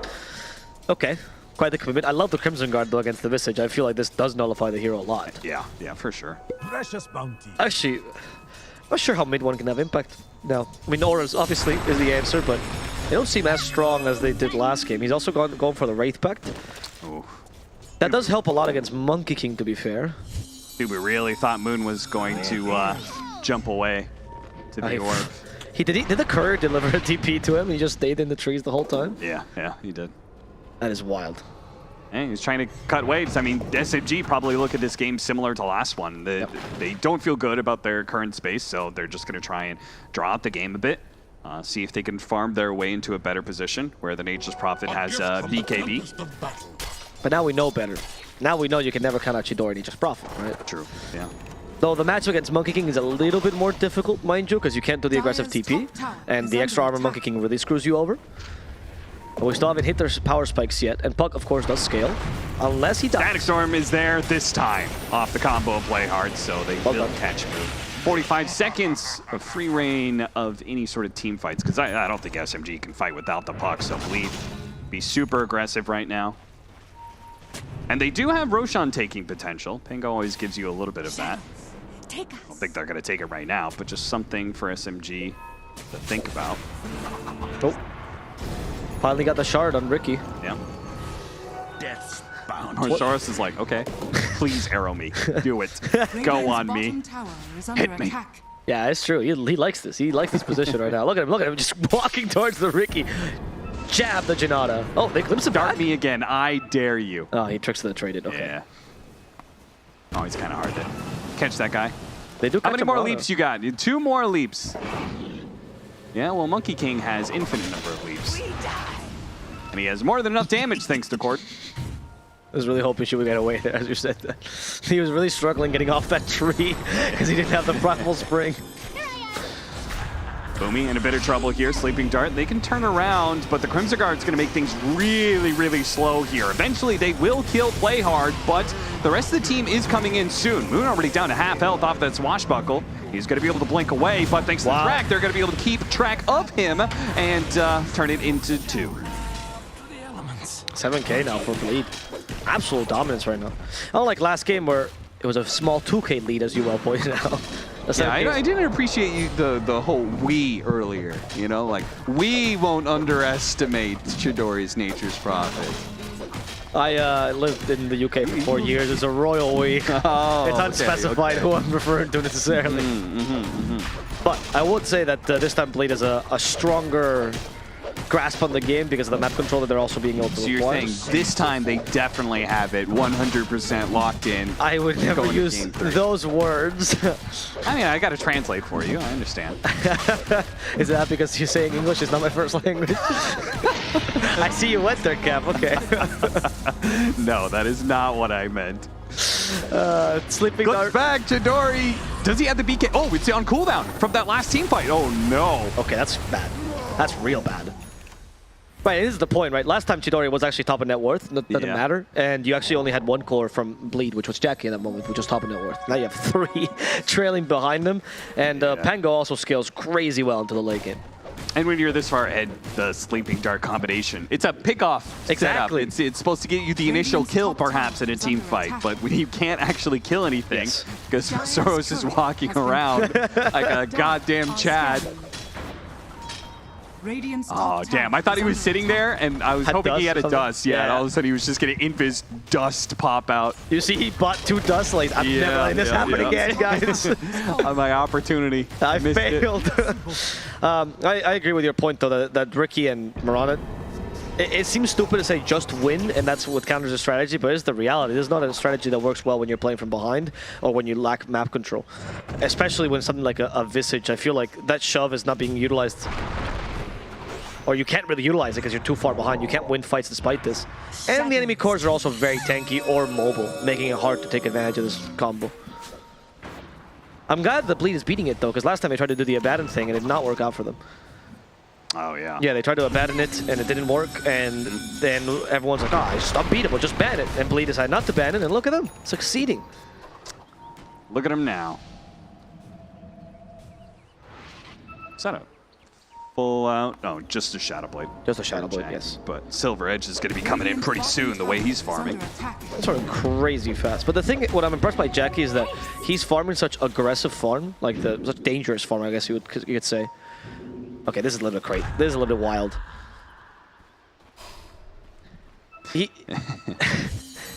That's one way to keep him from jumping around in the trees. Look at Moon go. Anything to try and stay out on the map right now, right? They want to make sure that they are not, that all the side lanes don't get pushed in. Exactly. And they're stuck on their side of the map. So that's why Moon is making so many daring plays out here. And this makes Visage feel like a much weaker hero because you don't really see the point if he's not able to shove these lanes as easily. And because Jackie's farming, like I said, this dangerous farm, it's allowed the Pango to also keep himself pretty healthy. Mind you, Corden is another hero on Pango that can farm dangerous farms, so you're actually in a really good position to counter the push and the information game by mid one, which is why he's going for the famous Hawk build of the Assault class right after. Yeah. Not even finishing Wraith Pact. I actually like this choice a lot. This is what the Hawk would do every single time on Bet Boom, on carry Visage when he was losing. Jackie collecting on the Moon kill, and they still have 2 minutes left on the Aegis, so they can certainly start forcing down these tier 2 towers. They've got the map pretty well controlled with 2 lanes pushed in. Was that, was he tracked, did you see? I think so. Okay. I heard a noise. I thought Puck would be a little bit more slippery this game, I'm not gonna lie. We're catching him quite easily, actually. That boundless strike from the trees is really punishing him. Dire's top tower is under attack. Yeah, they got Blink Tiny, the stun from the trees, the vision in general, just from the track. Like we saw that one team fight where Corden was just, able to follow him after the blink. Yeah, I was expecting you needed like Disruptor Blink Dagger to actually catch the Puck, and they had no issue at all. Quite enough burst damage to kill off Oon. He does have a mech. It's going to be glimpsed back post teleport, so he's dead. Oh, look at play hard. Very nice of him, leaving the kill to Dubu like that. Yeah, there's a beautiful love story between these two supports. Just respecting one another, always getting kills together, never alone. The Lobster was right. You always need a +1 to help you. I don't know that reference. That's a movie about killing people who don't earn couple. Sorry, turning them into animals if you don't earn a couple in time. Okay. It's a great movie, actually. Recommend it. It's one of those Northern European movies when you're not sure if they're serious or philosophical. Jackie jumping forward. He really wants to take this fight somewhere in this mid-tier 2 tower, and they did catch mid-1. They easily keep him chain stunned, and with all of this damage from Jackie, just tear the Visage apart. AC or no AC, I don't think that's going to change too much. Masaros decided last second, you deserve this arrow, Jackie. I'm gonna let you tank it. As they can just continue this, right? Are they even afraid of anything? You have the toss back always. You don't have the auras from mid-1. I love that he's trying to avoid the shard. That's not how Mischief works, Jackie. But it maybe is how Toss is going to be able to work. Ooh, nice alley-oop into a slam dunk from Jackie. A buyback immediately, but I don't think they can fight until the Visage is up. At least the Nature's Prophet is creating a decent amount of space and is going to be able to at least force Corden back. They have, kind of feels like maybe they may need a boots of travel just because of the ratting that's going to be going on in this game. Yeah, I guess because now Chidori has no other options. He knows he can't fight them head on. Yeah. Who would buy? I guess Corden would just buy the boots of travel. Oh, Nullifier, huh? On Nature's Prophet, right? Yeah.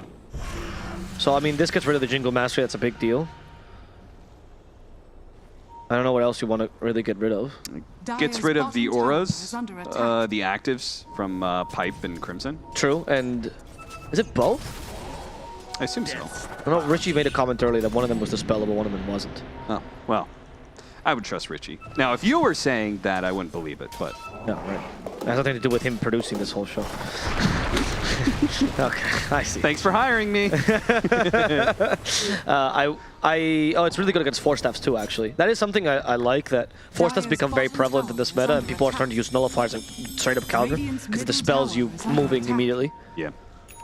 We saw it in a couple of games already in the DPC. Force Staff actually on Nature's Prophet himself, so he even values this item. But does that work against Concussive Grenade? No, that's why it's such a strong spell. Wow, that's impressive. I know. Dart, arrow. Nothing. It's actually Ricky who dies instead. He set up a fight that he could not win, it seems, and now he's caught mid one, caught in it too. Oh dear. That's like when you're an adult and the kid bully like picks up a fight with you, and you're like, I don't know if I should tell him. I could just beat him to a pulp. It's like 7th grader coming up to you. Wait, are you saying the situation is that the Riki was the kid bully? Yeah, he was a 7th grader, and he comes up to you. He's like, you know, I could fight you, I could beat you, and then you don't know what to say because you're either beating a kid or you're losing to a kid. There's no win. So they chose to just hit the kid. They chose to hit the kid. They really did choose to beat him up. Your analogy here. Yes. I approve of that choice. Does this happen to you a lot, Avo? Honestly, I don't know if this is something that just Scottish people did, but it happened to me all the time. You go to like a park and there's like, they call them Neds there, and they just threaten to fight you. And you go, please, sir, I'm just here to have a beer. Please leave me alone. No, I thought it was because Avery and I know you that we bullied you so much, but now I'm thinking maybe it's just a natural thing. It's my fate. Play hard. Oh. Hey, caught Moon regardless. That's a swashbuckle range, I think, coming into play. They even come in Static Storm mid. Yeah, they may be hunting Moon, but it doesn't stop Masoros and Jackie from getting kills straight up into your base, apparently. There is nobody else close. And they're just like, all right, time to hit the tier 3. Oh my god, this Ricky didn't work out at all. And they're going through the backdoor protection. They don't even care anymore. Obviously, they're not actually succeeding, but the attempt is pretty... I mean, they're making a statement here. This is a full best of 3. Hey, they got through. Good job. I actually think that might have been the creeps that got there. It's true. It's a full best of 3, and it's important that Bleed recovers a little bit of that psychological damage for game number 1. I would like for SMG to go back to a strategy that does not depend on early domination, by the way. I think the Primal Beast or any sort of initiator in the offlane works better than this Visage idea. If they don't win this game, mind you, because you can never count out SMG. Oh, look at that. Soro's going to tank the arrow. What a good lad. That was very cute. He knows he's the strongest hero right now. Oh, Masoros? It's like, don't let him leave. It's like that hold me back, bro, but you actually don't want to fight at all. Hold me back. Hold me back. I want to fight. I swear I do. And the Bleed just kind of turns around. They're just like... Okay, I guess. You want to fight? A gift from the temple. Just like the 7th graders, I told you. That's very common. It's like those 7th graders, man. Really are a menace.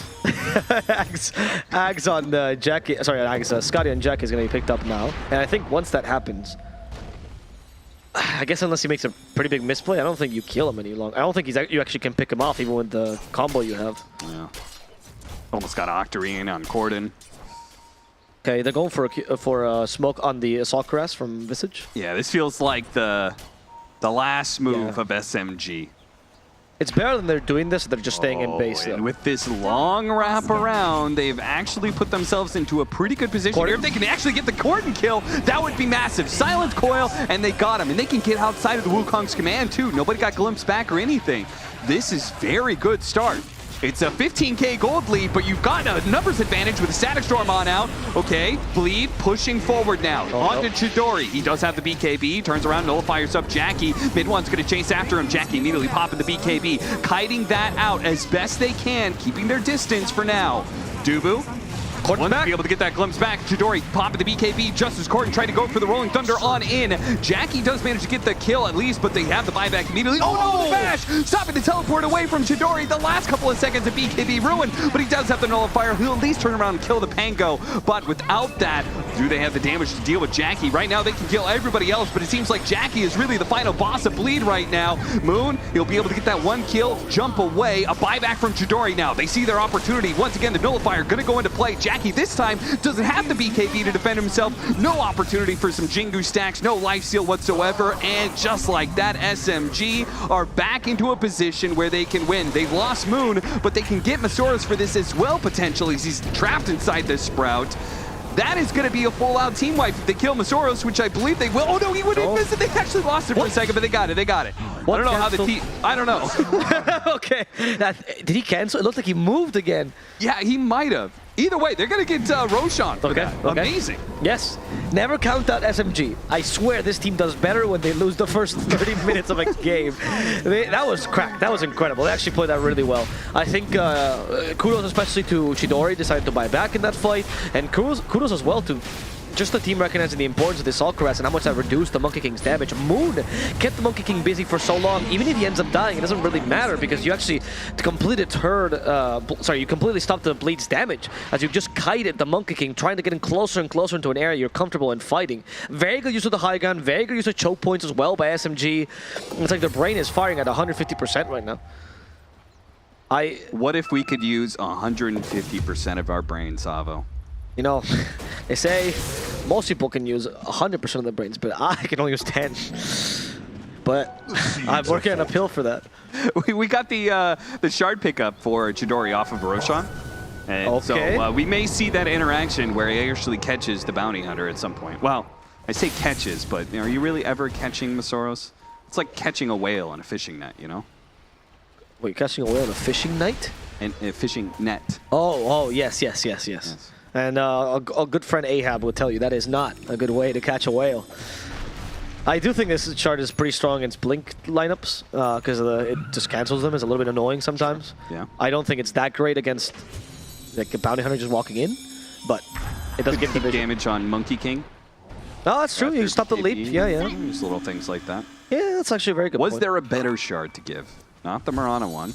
No. Visage already had his. Pucks is pretty bad this game. Yeah, it's pretty bad. Okay. I value the shard. I value the vision the shard gives, so I don't think it's bad. But again, it's not super hype. In the close qualifier for C though, it was first item buy for NPs. It was like flavor of the month for some reason. Like carry an offlane MP, they would be like boots shard. Yeah, it's one of those things that that people I think sometimes assume is bad, but if you do the math, it's not bad. It's not terrible. I think the vision is a very important aspect. Any ability that gives vision is always useful, right, in team fights.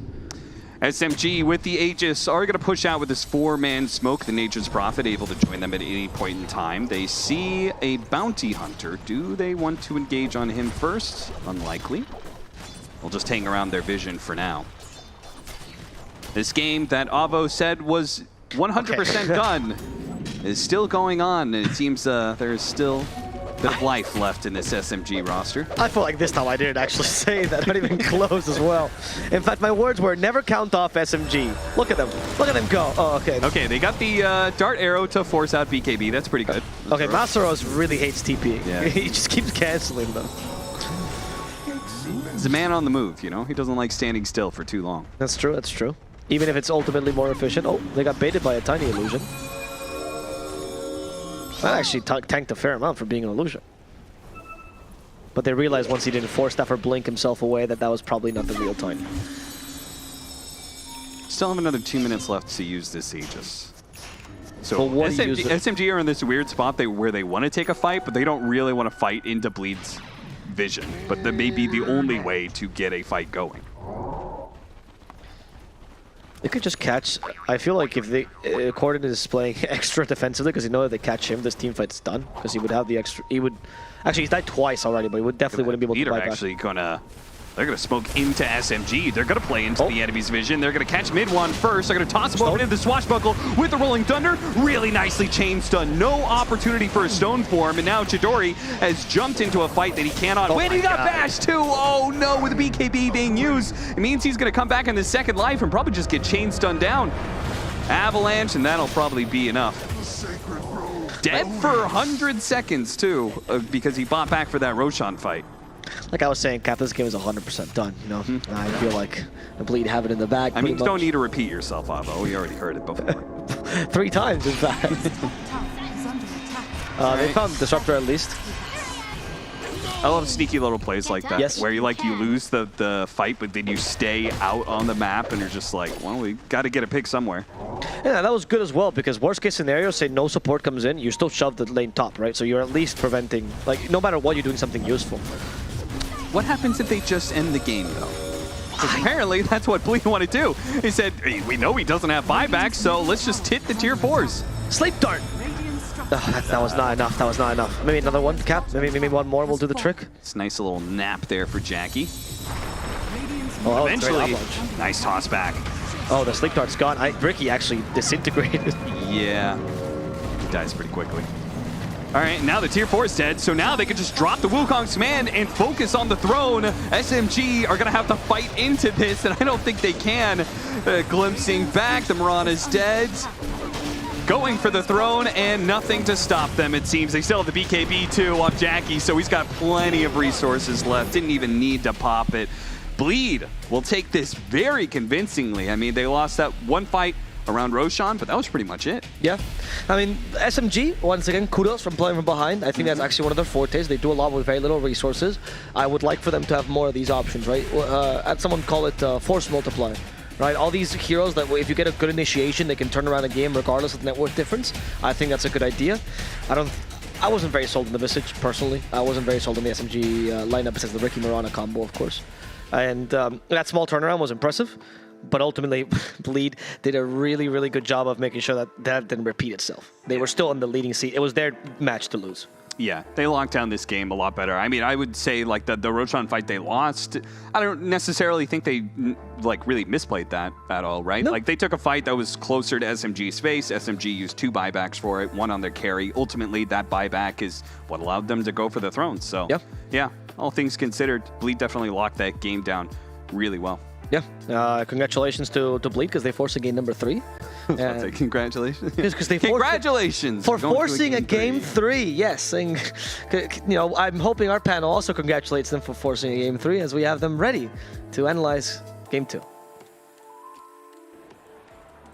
No, I would actually like to uncongratulate SMG for not closing out the series in 2 games. But I suppose, depending on which side that you're a fan of, you're either thrilled or you're like, oh boy, here we go again. SMG are not able to pick up a victory with the Ricky Mirana combo, which I think is the first time that I've witnessed it on the Southeast Asian DPC. But this is also the first time that I've witnessed a bounty hunter basically be an unstoppable object. I know Masaros is famed for these types of heroes, but I did not really give Bounty Hunter the respect that apparently it deserves, Winter. This hero is a lot more sustainable than I was expecting. He felt more like a Timbersaw. Than the actual Timbersaw game. And in that Timbersaw game, he had a heart also. And here he had Crimson Pipe, but I guess it's more of what the enemy lineup had, which was a Visage and familiars that could just not touch him, and magic damage that just wasn't relevant. Yeah, I really like the Bounty Hunter against the MP and the Riki. Like in the lane, you have so much armor, so you don't really care about the harass from the creeps or the Treants. And his item build, I think, was, I mean, I know Adam didn't feel like he agreed with the pipe as a whole. He felt like a Vanguard hood. That's it. Then you have to go for like other items. But wait, which kind of item, Adam? You wanted a damage item? I want him to buy team items, so he could like be. You want him to be the carry, right? Okay, I see. I guess after the hood was completed, he could have still gone for the AC. AC is kind of. I mean, Crimson into like and keep the hood is fine too. I didn't feel the need for the pipe Crimson, but whatever, he owned. He did own, indeed. And yeah, I mean, there were moments where SMG looked like they were coming back into the game. This fight in particular was the one where they get the Monkey King, they ended up getting the Bounty Hunter afterwards with that still bonkers leash talent. Wild Pokemon on the cliff. Yeah, and then this is kind of where it all fell to pieces. Yeah, they had to just like chill, you know. I feel like I'm not sure what they were talking about, but with how the Visage was positioning himself, it felt like he was baiting for something, and MP had Aegis. Baited his MP over. The MP really wanted to fight, but at the same time, his team was like they were pushing up the top. Yeah, they were pushing the top creep wave, and they were not connecting to that point because when you are standing on the cliff there, it means that you want to fight, and everybody has to be ready at that point. Like if you're not, it's either you do it and everybody's there, or you just don't do it.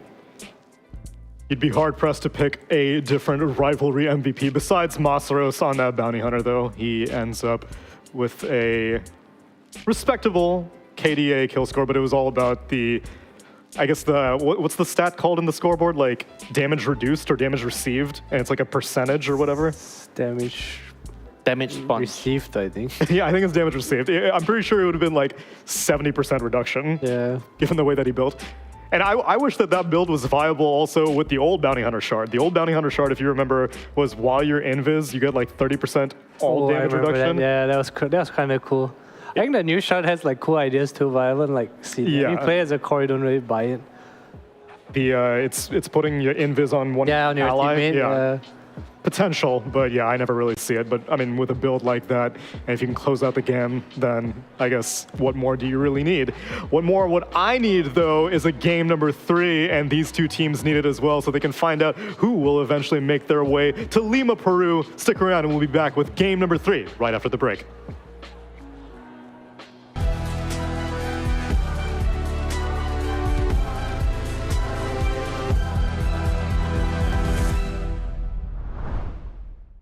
Three, two, one.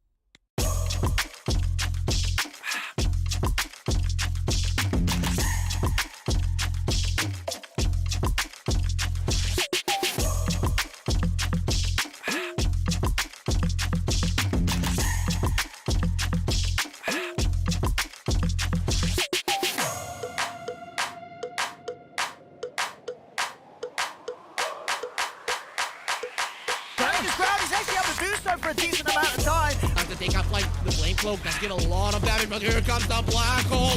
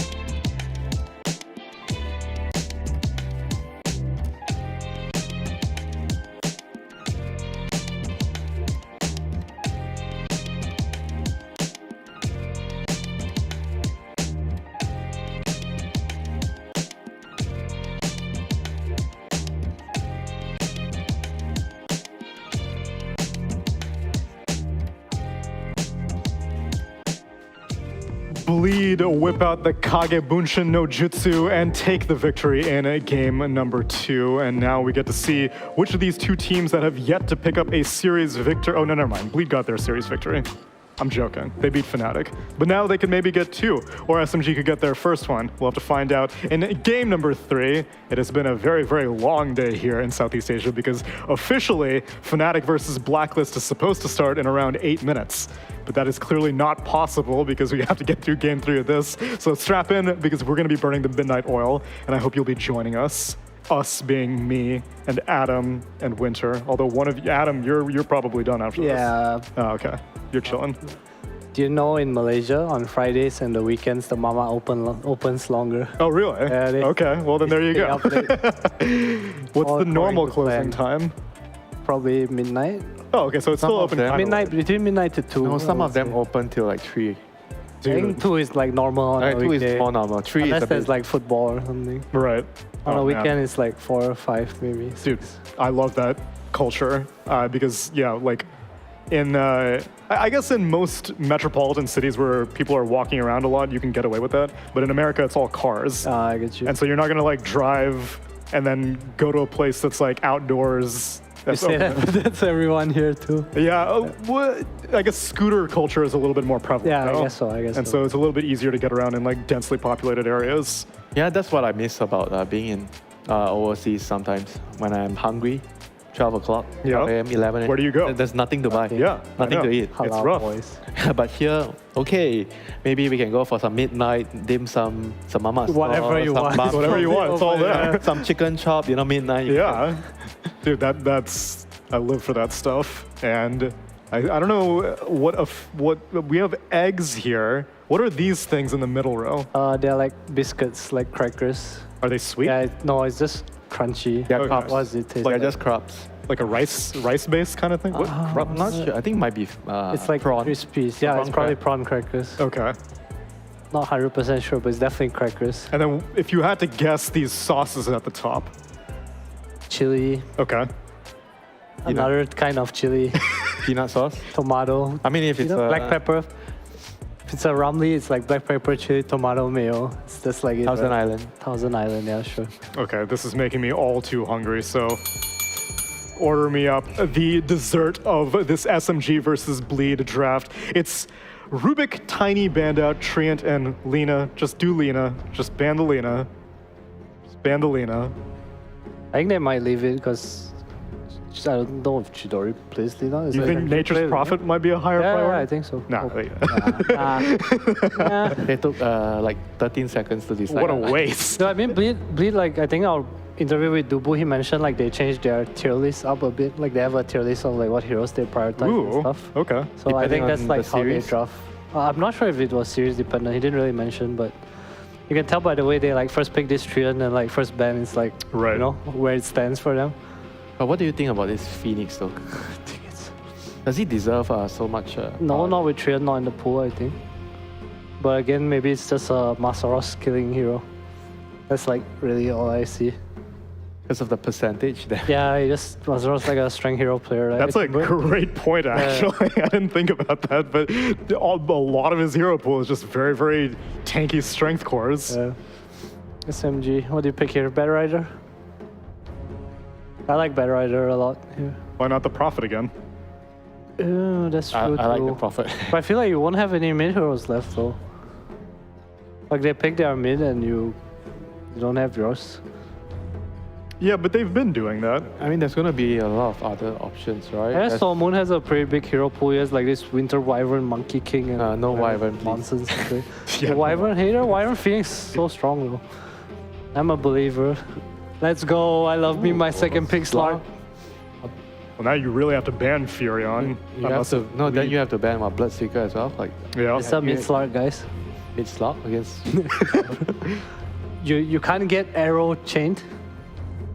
I don't hate it. It's probably not, but I don't hate it. And honestly, Moon would probably play it. Yeah, right? So it's like a substitute for the monkey? Yeah, but it's better catch, right? And it's more reliably dispel. I can't tell if you're trolling me. I'm on board. I'm half serious. No, I'm not even trolling. It's just an idea that I think they might run. The potential is there. Yeah. So which part is the trolling one? I'm You not said you're trolling. half serious. I'm not trolling. I'm half predicting, half trying to save face if I'm wrong. The unserious part is, when have you ever seen Slark mad in your life? That's true. It's a bold prediction. It's a bold prediction. I mean, I see Furion be brought to success against Slarks many times. The leash talent, again, against his pounce is just too good. Do I want to see Mid-1 like put more priority on his hero and like pick something good? I feel like both games he didn't really like. I mean, he got last pick. Yeah, exactly. But both what the times. hell? The Visage didn't look like it existed in the last game. Nope.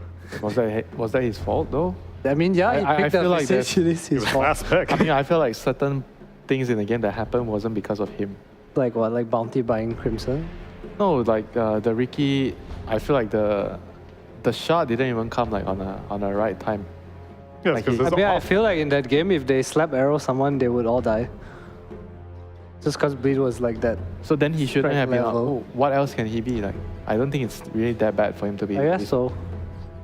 It just felt hard in both games for him to have impact. Like he had this last pick Primal Beast and it's like they'll treat it like minute 5 or 6 too.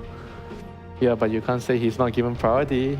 Yes, he has I last mean, he pick. is. I just want him to do a better job of using the priority. But how do you interpret it though? Because also you give the most time to get bans out if you pick at the very end. And so all your offlaners are banned out and you're like, I'll take the scraps, I guess. Give me the Visage, give me the Primal Beast. Yeah, but if you are putting yourself, like he's the drafter, you know, if you're putting yourself in that position, it means that you have a great deal amount of confidence on your hero pool. True. The person. Yeah, I mean, he's playing different heroes. He is. And his Doom has been banned out a lot, and that was something His that... Doom was like, I feel That like was Doom God is like mode. his personality, you know, like he doesn't come to Exactly. me like a Visage or something. Nah. I feel like he's this Night Stalker, this Timber, this Then Doom kind of guy. Primal should be his hero. Yeah, and I want Boomy to just like enable him with his hero. Like I don't want to see. I think his Ricky Miran's like cute, but like I want this like Boomy Tiny or Dark Willow or something. He looks so much more comfortable when he plays these heroes. He's not very. It's Mirana. I don't feel like he's very well versed with Ricky. From the last game, like you see what he's doing, like he's not very sure about.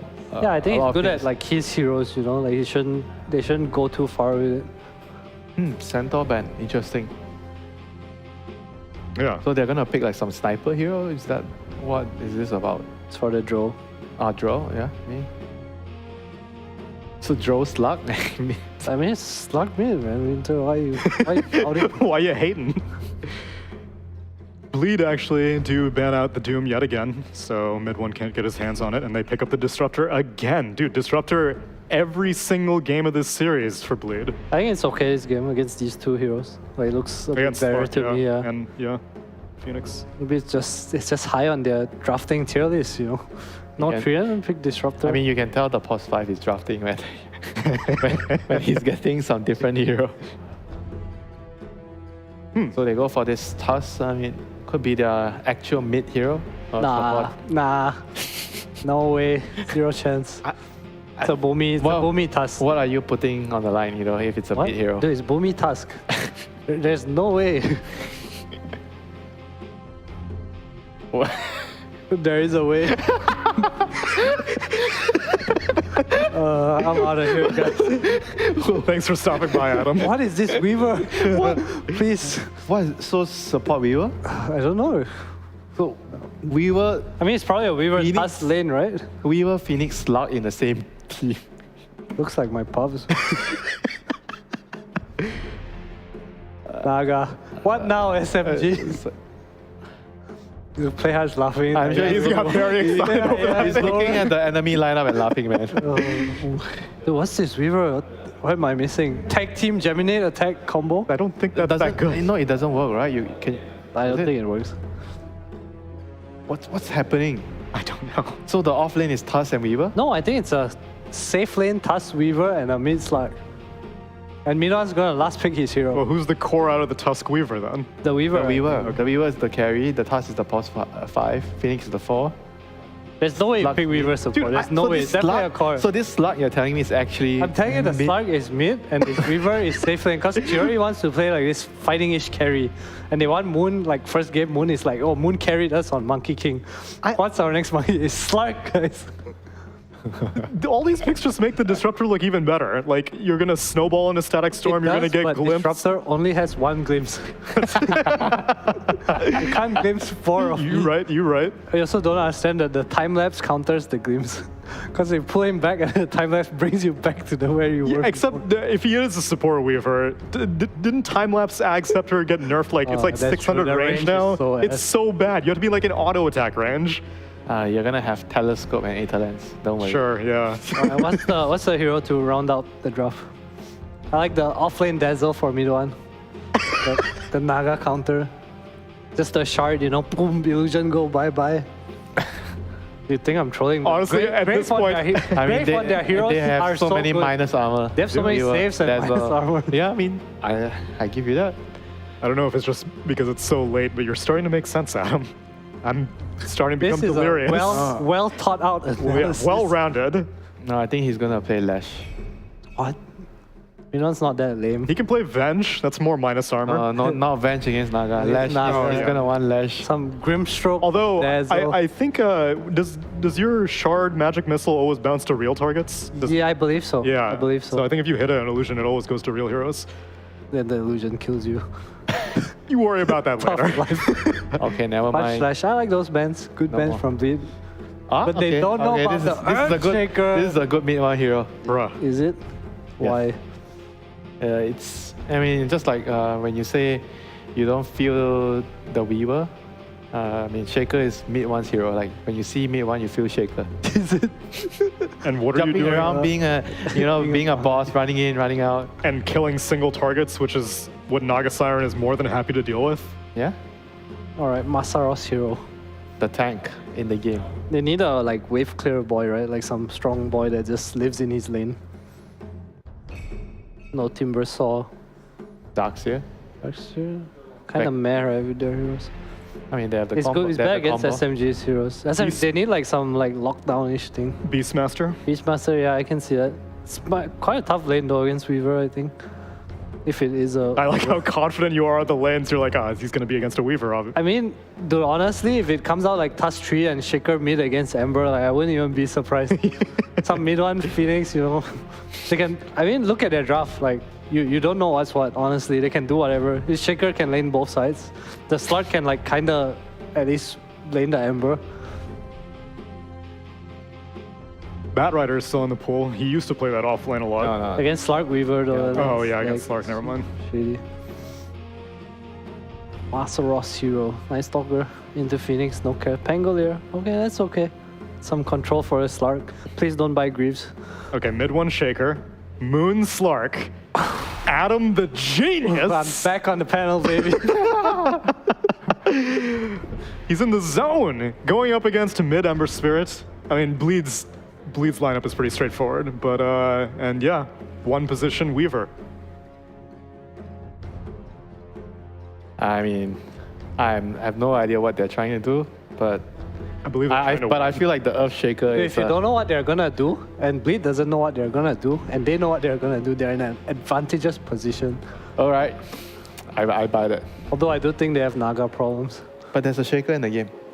Yeah, but what if he sends one illusion? What do you do? Yeah. Isn't that how you play Naga? Totem. And then what do you do about the other illusion? There's a disruptor. There's an arrow coming. I don't know. It just looks a bit hard. Unless he does really well in lane. I think if the Naga gets slowed down, they're in a really good spot.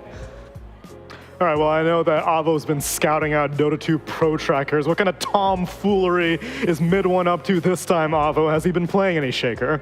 I don't know. Tsunami, it's way too late. I'm very sorry. Why are you making fun of me like that, sir? I was listening to your panel. Tsunami. Your analysis was just, voice effects and then Winter going crazy. And now I'm the one that has to be the analyst? I don't agree with this.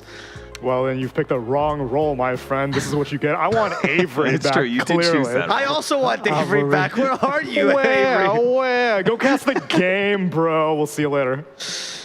Thank you, Tsunami. I want you to know, Tsunami, we had a bit. You ruined it with your question.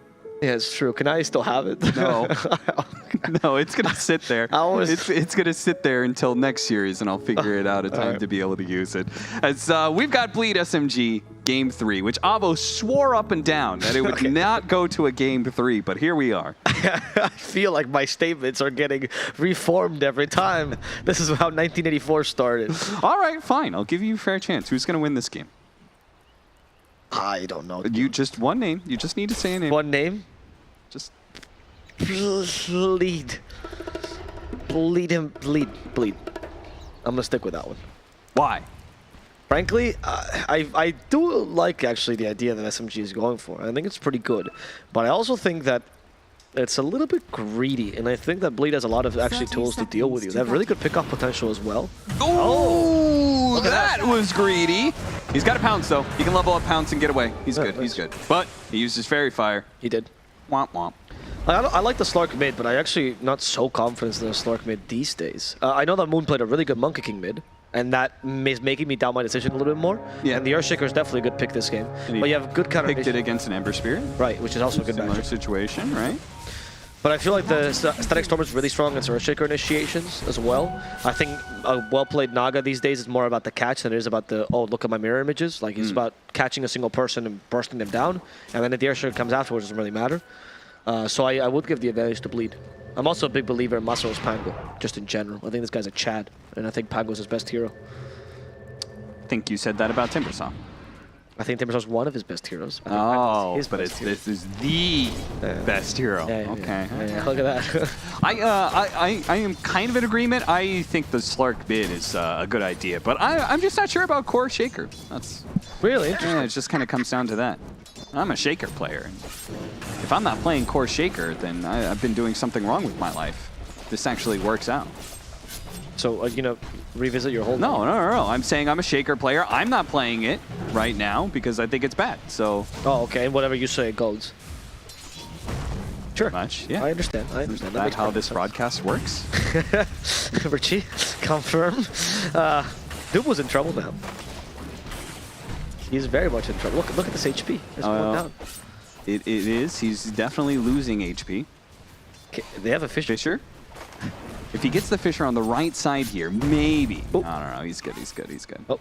Dude, he'd have to hit him like 4 more times with the tangos going like that. Yeah, that felt like that was never gonna work. It was the pressure of you looking at my screen. I didn't know what to do, Cap. I'm sorry. I got very nervous there. Yeah?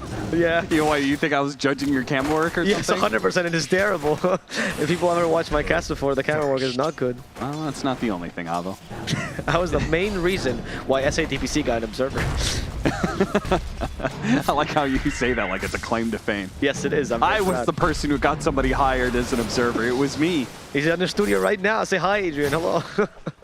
Anyway, we have a nice lane down bottom as well with a Tuska Weaver, which I actually like the most of this. I think this combo is very, very strong, underutilized. And I think Weaver's also here that can be utilized a little bit more than we should see it, especially in a dual core lineup with the Slark, for example.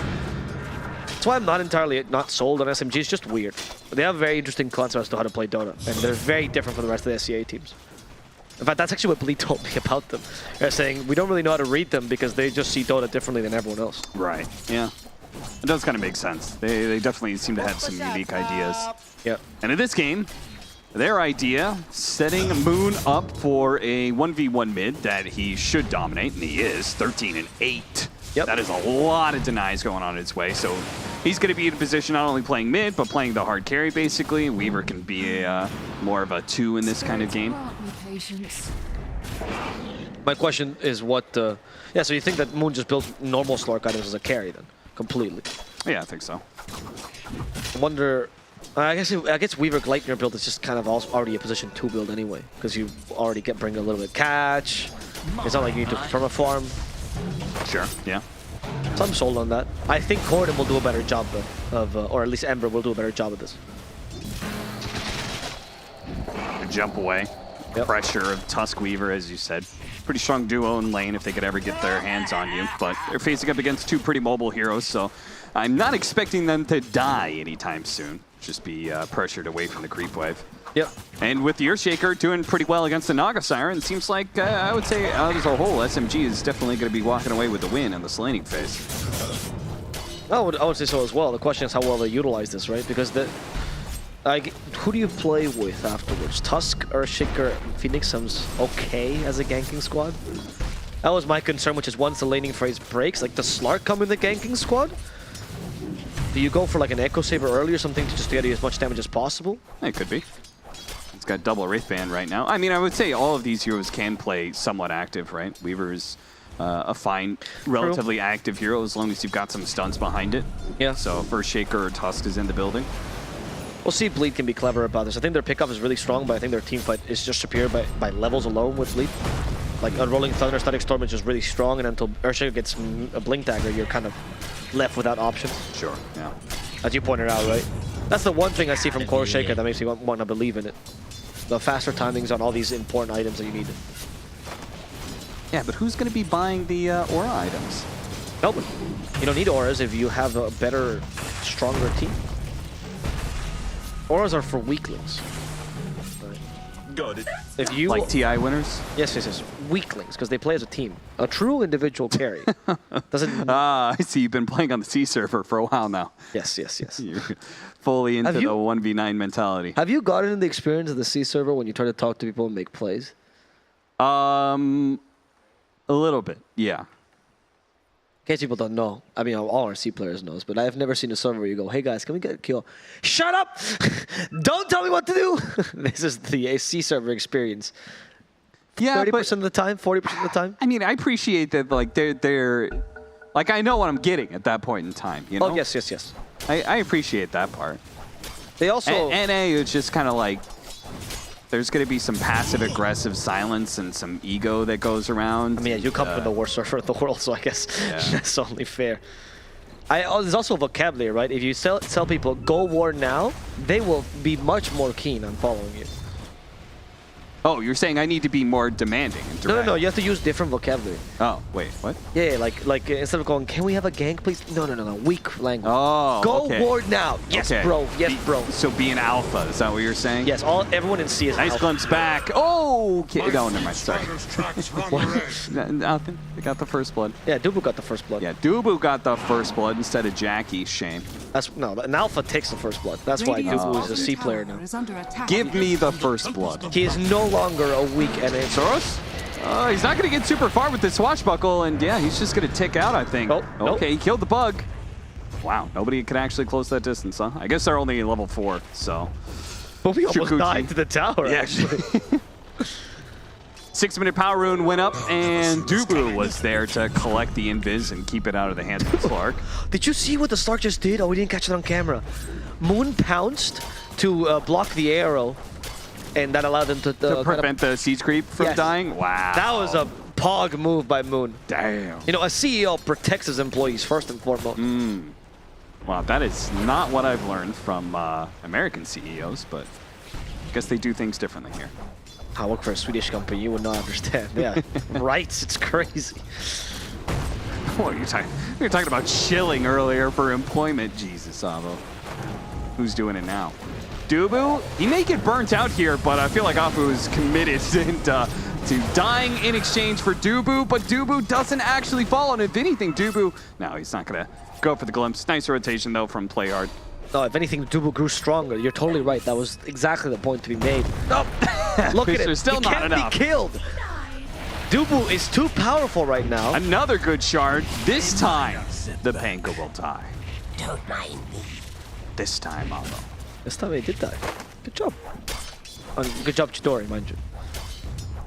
Did he get the kill there? He did, right? Yes. That's pretty important. Got the Falcon Blade now. He went for boots though, which I'm surprised by actually. I thought the Care Weaver, if you want to activate fast, skip boots altogether. Yeah, like the fast, like Javelin Maelstrom build. Especially. Yeah, he went treads into Falcon Blade, so. Yeah. Especially because the another arrow blocked. I don't think was that intentional? No. Was no, that's the answer. A beautiful play by Chidori. What a heads-up move.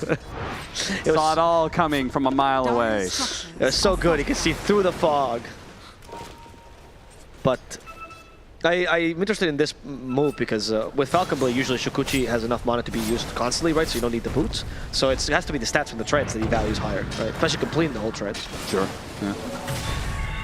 But I don't see what this has values over Maelstrom, which allows you to be more aggressive. Midwan, they're going to kite him out so he can't use his Echo Slam on any hero. He still collects some CS before he dies, though. Top net worth going to all the cores on SMG, so it's a good thing for Bleed anyway that they are making some moves and getting some kills here. Unfortunately, that Sentry's not going to last long, but Moon, Kinetic Field, going to block him temporarily. Shard not quite closing out Dubu. Okay. We are seeing Moon being as active as I expected him to be, so this is a good use of the Slark mid, I would say. However, Bleed still has not lost any space whatsoever. In fact, Corden is farming behind the enemy tier 1 tower, because he knows he can't really push it himself. No Aura Corrosion on Corden, which I'm actually interested by. Is it because they're just going to rely... No, Masters also doesn't have it. No Orb Corrosion. I'm 2 of the best Orb Corrosion pickers. What is the strategy behind that? To prove you wrong, Abo. Okay. Besides your own pettiness, I feel like these players are thinking about something, and I'm wondering if the big core items are very important here, like the Maelstrom. Chidori barely gets away from that arrow. They're still going to chase after him. He's got a Shukuchi in a second here. Maybe they don't think it's necessary because you already have minus armor on Naga in addition to a lot of catch with like Ensnare arrow, Searing Chain's arrow.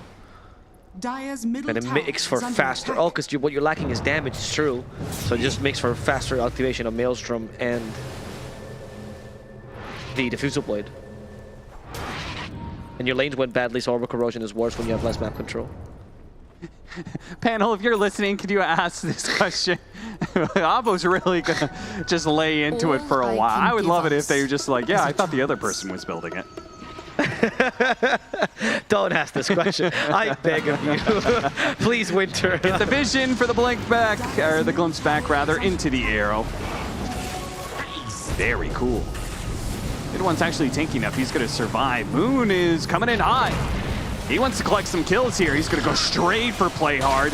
The pound's going to last long enough to be able to get that 1 kill. And with the rest of the team swirling, oh, they're going to pick up the Earthshaker. They want to stick on top of this Pangolier, and they've got the stun thanks to the Earthshaker being brought into the snowball to get that double for Moon. Right now, this Slark is completely unimpeded. He is running around dominating the game, which is when top lane, now he's going to put some pressure on Corden, landed the pouch from the trees. And it's just going to be able to force Corden to use some of that remnant. But seriously, this is active. Straight into an Echo Saber build. He's statted up. I'm very impressed by Moon's playstyle, both this and the first game, right, with this Monkey King. I think like he has been the driving force behind SMG's success. And it's interesting that the style they think works best is this semi-carry that goes super aggressive mid. Like the old snipers with 15 Wraith Bands. Trying to... Oh, that was a long-range pickup. My God. What was a long-range pickup? A snowball. Oh, right. He like snowballed and somehow reached out. His big walrus arms. Yes. Typical walrus arms. Gotta watch out for him, man. Those slippers will get you. That's true, actually. You know, Walrus kill 50 humans every year. Less than hippos, but more than crocodiles. I'm trying to decide if you just made that stat up or not. That's for the viewers to decide. Though the answer is yes. Play hard. Avoiding the ice shards, we do see an Ember also joining in. Corden is close to his Maelstrom, but he's still fighting with just a Javelin. Another glimpse back. They have it. Boomy, does he have something to snowball to? Actually landed the arrow. They can't keep this chain stun for long. Give him the neutrals to be able to snowball off him, and he should be fine. Boomy's not even going to use it. He's just like, whatever. They don't have the damage here. Yeah, that's what Bleed realized, right? I was onto something here. I wasn't crazy. They lack damage, and that's why they need these damage items, particularly Diffusal Blade on Pango, as early as possible. Naga is just not a hero that gets online early, and she's also pretty poor for a Naga Siren. She has no space, because the Slark is just up in your face, so is the Weaver. What an interesting way to deal with a Naga Siren. Pick 2 cores that will scale just as well as her, but just play them like they don't. And just play like you have 5 Ursas on your team. I'm not sure if I'm totally following, but I'm going down a crazy You really are. You're going I feel like you're that meme. You've got the lines drawn out and everything. Slark getting caught. Big kill, considering the way that Moon was kind of controlling the flow of this game. Bleed finding a pickoff like that, thanks to Dubu and his Static Storm. Nice. Were you referring to Always Sunny in Philadelphia? Yes. Gotta have more coffee, Cap. Coffee calms you down. You kind of got the voice for it, too. I know. Wow. That's my favorite show. I actually know the script by heart. Fantastic show. They also own a football team now. Maybe we could convince him to own a Div 2 Dota team and make documentaries. Oh, there's the thought right there. Right? That might be the smartest thought you've ever had, Bravo. That's so offensive. That was like a sandwiched compliment between the offensive. That's just the you're line I special. like to ride. Yeah, I realized this. Afu is in trouble. Can they get him with the arrow? Arrow sidesteps it. Sunray away. The Ember Spirit's going to chase after him. Really on point remnant placement by Corden. Yeah, that was incredible. Great job, Corden. He has Maelstrom with that kill. It's a big deal. And Masaros, how far is he from the Diffusal Blade? Still, okay, like 450 gold away. That's the point where you start fighting. Without Jackie, of course, because Jackie is just useless. He needs farm. But Jackie might die if he's not careful. Look at how they're invading the jungle. He has no place to go. His illusions are getting destroyed immediately. The Maelstrom also adds a lot to that because they have high armor, but they can't deal with his Weaver. Oh, nice catch with the shards. And with Midori close by, really nice kinetic field, buys him a little bit of time, but he's going to get one more hit in. That's enough for the Weaver. Get the kill on Dubu. That was great building. Chasing after him, Boomy. No longer having the snowball, has no way to protect himself against this chainsaw with the Rolling Thunder. Looks like at the same time Moon tried to make a play for the Ember. Boomy's going to die at top, though. Okay. No, so they're starting to put not just the supports to tank ganks for the Naga, but even putting the Pango there to make sure that you can't just roam freely this area. Yeah. They only used one sentry though to deward. Pretty effective one, mind you. But they haven't really dewarded the Naga successfully. Whereas SMG tried to do the same thing with this like really clever deward near the camp, where it's hard to tell if it's there or not. But they haven't really found any wards either. Who's going to run into him? He's going to get Static Stormed again. Oh, dear. He's just straight out dead, maybe outside of the center field. No, he's gonna get glimpsed back anyway. They do have a really good egg that burns out the Mirana, but Corden is still relatively free. He's used that Diffusal Blade for now. Masaros doesn't have a whole lot of mana. Oh no, mid one. Got in range of the Echo Slam, got that stun. Well, it was a really good kill on the Slark, but stuck around a bit too long, it seems, on the side of Bleed. And let out a couple of kills they didn't need to. I do like that Masaros, though, at least was capable of... Well, he didn't die, he joined the engagement kind of late, and they're still playing around this, or they can play around this Diffusal Blade timing. I think the Ember, you've already used that Maelstrom, it's fine, it's dandy, but it's not that great. The Masaros Diffusal Blade is the go-to now. Nice glimpse back. Yep. So that's just another 15 seconds off the table for Moon. Honestly, the more space you can make for this Naga, it's just a waiting game, really, until Jackie can finally get online. Look at this, finally, the 4-man smoke and Diffusal Blade on Pango. Bleed is online. They're going to run straight into the Earthshaker, it looks like. Smoke's going to break. Hi, mid one. What do you think about this build from mid one? I just saw it, too. Look at Tuns, he's running, he's like, I got you, buddy, I'll snowball, but he's too late. And now, he had the haste rune, so he thought he was free to do this, but between Glimpse and Rolling Thunder, maybe it's not so free. Now the haste has run out, he's dead. Oh no. Yeah, I just saw this build on mid one. I was not expecting this at all. I'm assuming he's gonna go shard halfway through, right? Because otherwise this build makes no sense. Because you like walk in, you hope that you load absorb yourself, and so they can't kill you. Sure, I mean, Earthshaker's strength gain is not bad, so I guess you can act as that tank and then surprise him with an Echo Slam. But I thought the whole point of this hero was the precise Echo Slam timing, super initiation wombo combo. And without Blink, I just don't see that happening. He's going for Octarine. Like, I'm fascinated. Yeah, and what really is he taking away with this Lotus Orb? You could take it away chains, so the chains arrow combo and the ensnare arrow combo. Which is good, honestly. Yeah, that's pretty good, I guess. Eventually, Naga tends to build Orchid in many games, so you're probably also predicting that. Yeah. I'm assuming that's what he's thinking. And the armor is good. But is it really first item material? Is Blink really that difficult to buy? I mean, even if not Blink, like, you can go the Axe build or something. Axe is fine. I would even take a Force Staff, honestly, if you feel like the Blink is going to be cancelled a bunch. Maybe he considers himself to be a secondary initiator. He thinks the Slark is going to be the one to go in, because he is building an Axe himself, and in PKB. Or maybe he's thinking, I'm going to protect the Phoenix Egg, and that's the role of mid one. We slipped into Very interesting. It is very interesting. See how it plays out. We do have a 4-man smoke up, though, from Bleed. And they're trying to find this Weaver, and they actually did manage to find him with the Moonlight Shadow. They don't see him, so yeah, they're going to be able to just flat out initiate with the Static Storm. Nothing the Weaver really could have done about that. Really clean from Bleed. Yeah, that's a bit of unfortunate. And there's where I see the Lotus Storm, and I don't love it, is that what if they just Static Storm on top of you? You know, oh, I dispelled the chains or whatever, Static Storm, Kinetic Field, and you're done. Wouldn't BKB do the same thing but better? He's going for the shard. At least this build is starting to make a little bit of sense for me. Yeah. The shard makes it a little bit more sensical. Jackie's now going for the Orchid, so that was expected. I'm assuming Ags afterwards. Searing Chains on Boomy. There's the chain air. Ooh. Just half a second late.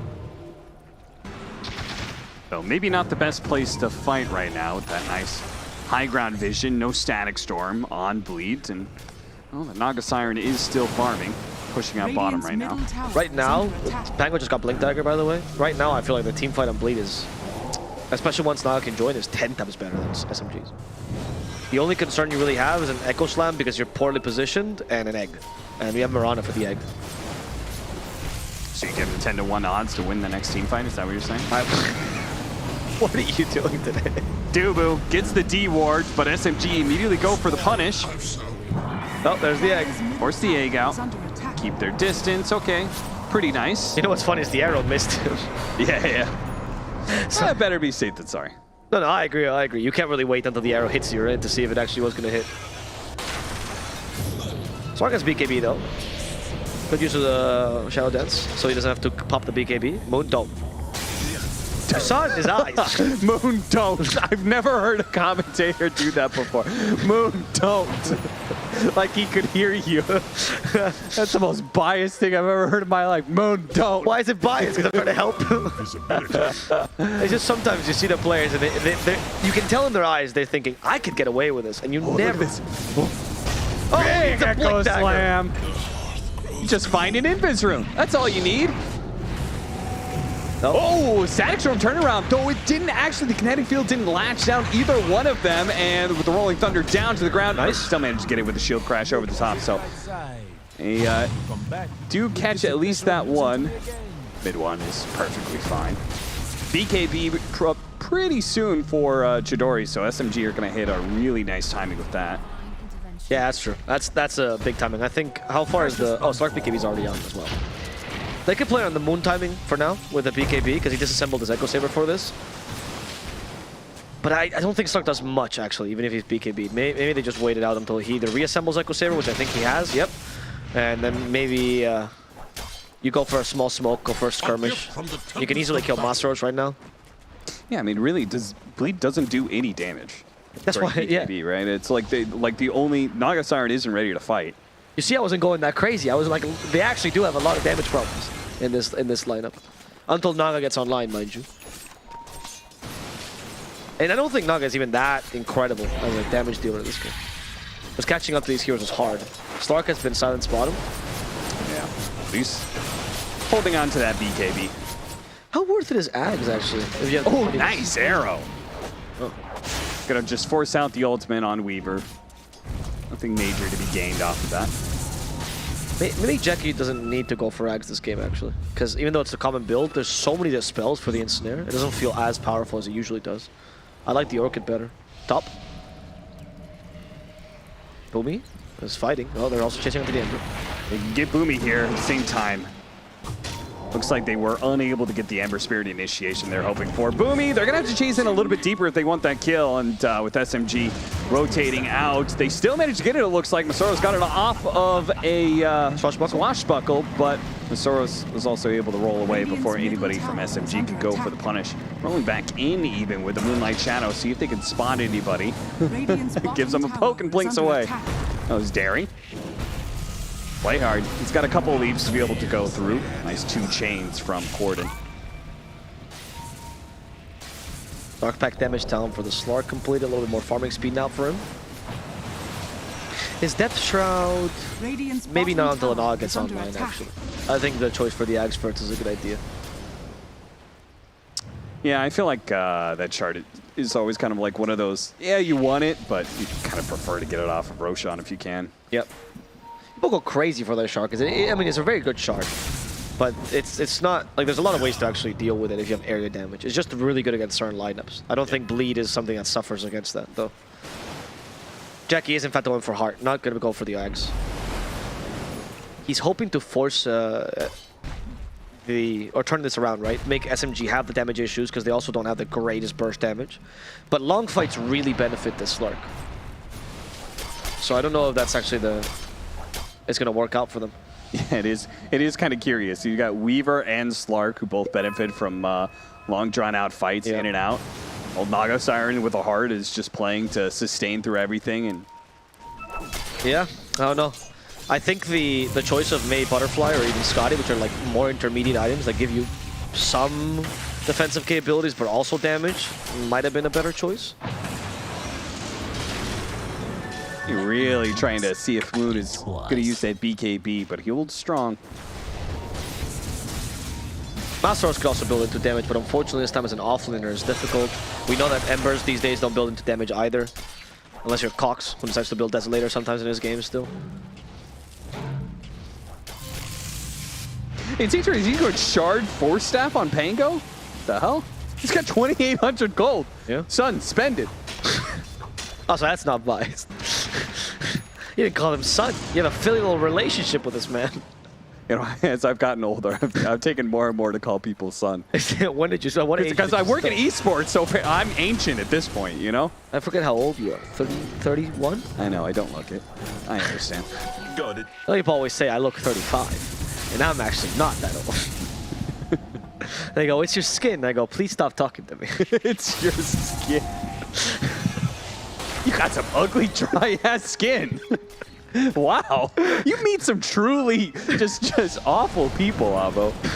I mean, we're friends, and, you know, like, I give you some shit, but it seems like you just run out into the wild, and, and people just constantly just dump on you all the time. It's the fucking 7th graders, Cap, okay? Those goddamn 7th graders. Whatever you go. Trying to start fights. Do you think they're going to find mid one down bottom? This smoke is definitely committed for that. Yeah, well, he doesn't have a blink dagger, so he's not getting away, I don't think. That's a very good point. Rolling on through. Masaros is going to find him. At the same time, though, this is all space, baby. Mid one's like, you idiots. Do you even know what my team is doing right now? One less.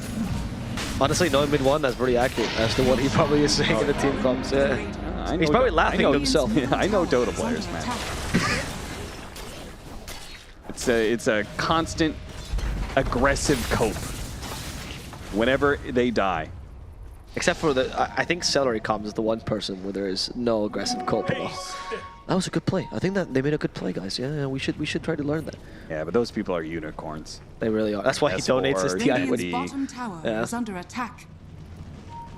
But Dendi, was that in team comms too? Every single time I've run into Dendi in pubs, he's been very, very chill. That doesn't surprise me at all. In real life, he's exactly the same. 8-12, even net worth game. It seems like both teams just feel kind of content with the way the game is going.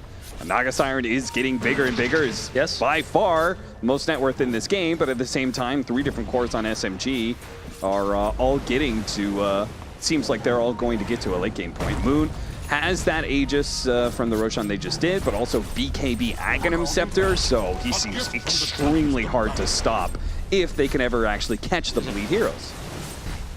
That's the point, right? Like, now that we're going to see these long, drawn-out fights, we'll see this network actually gets put to good use. I'm really curious as to how this matchup will go between the Slark and Naga Siren. Masaros has finally actually bought out, and instead of going for Shard Force Staff, he's going to go for Ags instead. Yeah.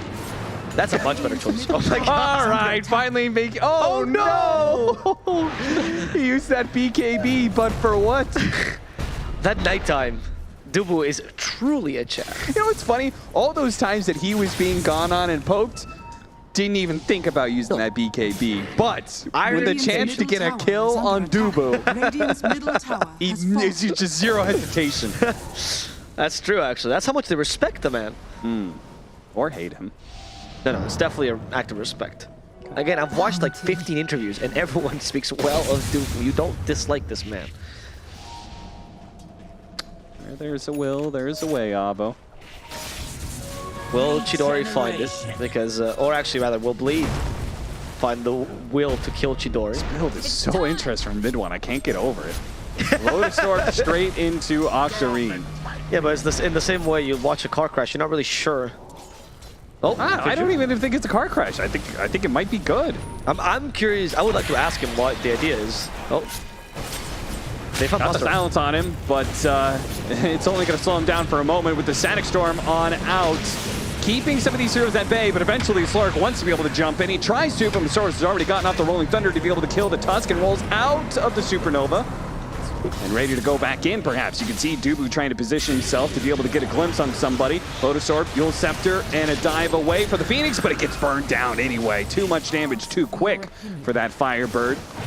Moon going back in, though. Wants to make use of this BKB Aegis. He's got so many things to use here. He wants to be able to get some kills with it. Pop at the BKB ultimate now, leading on to Jackie. The Pound's going perhaps the wrong direction. Is that what he wanted?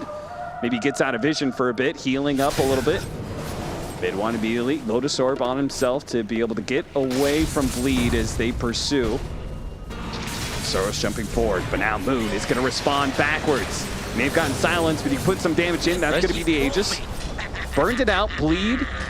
Resetting now. No arrow or anything to instantly try and get the stun, so looks like they're just going to play back entirely. I think here we saw both the strengths and the weaknesses of the mid one build, right? It really, really exemplified to you. The biggest strength, and now I'm starting to understand what he's going for, is the idea that you can commit and you can be part of fights without over-committing like Earthshakers tend to have to do. So Static Storm, and in general, the counter-initiation from the song, etc., not as strong against an Earthshaker can poke and prod from afar. That's good. But also the weakness that was very clear is Echo Slam doesn't feel like a skill. So you can't really ever utilize a good Echo Slam here, which makes, you know, for a viewer that's very used to this big Echo Slams and everything, it makes it seem like this hero is not fully online. He can still always go for a Blink Dagger now, right? So that's not that big a deal. He can always fix that aspect. Yeah, I don't mind that. Octarine. I feel like I'd be pretty tempted to go Aghanim Scepter if I've got an Octarine. Yeah, but I don't know if you want to use the Enchant Totem that way, because I think the Fissure Enchant Totem, like, you know, that kind of build is better. I think you just need the one. You would probably need Aghanim Scepter and BKB in order to use it. Exactly. Well, yeah. So I'd rather have the Blink Dagger, but you can just get in towards the tail end of the fight, have a little mobility. I think that would work really well.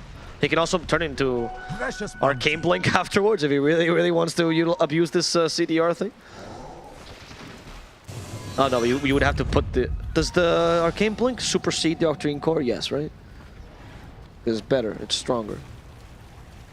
Right? Why do you ask me questions, Avo? I don't know. You're higher than Mars. So It's not CDR anymore. Oh, I'm an idiot. That's why I wasn't answering you, because I was like, I'm pretty sure, Avo, you're talking about the wrong thing right now. I'm an idiot. There's no need. I went too far, sorry. I apologize. I was like, when you said it, I was like, what, for faster Echo Slam? Yeah. Like the instant isn't instant enough somehow? Think of the enchant. Shut up, Avo. It's time for a team fight. But Soros rolls it up real quickly and does manage to get off his Rolling Thunder, trying to stick on a Moon, who's going to be forced to use the BKB as a result. Look at Bleed. Moonlight Shadow playing back to their high ground, daring SMG to run at them some more. Think how fast Enchant Totem would come out, though. Oh my god, he would just be amazing. It would be amazing. You could stack those stuns so quickly. Dude, it'd be like you're in a rave all of a sudden. The DJ just coming smacking you down. I think, you know, I always still like the Blink, and he's going for it. I like it mid one. This build has actually proven to be pretty useful. The question, though, is, will the Naga build... Arcane Blink? No, the question is, will the Naga build also work out? Because for now, we haven't really seen the use of the heart, because they haven't been able to like go full in. She's actually committing to a BKB instead. Not a very common item on Naga. Yeah, this whole game is just a little bit of posturing with supports occasionally getting picked off, because the cores on both sides seem to be too tough to kill, as we see from Exhibit A, or maybe Exhibit B for Boomy. It's not as funny if you make a big deal out of it, Avo. Because it took me a while, because I thought, oh, did he die twice? But I was like, oh, Boomy starts with B. So that makes much more sense. It was not that clever of a joke, Avo. You didn't have to think about it that hard. Alphabetical jokes get me every time. There's a disruptive building in Axe now, Cap. That might also be what they need to actually catch these heroes who now have these infinite BKBs. It's gonna take a while though, and there is no Philly here for Disruptor. Maybe they can give Dubu some more farm priority in this game. I feel like Playhard's already completed his build with Garden Greaves 4-step. I'll take that. It's not a bad idea. He has it queued up. Yep. He has a 4-step as well, so you know he already has the mobility he needs. I don't know, both teams just need a little bit of damage. I think there's some damage items will benefit them. When both teams just lack enough damage to get core kills. Yes, so you end up in this situation where nobody gets any kills except for supports. Yeah, this is beyond the fact that you're gonna win or not. This is deterring the viewer experience. Play hard, running, but the Gleipnir catches him out. That would be Exhibit P. Avo. I was thinking Gleipnir starts with a G, Cap. Dubu, glimpse, but he is gonna be chased after, and he doesn't have a TP, so unless he plans on hiding in the trees for the next half hour. No, goodbye Dubu. It really is just support's time. Can we check the kill score? So we only have 3 kills on cores, right? Oh no, Corden died at Firemount, and mid one did too. That was all early. It's like 2 plus 3, 5, 7, 8, 10. 10 kills on cores. Yeah, but how many of them had been in the last like 10, 15 minutes? Probably none. Yeah. With the Aghanims completed in the Ember Spirit, that should pick up the pace a little bit more. Yes, and also Weaver has an incredible talent at level 20, the generate attack damage, which people tend to go for, right? Yeah. And in addition to the generate attack, which is more common these days than Shukuchi charges, I would say, because Shukuchi charges is not as valuable as the old movement speed talent. And I think CDR might actually be the damage we were lacking. He's going for, or Chidori, sorry. He's going for Crystallis as well, and I'm hoping it's Daedalus. Yeah, because that interacts with Geminate, right? Exactly, you can get crit on every single one. Yes, yeah. And it does crit off the Geminate extra damage. I've seen Weavers literally beat down a Medusa in the late game with just those 2 talents. Obviously with equal farm. So I think that's going to be the turning point for SMG. That's why I was worried. I just don't know what moment the Naga is like so scary she wins the game solo, which seems to be the bleed strategy. Soros does have Axe the Basher complete, so that's a bit more control for maybe the Weaver. Maybe they get the kill on a Slark somewhere around there, but it's very unreliable, unfortunately. He did go for the shield crash reduction in ball. Oh yeah. Yeah, which is great for this build, of course. I don't know. How does Bleed fix this damage problem for themselves? I mean, their other cores still scale pretty well. I mean, Ember Spirit. Well, he does. Can terrorize everybody but the Weaver and the Slark. I mean, I guess if you're really gunning for these really long team fights, eventually the Ember and Pango also succeed because they have so much mobility, so they become like Slark and Weaver.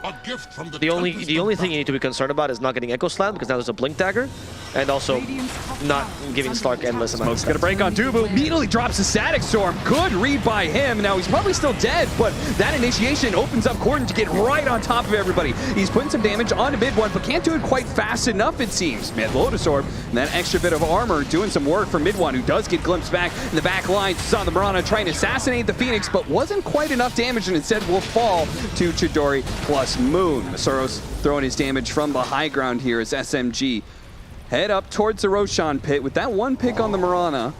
Okay. We'll see what else they can get with this. I'm not sure if they actually have a... Oh, that was actually a perfectly placed pounce. Landed right on the high ground. Yeah, that's really hard to do. But yeah, they can start doing Roshan and see if Bleed want to take the fight into the Roshan pit. No Static Storm. They do have Song, but without a Static Storm, that doesn't feel like such a good combo either.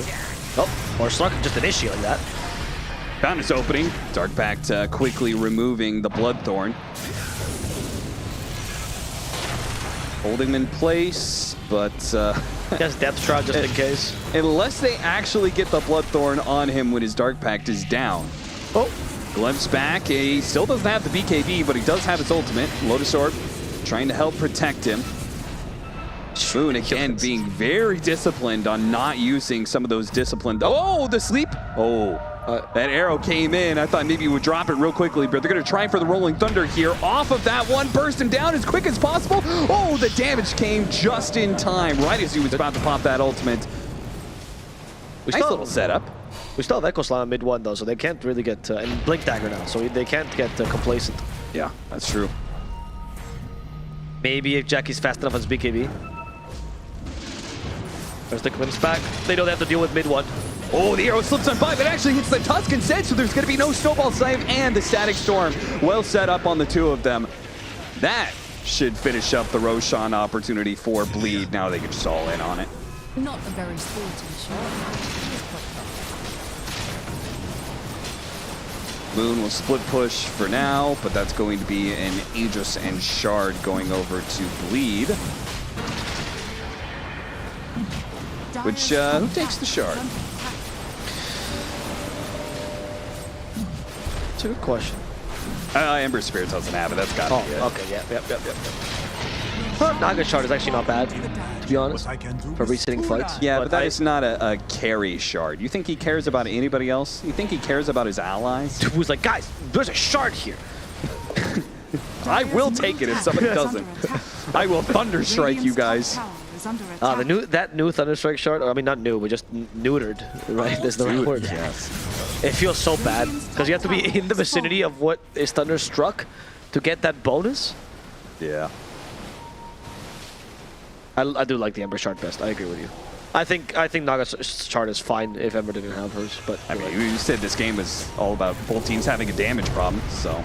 Shard's gonna help out a little bit with that. Yule's initiation, Sleep goes down. BKB was not activated by Moon, so Dubu, oh no, Boomy didn't get that Shard either. Oh, they're stretching out deep for this one.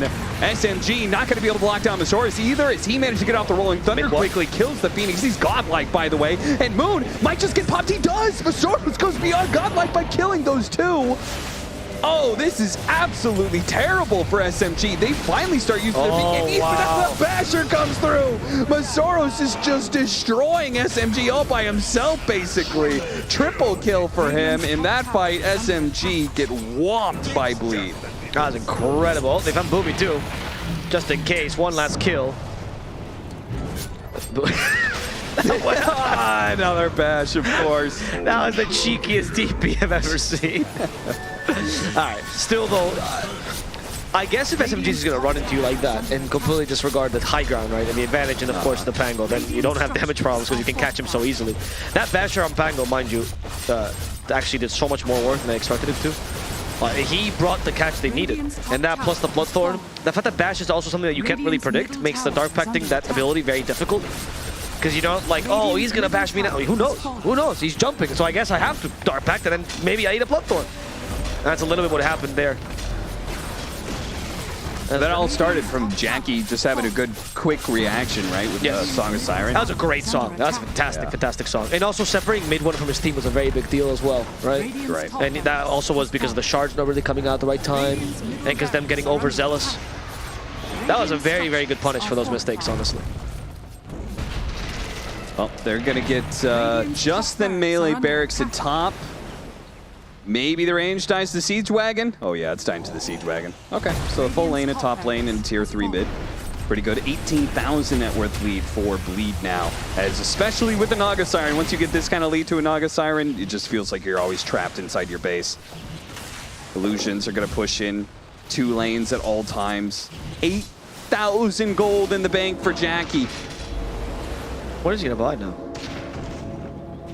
Whatever the hell he wants, no, I know what his purchasing power is. So I mean, like, okay, a rhetorical question to myself. He bought a shard. He did buy a shard. Yeah. Well, didn't you say carries don't care about their teammates?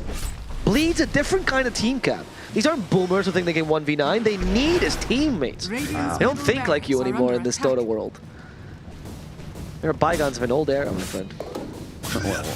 I'm an offlaner, all right? I play for the team.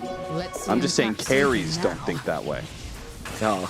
Well, Jackie's the new style of carry. He cares about his teammates. He cares about his itemization. He puts the care in carry. Oh. I can give you kudos for that one. That was better. I don't think that deserves Exhibit kudos. C for carry. I wonder if he'll buy the... I mean, he has no slots now, so it's the question about Moonshard or Ags or getting rid of the boots. It's not... I think the Naga boots are kind of important here.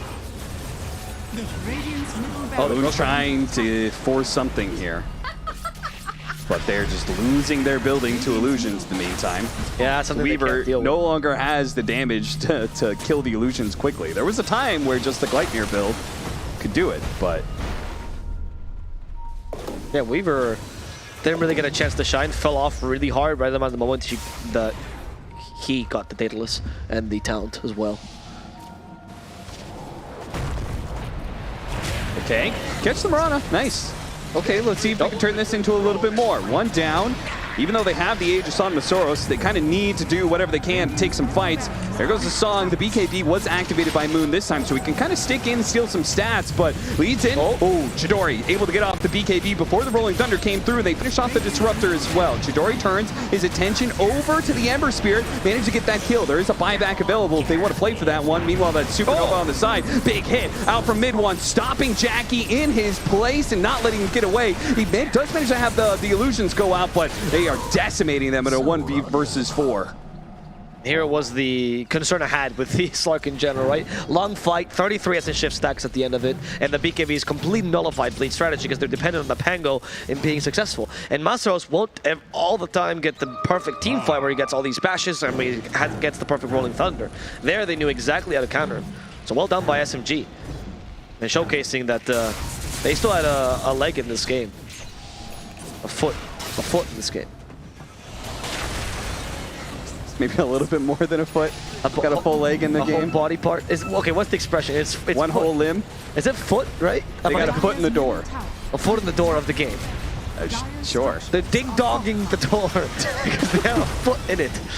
Well, right now, SMG is using their foot to kick open the door after winning that team fight as they are barreling down the mid lane. They've taken the tier 2. I don't imagine they're going to head up to the high ground just because the death timer is coming in soon. Maybe they are going to go for it. They do have the fresh BKB on the Earthshaker, so when that song goes out, there's no longer this Rolling Thunder setup. These cores should always be able to get off their magic immunity. I think you can play around this Thunder timing, actually. Now you know it's on cooldown for a while, but I mean, obviously Roche is the better option. Just take over the map, just take over the map. Okay, play the safer way. No need to go into the high ground. Almost level 25 on the Slark, plus Scotty. Big power spike there. That's true. That's a shift duration, I presume. Actually, I've seen some people go Shadow Dance duration because of the attack speed talent, making it more valuable. But Essence Shift is just too good. Yeah. That is interesting, though. I have not seen that. Also, like, it's one of those situations where Slark is not your main carry, like a mid, right? So it was also a South American game as well. What does that mean? Because Chris Luck plays the Slark mid a lot. Ah, okay. That's what I meant. I don't know why you went dark there, but okay. SMG. It just seemed like an odd thing to say. Is my Beast Coast reference for the game. I'm producer understands. Ah, right. Yeah. You have to get in one of those. Yeah, otherwise I don't get paid. Yeah. Oh, there's other Courier. That's a Vanguard. That's going to be Abyssal. By Abyssal and moves just straight up to the high ground with the Dark Pack. Forces out some sort of reaction. That is an Ags, but he didn't stay inside the kinetic field, so he was able to get away and should be able to pop his BKB. Ags, if he needs it. Song into what? Into Master's TP away. Okay. Now 2 big resources are down. That should be a tier 2. They can't push a tier 2 because the lane is too pushed. So do you just try to go high ground? Do you secure Roche? 8 seconds to Roche, perhaps? Yeah, surely you just play for Roshan at this point. Yeah, I think high ground's a little bit too dangerous. I gotta hope it's a near instant one, but it's not. Minute and a half, so everything should be back up for Bleed by the time it's Roshan o'clock. Refresher now for Gordon. Okay. We see, who was it? Was it actually him in this very series that was just going crazy with the refresher? Yeah, wasn't the Monkey versus Monkey King mid from Moon? Yes. That was it. Yeah. So I still have another series to cast after this, Alo. You do too. Just pointing out. Oh, bashed, Dark Pact, relieves him for a moment. He needs to get off the BKB, but he got hit by the arrow. That means a full Blood Thorn. Oh, snowball save! Not well enough, though. He went right back into the heat there after the snowball. It gets blown up. Slark dead for 90, and that has got to be Bleed taking this fight. They throw out the arrow onto Chidori, but he pops the BKB for himself. Masoros backing away with a swashbuckle. Chidori forced to retreat, but the Ember Spirit's not going to let him get away so easily. Chases after him, chains him up. Very nice control. Mid one showing himself for a second there off of the Fissure, and Bleed, you know they're going to pursue. The Soros, can he land another swap? Oh, he does. Great prediction with a Song now catching the two of them. Let's see if they can grab both these kills. The arrow's going to land on the Phoenix, so definitely dead Phoenix, but it looks like with the blink away, Mid one was able to escape. What a player Masaros. This game is entirely his. Like, he is actually becoming the win condition in this game. Even if Naga is, of course, the threat and the hero that is hard to kill, and Masaros is much easier to burst down, or a little bit easier to burst down. It's his bashes and his constant nuisance of a Rolling Thunder that is keeping Bleed into this game. Slark does not have buyback due to gold. So Bleed are going to play this very slowly and try and take Megas, but we know that they could have just gone for broke right there. Is it because he bought out for Bloodthorn, right? I think Bloodthorn was the last time he bought. Yeah, I guess so. Interesting choice to do that. Well, Bleed, yeah. I mean, they're playing with this, right? Bleed, they don't know that Slark doesn't have buyback, so they're just going to go for Roche as the safer play and the correct one, probably. And who's missing Hags? Miranda or Naga? Give it to Naga. I mean, Jackie can buy at this point, right? Doesn't have a ridiculous amount of gold anyway. Wow. You could buy Moon Shard and still have buyback gold. I guess that's true, but they don't agree with it. Give it to play hard. Man, he really does care about other people. The caring carry. Oh, this is an opening. They can actually blow up this Naga Siren with their BKBs being activated. Jackie gets a BKB off of his own, and here comes the Rolling Thunder on through. Doesn't get any bashes. They try and stick on a Jackie, but the BKB lasted just long enough. Now they're going to come back inside of a Static Storm with that Axe. There's no escape from this one. Moon and the Tusker both dead. Mid one tries to stop it with the Echo Slam, but he could not delay that damage long enough. Chidori gets blown up as he tries to TP away with those two dead. Once again, Mid one survives to the fight, but his throne will not. That is game 3 going to Bleed. They take it in the end. What did I tell you? Bleed won. Knew that was going to happen the whole time. Of course. I think that was incredible, though. I actually really liked the way that Jackie played this game, understanding at one point that it was too easy to kite him, and that the usual Naga thing of I'm going to ensnare someone at Orchid, and I'm going to just go in and burst them was impossible. Adapted his strategy, played much more around the Song, played much more around actually enabling his teammates instead, and trusted Masaros to just keep the enemy team at bay. That was a really good performance by Bleed. And I really think it tells a storyline that we keep saying, both panelists and the videos and everything, that Bleed is just a team. Like, they really are a unit. They're trying to work that way. It's not 5 individual players who they're all good and they trust in each other. It's more than that. They've been training as something above that of this new Zoomer Dota where you have teammates. Yeah, nobody's ever thought of that idea before. Exactly. But Bleed, they're visionaries, it seems, in the world of Dota. And I'm sure our Boomer panel has something to learn from these young Zoomers like Avo's talking about. Yeah, that's right. Bleed just dabbed on them, and they take the series victory over SMG. And my God, I can't imagine how depressing it must be in the SMG camp. That is now 2 series that they have snatched defeat from the jaws of victory. Granted, this game was pretty significantly in Bleed's favor for a lot of it, but like there were moments, there were glimpses. Not disruptor glimpses, but glimpses of greatness from SMG being able to bring the game back, but it just sand through the fingers. They just can't cross the finish line. It hurts. It hurts. I feel like they were in a good spot. They drafted for lanes. The Naga couldn't really fight into the Naga, the Phoenix Shaker. I think that's like what their draft was meant for, but I feel like this Weaver fell off really hard. He didn't look like he did too much in fights. They just kind of played the map. I felt like the Slug was the only one like applying pressure. They just couldn't find fights. Eventually, Jackie just kind of doubled their network. That's why I feel like he was playing alone. Like if the Shaker would have gone for like a normal build, like with Dagger, like then the Slug would have someone to play with, you know? What was the purpose of the Lotus Orb? I think it was just for him to exist. Like they can't like net into arrow. Yeah, but does like, he need to? Like doesn't need to exist. All the things that he's been doing, like he wants the Lotus to push out the lanes, but he can just leave it for the Weaver and the Slug to do everything, and he just needs to go around the map, go for a normal build with Blink. Just stun people. Yeah, just stun people and go for kills. Like I felt like he used Echo Slam 3 times in that game. Only 3 and times. one of them was from an Invis rune. Yeah, that's true. One was in the lane, one was in the Invis rune, and the other was, I don't know where was it, but I only remember 3 times. Yeah. I don't know, it was kind of hard. It feels like one of those builds, either you look really smart or really stupid. I mean, the hero pick, I feel like there's a lot of thought I put behind it against the lineup of the opponents. It's just the item build was so peculiar, you know. He was so tunnel vision into thinking that I have to play this Shaker, I have to be pushing out waves, I can't die if I have Lotus on me to prevent the chain setting up for arrow, and when the net comes to me, I can dispel it, so I can always be in front pushing out waves. But he actually doesn't need to do that. All he needs to do is just hide behind the slug and look for opportunities, or the Weaver, you know. I feel like they would have even benefited more from like a Grief's pipe hero, like some Underlord. You know? That's true. Yeah. Just If he's literally playing like this, yeah, why not? Just why not be Underlord? You know, he can like kind of lock down for the Ember. Mirana Naga can't really fight into the. Yeah, and he has the aura for the illusions. I feel like he's gonna be more useful. It was a non-traditional pick that ends up not working out, but I will say that the Slark mid, also non-traditional, was pretty encouraging. I have another thing to put on the list against an Ember Spirit. Yeah, I mean, I was talking to Adam as well, like during the break when we were watching.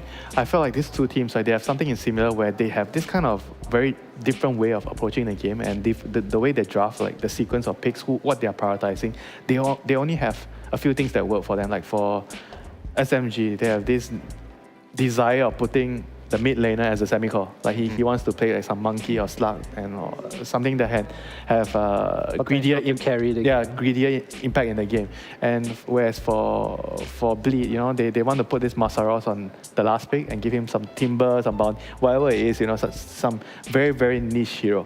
And the longer the season goes, I always feel like teams that are only able to execute one or two strats, they are going to get figured out and they're going to slowly not do so well. Yeah, that may be starting already for SMG.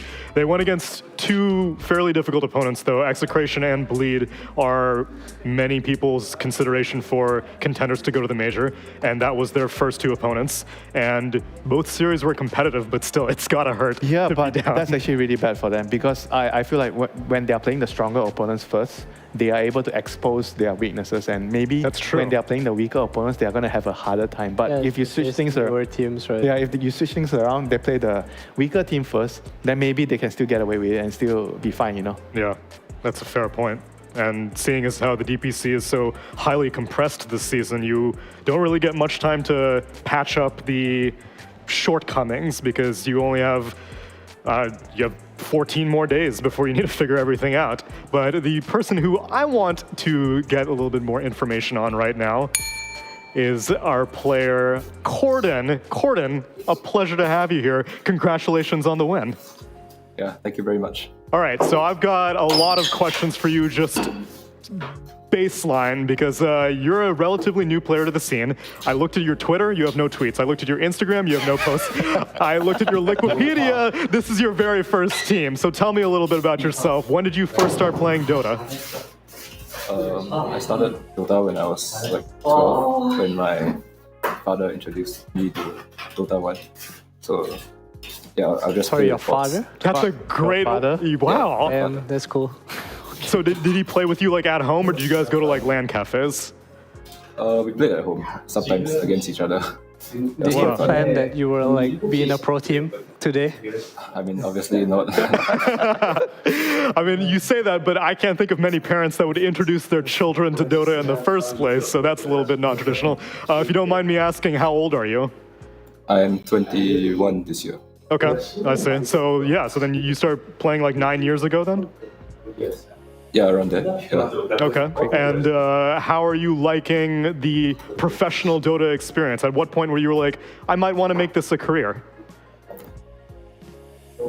I guess when Bleed approached me, then the opportunity came to me. So before that, I was just like playing pubs. Then when Bleed approached me, I thought I could turn this into a career. So I just went with it.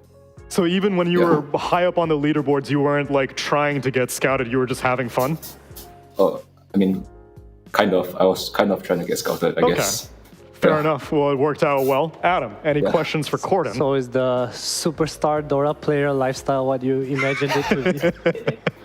I mean, can't say much about the lifestyle. I've only played like 3 series in the DPC. What's it like for you being in like this? This is like your first bootcamp environment in like a professional tier 1 team, right? Like, what's it like for you? How are you Yeah, I'm liking adapting it so to far. Because I think I've been learning a lot from our scrims. I think it's like we have a good balance of working hard and having off days so we don't get burnt out. And I really like the feeling of improving together as a team. I feel like it's very fulfilling. That's so wholesome, man. Then. Yeah. Do you expect a different answer? Nah. Yeah, I wanted you to be like, I hate this. I hate these like, guys. all these teammates It's just like got SEA pubs all over again. Winter, any questions for Corden? Is there anything that you find that's really difficult, like transitioning into like a professional team? Like being at the boot camp with everyone? You mean like in real life wise? Yeah, any real life. challenges for you? Anything that you find that's hardest to adapt to? I guess like the scrim schedule might be a bit intense. Yeah, a bit intense, and sometimes like we have to wake up quite early, so I'm used to sleeping in quite late. Typical gamer. I can imagine Forev is probably keeping a tight scrim schedule for you guys, so understandable, but it's working out well for you guys. You pick up this win versus Blacklist, and you got a win earlier versus Fnatic, so congratulations so far. I would love to talk to you more, but we got to see how our third series goes down with Blacklist versus Fnatic, so any predictions on Blacklist versus Fnatic? Blacklist 2-1. Okay, Blacklist Rivalry 2-1. I can't wait to see it. Let's see if it comes true. Corden, thanks so much for talking to us, and hopefully we get to see you in Lima if this success continues. Yeah, for sure. Thank you very much. Thank you. Yes, that is actually our first opportunity to talk to Corden. Like I said, he has a very, very Spartan social media presence, so I was curious about his origins. We've had the honor of being his first interview, probably. That's right. I think his first team was Dota Hero, right? I don't know if it was his first team, but he was on Dota Hero for a while with Zeal and I think Chidori, maybe? Yeah. Might be. That might be his first team. Okay. This was the first Liquipedia team, though. So first DPC team. And, I mean, you got to come correct with the DPC, especially if you're sleeping in late like Corden. Well, then you're right on time to watch our third series because we're running quite behind schedule. So stick around and we'll be back with Blacklist Rivalry versus Fnatic after the break.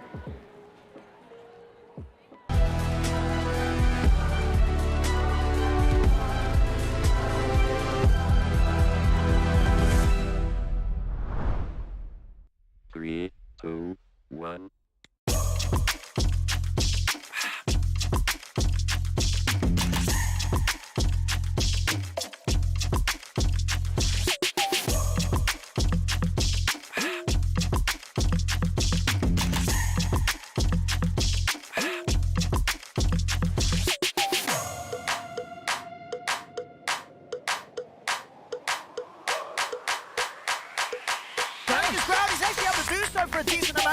Time to take out like the Flame Cloak. Does get a lot of damage, but here comes the Black Hole.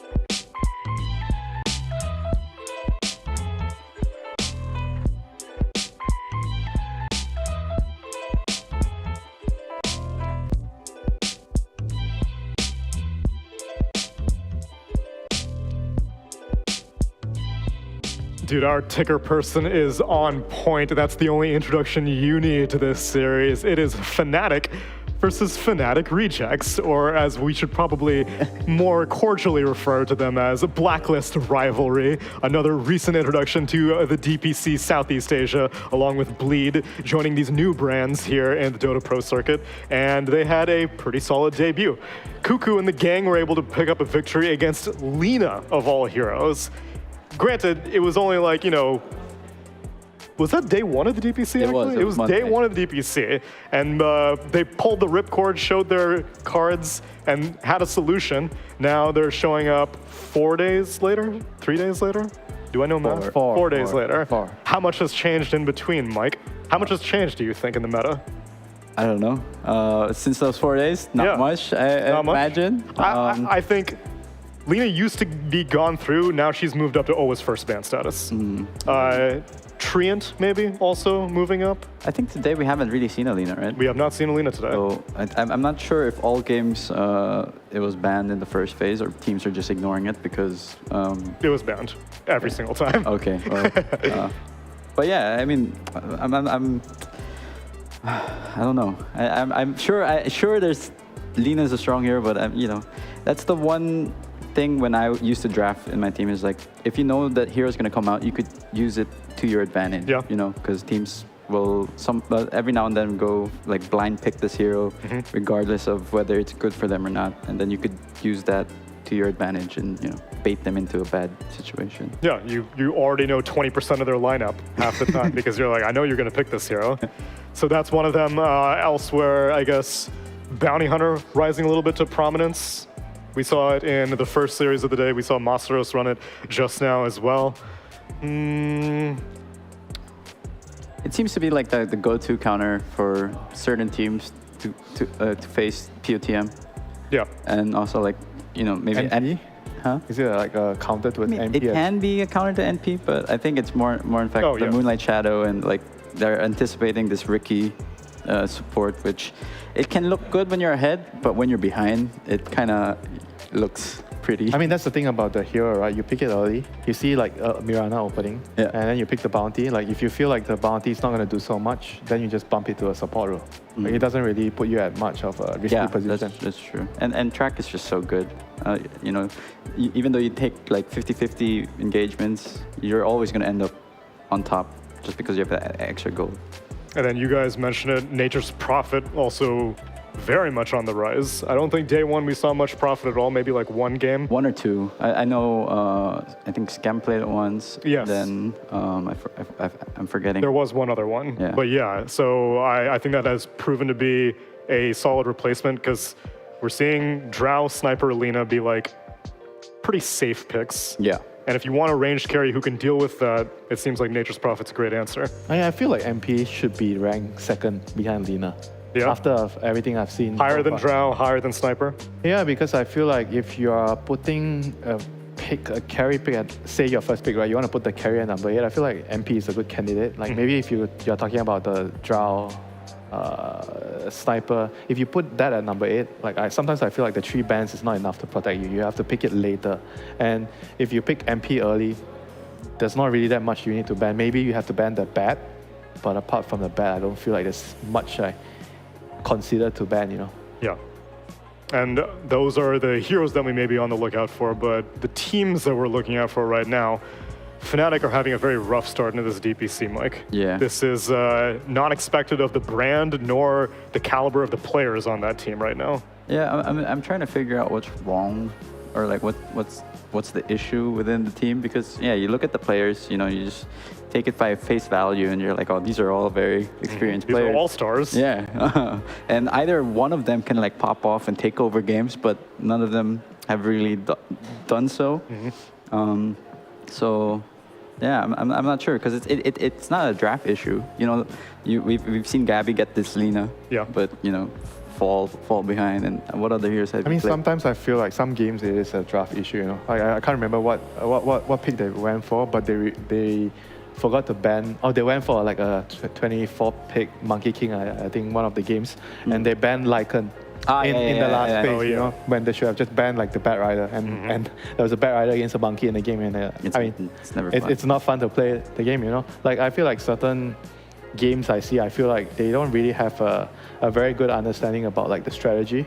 Like every time I look at the teams, I look at both the ways they draft when they're first pick and when they're second pick. You can kind of tell like how much homework is put in when they are picking the 8th or the 25th, like the way they set up everything. Yeah. And I feel like when I look at Fnatic, it's more like, oh, I feel like playing this against this for some It's reason. by feel. I feel a player comfort, you know. So that may be anecdotal, and I actually have the stats to back that up. They've played 4 games. They've played 20 different heroes. Every single game, every single player. Also, they haven't had They a have double. not repeated a single thing. That can be either a super genius thing or they just don't know where they're You ain't wings, though. If you're wings, you can get away with it. I feel like they don't really have a very clear direction. I agree they have very, very talented players across all their roles. They need that system in the game. Yeah, they need someone who shows up, tells them, this is the 4 plan for today, and we're going to do this. But it seems like it's all over the place everywhere right now. Yeah. And you know, it shows with the results. Yeah. So that's why they're bottom in the group. And this is also perhaps a product of them not having a coach, because we talked about it, pretty much every single team has a coach, and I have a draft. Oh. Brood Mother Mirana, Monkey King, Lena banned out. Snap and I mean, Snap and Brewmaster. So is this like a combo pick? Like you're on second pick, right? Then you want to pick the off lane and pos 4 together with some kind of team fight. so I mean, Fnatic did run this. I mean, the last time they played, but they had Januel play the pos 5, and it was into. Was it like a pos 5 brew? Yeah, and then it was into a Timbersaw off lane, so it was a pretty miserable lane for Januel. I don't think Blacklist Rivalry is gonna pick Timber because I think that's one of the heroes that Cuckoo doesn't want to play. Yeah, I mean, I'm sure he can play it, but it just doesn't suit his style. He wants to be on a range hero, you think? Like a more like annoying, like Viper kind of hero? It just doesn't seem like a Cuckoo hero, kind of like how Broodmother doesn't seem like a Cuckoo hero to me. And what do you think about the 8 pick last year? What's the idea behind this? I mean, it's really good with the trend, but why last year against the Brew? Yeah, there's nothing that really, like, it's really countering, you know, it's not like it's countering, I don't know. I think it's just I mean, Carl Carl really yeah. plays this hero, like, to its fullest. I mean, I think he did already play it once, and yeah, it was that time when Cuckoo was playing Brood, and right. he did have a couple, like, bad positionings in the game and kind of like swung the momentum to the other team, but they ban out AA. Is that like it's a good just a living armor, just a counter? no, and it's what's the #1 item that Lesh goes now? Bloodstone. Yeah. So it kind of like negates that. But are they gonna pick like AA with this kind like I know. AA with Snap? who knows with the Fnatic, right? Like that's probably like they're looking at their hero list, like, okay, guys, Fnatic is anything right now. Hit the random button. So yeah, I like this. Remove this Furion. Raven played it really well. Oh, that's Hyde, right? Hyde's drafting for them. What? Yeah, that's Hyde. Is he the coach? I don't know. Did they get a coach all of a sudden? Wait, what? Wait, I'm so confused. That's Hyde. You're 100%. Yes. Okay, sorry. I'm just making sure. Why would I lie to you? I don't know. You lie to me about a lot of things.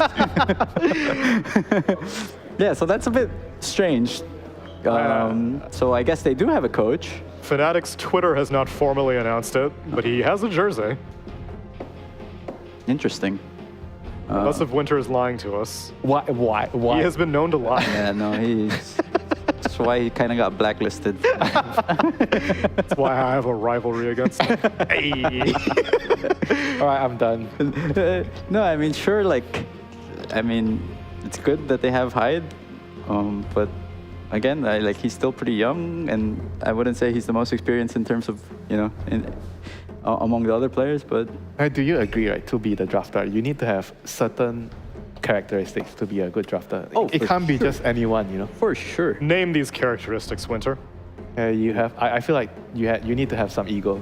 Okay. Oh, yeah. definitely. I think Not too much, but some. But that's, I mean, every pro player needs, a certain amount of ego. And, Sure. some positions more ego than the others. That's why I would be surprised that, like, why aren't mid players more often drafters? They have the most ego. I'll tell you why. Tell me. Most of the mid players will tell you, I just want to play my game. Can you guys draft the rest of the heroes? I don't want to be thinking about your hero. Please think about your hero on your own, and I'll think about my hero on my own. I'll focus on my matchup. Just make sure you come and control the runes minute 4 and minute 6. You're right. Sounds like someone with many experiences dealing with mid players. It's a different type of ego, but ego nonetheless. Okay. Oh well. Blacklist lineup. Okay. The Blacklist Rivalry's lineup looks pretty good. Boss Q Centaur. Yeah. Both wins with, was it Centaur? I've been told that Hyde is not the coach; he's just helping.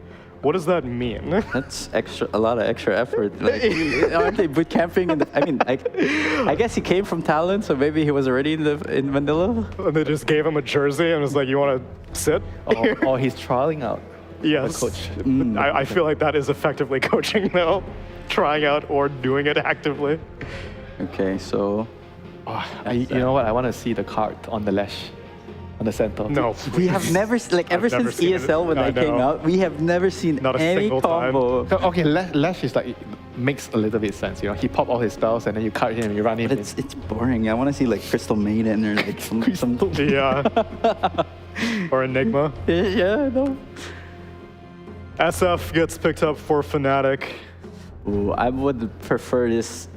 Since they've seen the Lash pick, I am assuming this is going to be a SF mid because Rubik Centaur could apply a lot of pressure. How's the lane matchup SF against Lash? I think it's favorable. I think it's 50-50, right? Because you have like Lash can't really commit, and he'll play the lightning build. And SF can't stop the Lash from farming. Yeah. So, but I think it will be quite risky to put the SF in the safe lane, even though they do have a clock as a bodyguard. I just feel like if SF gets lifted into Centaur, he's gonna. You have to bully the Centaur with the first couple of waves when you have the 3 mangoes and your race. Yeah, but but he can tank everything. His HP regen is insane. Like Centaur doesn't like the right click harass because he has no armor. But again, you can negate that by going the double ring protection build. Yeah. I'm not so sure about the SF here though. Blacklist Rivalry are expecting it to be safe lane because they're banning out Puck. Yeah. But you have Rubik. I think Tims would have loved playing against, but I mean, C pucks, they can cause a lot of chaos. They're built different. Yeah, but then again, because maybe the reason is because you have Stampede, right? Coil is a very good tool at stopping heroes from running away with Stampede. That could be one of the reasons. Sure. Kunkka, this is not something I would have expected, but I guess it's one of the better ways to deal with Lash early on. And Centaur, X against Stampede. Oh. Who gets overall last pick? Fnatic, right? Yes. Last ban gets last pick also. Okay. So for Blacklist Rivalry, they kind of need like a carry that can participate early. I mean, some like fighting carry. Urion's out of it. Nina's out of it. Drove's out of it. Slark. Like their heroes are pretty bad at dealing with Slark, to be honest. Yeah. Slark seems like a very, very good pick here. And they're banning the heroes that, Kunkka could be a little bit of an issue to Slark. Yeah. Puck also, but after he gets BKB, not really. This Bloodseeker also in the pool. And it's pretty good against a Brewmaster lane. Yeah, I like Slark for Blacklist Rivalry. You're saying Bloodseeker? Yeah, I'm trying to think. It's not really a Raven hero, and I would prefer Slark. Is Lone Druid a Raven hero? It is. Is it an anyone hero right now? How many times has he been picked in all of Div 1, let me say? I mean, it does fit well with the pushing lineup. You have proposed it multiple times, and on paper it sounds good, but he's been picked once, and he won that game in all of the South. What region was it picked? Good question. It was... Oh, I looked this up last time. It was in China. Ghost played it on Extreme Gaming versus Aster. Okay. Yeah, but against Brewmaster, it can be annoying because you could keep cycloning the bear. Yeah, that's true. And then kind of redundant until you have BKB. Yeah, that's very annoying for him. 10 seconds left for Blacklist Rivalry. Night Stalker carry. Oh, Arc Warden. Ooh. Okay, that kind of came out of left field, but they don't really have much heroes to jump him. The SF can go for that Arcane Blink type, which I've seen counter Arc Warden in the past, but there's a lot of heroes that he has to jump past, you know, and you do have that Stampede to help. Yeah, and with SF being most likely the carry role, they can't really pick Spectre against the Arc Warden. Now it's like, how do we address this? I mean, they don't have problem? a mid. I don't feel like you have a mid hero that can address the Arc Warden. Yeah, it's rough. Storm's not really a hero now, and even if it was, you know, he just starts scaling pretty fast. How about mid task? Spectre. Spectre still. Oh my god. Okay, so yeah. I mean, the lane's hard, right? It's Spectre and Clock. If it's Spectre and Clockwork against Rubik and Centaur, the Spectre is not going to be able to farm. Yeah, sure, it's a counter to Arc Warden, but their lineup doesn't really synergize well with each other. No, but I mean, I think it's one of the better picks that they could have gone for. Like, Armel can start off with like a Dragonlance, BKB, and then into an Arcane Blink. Oh, they're changing the lanes. It's probably going to be Snap with the Spectre, and then Clock with the Brewmaster. Yeah, it would have been double melee if Clockwork went with Spec. But the thing is, the lead sheet, I feel, can do a lot to sustain this Arc Warden. With just like a couple stick charges, I don't think he'll ever go down in the lane. I feel like Blacklist Rivalry, they are going to probably win both the side lanes, most likely. Mid lane, maybe, I would say SF might have a slight edge, but Lash is going to survive. And once they win both the side lanes, Lash starts rotating the gaming, and you have a Spectre in the game, you know. The Spectre he's going to have very, very little space to farm. And then maybe at some point, I feel like you might have to sacrifice your game. You have to go to defend it. You have to go to the tower defenses. Just sacrifice yourself and hold the tower. You can't expect that your team is going to fight all the time and you're going to be able to farm your items. DJ needs to pop off, I feel, for Fnatic to have a chance. Which may be why they gave him the Clockwork. Yeah. Well, let's see. Hey, Cap, what are you drinking over there? Nothing. What? I thought that was your bit. No, I'm trying to serve it up to you, and you're giving me nothing to work with. It's this. It's this, but I need the full shot. Okay, give him the full shot. Give me the full shot. Give him the full shot. Give it to me now, production. Okay, give it to me now. Here comes the airplane, girl. That's it. That's the bit. It was going to be something about like, oh, isn't this a spicy draft combo? But I didn't want to put that much effort into it, so. I have to say, out of all the things Malaysia has given this role, Sambal is probably top 3 in like greatness. What are the other two? What are the other two? Quick, do some more pandering. Tetarik. Okay. Definitely. And then the memes around Bole. Okay.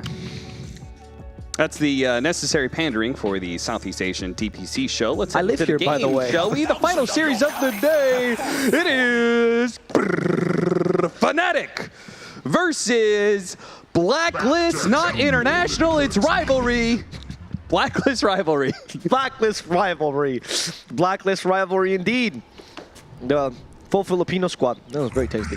The full Filipino squad who actually did really well in their first game. You know, they were saying that they were really afraid of Bleed because they thought well, it's one of the strongest teams, and they ended up 2-1-ing them. Don't do that, bro. Please. Okay. So, you know. It's a good start. Good humility. Start. Confidence builder. Yeah, humility combined with skill. What else do you want from a team? And Cuckoo. And Cuckoo. Yeah, I think this was man... that like the and Synderin? No, I feel like Cuckoo genuinely makes matchups really funny. I think the guy has a lot of his flair. I think he knows how to talk to the camera. And his laughter is contagious. That is true. He is a man full of personality. He really is. And he's currently rocking a Bracer Fairy Fire on his Centaur War Runner. I like that. I actually think the Cuckoo Centaur, I mean, FPZ Centaur is really good too. I think Cuckoo Centaur is one of my favorites, and they've been really rocking this hero out. They value it very highly. It's actually how they responded to the Bleed Lina, and that's how they won. It was through the Centaur idea. So, I want to see how it works out. For people that are wondering, by the way, he has changed his name officially to Bosku. And Officially. Officially, yes. This is official DPC name is Bosku. Though we can still call him Cuckoo, but apparently, thanks to Kips for this little data, they've been calling him that internally for years. Everyone calls him Boss because they respect him. Well, apparently they respect him so much he's already given him a tango, so they're fully ready to invest in this Bracer build. A mid lane matchup, SF versus Leshrac, Carl versus Armel. Very exciting matchup because Armel was one of the, out of the Filipino mid laners, Armel was one of the guys that came through Dota 2, like really early left Dota 1, right? Came to Dota 2. Yep. And Carl is quite the opposite, actually. He stayed in Dota 2, in Dota 1 for an extra year, and he came very late. And it's only recently that he managed to make the same level of performance in Dota 2 as he did in Dota 1 after the Geek Fam days and getting discovered there. Carl was actually one of the uncrowned kings of Dota 1. A little Kuroko no Basket reference there. Well, he definitely needs to be able to showcase this matchup against Armel, because I feel like this Leshrac is going to be pretty damn important. They built around it, right? He's got Centaur, Tree and Protector. Like, they have a way to make him get in on top of the enemy and to make him tankier. So, and this matchup is not going to be the easiest against a ranged SF, a heavy nuker like that. I'm more concerned, about the mid game as well, where I feel like SF's damage is so overwhelming that Bloodstone Leshrac is unfortunately not able to deal with it. So it's not so much about Leshrac getting farmed now, but it's just stopping Armel from just snowballing out of control. Yeah. That's definitely a concern. I do think the Arc Warden, though, does relieve some of the pressure, because Lesh can just be that tank, and then if they kill Lesh quickly enough, then they have to deal with the Arc Warden, and they've been spending way too many resources on Lesh. So I think this strategy works pretty well. I like what they went for, but this is a chance for Armel to shine on this SF. Well, we'll see how free of a game the Arc Warden gets against Spectre. True. Right? One of the they do have at least some ways to be able to get on top of the Arc Warden. They've got Clockwork, they've got Spectre, they've got Snapfire with Clockwork, which is one of my personal favorite combos. Just like super long range, guaranteed kill power. Actually, for this game, I really would like it if Raven... I mean, this is not a common build, obviously, or not the most common build, but an earlier shard. You get your basic core items and then getting a shard. It provides magic resistance and pushes heroes out of the bubble. It's a great way to deal with this Clockwork plus Snapfire, because it pushes the clock out of cogs directly. Sure, that's an interesting idea, for sure. I am a big fan of this hero, Arc Warden in general. I'm excited to see Raven play. You're an Arc Warden player. Yeah. Really do play everything not very well. I didn't say my win rate was bad. It's actually surprisingly good. People call me a cheat user sometimes. I was very proud of that when I took a screenshot. I really like the new Arc Warden's build as well. I know, hold up, I'm not letting you get away. I need you to put that screenshot out on social media before I believe it. Okay. Maybe it wasn't Arc Warden, maybe it was another hero. Maybe it was Beastmaster. That doesn't matter. The point is, someone at one point thought it was good enough at Dota to cheat. So that's what is going to stay on the stream forever. Wow. I do like this hero right now. I think the Axe build is very strong, even though it really did get nerfed. Spectre might be one of the heroes you want to try it out against. But I'm actually very curious as to this new deviation of the Axe build we've been seeing, where you still go for the Octarine core, etc., but you don't actually rely on the Axe as much. So your damage output's pretty bad, but you rely on this double Scythe of Vice with really low cooldown, and Gleipnir to have insane catch, and you let someone else deal the damage. What was the nerf to the Axe? Now was the activation time? No, the second Spark Wraith lasts only 15 seconds now. Oh, okay. Which is a huge nerf. It used to last the full duration of the Spark Wraith, which is 40, 45. It's a third of its duration now. Dire's top tower. Isn't 15 seconds though still long enough? You'd think for so. The second Spark Wraith? Yeah, you'd think so in many fights, but it actually does really... The difficulty is now, if they want to re-engage, and waiting 15 seconds and waiting 45 seconds is a massive difference. So they can actually go to you on a second round, and if Raven goes a little bit off, I mean, it's not unviable. It definitely is still an okay build. But most Arc Warden players I see these days don't actually build it anymore until maybe late game situations. Okay. I hope we don't see a physical damage Arc Warden though, because if that's a bad build, I can't imagine physical damage. I've seen it fail a lot these days. Hey, you and DJ just keep on getting to this little scuffle where you got Battery Assault versus Leech Seed. Neither one of them is really putting a dent in the other. They're going at it. Pretty slow games these days with the early fights, huh? Maybe that's the Trim Protector effect. Leech Seed makes it hard to gank anyone. Oh, absolutely. Remember the first time? I think it was PPD that did it for the first time. They started maxing Leech Seed, and everyone was like, wow! I didn't know you could do that so good, so great! And he won TI5. Hey, just run around in the enemy jungle with Leech Seed constantly. Yep. And it was not even as good as it is now, actually. I think it was worse back then. The healing was a little bit lower. Armel has indeed dominated that top. Ooh, Raven is just done so. Nice catch.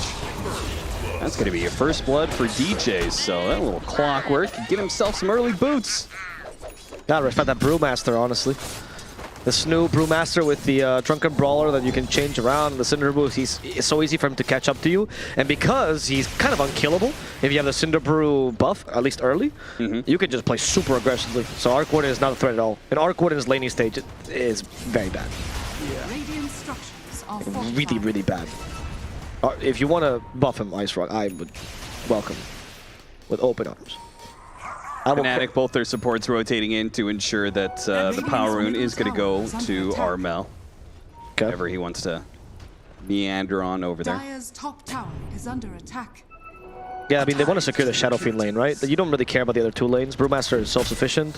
Spectre will eventually get online regardless. So it's just really about making sure Armel has a good game. I mean, I think ensuring Armel has a good game, but also making sure that Carl has a bad game, Yes. right? Like, Yes, yes. if the Leshrac does not feel good in the game, then really what's left? The Arc Warden isn't going to be online for quite some time. And then you've got, what, Treant Protector, Rubik. Your damage is going to be pretty lackluster without that Leshrac. It does feel like this mid matchup is the key point to this whole game, honestly. Yeah. I also like it as well because I feel like Armel has been actually performing pretty consistently for Fnatic, even though their matches have not been that great. To me, Armel has still been pretty solid. Even though he struggled because the type of mid laners he likes to play are not very much in meta right now. Or they haven't been in meta for years, actually. Poor Armel hasn't been able to adapt. Shadow Fiend is one of them that used to like to play. Kind of forced, though. I don't really see mid Shadow Fiend very often these days. Maybe they break out a TA for him as well. I would like to see that.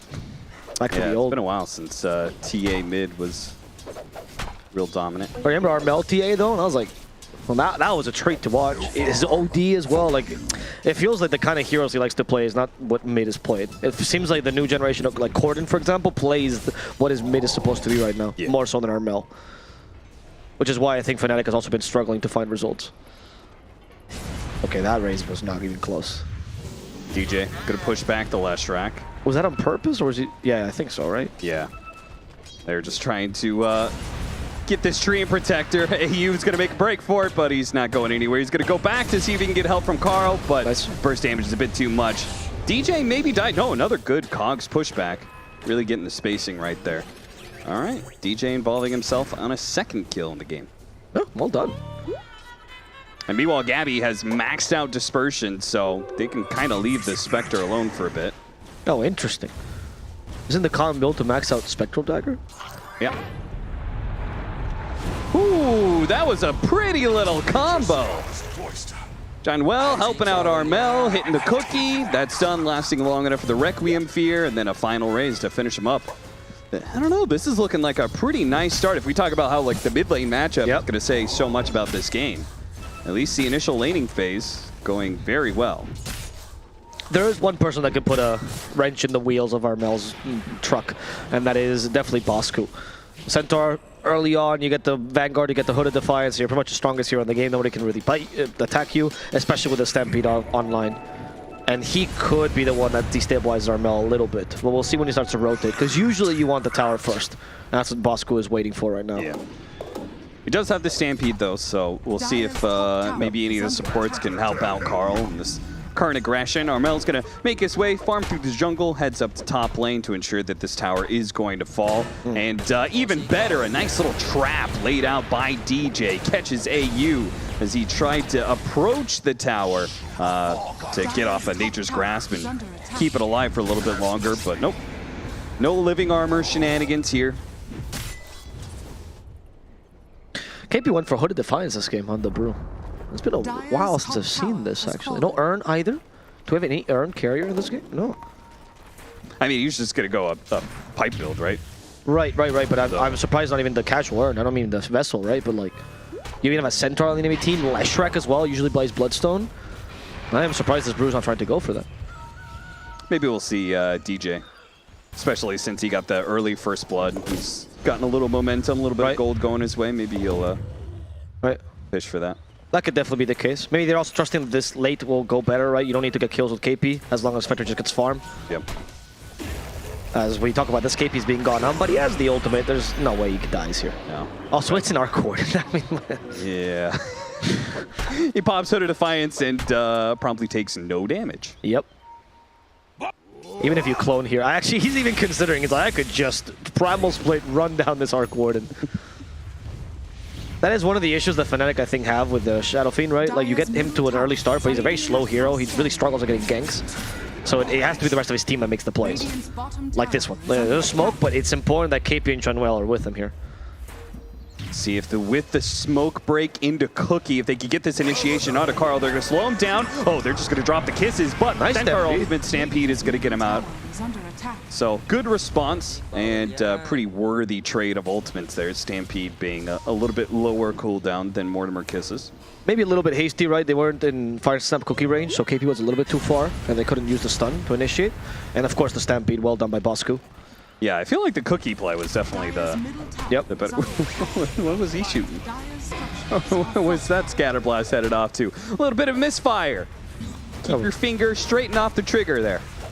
Rubik stole the Cinder Brew. That's actually pretty important. Yeah, you can just throw it and Fade Bolt. Yeah. And it's a ridiculous amount of damage. 320 damage, in addition to, of course, the Movement Blow and the Fade Bolt damage.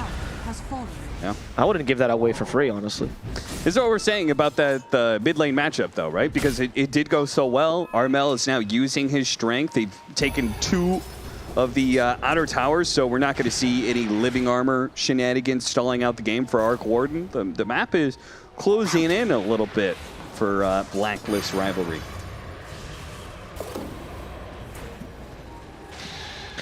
The Blacklist Rivalry, are they that concerned about this right now? I guess.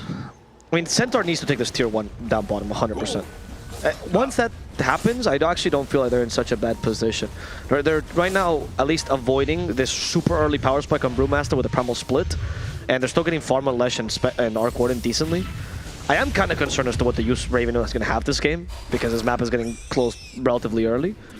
Well, there's still a place to make. They will have plays to make when they hit the Blink Dagger, but because... Top. Caught the Treant Protector again. Boy, DJ is just feasting off of AU. He really is.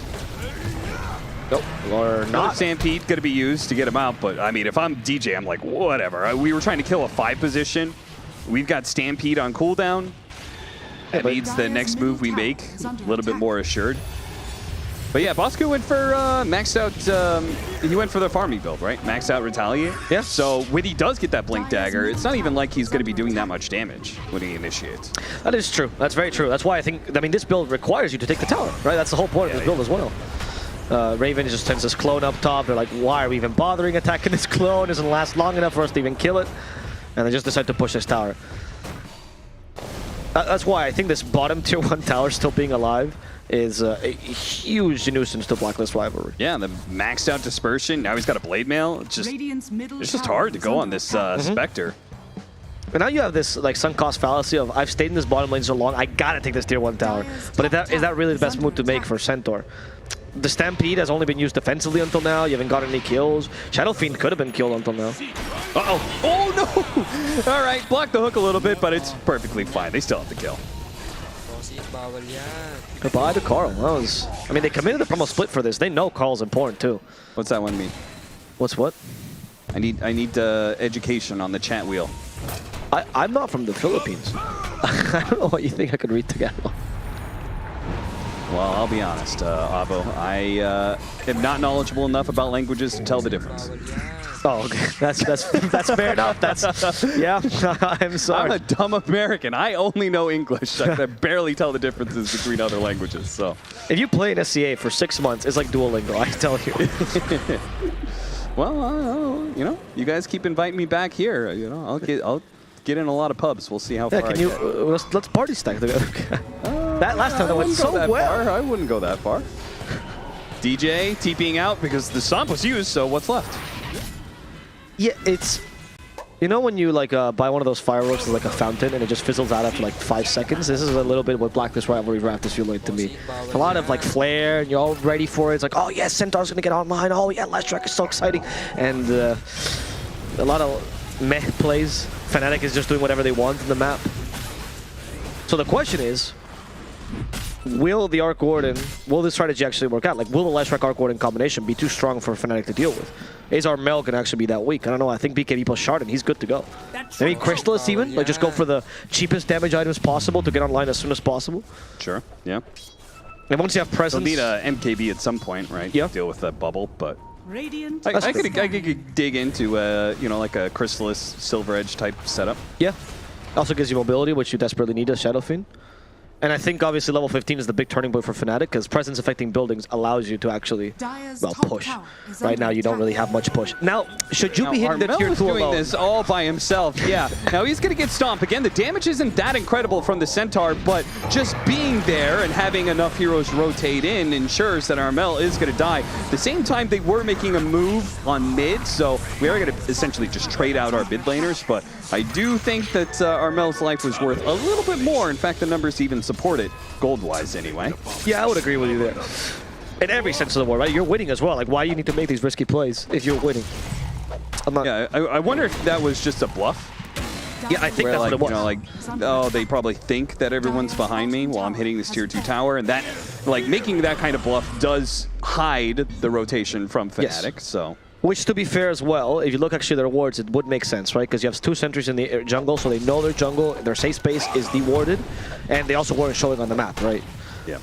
At least on the creep waves, etc., the normal map. So it does seem like I was a bluff. I wouldn't bluff with my win condition, but hey, Fnatic Dota. Well, a great man once said, "Gotta know when to hold them. Gotta know when to fold them." Oh, that's a poker reference. They're going to catch him again. Oh, no, he just TP'd out here. This time, there are going to be some rotations, but are they going to be here in time? The Requiem, it goes out just in time. He turns around. Hold them, baby. Don't listen to Avo. Never fold. He did fold himself as he contorted to throw the Requiem of Souls. Oh, that's what I was referring to. Yes. That was really well played. I mean, they underestimated how tanky Shadow Fiend was. It well played? They tried to go on him and he just popped his Requiem. Right, incredible play, because he understood. He just hit R and they stopped him and he was like, I'm hitting it again. Well, of course, to the untrained eye, that's what it looks like, right? But look at him. He knows he's not going to die, which is why his team comes and helps him out here. Because they've calculated that 2.7 HP a level is enough to survive 3 heroes attacking you, especially when one of them is a Arc Warding clone. I love it when you cloud your bullshit with some random numbers. Think you're gonna sneak that past me? That's how all of my relationship discussions go. You know, 2.5. That's a big number, Avo. That's a big number. My team's about perspective. 10-1 here with a 4,000 net worth lead for Fnatic, and after that fantastic play by Armel in the top lane, Fnatic is well positioned, just kind of bully Blacklist Rivalry, take whatever they want. Apparently what they want is Roshan right now. Yeah. Presence affects it, right? Yeah, so you have that plus the little shredder, so Roshan actually goes pretty fast. And you even have KP just to cover you in case. He actually is going for pipe straight into the Axe. What an interesting build. This Axe on the Brule might not be as stupid, because the other one was honestly stupid, but it's still a very strong Axe.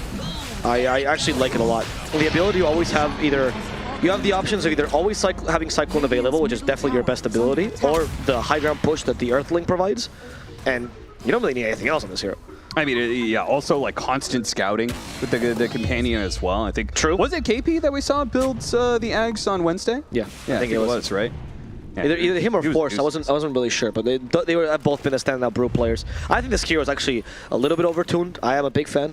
I mean, Ass Monkey's forever what he thinks of the Brew right now. And I'm glad that some people are using it. I think he's a hero that takes a while to actually learn to utilize properly, which is why it's not as common, and it takes a while for people to realize how good he is. AU gonna break a smoke here. He's got a 4-staff. I don't think he's making it out. He can make it a little bit more annoying, but they will definitely have that kill. Gives everyone else the chance to be able to escape on the side of Blacklist Rivalry. DJ is just targeting AU the whole time. You know, he's the captain now, and he wants to make sure AU knows. Carl, can he actually trigger the Cinder Brew? He does. Okay. KP, he's okay to tank this. He has the pipe anyway, so he's fine. And the there's hook shot DJ. slides on in right on top of Carl with the kisses over the top. He got some really nice firepower to back up a hook shot. Yeah, that was super suave as well. Just the slide into cogs. Do you remember when Misery used to do this? He figured out that if you slide, you can slither and crush in the middle of it, and you would see it. It's not that difficult to actually do when you try it, but it's so smooth. Yeah, Moo did that as well. Yeah, I remember time where Moo was building the force staff. Yeah. I'll cop to something embarrassing. I thought he was onto something there. He was not, but I followed him in on that build. What? That was a big build on Slaughter for a while. From the four? It was not a thing. They won games. It was not good. Yeah, you won games, but it was not a good. I remember because I asked him about it. I mean, that was a 4 Slaughter when Misery played it, to be fair. When Misery played it. Yeah. When Moo did it, it was... Carry? Yeah, well, that was offlane, but still. Okay. Yeah, I'm with you. I understand why that would be worse. But DJ, he's a support, which is why Force Step works great on him. Now he flies, too. And he can fly right into this Rubik. Oh, he chose not to. KP do that. What? Who forced that into the low ground? It wasn't him. Oh, it was a Shadow Fiend. Armel just did not want DJ to get the kill. Mine. 2.5 minutes still left on this Aegis. I don't know when... you're the Arc Warden expert, Avo. When are they going to be strong to fight? Oh, you just need 3 more items. Okay, 3 more items. So we'll come back. Everybody can take a bit of breather here for 20 minutes. And maybe we'll have a competitive game on their hands. Because right now it looks like Fnatic's just going to roll over Blacklist. As are trying to do that right now. The Bloodstone keeping him alive. Oh no, DJ actually put himself at the cogs. I'm not sure if he exactly wanted that. But the Blade Mail is doing some serious work. Barely dies before they get the kill on the last track. A damn shame for DJ, but not a shame for Gabby, who picks up the double kill and maybe even a third one here with the Brewmaster ultimate. Slowing him down, kisses, throwing in some damage. The pipe is going to help out, though. Hey, you shouldn't die to this. Okay, we didn't really mention this when we're talking about how great the mid lane matchup is and how important it is, but the Blade on Spectre does make this last track look like a really weak pony. He looks like a donkey, not a pony right now. There's nothing you can do against that build. Donkey stronger than a pony? Yeah, but he can't have kids. He can't continue legacy. Or is it a mule? I think that's it. Mule. Hey, he's a weaker horse form of the Leshrac. The Dispersion and Blade Mail makes him look really weak right now. Well, you know who looks also very weak? Is this Arc Warden. So he needs travels, he needs the Gleipnir, which is just completed, and I'm assuming Axe. I actually don't know what you're going to do this game to be useful, though. Because again, the Axe, I mean, I guess you have to go Axe because you need damage from somewhere. I don't think this Scythe of Vice build is viable this game. It's just too weak. You definitely cannot deviate into Octarine Core this early. Last time we saw this Aghanim Scepter, they were not this far ahead on the Brewmaster. True. I can only imagine if you're ahead like this and you have an Aghanim Scepter on Brewmaster, how does the team ever get out on the map and not get caught? No, seriously, it's impossible. Also, how do you defend the high ground? They just literally sent Earth Bruling, and it's the dumbest strategy in the world. You don't have to do anything. I would even, honestly, if they built a solo quest, I wouldn't even be mad. Like, just to buff this Bruling. It's such an easy high ground push, and you have nothing against it except for the Bubble. But Bubble is really bad against the Earth Bruling, because he can just go behind it. You're not losing anything if he dies. I mean, 60-second cooldown, sure, but he's also immune to, magic, or spells, rather. What did he trigger first? Did we solve the donkey mule thing? Which one is it? I really like what, I mean, I'm sure some biologists are watching in the chat, so... Or zoologists? Are you looking at... Okay. Yeah, I am. It's important to know. Something is sterile. Mule is a offspring of a donkey and a female horse. Right, so then that one's sterile, right? Mule. Yeah. Okay, so this Leshrac is a mule. There you go. Either way, I know you're a jackass.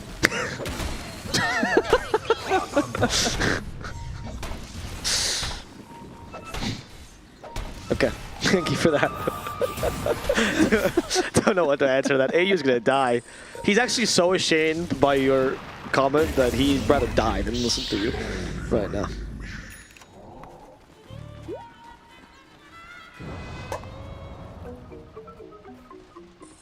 I see another fight cap, It's gonna be a pretty good fight. We are Jetpack, breaking the smoke.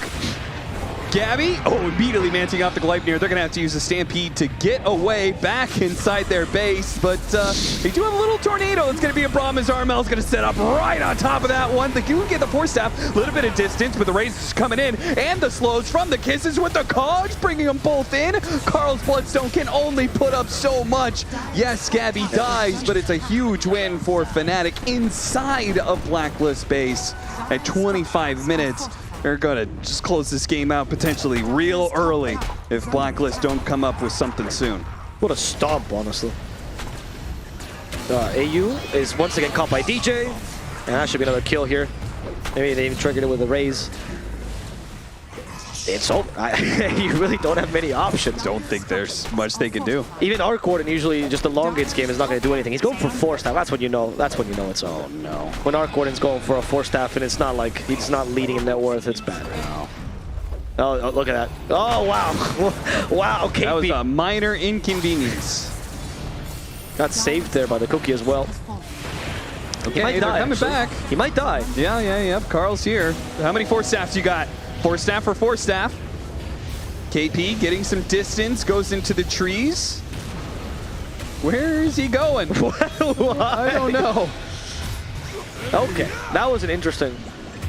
Oh, you know, actually this makes sense. It's the Coriolis effect. Australians, they always go the opposite direction when they're running away. Dire's top barracks has fallen. So Fnatic will... I see. They will only everybody else was rotating counterclockwise, going to left, and he was rotating clockwise. Yes, exactly. Yeah. But he let the rest of the team get away, which is nice. And Shadow Fiend, which is the biggest hero here, is still strong. True. He hasn't been stopped at all. We haven't even talked about Spectre at all because it hasn't been needed, honestly, this game. No. Nice haunts, but... Spectre's like the backup plan because the SF has MKB, so he is already addressing the bubble. And the bubble wasn't even useful to begin with, so... No. Oh, there's the St. Patrick's beer from the Rubik. Not gonna work, though. Oh, managed to get to Arc Warden. That's an opportunity for the Spectre. Immediately the Stampede. Anything to be able to save Raven at this point. I mean, they have a Haste Rune for Karl. Has Stampede been only used defensively this game? I think so, right? Yeah. That is not a good sign. Okay, Cyclone, KP. Somebody's going to get caught. It's going to be the Rubik. Good choice. Better than AU. AU has died enough. Let the other support suffer some pain. The St. Patrick's beer. I'm not going to lie. That one, I was like, what did he just say? Isn't that what you do in America? You're talking about the greens. Yeah. I learned my American history before casting with you. What? Yeah, I went into a library, I think they're called. I borrowed little books and I just learned a lot about America. Because you were casting with me. Yeah. I know what a chimichanga is now as well. Wow, look at you. Yeah. You're a worldly man. That's as far as I go, though. The Donkey Mule one escaped me, unfortunately. That was the last chapter of the book. How to make beer green. Also, what's the difference between a mule and a donkey? Yes. 2 chapters. It was a very short book, but I am not a very good reader. And it seems like Blacklist Rivalry, is not having a very good game either. But I also question what staying in this game for this long is doing for their morale. Maybe they're talking about what to do next game. Maybe they're talking about why Arc Warden should never be picked. I don't really love this hero this game, I'll be honest with you. I love Arc Warden in general, but I don't think he had much use. If you took away the Spectre, is it acceptable? I actually think, even worse than Spectre, I think Brewmaster is the worst here. Because if you Cyclone Arc Warden and you like force the enemy team back and he just stays in a bad position, I mean, I always say Arc Warden is countered by half the metagame, right? Like most heroes can jump him, it's kind of easy. But you go Force Staff, you deal with these things in different ways. But Cyclone means that for 4.5 seconds, you literally can do nothing but stay there, and if they push your team back, you're done. So I actually think the Brew was the biggest counter to me. The lane's also very difficult. Okay. Mind you, the rest of the team is also bad. Like, it's not like anything fixes it, but... Yeah. Well, second Roshan for Fnatic, just to put the finishing touches on their build. An Aegis and a Shard. Who wants the Shard? Give it to Brew. Let him have the extra stance. Let's give it a SF instead. These guys have no fun. Radiant's I know the SF shard. Panda. Is it even fun to have more microing? No. The Panda is honestly the most useless Panda I've ever seen. It's garbage Panda. But the stance, 80% status resist with the beer. Resistance, okay. Yeah, and the slow, that's really good. Oh my god. That Arc Warden is dead. I'm actually okay. That is good use for the line. Yeah. Yeah, look, he's going for the Octarine Core, right? This is the build I was telling you where you go for like kind of utility. But this, every time I've seen this build, it just feels so like, it just fizzles out so easily. You have no damage on this hero. And all you do is utility, so you're trusting on the Leshrac to deal the damage.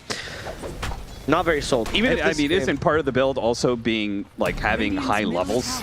Yes, exactly. You have like the level 20 talent, which is pretty important, but he is level 15. And also having higher net worth than the enemy is part of the key part of the build. Sure, yeah. So by now you probably have Octarine Core plus Scythe, and then it feels a little bit better. Still not great though. Is that a Cyclone for the Lesh? Yeah. That's another way to deal with Lesh as well, just cyclone him and ignore him. Oh, nice stomp. Follow up Split Earth. Can't actually go for KP. They can't burst him down fast enough to prevent his ultimate from going off. That Drunken Brawler on 80% magic resist. Good luck. Yeah. Oh, they aggressively force staff Armel in. A defensive force staff from Armel pushes him over to the side, and a Cookie gets him back. They should be able to take away this Aegis, though. Faithful will finally finish it off. Second life for the SF. They jump in with the hook shot, with Gabby neatly following that up. They do manage to get the kill on the Rubik, and perhaps AU as well. Oh, force staffed into the fountain. All right, we're good. GG is called, though. And, yeah, that was a very one-sided game, Mavo. Yeah, I mean, you can tell by the fact there's no excitement in the Fnatic's house as well. Oh, KP's pretty happy. KP was pretty satisfied with the performance. That's what happens when you play Brew Cap. No matter how easy the game is, you always feel happy. Got a little bit of that cheer going on. Yeah, I think so. I just think Brew makes people better people. You learn to micro. You learn to play with your team because you learn know to drink. No, but you don't have to drink while you play Brew. Okay. Okay, I don't drink when I play Dota. Doesn't look like it, but fair enough. That was a very one-sided game where Fnatic... I mean, did you expect this? You said it was going to be a 2-0. I said this out of stream, and I did not expect this. No, I gave you the opportunity to. No, I'm not gonna lie. I meant 2-0 Fnatic. No, Fnatic is looking much better than I expected. Also, Blacklist Rivalry. Perhaps this first idea didn't work out. Maybe second game we'll see some deviation, but I would like to know what that deviation would be. I'm not smart enough to know, but we do have two smart people on this panel that might have an answer or two. Yeah, that's right. It's Neil and Tsunami. They're all right here.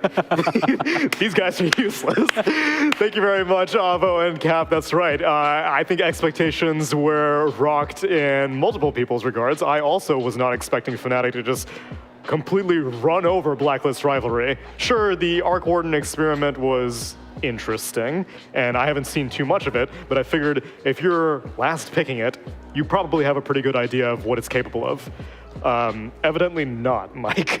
No, yeah, like I think Fnatic had dinner and Blacklist Rivalries. They're kind of hungry. Like they really like you could replace Arc Warden with anything, but if like they just played like that, like sure, I feel DJ is credited to a lot of like the map and the control that Fnatic had, but it felt like Blacklist Rivalry weren't really doing anything. Buying time for the Arc Warden, I guess. I think it all went wrong from the lanes. It's like it all went wrong from the lanes. It's like you have a centaur farming his items, and then you have the Lesh farming his bloodstone, and then you have the top lane just suffering, and they're trying to like, hey guys, should we react to this? Like no one, like it felt like they're just like it was 5 pub people. Like hey, no one wanted to sacrifice or give in for the team. Someone has to suffer. Yeah, so it's kind of like the result for that. I mean, do you think like the Lesh should be the one giving back to the team? I mean, someone has to, right? You can't have 3 cores expecting like all of them to be farming well, and it's not like they even won their lanes, like they were supposed to do well on the lanes. I feel like looking at the heroes on the side lanes, except for the mid lane. The mid lane is kind of 50-50. I mean, I feel like SF should have a little bit more than the Lash. But overall, I felt like the root of the problem was the top lane. The top lane when the Outwarden fed the first bird in a lane where he should be dominating with the Treant, and I feel like even the Clock and the Brew kind of fucked up in the lane because they started pulling the wave really late. You are double melee lane. You cannot play against this Treant plus Outwarden lane. So you have to realize you need to pull immediately. And I think they kind of pulled maybe the minute 2 wave or something. I can't tell for sure, but they pulled later. And as soon as they got the creep back, they had an opportunity to kill Raven, but that itself was also a mistake because the Outwarden was so far up the lane and he was never supposed to get caught by a Clockwork without boots. Just like that, he just ran up to him and he just died first bird. And the Brew was suffering so much before that. And after that kill, oh great, I get the kill bounty, I get the lane, and I get level 6. And Outwarden's like, oh, the Brew is level 6, I have to jungle. And from a totally winning matchup, it became a totally losing matchup. And it bled out so that in that game, the SF should not have anything to do before the Brew was level 6. Like he's mostly maybe going to just run around, check runes. If he gets a really good rune, he makes a rotation. But because of how badly the top lane went, he's able to rotate and kill the tower. And that itself snowballed so much, you know. And it allowed a lot of the pressure on the Spectre to be relieved. Yeah, which is why they even mentioned in the game, they were like, oh yeah, Spectre's in this game. I mean, like, she just didn't need to really do anything. The happiest game of Gabby's life. She was like clicking R to KS. Yeah, exactly. How often do you see games that went so well for the Spectre? He's like, oh, I don't even have to save it for the Outwarden, you know, I'm just going to use it for a kill. It was a very, very relaxing game that time for Fnatic and a nice change of pace for them because I'm sure that they were been feeling very stressed out after dropping 4 games earlier in the season. Now let's see if they can continue their success and get a series victory or Blacklist Rivalry. We'll take it to a 3-game series. We'll find out after the break.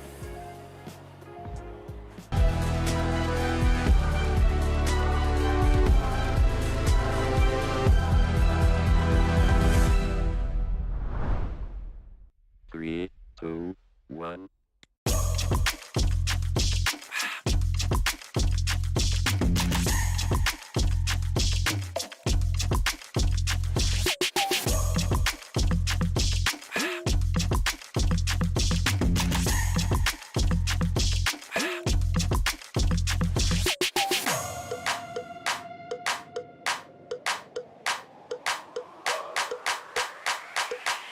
This crowd is actually able to do so for a decent amount of time. Have to take up like the Flame Cloak does get a lot of damage, but here comes the Black Hole.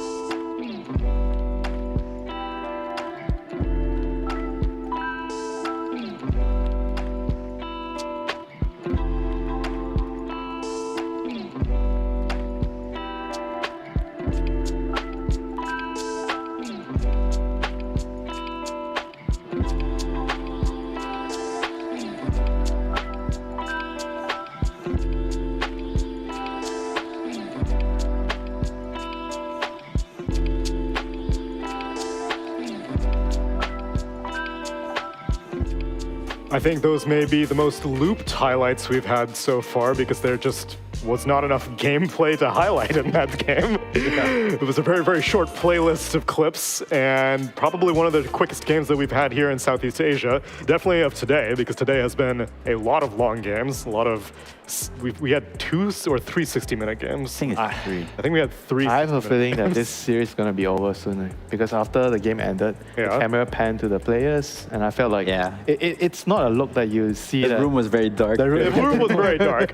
It was a Blacklist rivalry room. And Fnatic were just like, I guess we won. I mean, like, I don't even feel good about that victory. Yeah, I mean, I'm sure they know that how bad the opponents played that game. And they're also not in a very good position so far. They've lost two series so far. And that game, I wouldn't say that there was like huge improvement, but it's more like the opponent messed up so badly that they are just there to join the ride and win the game. So then what's the reevaluation for Blacklist Rivalry then? We can... I'm a sucker for blaming last picks that don't work out, so Arc Warden just seemed like, why?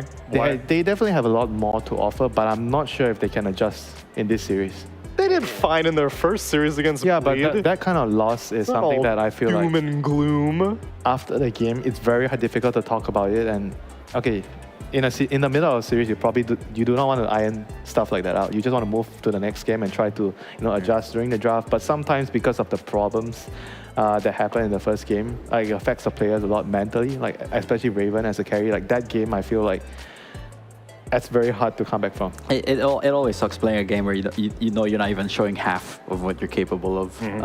And yeah, it just felt like they were very disorganized and like no one was really playing as a team in Blacklist Rivalry.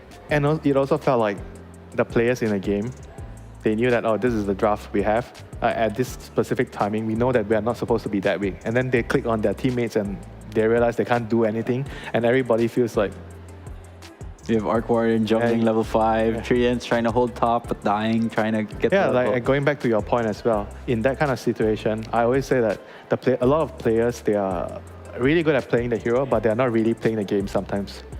When the game is changing, something is not going right, they do not adapt towards the game, but they're just merely playing the hero. Oh, my hero is supposed to be doing this at this period of the game, that's it. And if someone is having such a terrible time, that's not my concern. Okay. Yeah, like I feel like you can tell like the way the game's going if you have your carry sitting at bottom lane for like 15 minutes and he hasn't been chased out. Like Gabby was just having such a Spectre, man. It's not like Spectre's like, I'm out, guys. Like, it wasn't even like a morphling where it's not even like a life stealer just sitting there. It's a Spectre. Like he's not known for defending your tower. He's standing there. He sees the center. Oh, great! I'm daggering you. And Center's like, what? This isn't how this is supposed to go. No, I'm supposed to be scaring you. He's supposed to be afraid of the center and the Lash is coming bot. Oh, let's open the tower, boys. Let's go, man. Let's go. Go find me a kill on Arc Warden, boys. I'll press R. That's my contribution. Although I will say then, I think that perhaps one easy piece to solve would be giving Carl a more active hero. Leshrac in the first phase, you yourself were surprised by. It's comfort, I suppose, but we have not been seeing it very much in Southeast Asia. They didn't execute the draft, for sure. I mean, I don't want to start saying that, oh, could there be a better hero when the team played so badly? Like, it doesn't do the draft justice. Yeah. So you're saying Hyde can still help out? Oh, for sure. I mean, oh wait, no, he's on Fnatic. Never mind, his help. His help was great. Definitely helping Fnatic. Right. Clockwork was the MVP the last game, so we're gonna pick Clockwork. Let's steal it from Fnatic. That's not a. Lina is in the pool. Whoa! Oh, no, we pick Clockwork against Lina. Yo, they should get Lina Centaur. Take away Cuckoo's counter. I mean, it could work. Well, let's see. DJ played a really good Clockwork, though. He won mid and top. He won the game alone. Even though you don't like get those kills at mid when you Lina, Gab. Centaur. I mean, Tusk. Well, I mean, this is where Blacklist Rivalry is like, do we go for the Centaur, guys? I think it'll get banned out second phase. But if they do pick the Centaur here, I feel Furion's going to be removed off the pool, so it's like now they're kind of lacking that hero. Oh, so their first pick again, yeah? So they chose the same thing? Or, I mean, I presume they probably chose the same thing. We don't know who's doing the coin flipping and who decided. Yeah, but personally, what do you feel about the 8-pick Lash last game? Do you think that it's something that is okay, or why do you think that they? I mean, I think it can still be good, but I just feel like, for example, you have Triant, who isn't the best in terms of support in securing the mid runes. So he's kind of like a non-factor, and he's a support that would rather just sit at top, get his level 6, hold the lane. Living armor you. Yeah, but it's like they didn't help him secure the mid runes, and it just like if Lash doesn't get the mid runes, it kind of like the runes play a huge role for a hero like Lash. But on the other hand, MP looks more like a more solid 8-pick hero. Yeah. You don't have too many counters. You can secure the game. And it's flexible, right? Like he can pretty much play all 3 lanes if you really want to, but he's most likely gonna be the carry. What else do you need to ban for the MP? The carry MP, I presume. Well, they removed the Bat Rider, which is probably the that's probably the only one, right? Do you need to ban Timber? I don't know. Bounty is like, maybe it might be just like Bleed's hero, like niche hero. Yeah, and I feel like Clockwork's a good way to deal with this Bounty Hunter. Sure, he'll have a Vanguard eventually, but you know, if you just have enough heroes, no matter what, that Bounty Hunter's gonna die. How about Beastmaster? I don't know. I have yet to see a Beastmaster win in this DPC. That's actually quite yeah, he's not doing very good. He's getting banned a ton. His skill set is still amazing, but I just haven't seen any success with this hero. Yeah, he's been picked 9 times in all of Division 1, 33% win rate. Tuss is also a hero that can deal with this Furion quite well. You know, like that snowball into Ice Shard. But you prefer him to be on the core against MP? Well, DJ's gonna be a core regardless, right? Okay, fine. And then, Tiny. I mean, I guess position for Centaur. Yeah, smart for Fnatic. Remove that off the bat. That's their go-to. Doom is still in the pool also. I haven't seen that be a response to Prophet yet, but I feel like on paper it's pretty good. Dawnbreaker. Have we seen a Dawnbreaker yet? No, because it was broken. It was crashing the game. That's fixed already, right? I believe that has been fixed. So I guess the reason that they banned it is because DB can hold the MP's side lane pressure, and he can join the fight at the same time. Yeah, you kind of like just mimic the Furion playstyle. Yeah, well, what a shocker. Snapfire is true. I feel like this is the most like picked, aside from Triant. Yeah. She's never really ban-worthy, and she always feels good. She's like a spirit. Solid hero, does a lot in the lane. Useful, have a stun, have damage, have you have a skill that's kind of like Force Staff. You have Burst, and you have Power, and Roshan. Fine.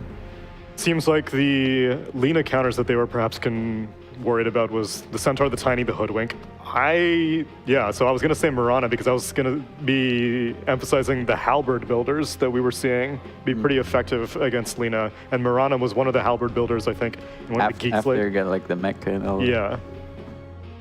Their damage is quite lacking though in Blacklist Rivalry. Like sure you get the hook arrow, but then you're going to assume that the cookie, and then how do you follow from there? Yeah, it's true.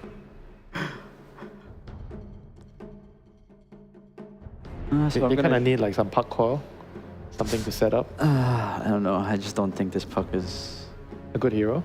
Like right now, it's because like Puck became such a strong hero when like he could get away with going Witchblade, like no like bottle Witchblade. Yeah, and no one would bother. Oh, DK. I think this is nice to set up the arrow.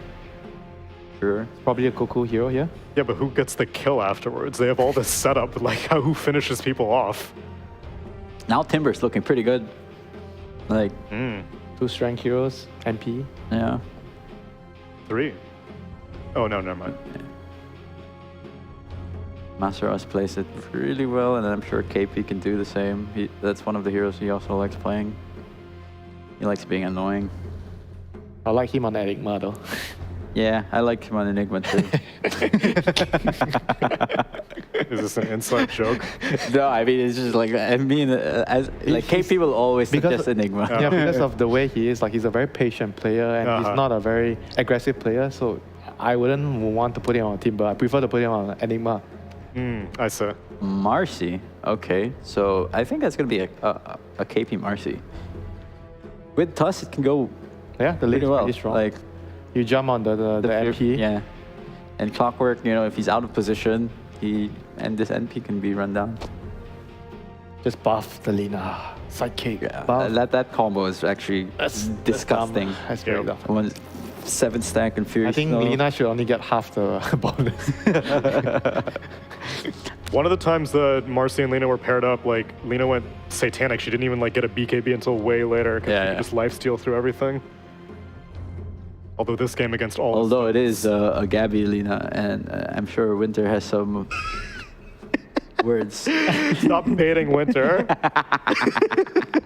I mean, in all honesty, it's like he's 0-2 with Lina. Yeah. I said something along the lines: if you can't win with Lina carry, you probably. Oof. Let's keep it that way, you know? Okay, so they removed Spectre and Monkey, further protecting the MP carry here. Very reasonable bans here from Blacklist Rivalry, and they have to finish their draft with... I feel like they need to find the right hero for Carl to be able to... Like, he wants to be, like, running around, pressuring, ganking. They're perhaps expecting it to be a Cuckoo hero, because they banned out Beastmaster and Magnus. Oh, they think the DK is mid? Yeah. So I'm Fnatic can go multiple ways with this. Like I have been talking about KP might be Marcy, but it could also be Armel as this Tuss mid.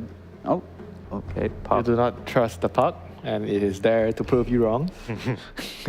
So they removed the DK, which is probably the best. I think you could just put the Tuss mid, right? Against the puck? Yeah. Yeah, that's an easy lane for him. I mean, puck, like you go 50-50, but then like you might win the lane too. I feel like Puck's so weak in the lane now. Yeah. And then now you can opt to another off lane. KP or you pick Underlord mid. Underlord mid seems really good here. Against DK, against Puck, against MP, Underlord mid owns. Yeah, but it's Armel though. Like Armel needs something more flashy. Like you gotta know your players, right? Like sure they can play it, but it's like if their heart's not in the hero, they don't bring out. So the what is Armel gonna play here? SF again? I think the Tusk is flashy. Let him play the. Yeah, nice. Wait, what's happening? What? So it is. No, never mind.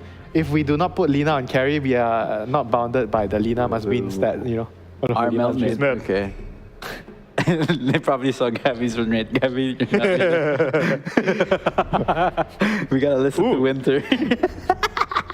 It does end up being KP Marcy. Yeah, okay. So mid matchup 50-50. I would like give Lina the favor just because 55, I guess, for Lina. Maybe 60. 60, yeah. Because she's just broken right now.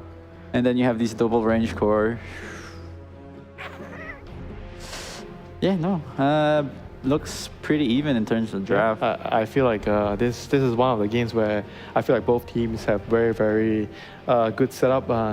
Win conditions, you have team fight, it ticks all the boxes, you have catch, you have good lanes. I'd give Fnatic the edge just because of how badly they gave the beating to Blacklist Rivalry. So like the mental part is there. Yeah, so if they can recover, then it will be a very even game. But if not, I'd give Fnatic the edge. They also have the Lina. Consistently first. You can't go wrong. You can't go wrong. It's only a curse if it's on carry. Armel will bring it to success. And yeah, Carl is going to be on the puck, so I am happier to see him on a more playmaking mid as opposed to the Leshrac in the previous game. I feel like there were many symptoms of the previous draft, but I think for me, I always want to see Carl moving around. Yeah, no, he's definitely a very... That's his best hero, probably, right? Puck. Yeah. All right, well, let's see what Avo's prediction is going to be for this one, because I hang on every word he says. Fnatic? Okay. Okay. I'm satisfied with that. Now let's see you cast the game number 2. Take it away. Thank you, Tsunami. I feel like both Tsunami and Neil have ganged up on me today. And I don't appreciate it. 2v1. What can you do? Yep. Can't be beat. Can't be beat. Much like Gabby. Oh no, that's easy to beat. Sorry. Jesus. I was sitting here thinking like, oh well, we can't really do any worse than what the panel did to poor old Gabby. Don't say but, panel. You're spreading it like it wasn't just Winter. Winter. Mr. Winter. Yeah, if you guys want to know, his Twitter is @WinterDota, and he does understand Tagalog, so feel free to send him all the messages you want. Oh my God! Even Blacklist, they're tipping the hell out of Gabby right now. Oh my God! Do you think they legitimately like lost faith in Gabby playing Lina? Maybe they think like Armel. I mean, last game they were playing with Armel as the win condition, right? Maybe Gabby's more suited to the second core role, right? I mean, he did used to play mid, right? That's where he comes from.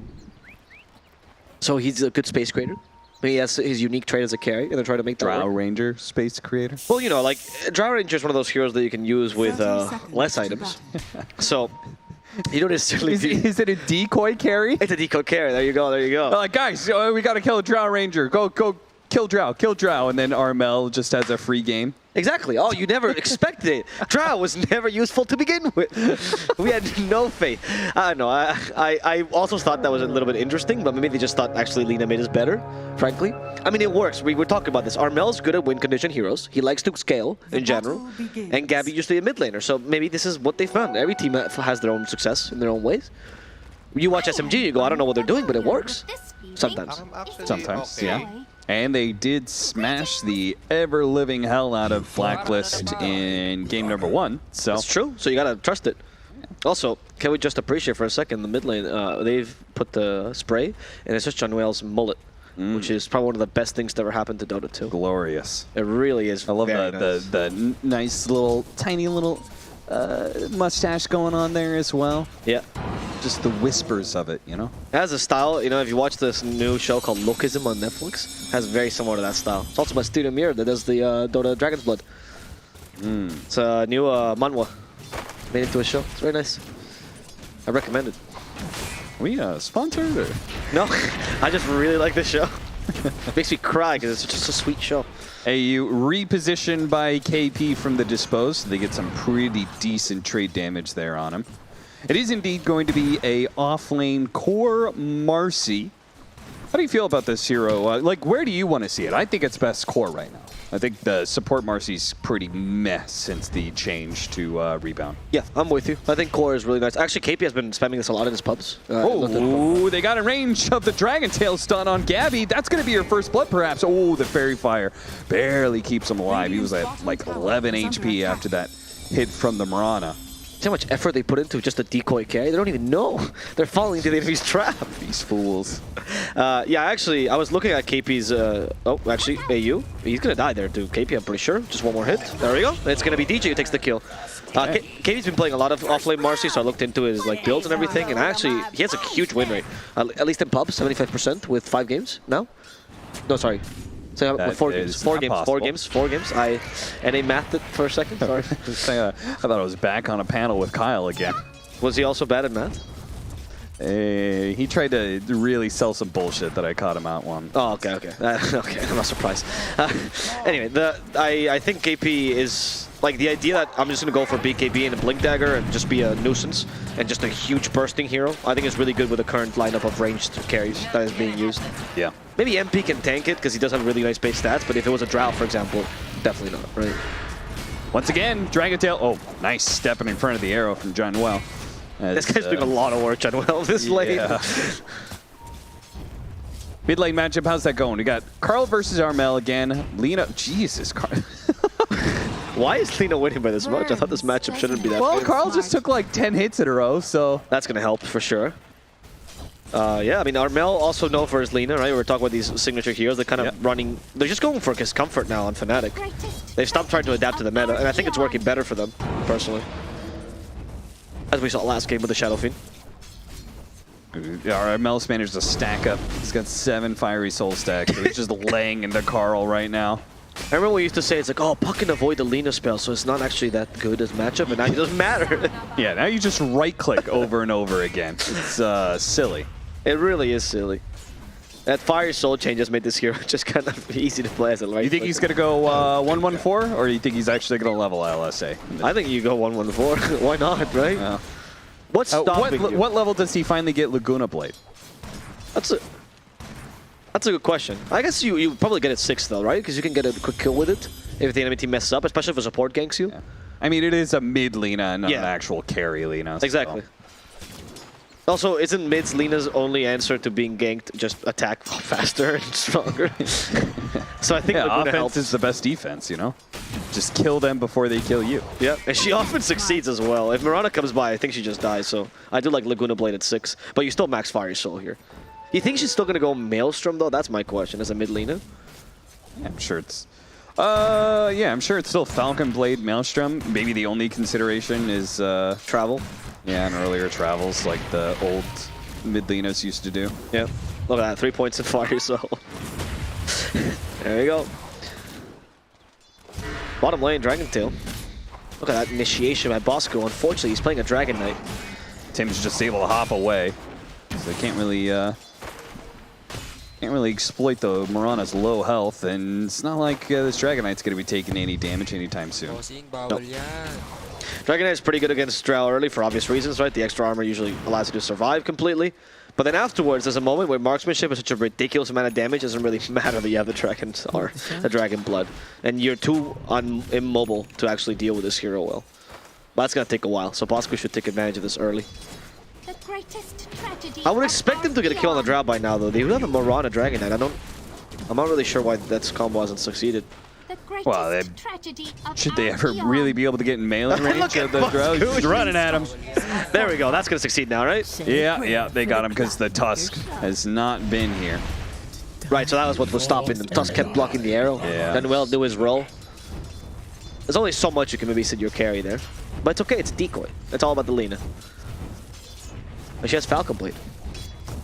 Falcon Blade, and it's a Marcy Lina duo as well. So you're going to have that sidekick Lina. Yep.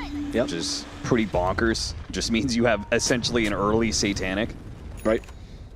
That is kind of ridiculous, actually. Yeah.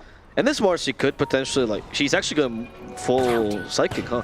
Yeah, because this combo with Snapfire is really nice, right? Because you get the little shredder, you put it on each other, lowers the, like, lots of physical damage, lowers the armor.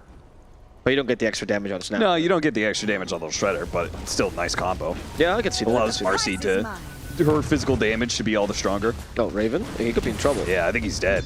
They're just going to be able to burst him down pretty quickly. The caves are, we got you. We'll call the kills for you. No need to call him out like that, damn. No, you gotta do a little bit. Set them straight, you know? Okay, alright. Just clearing space. It's a long day. A long day that KP will finish on a good streak with this little Marcy. Let's see if is actually going to full-on max Psychic. Because one of the concerns that I have with the offlane Marcy, and honestly the only reason I don't like this hero as an offlaner as much, is that your farming speed is atrociously slow. There's no way to fix it. Like, the rebound actually helps you last hit creeps a little bit, but it still takes too long. If you try to rebound plus dispose of creep wave, you have to be so precise with it. It's not actually that fast. Have you noticed what's been happening mid lane? What has been happening? Just well, AU is just like almost off cooldown every single time firing a rocket flare at Armel. What? Yeah, he's thrown like 3 or 4 rockets in the last minute and a half. Is it helping? I don't think so. know. No, 52 last at 29. The answer is no, Cap. This Lina is this Lina is just destroying this lane. Yeah. Nope. Not terribly surprising. That was that cookie had landed, and it would have been so sweet, but the Laguna Blade comes in and finish him off anyway. He's like, you miss every single skill shot, doesn't matter. You got minus armor plus Lina, who cares? Yeah, just right-click him some more. Oh my god. I don't think this is what Puck is supposed to be able to do. Tusk might die, though. There's a leap charge. He should die, unless... Hits the LSA on him, though. Tims has a leap charge himself. But what is he doing? Actually somehow baited the Tusk and is snowballing after him. Alright. Maybe he thought he was out of leap charges. That had to be it. I had a couple of questions there. First of all, why did DJ not use Cookie instead of the Is Gabby dead bottom lane? It's looking like it. Oh, Sprout didn't quite get in front of him, but the Treants will. Good body blocking and Look at how well this decoy carry strategy is working. Gabby's low on net worth. They've committed a lot of resources, but Armel, he's still leading. I feel like we've created some sort of monster. I feel like this is going to be some lingo that sticks. I hope so, actually. First it was the dead lane, now it was the dead I hope carry. so too, and I hope when you do the interview with them, he asks you, why, Avo? Why did you do this to me?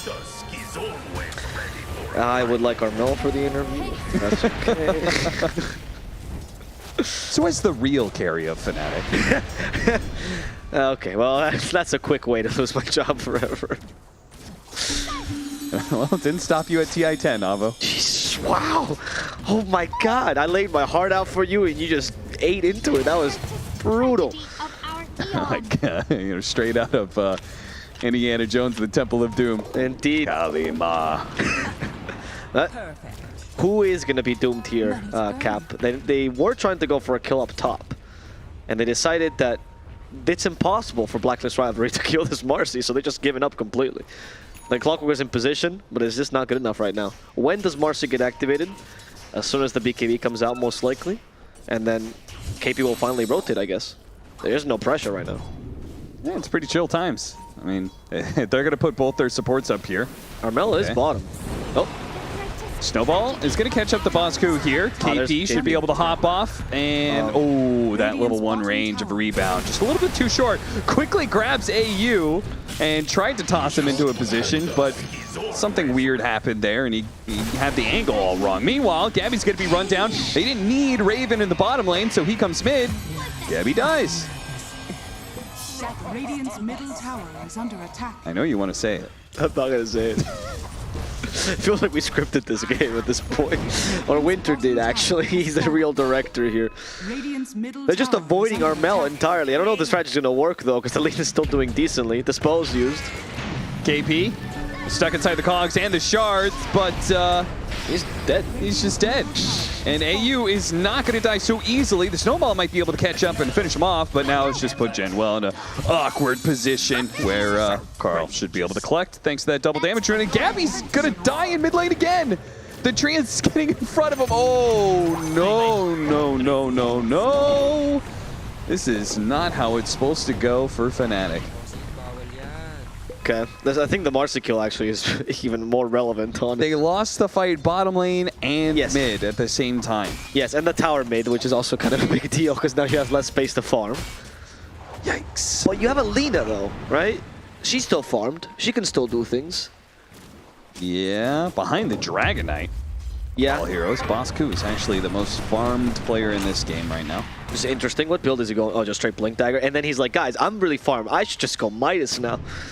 Back to the Midas. I'm not opposed to it, honestly. I don't think DK needs much more than the Blink. It's either Midas or Shard. I think they both fulfill similar functions. I like Shard better, but if you're having a really good early game, why not? Attack speed is nice on Dragon Knight too, so you actually utilize the 40 attack speed decently. Marcy, though, needs to get that BKB online, and that requires a couple of towers to get a bit of extra gold. There's a smoke coming as well, Cap. Yeah, they get the tower, but are they going to get out with their lives intact? It's, well, actually the arrow got blocked out there, plus the cookie. They're going to help things out a little bit. Now Carl should be able to catch up and get some really nice coil action here. Oh, with just the prettiest hook shot coil you've ever seen in your life. AU may have got himself killed in that situation, but he locked down a lot of heroes. Unfortunately, no damage left on the side of Blacklist. Now, maybe there's some reinforcements coming in through with Raven. Sprout, not quite good enough, but Carl will be able to collect in the end, and Gunwell is pretty low. Bosku actually is going to go for the Gabby kill instead. Dragon Tail first. Once again, the Treants get in front. Raven doing a great job body blocking with them, but let him slide this time. Gabby gets away. The gust shocked him too much, sorry. I feel like that rotation by Gabby was a little bit odd, because you don't have anything, right? Because you've been killed a couple of times already. You're pretty low on net worth. Mirana is almost beating you, and you still don't use this time to like recover, but instead try to fight the enemy. I can see the point, because you're really trying to save the Lina, and you're becoming a more active carry. Like, he knows his role, but at the same time, maybe having a secondary carry would be nice here. Maybe KP fulfills that role instead once the BKB is up. I mean, they're also just losing so much map. Maybe they felt like they just needed to fight back a little bit. That was also the idea. But he just walked in and out, right? Because he knew he wasn't strong enough. Okay, Armel, there's a Blink Dagger now. Yeah, he's going to get 100 to 0. The Kisses trying to get some damage in. Didn't really land too much. Maybe they'll get AU. Gabby will be able to get that one. Snowball actually chasing after the puck with the immediate gust. Now, Gabby is going to die for this as he did get Dragontailed Arrow. KP's trying to make his way out. Arrow slips right on by KP, able to barely evade death. Okay. I mean, Lena's dying now, so I think Blacklist Rivalry is doing much better for themselves. And the fact that you have two heroes that are also uber farmed here on Bosku and on Raven is not looking very good. These are heroes that can easily put pressure. They have tower push, gank, they have anything you want them here all together. The only issue, of course, that usually don't get such a good early game on them. Especially if the DK is allowed to go for the Midas and not punished for this at all, for not having to go to Shard. Fnatic will have to think of something else. Jeez, just constant invasions. Yeah, look, they have no map. Oh, they take this Ancient Stack. They will. As well as get the pick off on Tusk. I don't know. I don't think Fnatic, at this point in time, you're just kind of all in on Armel having boots of travel. Yep. And moving around the map. But are you really going to keep that up between Moonlight Shadow and, like, you know, teleport from Nature's Prophet? I don't think you're really going to be able to stay out on the map for too long. That was an interesting heat map that they just showed for Gabby. It was a little bit... it's gone now. Sorry, Gabby, you missed it. But it was... Because the safe lane, which is obvious, right? Because you in the early game, you're going to be there. That's a given. Sure. But it was kind of all over the place as well. Whereas carries, you usually see that. And very little into his own triangle, into his own jungle, which I was kind of surprised by. I mean, I wasn't surprised by watching the game, but I was surprised with the happening in the game. No! Creep block. A little disappointing. Creeps to the rescue. Nope, they kill Tusk. They do indeed hit hard. Do they have a... Okay, what's the contingency here? Smoke with... Not Gabby, okay. That's a good start. KP plus DJ, they can get a pick off here, but it's a difficult one. They're going to the enemy triangle. Do you guys know the enemy team is in your triangle? Gabby's gonna die again. You're just ruthless, man. Absolutely ruthless. Like, Gabby can't even, like, get close to his tier 2. Yeah, this poor man. It's very rude. They're not giving you any space. They're really choking you. I mean, this is what the strength of the DK is, right? I thought you were going to say this is the strength of the decoy. No, I'm giving up on that strategy. That strategy is not a good one. Somewhere else or something, but... Look, in the early game, I was having fun with that decoy strategy, but now I feel like they've lost it a little bit. Yeah, now it just feels a little cruel. It does feel a little bit cruel. Especially with a KP that has to go to the enemy ancients. Look, can we just get a shot of how slow KP farms? This is not his fault. This is just the hero. Look at this. Ooh. What is this? This is the longest ancient. He even has the help of a support to farm. Yeah. KP, hit the last dragon. Getting the opening on Armel. They're like, KP and DJ are like, oh, maybe we can get... No, it's everybody from Blacklist. They are all here. Fortunately, no one else will die. At this point, they're just kind of like sacrificing heroes in order to get farmed somewhere else on the map. And when they have BKB on KP, well, we'll see. Okay, KP, I think you hitting Treens at this point is just it's cruel for this hero. You get 8 gold. That's 8 gold. Another 8 gold. It's 24 gold right there. Not bad, not bad. Now he goes for the creeps in the wave, right? Let's go, KP. Little by little. You know, the turtle did win the race. But will Bosku fall asleep halfway through? I don't think so. It's a little late. Maybe they're sleepy. What time is it in the Philippines? Are they 1 hour ahead? You're asking me this question? You live in SEA now. You're part of us. One of us. One of us. At the same time. All right, well, you got a solid, like, 60 seconds of farming in if you're Fnatic because, well, you've given up a tier 2 by 18 minutes. I think by the time that KP gets his BKB, Scorsese will finish his next film. The sad part is like that sort of situation, if you were farmed enough, that would be a point where Fnatic could have like tried to do Roshan. But they're actually far enough behind that I don't think that was an option. Yep, I know, I completely agree. Okay, BKB though. BKB. Well, first point of inflection on KP. This could be a big deal, right? Well, and they do have high ground. A sentry out on the ground, so they see this rotation coming. They're going to blow up the clockwork right away. But the jump in has already caught Armel, and they're going to try and keep him chain stunned real quickly. Armel throws whatever damage he can, but it's not going to be good enough. KP trying to lay into Raven, actually with the help of Gabby. Yeah. He will be able to kill him. Gabby, though, has been caught by AU. Bosku throws down the Dragon Tail. Not sure which one to go for. All right, they turn back for the Drow Ranger. Quickly kill him. Carl just dumping out oodles of damage. Couldn't snowball over his own shard, sadly. Tim's makes sure of that one. Carl will collect all 4 kills in that fight. He is a very happy boy. Yeah, the choice for Bosku to go for this Midas was very smart. Now that he's scaling, they have 2 full problem. They can definitely kill 1 hero. Nature's Prophet is a perfect hero to kill. But now that Bosku actually deals damage, what do you do? I mean, he doesn't even need to go for the shard if he doesn't want to. He can just go straight into the Ags, and I think that might also be good too. Considering the fact that you are a threat to them, and they need too much protection for both Lina and Drow Ranger. Now Drow, by the way, they are ignoring in these fights. Yeah. Usually you burst her, and this is like, do anything. She's there? I didn't notice. She went for shard, so at least she can offer some health reduction? Health regen reduction? Sure. Yeah. Against the Dragon Knight? Yes. Who you're not really doing damage to anyway? Sure. But it's the small things that mount up into a big thing. Got it. And I'm just trying to find something for Gabby to do this game as well. All right, there's another BKB. 2 BKBs on the side of Fnatic. There you go. I don't think you have much more time. We have... You have to fight with this. Yeah, you do. So we're going to go for the 5-man smoke. But this will save the Lina from being gone on like before, right? So now she can still be in the middle of the fray. If we get some marksmanship procs, right? We went for double Wraithband Dragonlance. You're not going to kill the DK, obey Puck with a good gust? Well, he's got Yules, so you actually have to hit stuns. Right. The Puck. Okay, well.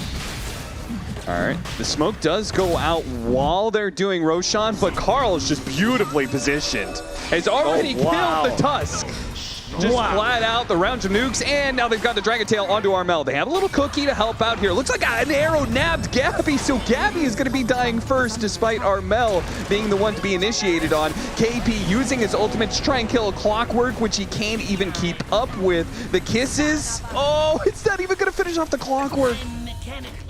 Okay, he burned out. Thankfully, he burned out in the fire and the flames there. Yeah. I mean, that team fight was not that bad, all things considered. Right? You lost a couple supports. Yeah, you lost your carry in exchange for a Clockwork. Your decoy carry, though. At this point, I feel like as long as Lina lives, these are happy. Armel, though, is making this difficult by farming really far away from his tower. BKB TP. Time to finally use his BKB, because he didn't really get an opportunity in that last fight. It was just them running away. I do think the long BKBs are pretty useful for Lina, though, because these fights are kind of long, and she doesn't deal like hyper burst damage just yet. She needs like 1 or 2 more items. Yeah. Look at Bosku's items. He's going for Heaven's Halberd next. Oh, wow. We saw how effective that was against these carry Linas. I think that's step 1 in the how to beat Lina carry. We see adjustments in hero picks and items, and that's definitely going to be one of them for the future. You know, a Blacklist Rivalry win this game, they'll be the team with the most success against Lina in this DPC scene. Bosku is the bane of Lina. Apparently. All right, and Aegis with a Gleipnir closing in for Raven. Okay. So you're going to be really active really soon. And I feel like you're at that moment, especially because of NP's insane stacking we discussed earlier. You can actually TP pretty aggressively in these fights as well, and just kill the Drow early, right? And he's got 1600 HP, 17 armor. Look at this man go. Oh, look, this is real farming speed. You watch Raven as night and day. Now it's night, though, because Moonlight Shadow. It was indeed night and day. You are correct. And they're gonna just go for the Tusk. They have Glaive. They don't need to use it. Oh, they don't have it. Don't even breathe. That was good. That was good. The not breathing worked for him.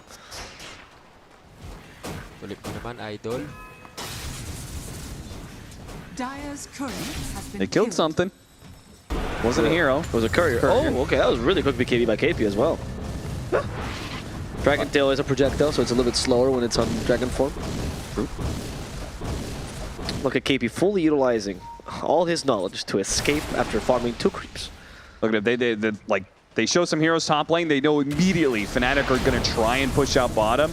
That was crazy. And why would not be KP before TPs? Well, probably because he saw heroes top lane, so he probably didn't think it was going to be more than just a Nature's Prophet here. Okay. Not the case, though. Right. All right, there's the full-out Gleipnir with still another 3 minutes to work with the Aegis. And KP uses BKB earlier, which means... Did he have vision over KP? He has no escape now. I think did he just guess where he was going, right? Yeah. Because he summoned the creep wave? Yeah, he's got pretty big AoE. Ooh, 4 staff ahead of the hook shot. That's my favorite aspect of Gleipnir. You can hit heroes out of vision, which Atos can't. That is true because it's a single target ability. Yeah, exactly. Yeah. Gabby's dead. DJ and the 2 supports, yeah, they're both going to die as well. Blacklist is just kind of rolling over them. Blacklist Rivalry is going to roll over them. True. Yes, yes, yes. True. In this national competition. Is there a single... No, we... Actually, they're all dead. I can't check the Fnatic. No, KP is Australian, right? Yeah, we got that. Yeah. There you go. KP is representing the international part. Oh, hey! What an LSA timing. Oh! Unfortunately, it's a puck cap, so it doesn't matter. Well, more like they're up 16k net worth, so I didn't have any damage. Yeah. It was also single hero. But now we have a... No, we don't have a Basher yet on KP. He's close. He actually maxed out Dragon Slave in this game. Oh, to shove out waves. We've seen 144, we've seen 114, but yeah, this is... No Maelstrom, right? So I guess that's what you need. Yeah, for sure. We were questioning that earlier, and he didn't actually go for Maelstrom at all. Which, again, I'm fine with. I think that was okay this game, but you needed some support there. I think Bosco as well, now that he's got the Heaven's Halberd, can finally commit to his own build of getting the Ags. They should be able to kill him, but it's a little bit hard. No, this rotation is actually gonna go all right. My God. They slipped past Bosco, and Bosco just went straight for the throat and killed Armel instead. Armel thought he was baiting for his team. So, like, you know, they were making moves. He wasn't at all. Bosco is now capable. How much? Yeah, he doesn't have enough Dragon form to actually push, but they have an NP, so who cares? MP can just do the trick here. Also, Bosco almost solo killed Lina with a single Dragon Tail. Like, in that duration, he almost solo killed. It wasn't even the MP's damage that was that high. No, it's not even like he's got a real damage build either. That's why it's so scary. Bosco almost sneezed by accident. Lina died. Gabby somewhere died as well. Radiant's top tower is under attack.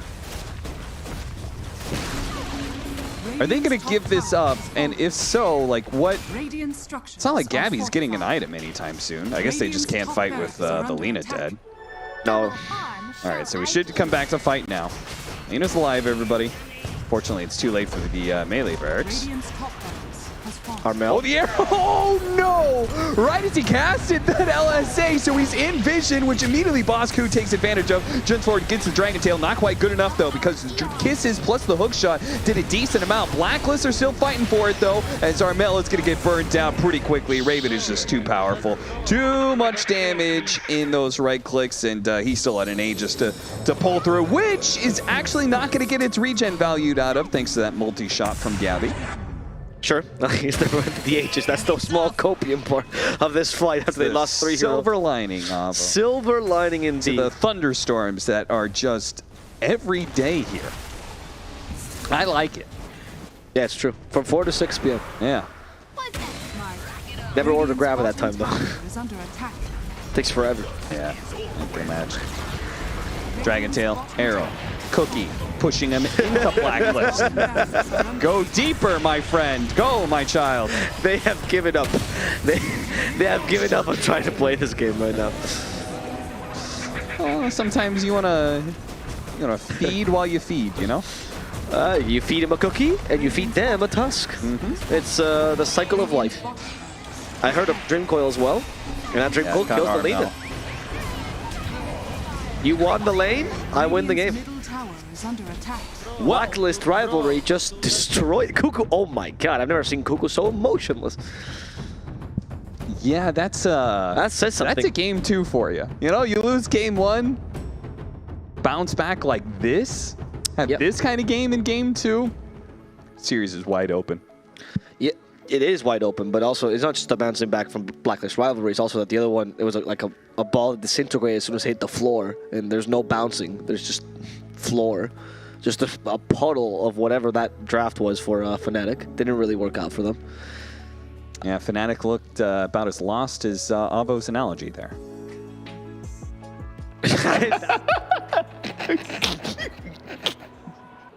Welcome back, everybody, to the panel. That's right. It is a turnaround success story for Blacklist Rivalry as they bring back game number 2 against Fnatic. Which side are you on? Are you saying that Blacklist brought things back, or did Fnatic fumble the ball? I think Fnatic fumbled the ball pretty hard. Like, they tried so hard to like salvage this bottom dead lane. Yeah. Like, and it ruined the Marcy's game. It ruined the Lina's game, and now they had like no lane to play off. Like, Lina was dumpstering mid. Which, ironically, was almost the opposite problem that Blacklist Rivalry had last time, where all their lanes were going poorly and no one wanted to help each other. This time everyone was like, dude, we gotta help this guy. No, I know. And then like Gabby tried to like get some levels at mid. Action speaks louder than words. True. He's trying to help, but he buys the boots of travel. First on Lina. Yes. Why, would you have preferred like a Yule's as like a recovery item? No, just get BKB. Yeah. Just get BKB so you can fight. He has a Marcy. Marcy won his lane. Lina won his lane. They all just need to play together and go pressure the off lane, whatever. You don't have to help the draw by going to the draw's lane. You help the draw by creating pressure elsewhere, so the opponent has to react to it and your draw gets farmed. Why are you going to the draw's lane when the draw doesn't want to fight? Someone hire Winter for coach. Someone hire Winter. This man is full of good ideas. Thank you guys. I'll buy you guys some roti canai later. All right, perfect.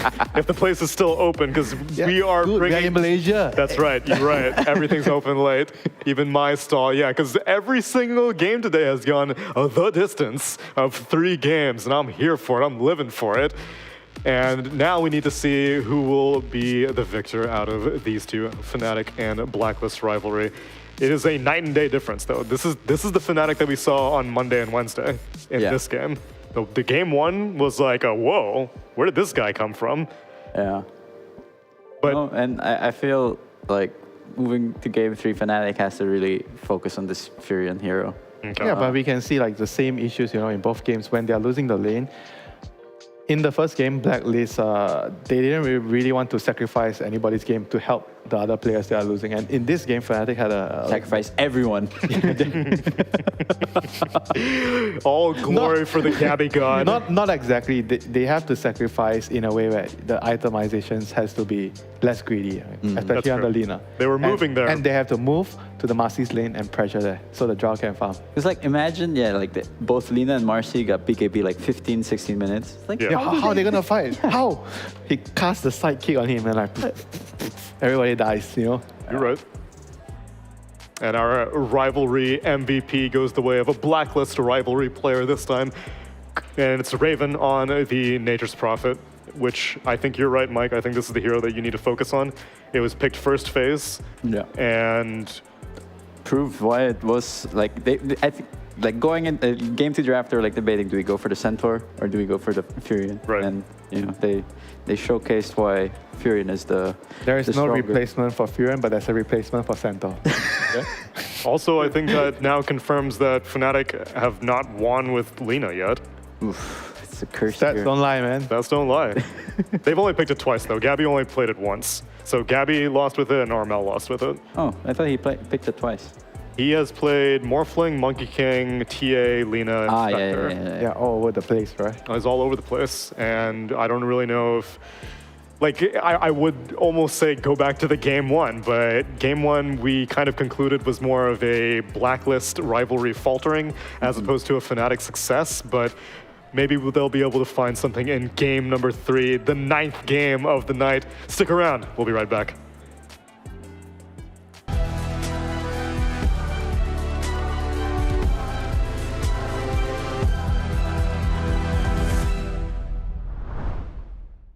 Three, two, one.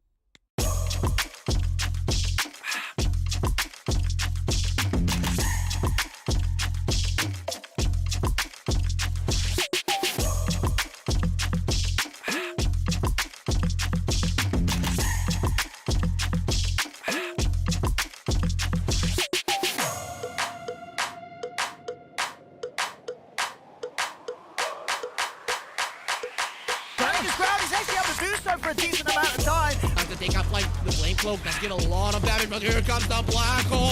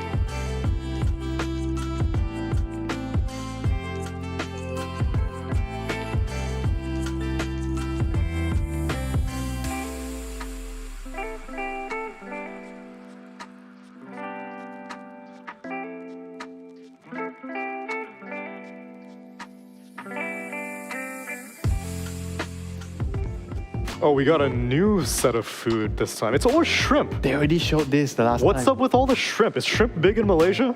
No. Well, then why are they showing shrimp all the Because time? it's tasty. When there's a shrimp. You're shrimp. You can't take the shrimp anyway. Why are you asking? That's why I was wondering. Mr. Vegetarian over here. I got the shrimp whiskers. You know, they didn't sanitize that. We're losing our mind here, going into midnight. Welcome back, everybody, to the Southeast Asian DPC. The Fight Club is here, the Mamoxtal is here, and my panelists are here. And we are here to close out the night. Although I believe Western European DPC is also going on right now. So this is like the back-to-back that was, I suppose, trying to be avoided with the old DPC structure by only having 2 BO3s.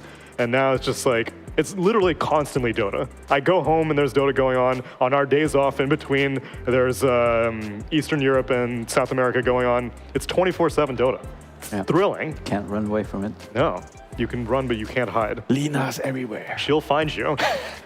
But if you're on Fnatic, then not too big of a threat.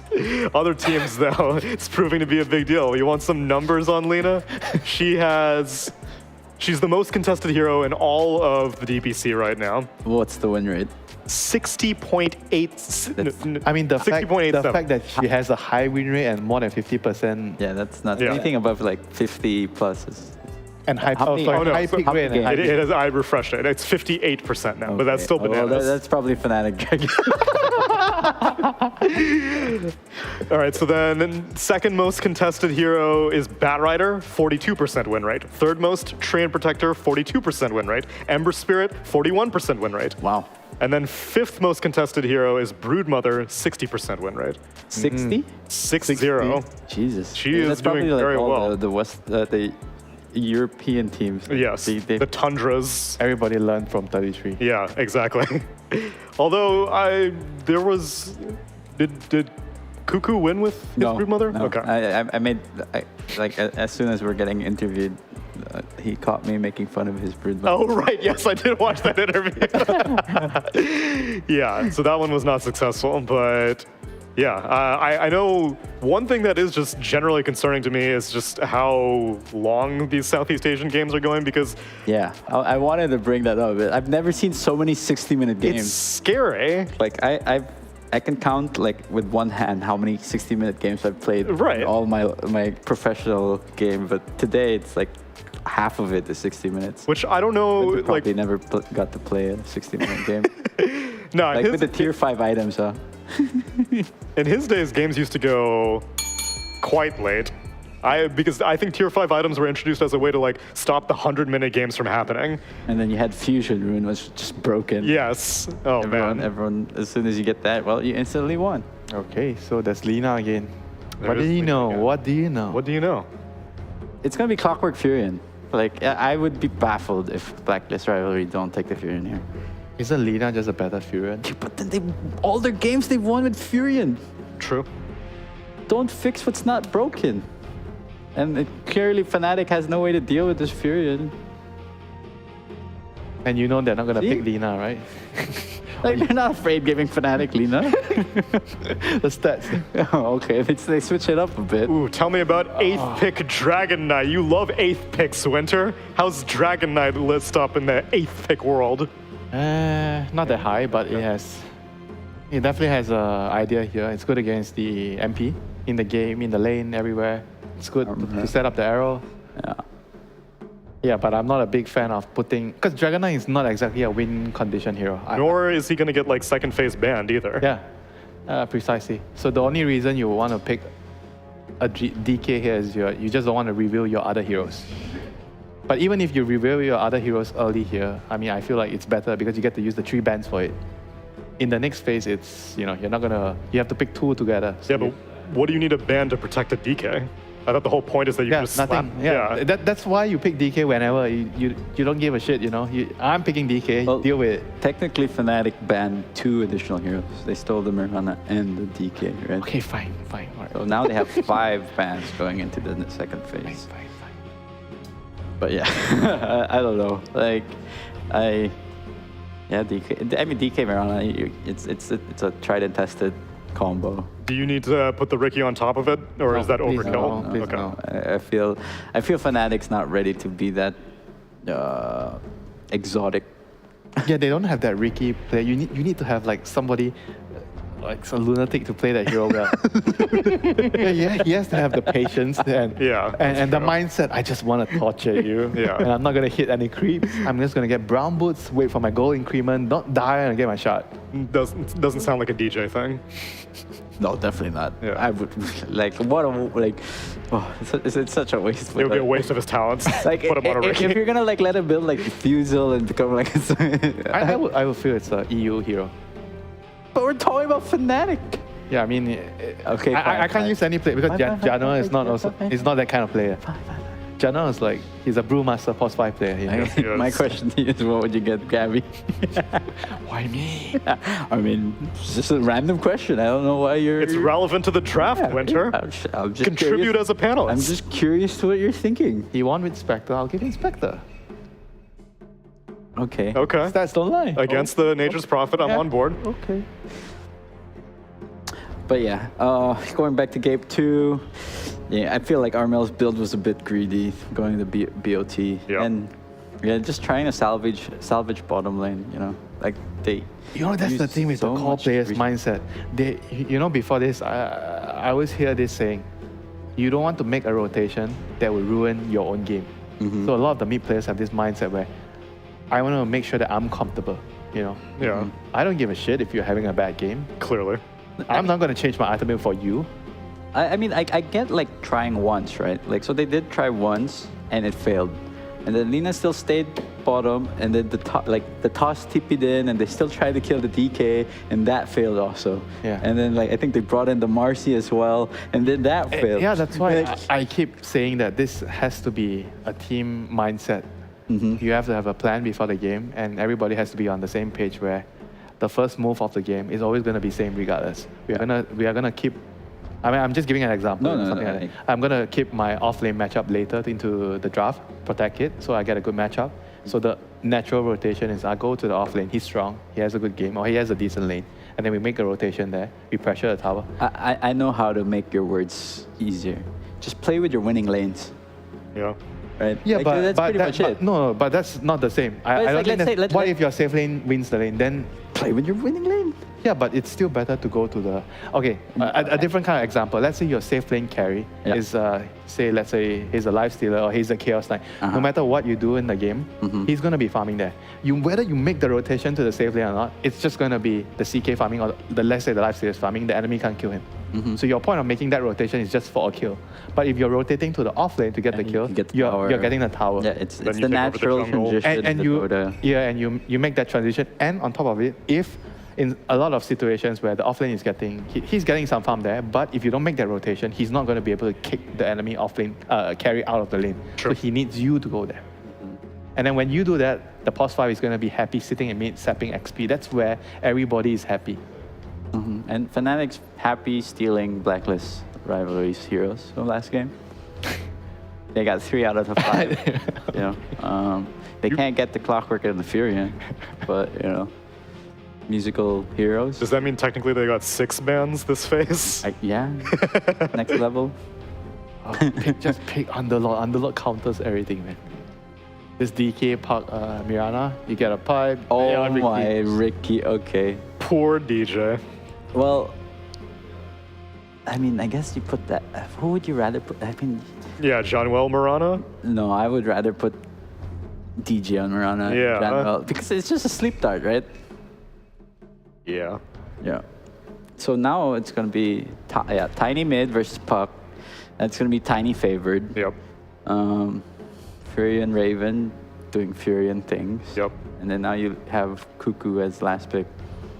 Yeah, and what's Gabby going to play? That's the question you want to ask me again, right? I mean, you never... I said Spectre, right? So... Yeah, what if there's no Spectre? So what's the second best? What can he play here? I mean, there's Drow. Is Morphling good? No, not really. I mean... Wait, who gets overall last? I know they're, keep losing to it, but it is still wild to me that Lina is still in the pool. Wait, isn't Lifestealer good here? I mean, it is... I mean, it's decent, right, against this kind of heroes. Yeah. And you have the Puck to bring you into the fights. So if Fnatic has to pick first... I don't think Lina is good in the sense that the position There 5. is no way Lina's appearing here. There's no way Lina's The appearing. position 5 cannot support it's gonna be a Ricky. But position. you'll see the offlane though. You'll know who Cuckoo's playing. No, they get it last, right? Blacklist is. Oh yes. Sorry, you're right. You're right. So it's like Yeah. a Ricky Lina lane. That sounds horrible. That's true. And then, yeah, but then the alternative is a Ricky Spectre lane. Well, yeah, that's also horrible. How about Ricky Sniper lane? Yeah, still horrible. Because Ricky doesn't I mean, sure, smoke screen's okay, but I mean, I think Lifestealer is reasonable. The Lifestealer doesn't really need the Ricky to do too much. Just get levels, secure the pulls. I think Lifestealer overall is like, you're picking first, right? You don't see the lane, so it's more stable. Naga is still in the pool. yeah, Naga can work. Doesn't really need much babysit in the lane. Doesn't really care too much about Furion. But I feel like there's a lot of off lanes. They can bully Naga, right? Yeah, I don't feel good about Naga being a blind pick. Their bans aren't really catered to a Naga. What does it look like it's catering to? Like some range hero, like sniper draw kind of hero, right? It's probably just gonna be a draw. Because they banned Centaur on PB. It's probably just gonna be a draw. Has not been finding success against Nature's Prophet though. Yeah. Yeah, but how much does it matter? Like the matchup against MP, they're both like roughly the same, right? They removed the Lina, so it's most like it's such a bait. Why did they remove the Lina? Gonna be a draw. Or let's see, what is a Gabby hero? Morphling. Against Nature's Prophet leash though. Yeah, but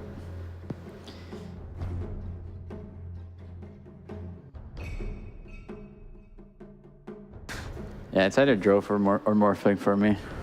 It's got to be some SF. Okay. Gabby SF. Can work. I mean, they have the last pick to counter the lane. I just feel like if this Clockwork's position 4, like anything with like that can like Darks here or something, like you just I searched. Or some Razor Viper lane? No, there's no Viper. Like something that can just kill him in the lane, right? You want to kill lane, right? Yeah. Or even like Snap plus whatever can also do a lot, like apply a lot of pressure. Because again, Ricky doesn't really stop. Yeah, the lane sounds horrible. Like if it's a Ricky and SF. Tango? What else? You're not gonna put Ricky DK top. You're like you have a strong lane, then you're gonna sacrifice for a range to pair with a. There's Pango. There's Doom. There's. I think it should be a range hero, so that they can abuse with the Clockwork to bully the lane. You don't think they'll send Snapfire? Yeah, like they can go both ways. I kind of dig the Darks here. Oh, What? Tiny off lane, TA mid. So it's a tiny Snapfire? Profit off lane. Profit off lane. Okay. I think I would be kind of happy with for Gabby. Like if I was Gabby, like I'm like, okay, I'm dealing with a Furion. MP is like the lane doesn't do much to like SF. SF can deal with the lane. Sure. What is going on? Yeah. I wouldn't have gone that route, but you know, like I think like that's a breath of fresh air for Gabby. It doesn't really have to worry too much about killing potential for him in the lane. They do have a TA problem later on, but again, like stun arrow combo can always do a lot. There is a cookie to counter that though. Interesting. I was not expecting that at all. Yeah, I feel like probably the idea is because he has refraction, he's not afraid of the sleep dart into arrow combo. I'm not really sure. But if you don't have the refract. Yeah, but like if you're farming, chances are you'll probably have it up just for the damage. True. You can also argue the same case with Furion. You have a treant around you all the time. You just protect the president. Yeah, making a lot of sense. Very, very peculiar last pick there. Peculiar. Yeah. I hear cackling off in the distance. I don't know if that's our casters or not. I've never seen somebody laugh at their own joke so much. You Tell got me so the joke. giggling about it. Tell me the joke. No, we're like, Mike just did that. yeah, with the protect the president with the train He thing. couldn't finish his own joke and he was laughing. He just thought that idea was just so fun. I've never seen somebody get so giggly over that before. Wonderful. Thank you so much. My pleasure. You're welcome. Enjoy the cast. You did nothing there, Tsunami. All right, welcome everybody to the last game of the night. If you are a fan of Southeast Asian Dota, you have been eating your heart out today because you have had 9 full games of Seed Dota. We're not done just yet. Let's get into that 9th game of whoever we're covering. Blacklist Rivalry versus Fnatic. I lost the name for a second there. It's just because it's late, but it's late because we're here staying up for the best Dota and then also Blacklist Rivalry versus Fnatic. Game 3. Let's go. We're out of bits. Was that a diss? For the best Dota, and we have it again. We have watched Game 1 and Game 2 together, Cap, so I don't need you to... You know You're exactly. looking at it negatively. You're looking at it like, oh, one team performed badly and that's why they got stomped. But what if it's just the other team performed really well and that's why they did stomp? That was my mentality, right? And then I listened to 10 minutes of Winter, and then I changed that mentality. Well, just don't listen to Winter. All right? He leads you to the dark side of things. He does indeed. How will this game go? I mean, our producer told us this is going to be the 60-minute banger, so I'm pretty excited for this one, actually. All right. It is the law of thirds, right? Once you have the one bad game of one team, one bad game for the other one, they get it out of the way, and now the third game is incredible. I'm very excited for this, personally. We'll see, though. I'm very excited. Don't look at me with questioning eyes. Quizzical eyes. That's a good word. That fits the situation. Well, our 5-man smoke from Fnatic has not found the first blood they were looking for, but it does give them a lot of information to choose to fight in this bottom lane. Armel, Junwell are going to try and sneak around or not. Or maybe they're just going to give this up. They see too many heroes. They're like, okay, not that, but maybe when they come down to try and go to the lane, maybe that's when they go ahead and pick up their first blood. The orb's going to go out. It's not going to land on Tim's, but the hits might be able to finish him off and get first blood to exactly who they wanted to go to. It goes to Armel. AU, he'll do what he can. They're going to be able to get 3 bounty runes as a result, and he does some decent damage to Gabby. But I would say getting first blood for your mid laner has got to be well worth it. That was Pog. That was well done. Gabby, I think Winter touched on this on the panel a little bit, but this match, Nature's Prophet, I'm also surprised they chose to do this. So maybe they see something that both us and the panelists don't, because I would expect Shadowfiend to do really well in this match, actually. Especially with the help of a Riki that could just force the Snapfire to the lane. Yeah. And maybe they feel like they've got enough answers to SF later on. Sure. The Tiny gets going, can hunt the SF for sure, and then later on you have a TA who can feel pretty good against SF. Yeah, that's a very good point. I do think the mid game is a little bit more of an issue. I think the Dragon Age shard, which I'm pretty sure KP will buy this game, is going to be a huge way to deal with the TA. And even to deal with a tiny blink dagger sometimes. DK can just play super aggressively like we saw Masaros do earlier. Oh, that wasn't the battery salt you wanted. And we once again see it was the opposite side playing this lane, right, last lane? The DK Mirana. Yep. It seems like this should be a kill lane, right? Because it's a TA, if you don't get a refraction off in time before the Dragon Tail plus arrow hits, and she has low range, so it's hard to run away from the Dragon Knight. Yeah, and it very likely doesn't go the other way, right? I don't see the TA being able to get a kill on the Dragon Knight, and they probably don't have enough lockdown to do anything to the Murata. Yep. Bottom lane, getting the raises, stacking them up. Oh god, that stacking slow is so brutal, but because of all the wand charges, they really underestimated that. I don't think anybody clicked on Bosku and saw just how many stick charges he had racked up. Yeah, Gabby was also out of mana as well, so they couldn't keep, raising. They could just auto attack the Nature's Prophet under tower. He gets the extra armor. Also has great base stats. I am afraid if Fnatic wants to do this because you don't need to do these plays in the lane, right? Just wait till your power spikes, probably level 3 on the Shadow Fiend so you can get level 2 Razors. Yeah. Or level 4 if you really want to go Necromastery for whatever reason. And don't do anything until then, honestly. There was no need for you to dive tower like that. Even though Riki is a really good tower diver because of his high armor and a nice HP pool, I just don't think you need to kill Nature's Prophet. Especially if Gavi gets online. Look at that. Oh, yes. He got the banner creep. So important. It actually feels so bad when they deny the banner creep. Yeah. And then do they start running down mid after the first banner creep gets denied? Usually not that quickly, but if somebody does say a negative word on top of the player creep dying, then that's when well, you've broken mentally. When is a negative word like, hey, you missed that, and that's negative. North Americans are very fragile people. I see. I think Southeast Asians are the opposite. They're the sturdiest of people. I have had people scream at each other for a whole match and then tip each other at the end of the match like, well played, bro. Game. We All did right. this together. Combined hatred is what powered us. Yeah, I would say so. And this is what's powering both Fnatic and Blacklist Rivalry. I think these two teams are looking for their tempo in this final match. 100%. Wow. Yeah. No, I think they hate their own performances. I think that's what's actually powered them. All right. I mean, you're aware when Yeah, you're not the greatest of games, you know. You're like, all right, let's pick up. Like, it's not like these teams are bad. They know that wasn't the best performance. We've seen Blacklist Rivalry do really well earlier. Fnatic finally picked up the pace in game number 1. I just believe that sometimes you don't have the best of games because something goes awry and looks much worse, and you feel like you can't really play Dota. And that's what happened in game 1 and game 2 for each team respectively. Now game 3, you get to play Dota, you get to really emphasize your strategy. It seems like there's not a clear breakaway when it comes to laning phase anyway. Exactly, which is ideal, because both teams really want this to work. Gabby is being chased away, though, by these treants constantly, but he's doing a really good job drawing aggro and trying to pull the creep wave back. Just rather unfortunate that it pushed in the first place. I also feel like on that note, you have much more diversity of plays in this game, right? There's not either team going in on one strategy particularly. You have team fight, pick off on both teams quite easily. Nice couple of power spikes, late game scaling to some degree for both teams as well. I do think that they've actually picked up very well-rounded drafts this time. Or more well-rounded drafts, rather. Sure. Which I know some teams have said that, at least in DPC when we did interviews, they always spoke about how when the game is like, there's pressure on you, you try to pick a draft that can do a lot of things, or a laning draft. That's the two options, right?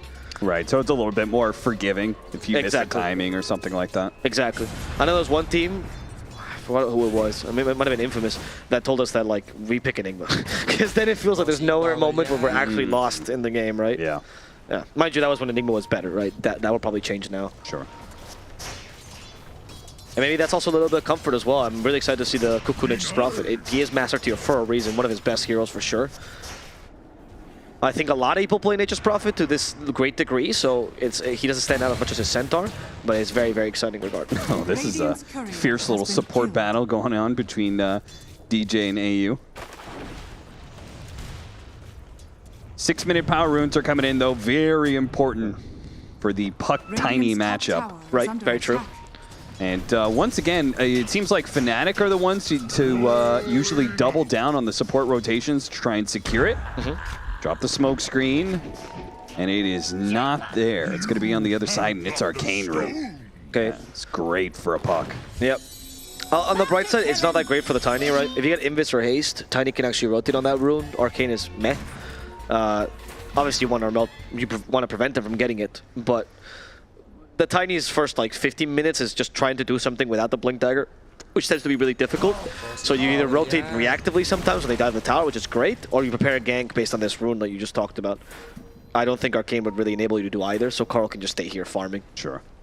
It's not like you also can take the tower as Puck, right? He's one of the weaker pushers in the game. Yep, certainly. Especially if Tiny can do some wave clear like he's been doing. Exactly. Oh, that's a nice little toss back, by the way. Just a little extra damage. A little bit of damage. Yep. Here and there. I love Carl. Something he does a lot actually is when he tosses back someone, he always asks for the high five. Yeah. He does the same thing when he plays Magnus and he skewers them back. They're gonna try and hit the arrow here. Oh, AU did not see the direction it was coming from, but he had the refraction up, so absolutely zero damage was taken. That's one of the counters that they were talking about on the panel. Right. Wonder did not seem very certain about that counter though. He's like, I guess the refraction blocks arrow. And then the get down Mr. President strategy is what I'm actually more excited about. That yes, it was a joke, but I actually feel that it might not be that bad a strategy. Surrounding someone with treants to prevent the Ricky. And Bosco was the one that broke the Lina, right? So maybe he breaks the Ricky Mirana too. Could be. It's a rotation that really didn't get much done for Armel and Genwell, but they're going to try and secure the power runes once again. Maybe they're going to kill the Snapfire first. Oh, Cookie. okay. Nice phase shift dodge. Yep. Gets the kill, and with the orb, wanting to be able to go for the power rune, but it's secured by Carl. He's got a haste rune. That is huge, right? This is the rune you rotate on, ideally. And he actually killed the puck, though. I don't think so. No, he's out of mana. Should be fine. Of course, they saw him get the haste rune. Now he's out of mana, so it's harder, but you can always just TP, for example, to a lane. And you can go back home, recover mana, and then TP. And he's not going to go back home. He had a lot of Magic Wand charges, so he's going to go straight to a top lane push. Trying to catch KP. Dragon Tail buys him a little bit of space, but AU will keep him inside of the cogs for now.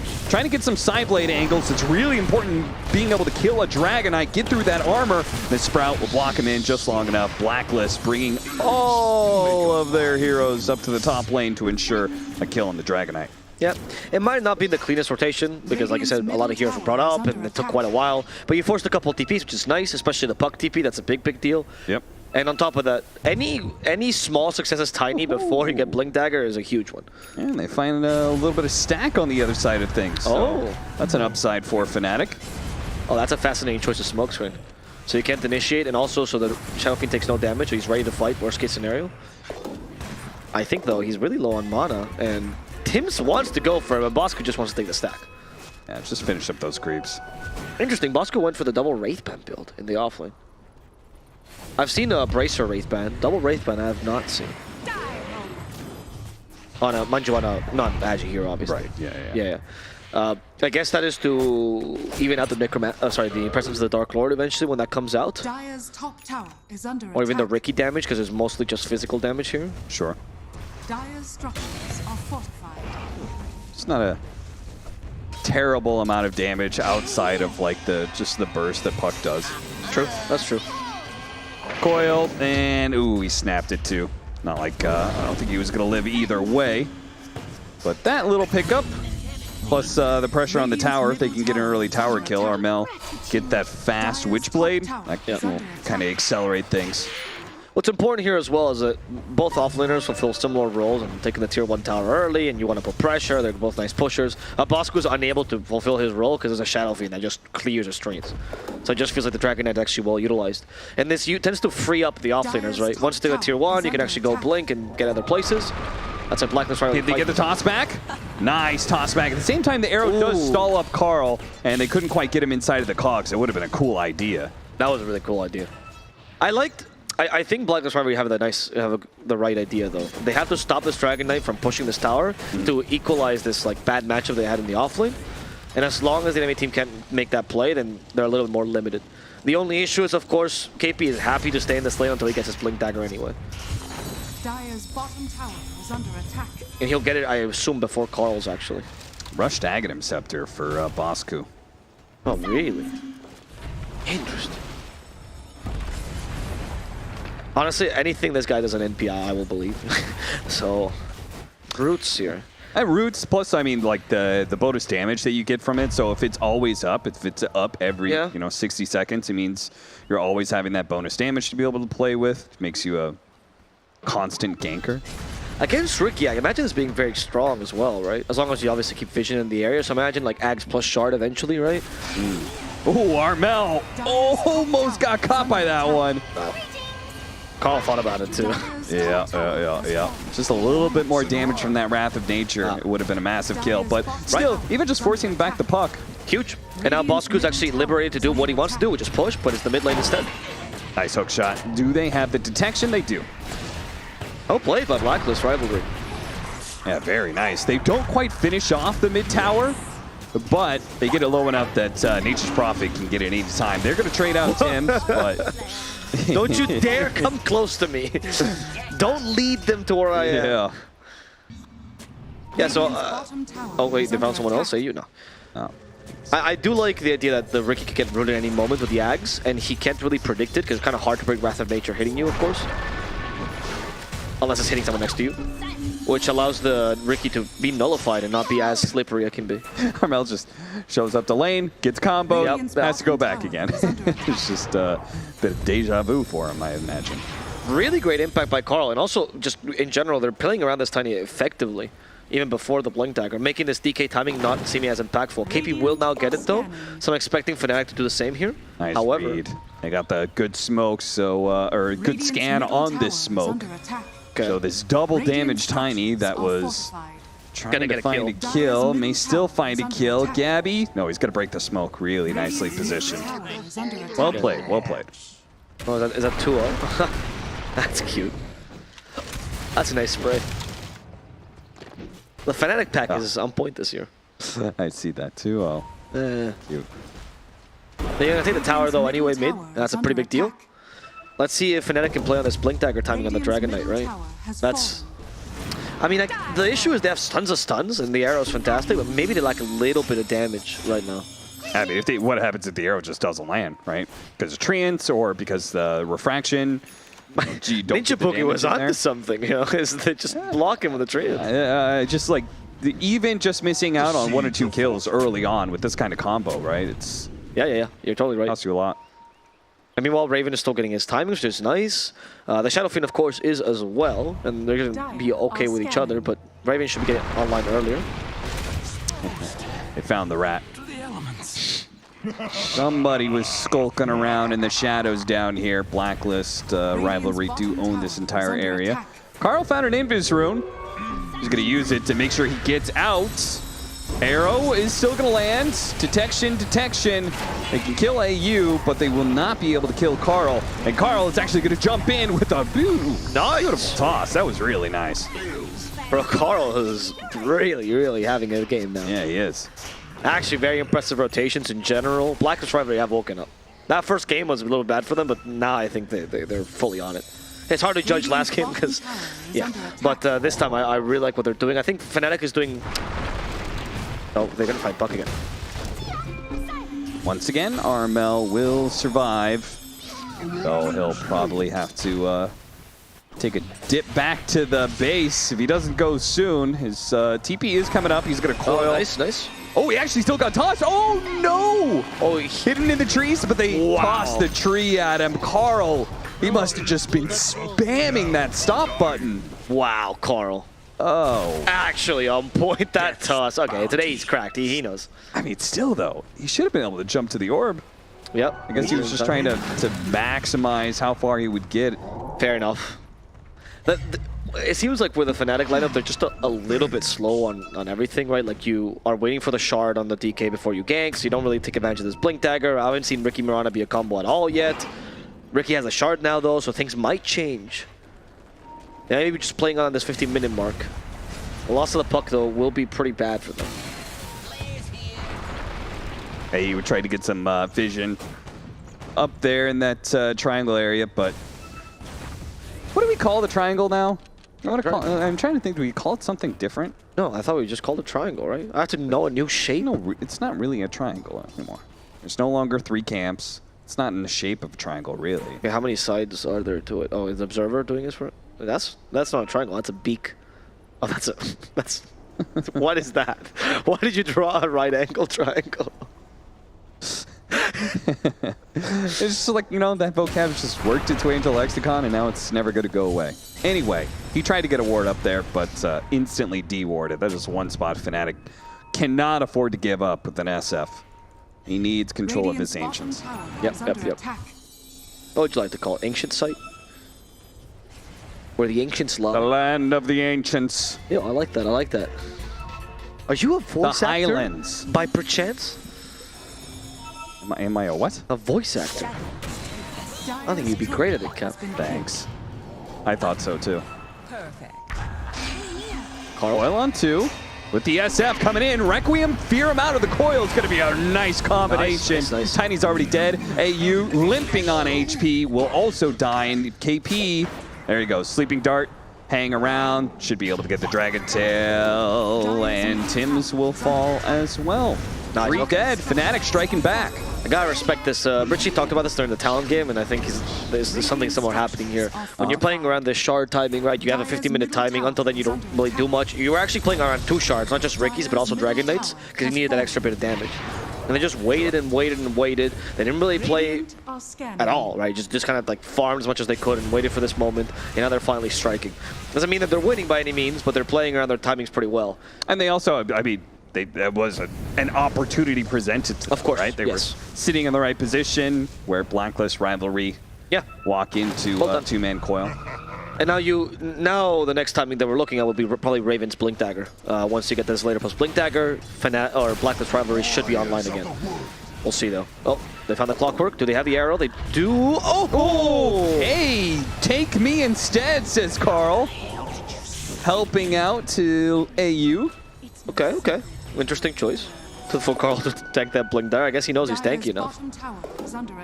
We have the Ags online as well for Bosku.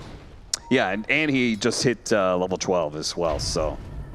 Oh, nice. Wrath of Nature doing some big damage. And are they going to try and sneak this, or are they going to go for the pick off first? Looks like there may be a little bit of mix of bullets. EA's going to do it with the Nature's Prophet, while the other 3 look around for a kill. Nobody's there in the Highlands. No one's there in the Ancient Land.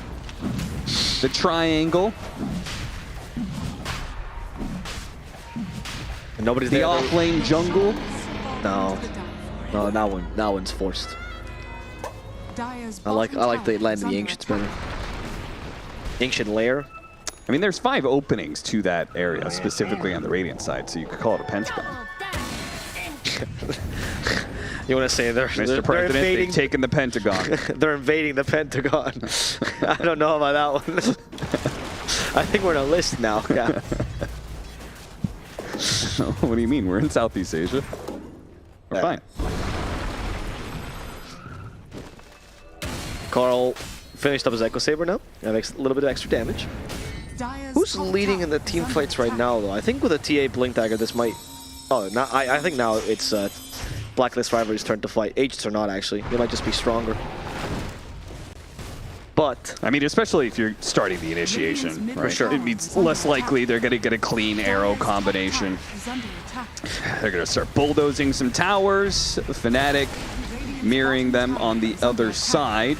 Probably going to be slower at it, though, because Raven does have that Desolator, so somebody's going to be forced back. The question is, what side of the map you want to play on Blacklist Rivalry, right? You're probably now taking over the enemy jungle completely with this outpost. And then hopefully you're also invading their Pentagon. And then do you completely nullify where Fnatic can farm, and you can kind of guess where they're going to gank? I think you keep mid pushed in, take that tower as well. Yeah. That'll open up the... Because if you know exactly where Ricky and Mar are coming from, it's not as dangerous a combo, right? Because you always hit the trains to block it.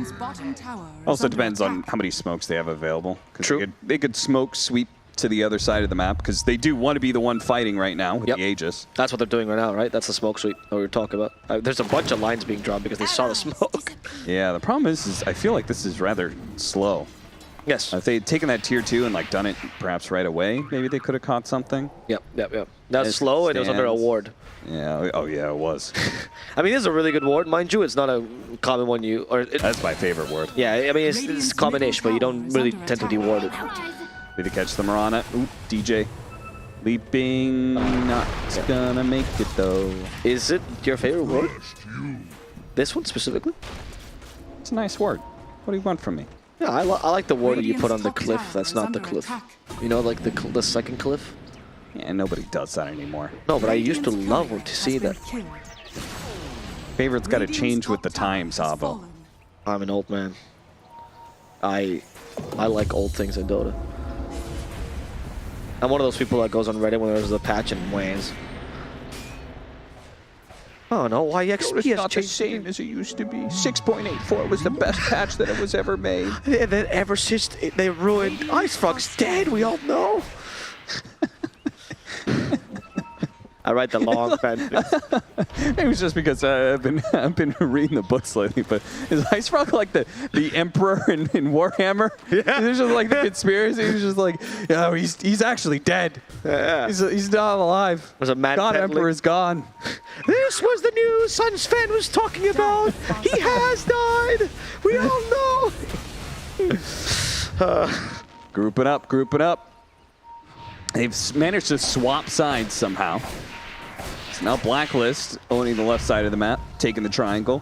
I mean, it's better because they want to control Roche anyway, so this is the ideal situation, right? Once you sweep the enemy jungle, you may leave a ward there for sweeps, like the smoke. Then you take over the triangle and just keep covered over Roche. Fnatic needs to recover this, which is why they're going to the enemy triangle. They need a kill. They need to utilize this Mirana plus Ricky combo. There are some stakes, though, to making sweeps like this. Like what? Like a sweepstake. Oh, I thought you were making more than a point. I thought it was a point of analysis in there. I mean, the stakes is that, or the drawback, I would say, is that you are losing a lot of time here on Fnatic that you can just be farming on some of these heroes. I mean, I don't think they care, right? They don't want to fight into an Aegis, so as long as they're not taking a bad fight into Aegis, I guess that's true. I guess that's true. They only have another 30 seconds left with it, so it's about this time. I wouldn't say exactly right now, but soon Fnatic can take a team fight and see if they can maybe catch Blacklist right as that Aegis is expiring. Need another 20 seconds, though. Okay, they put the TA to sleep. She wakes up and she's fine. Blacklist Rivalry will retreat and take over the triangle still. This ward is the ward's going to give him the win here, though. This feels like a bad spot for Fnatic. Definitely. Do not go into the high ground right now. There are things lurking in this high ground. With the last run into the dragon form, KP is going to try and force it. He's got BKB, so he wants to make himself a target. Look at Raven, though. Yep. He's hidden behind a tree, so even if they have Sentry, they may not be able to see him here. There's a hook shot, there's the initiation. They blow up the Ricky nice and quick, and the puck is dead as well. Oh, the Shard TA traps end up being the doom of the puck, and now KP is going to have to use that BKB, just not the way he wanted. It's on retreat rather than aggressing. No, aggressing is exiting.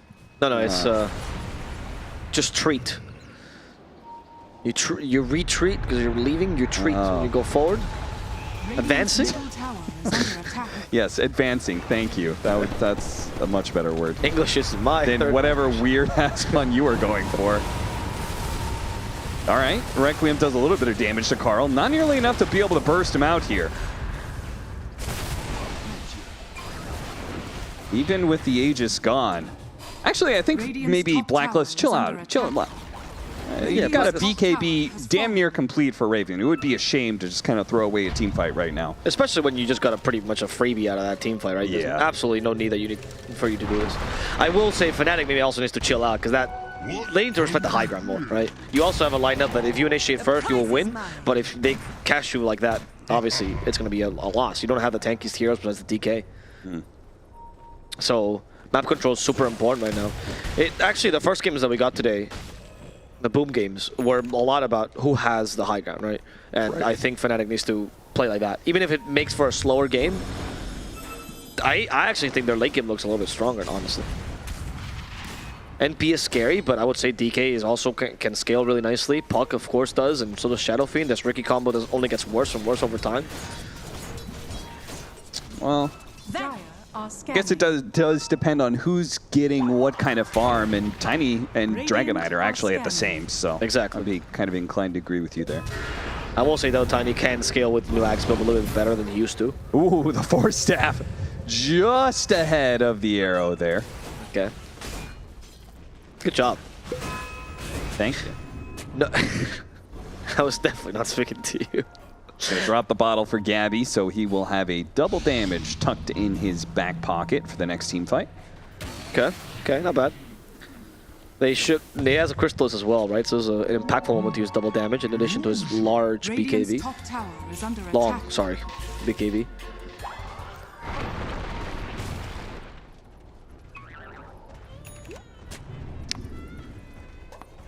No, you don't. I was thinking if you have to wait for any other big items right now before you like try to smoke, but it's just the positioning that's a little bit awkward. You don't have the best vision in the map if you're Fnatic, but they really do want to take a fight with this double damage. It's just hard to force the enemy team to stay in one place.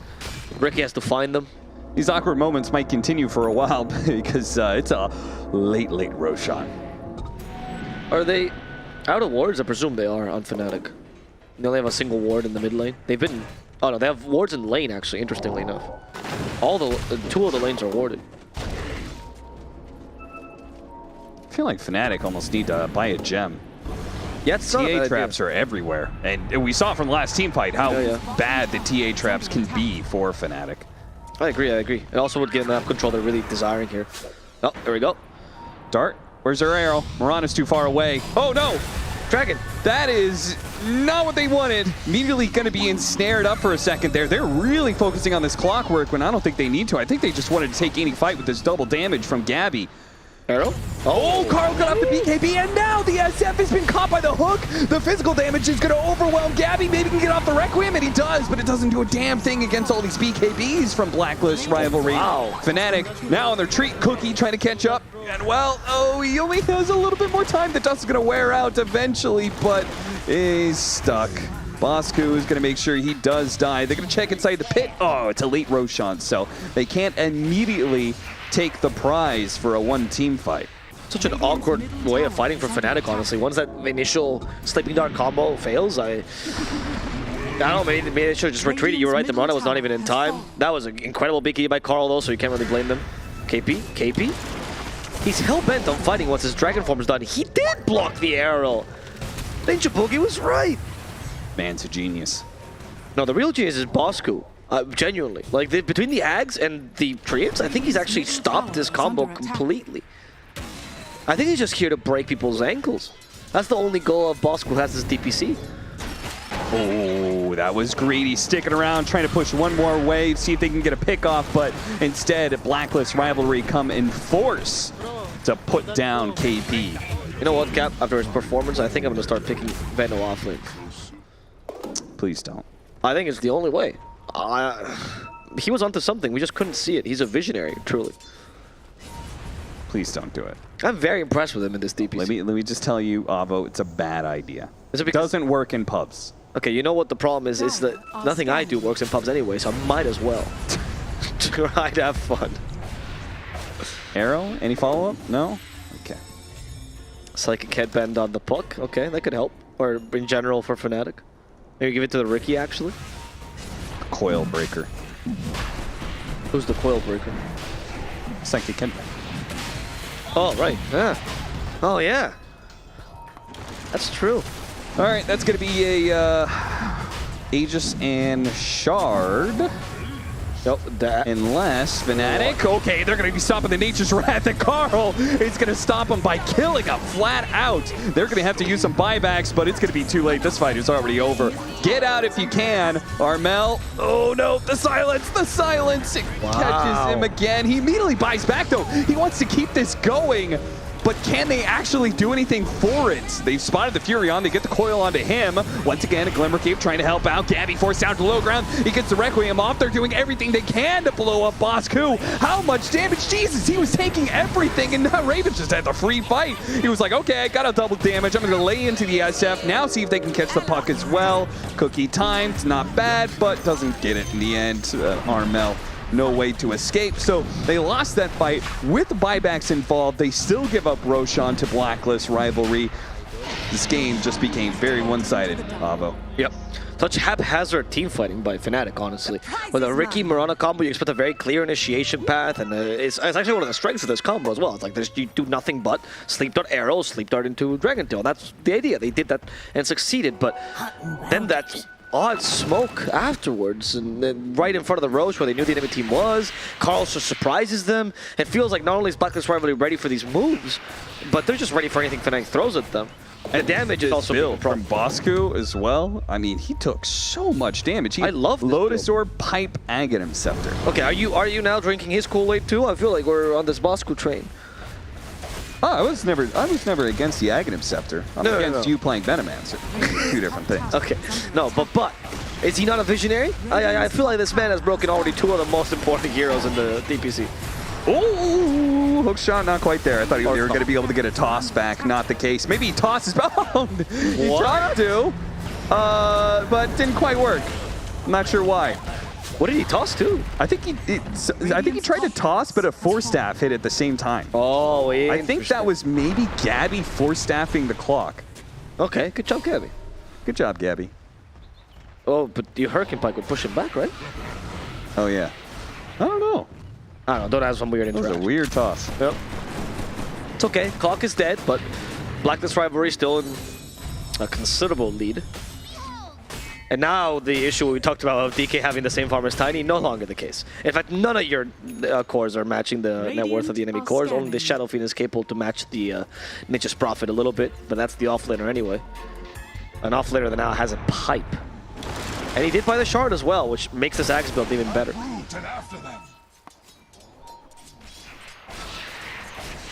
SNY into Moon Shard next for Carl. Surprised he's not going in Aghanim Scepter. I mean, this build is the other popular build, right? Just a straight Moon Shard. It's better for pushing as well. Fnatic still has strong choices. Like, they still have Dream Coil and Requiem. I don't think you can wait for the level 25 on Puck this game. But if you can just get rid of, like, one of the heroes, I don't even think you need the arrow combo. Just Sleep Dart them at the beginning of the fight and hit the force maybe a BKB or two to defend them, or force them trying to block that. Okay. If your Puck dies. My copium is Don't do that, bro, please. That's a great line. Okay, the Moonlight Shadow out. They're going to try and blow up the TA, and maybe they've got him. Okay, life one and get out. Yes, Gabby? Oh, no, you're not going to get out. Carl's going to make... What is tosses? What's happening? It's got to be force staff. It has to be the force getting staff. force staff. Yes. Right as the toss is hitting him. I had to check for a second to make sure he didn't take the other level 20 talent, was like trolling and tossing them back into their own base. Okay, I don't think it matters because he's destroying this tower. This is why he's going for the Moon Shard. Yeah, TA, Tiny. Oh my God. You got the big building killers. Once again, they're going to get the arrow combo on the Tiny. Kisses, short-range kisses, just to force him away. Get out of my teammates. That's it. Full lane of barracks. You only have mid left. At least is the hardest to defend. Never mind. But you can surprise him with a wraparound easier on the mid lane. So as long as they don't go through bottom or through top, and they're not aware that you can do the wraparound, and you get the perfect combination of Dream Coil into Requiem, right? There's chances. That's a longer reach than Tiny's got there, Avo. Otherwise, I'm quoted there is only a 100% chance this team will win, so I am doing my best to keep as neutral as possible. Oh yeah, didn't you say Fnatic? I actually have no clue what I said, if I'm honest with you. I'm not even trolling. Understandable. It's your 9th game of the day. KP is donezo. And they're going to get even more with the Sprout catching Gabby. Perfect. Gabby has to turn and fight, but he doesn't even have a Requiem, so never mind. He's going to use the Silver Edge to try and escape. The supports will die, or at least one of them. Bye-bye, Ricky. Bye-bye, Ricky, indeed. What you looking for, Gabby? Looking for a place to TP out, it seems. They also, the lack of plays that they have right now is a little bit limiting, right? I think the amount of deaths on Armel has made this a lot more difficult than expected. Blacklist Rivalry is now knocking on your doorstep. And they have two incredible pushers. In addition, they just profit. He's not even considered part of the great pushing lineup because Tiny's so absurd. And they can't even wait. They have to go and fight. These buildings are dying far too fast to get this shard is ruining Puck. A hook shot, a little bit off the mark, but it doesn't matter. GG is called because they cannot stand against Blacklist Rivalry any longer. 2-1 for Blacklist and Fnatic. What's their series overall score now? I think... I don't know if they've lost 2 or 3. Yeah, that's what I was thinking. They've won 0. They've lost 3 series? Might have been. That is rough. Yeah, they're looking pretty rough, honestly. I mean, it just feels like this team is a little, much like my analogies, they're a little bit lost. A little rough around the edges, yeah. Yeah. It doesn't, like, I don't know, this team has a lot of identity issues, it just seems like to me. They swap around as to what their drafts want to do all the time. They're doing other combos, but it's not really clear as to what they're doing. And a lot of the comfort heroes, you know, from these guys aren't coming out, or they're coming out in weird situations like we saw with Armel. Yeah. So I'm hoping that throughout the season they can recover, but 3 weeks doesn't give you much time. No, certainly not. And it doesn't give us a whole lot more time here on the desk, so we're going to give it over to our panel instead. They are correct indeed. Fnatic has now gone down 3 series, and they've only won 1 game out of those 3 series. It is a very, very difficult start for them right now. But Blacklist Rivalry, on the other hand, should be very pleased getting yet another victory under their belt. They are now 2-0, so all things considered, maybe Fnatic are just facing all of the hardest opponents. They got 2-0'd by Geek Slate, they got 2-0'd by Bleed, and now they have gotten 2-1'd by Blacklist Rivalry. So I would say that major contention is probably not on the radar for them, and now it's starting to look like I really hope we don't get relegated. Yeah, no, for sure. 3 losses. It's hard to stay positive, especially all of these players are, you know, they've been to multiple majors. Yeah, multiple TIs. This is a... What's the analysis, Winter? How can we pick apart what is happening with this Fnatic squad right now? They don't know where they're going for sure. Within the team, the draft, there's a lot of issues, you know. I feel like they need somebody to steer the ship. If they are not gonna make any roster changes for the next tour, they have to at least have somebody there permanently, not someone like, I just want to be here because I'm still looking for a team, you know, and I'm not really committed to being a coach full time. I feel like they have to sort that out, get somebody that can steer the ship. Everybody, the 5 players that I feel they have are players that should be just thinking about how they should play their hero, right, and how they should play the game, and let somebody else have to deal with the stress of coming up with strategies, coming up with the bans, coming up with matchups, and everything else. One thing I want to bring out is, you know, DJ normally plays very well, and I feel his item build this game was kind of like he went Dragonlance on a Mirana, where they clearly needed a mech. I mean, a mech or even a Lotus. You know, like at one point, like Puck had no defensive items to deal with this silence trap. Yeah, and he got caught out over and over again. Yeah, so it kind of was a bit weird. Like they're all just thinking for themselves. Yeah, isn't it like a really bad thing to see? Like it feels like in a pub where the support is not buying support items because he thinks that the core is not going to carry the game. That's a very bad thing to see, you know. Yeah. Carl, our Blacklist Rivalry MVP. Sure, the TA shards and the silence was definitely troublesome for that Puck, but those last-minute tosses to draw out the illusory orb duration, Carl was on point. No, for sure. He's definitely, you know, he's played this matchup over and over again. Yeah. And, you know, as a Puck master himself, he knows the timings and when to use the spell. So he definitely showcased why Tiny is still one of the better heroes to deal with Puck. Yeah, and so now Blacklist Rivalry have next week to look forward to playing against Talon and later on Execration. Execration have proven so now we're concluding week 1. We'll get to the standings after the interview, but like I'm still holding Execration probably as my favorite right now, and I kind of hate to say it, but I think Fnatic, I mean, statistically, Fnatic is definitely doing the worst because they've played 3 series. SMG is also 0-2, and Boom Esports is also 0-2. Yeah. Which is a surprise to me. No, for sure. I brought this up earlier on the day. Like all these teams seem like, you know, they were the top dogs in the last. I gotta say, my fantasy is in shambles because I definitely got baited by all these big names, and I was like, yeah, man, I'll put.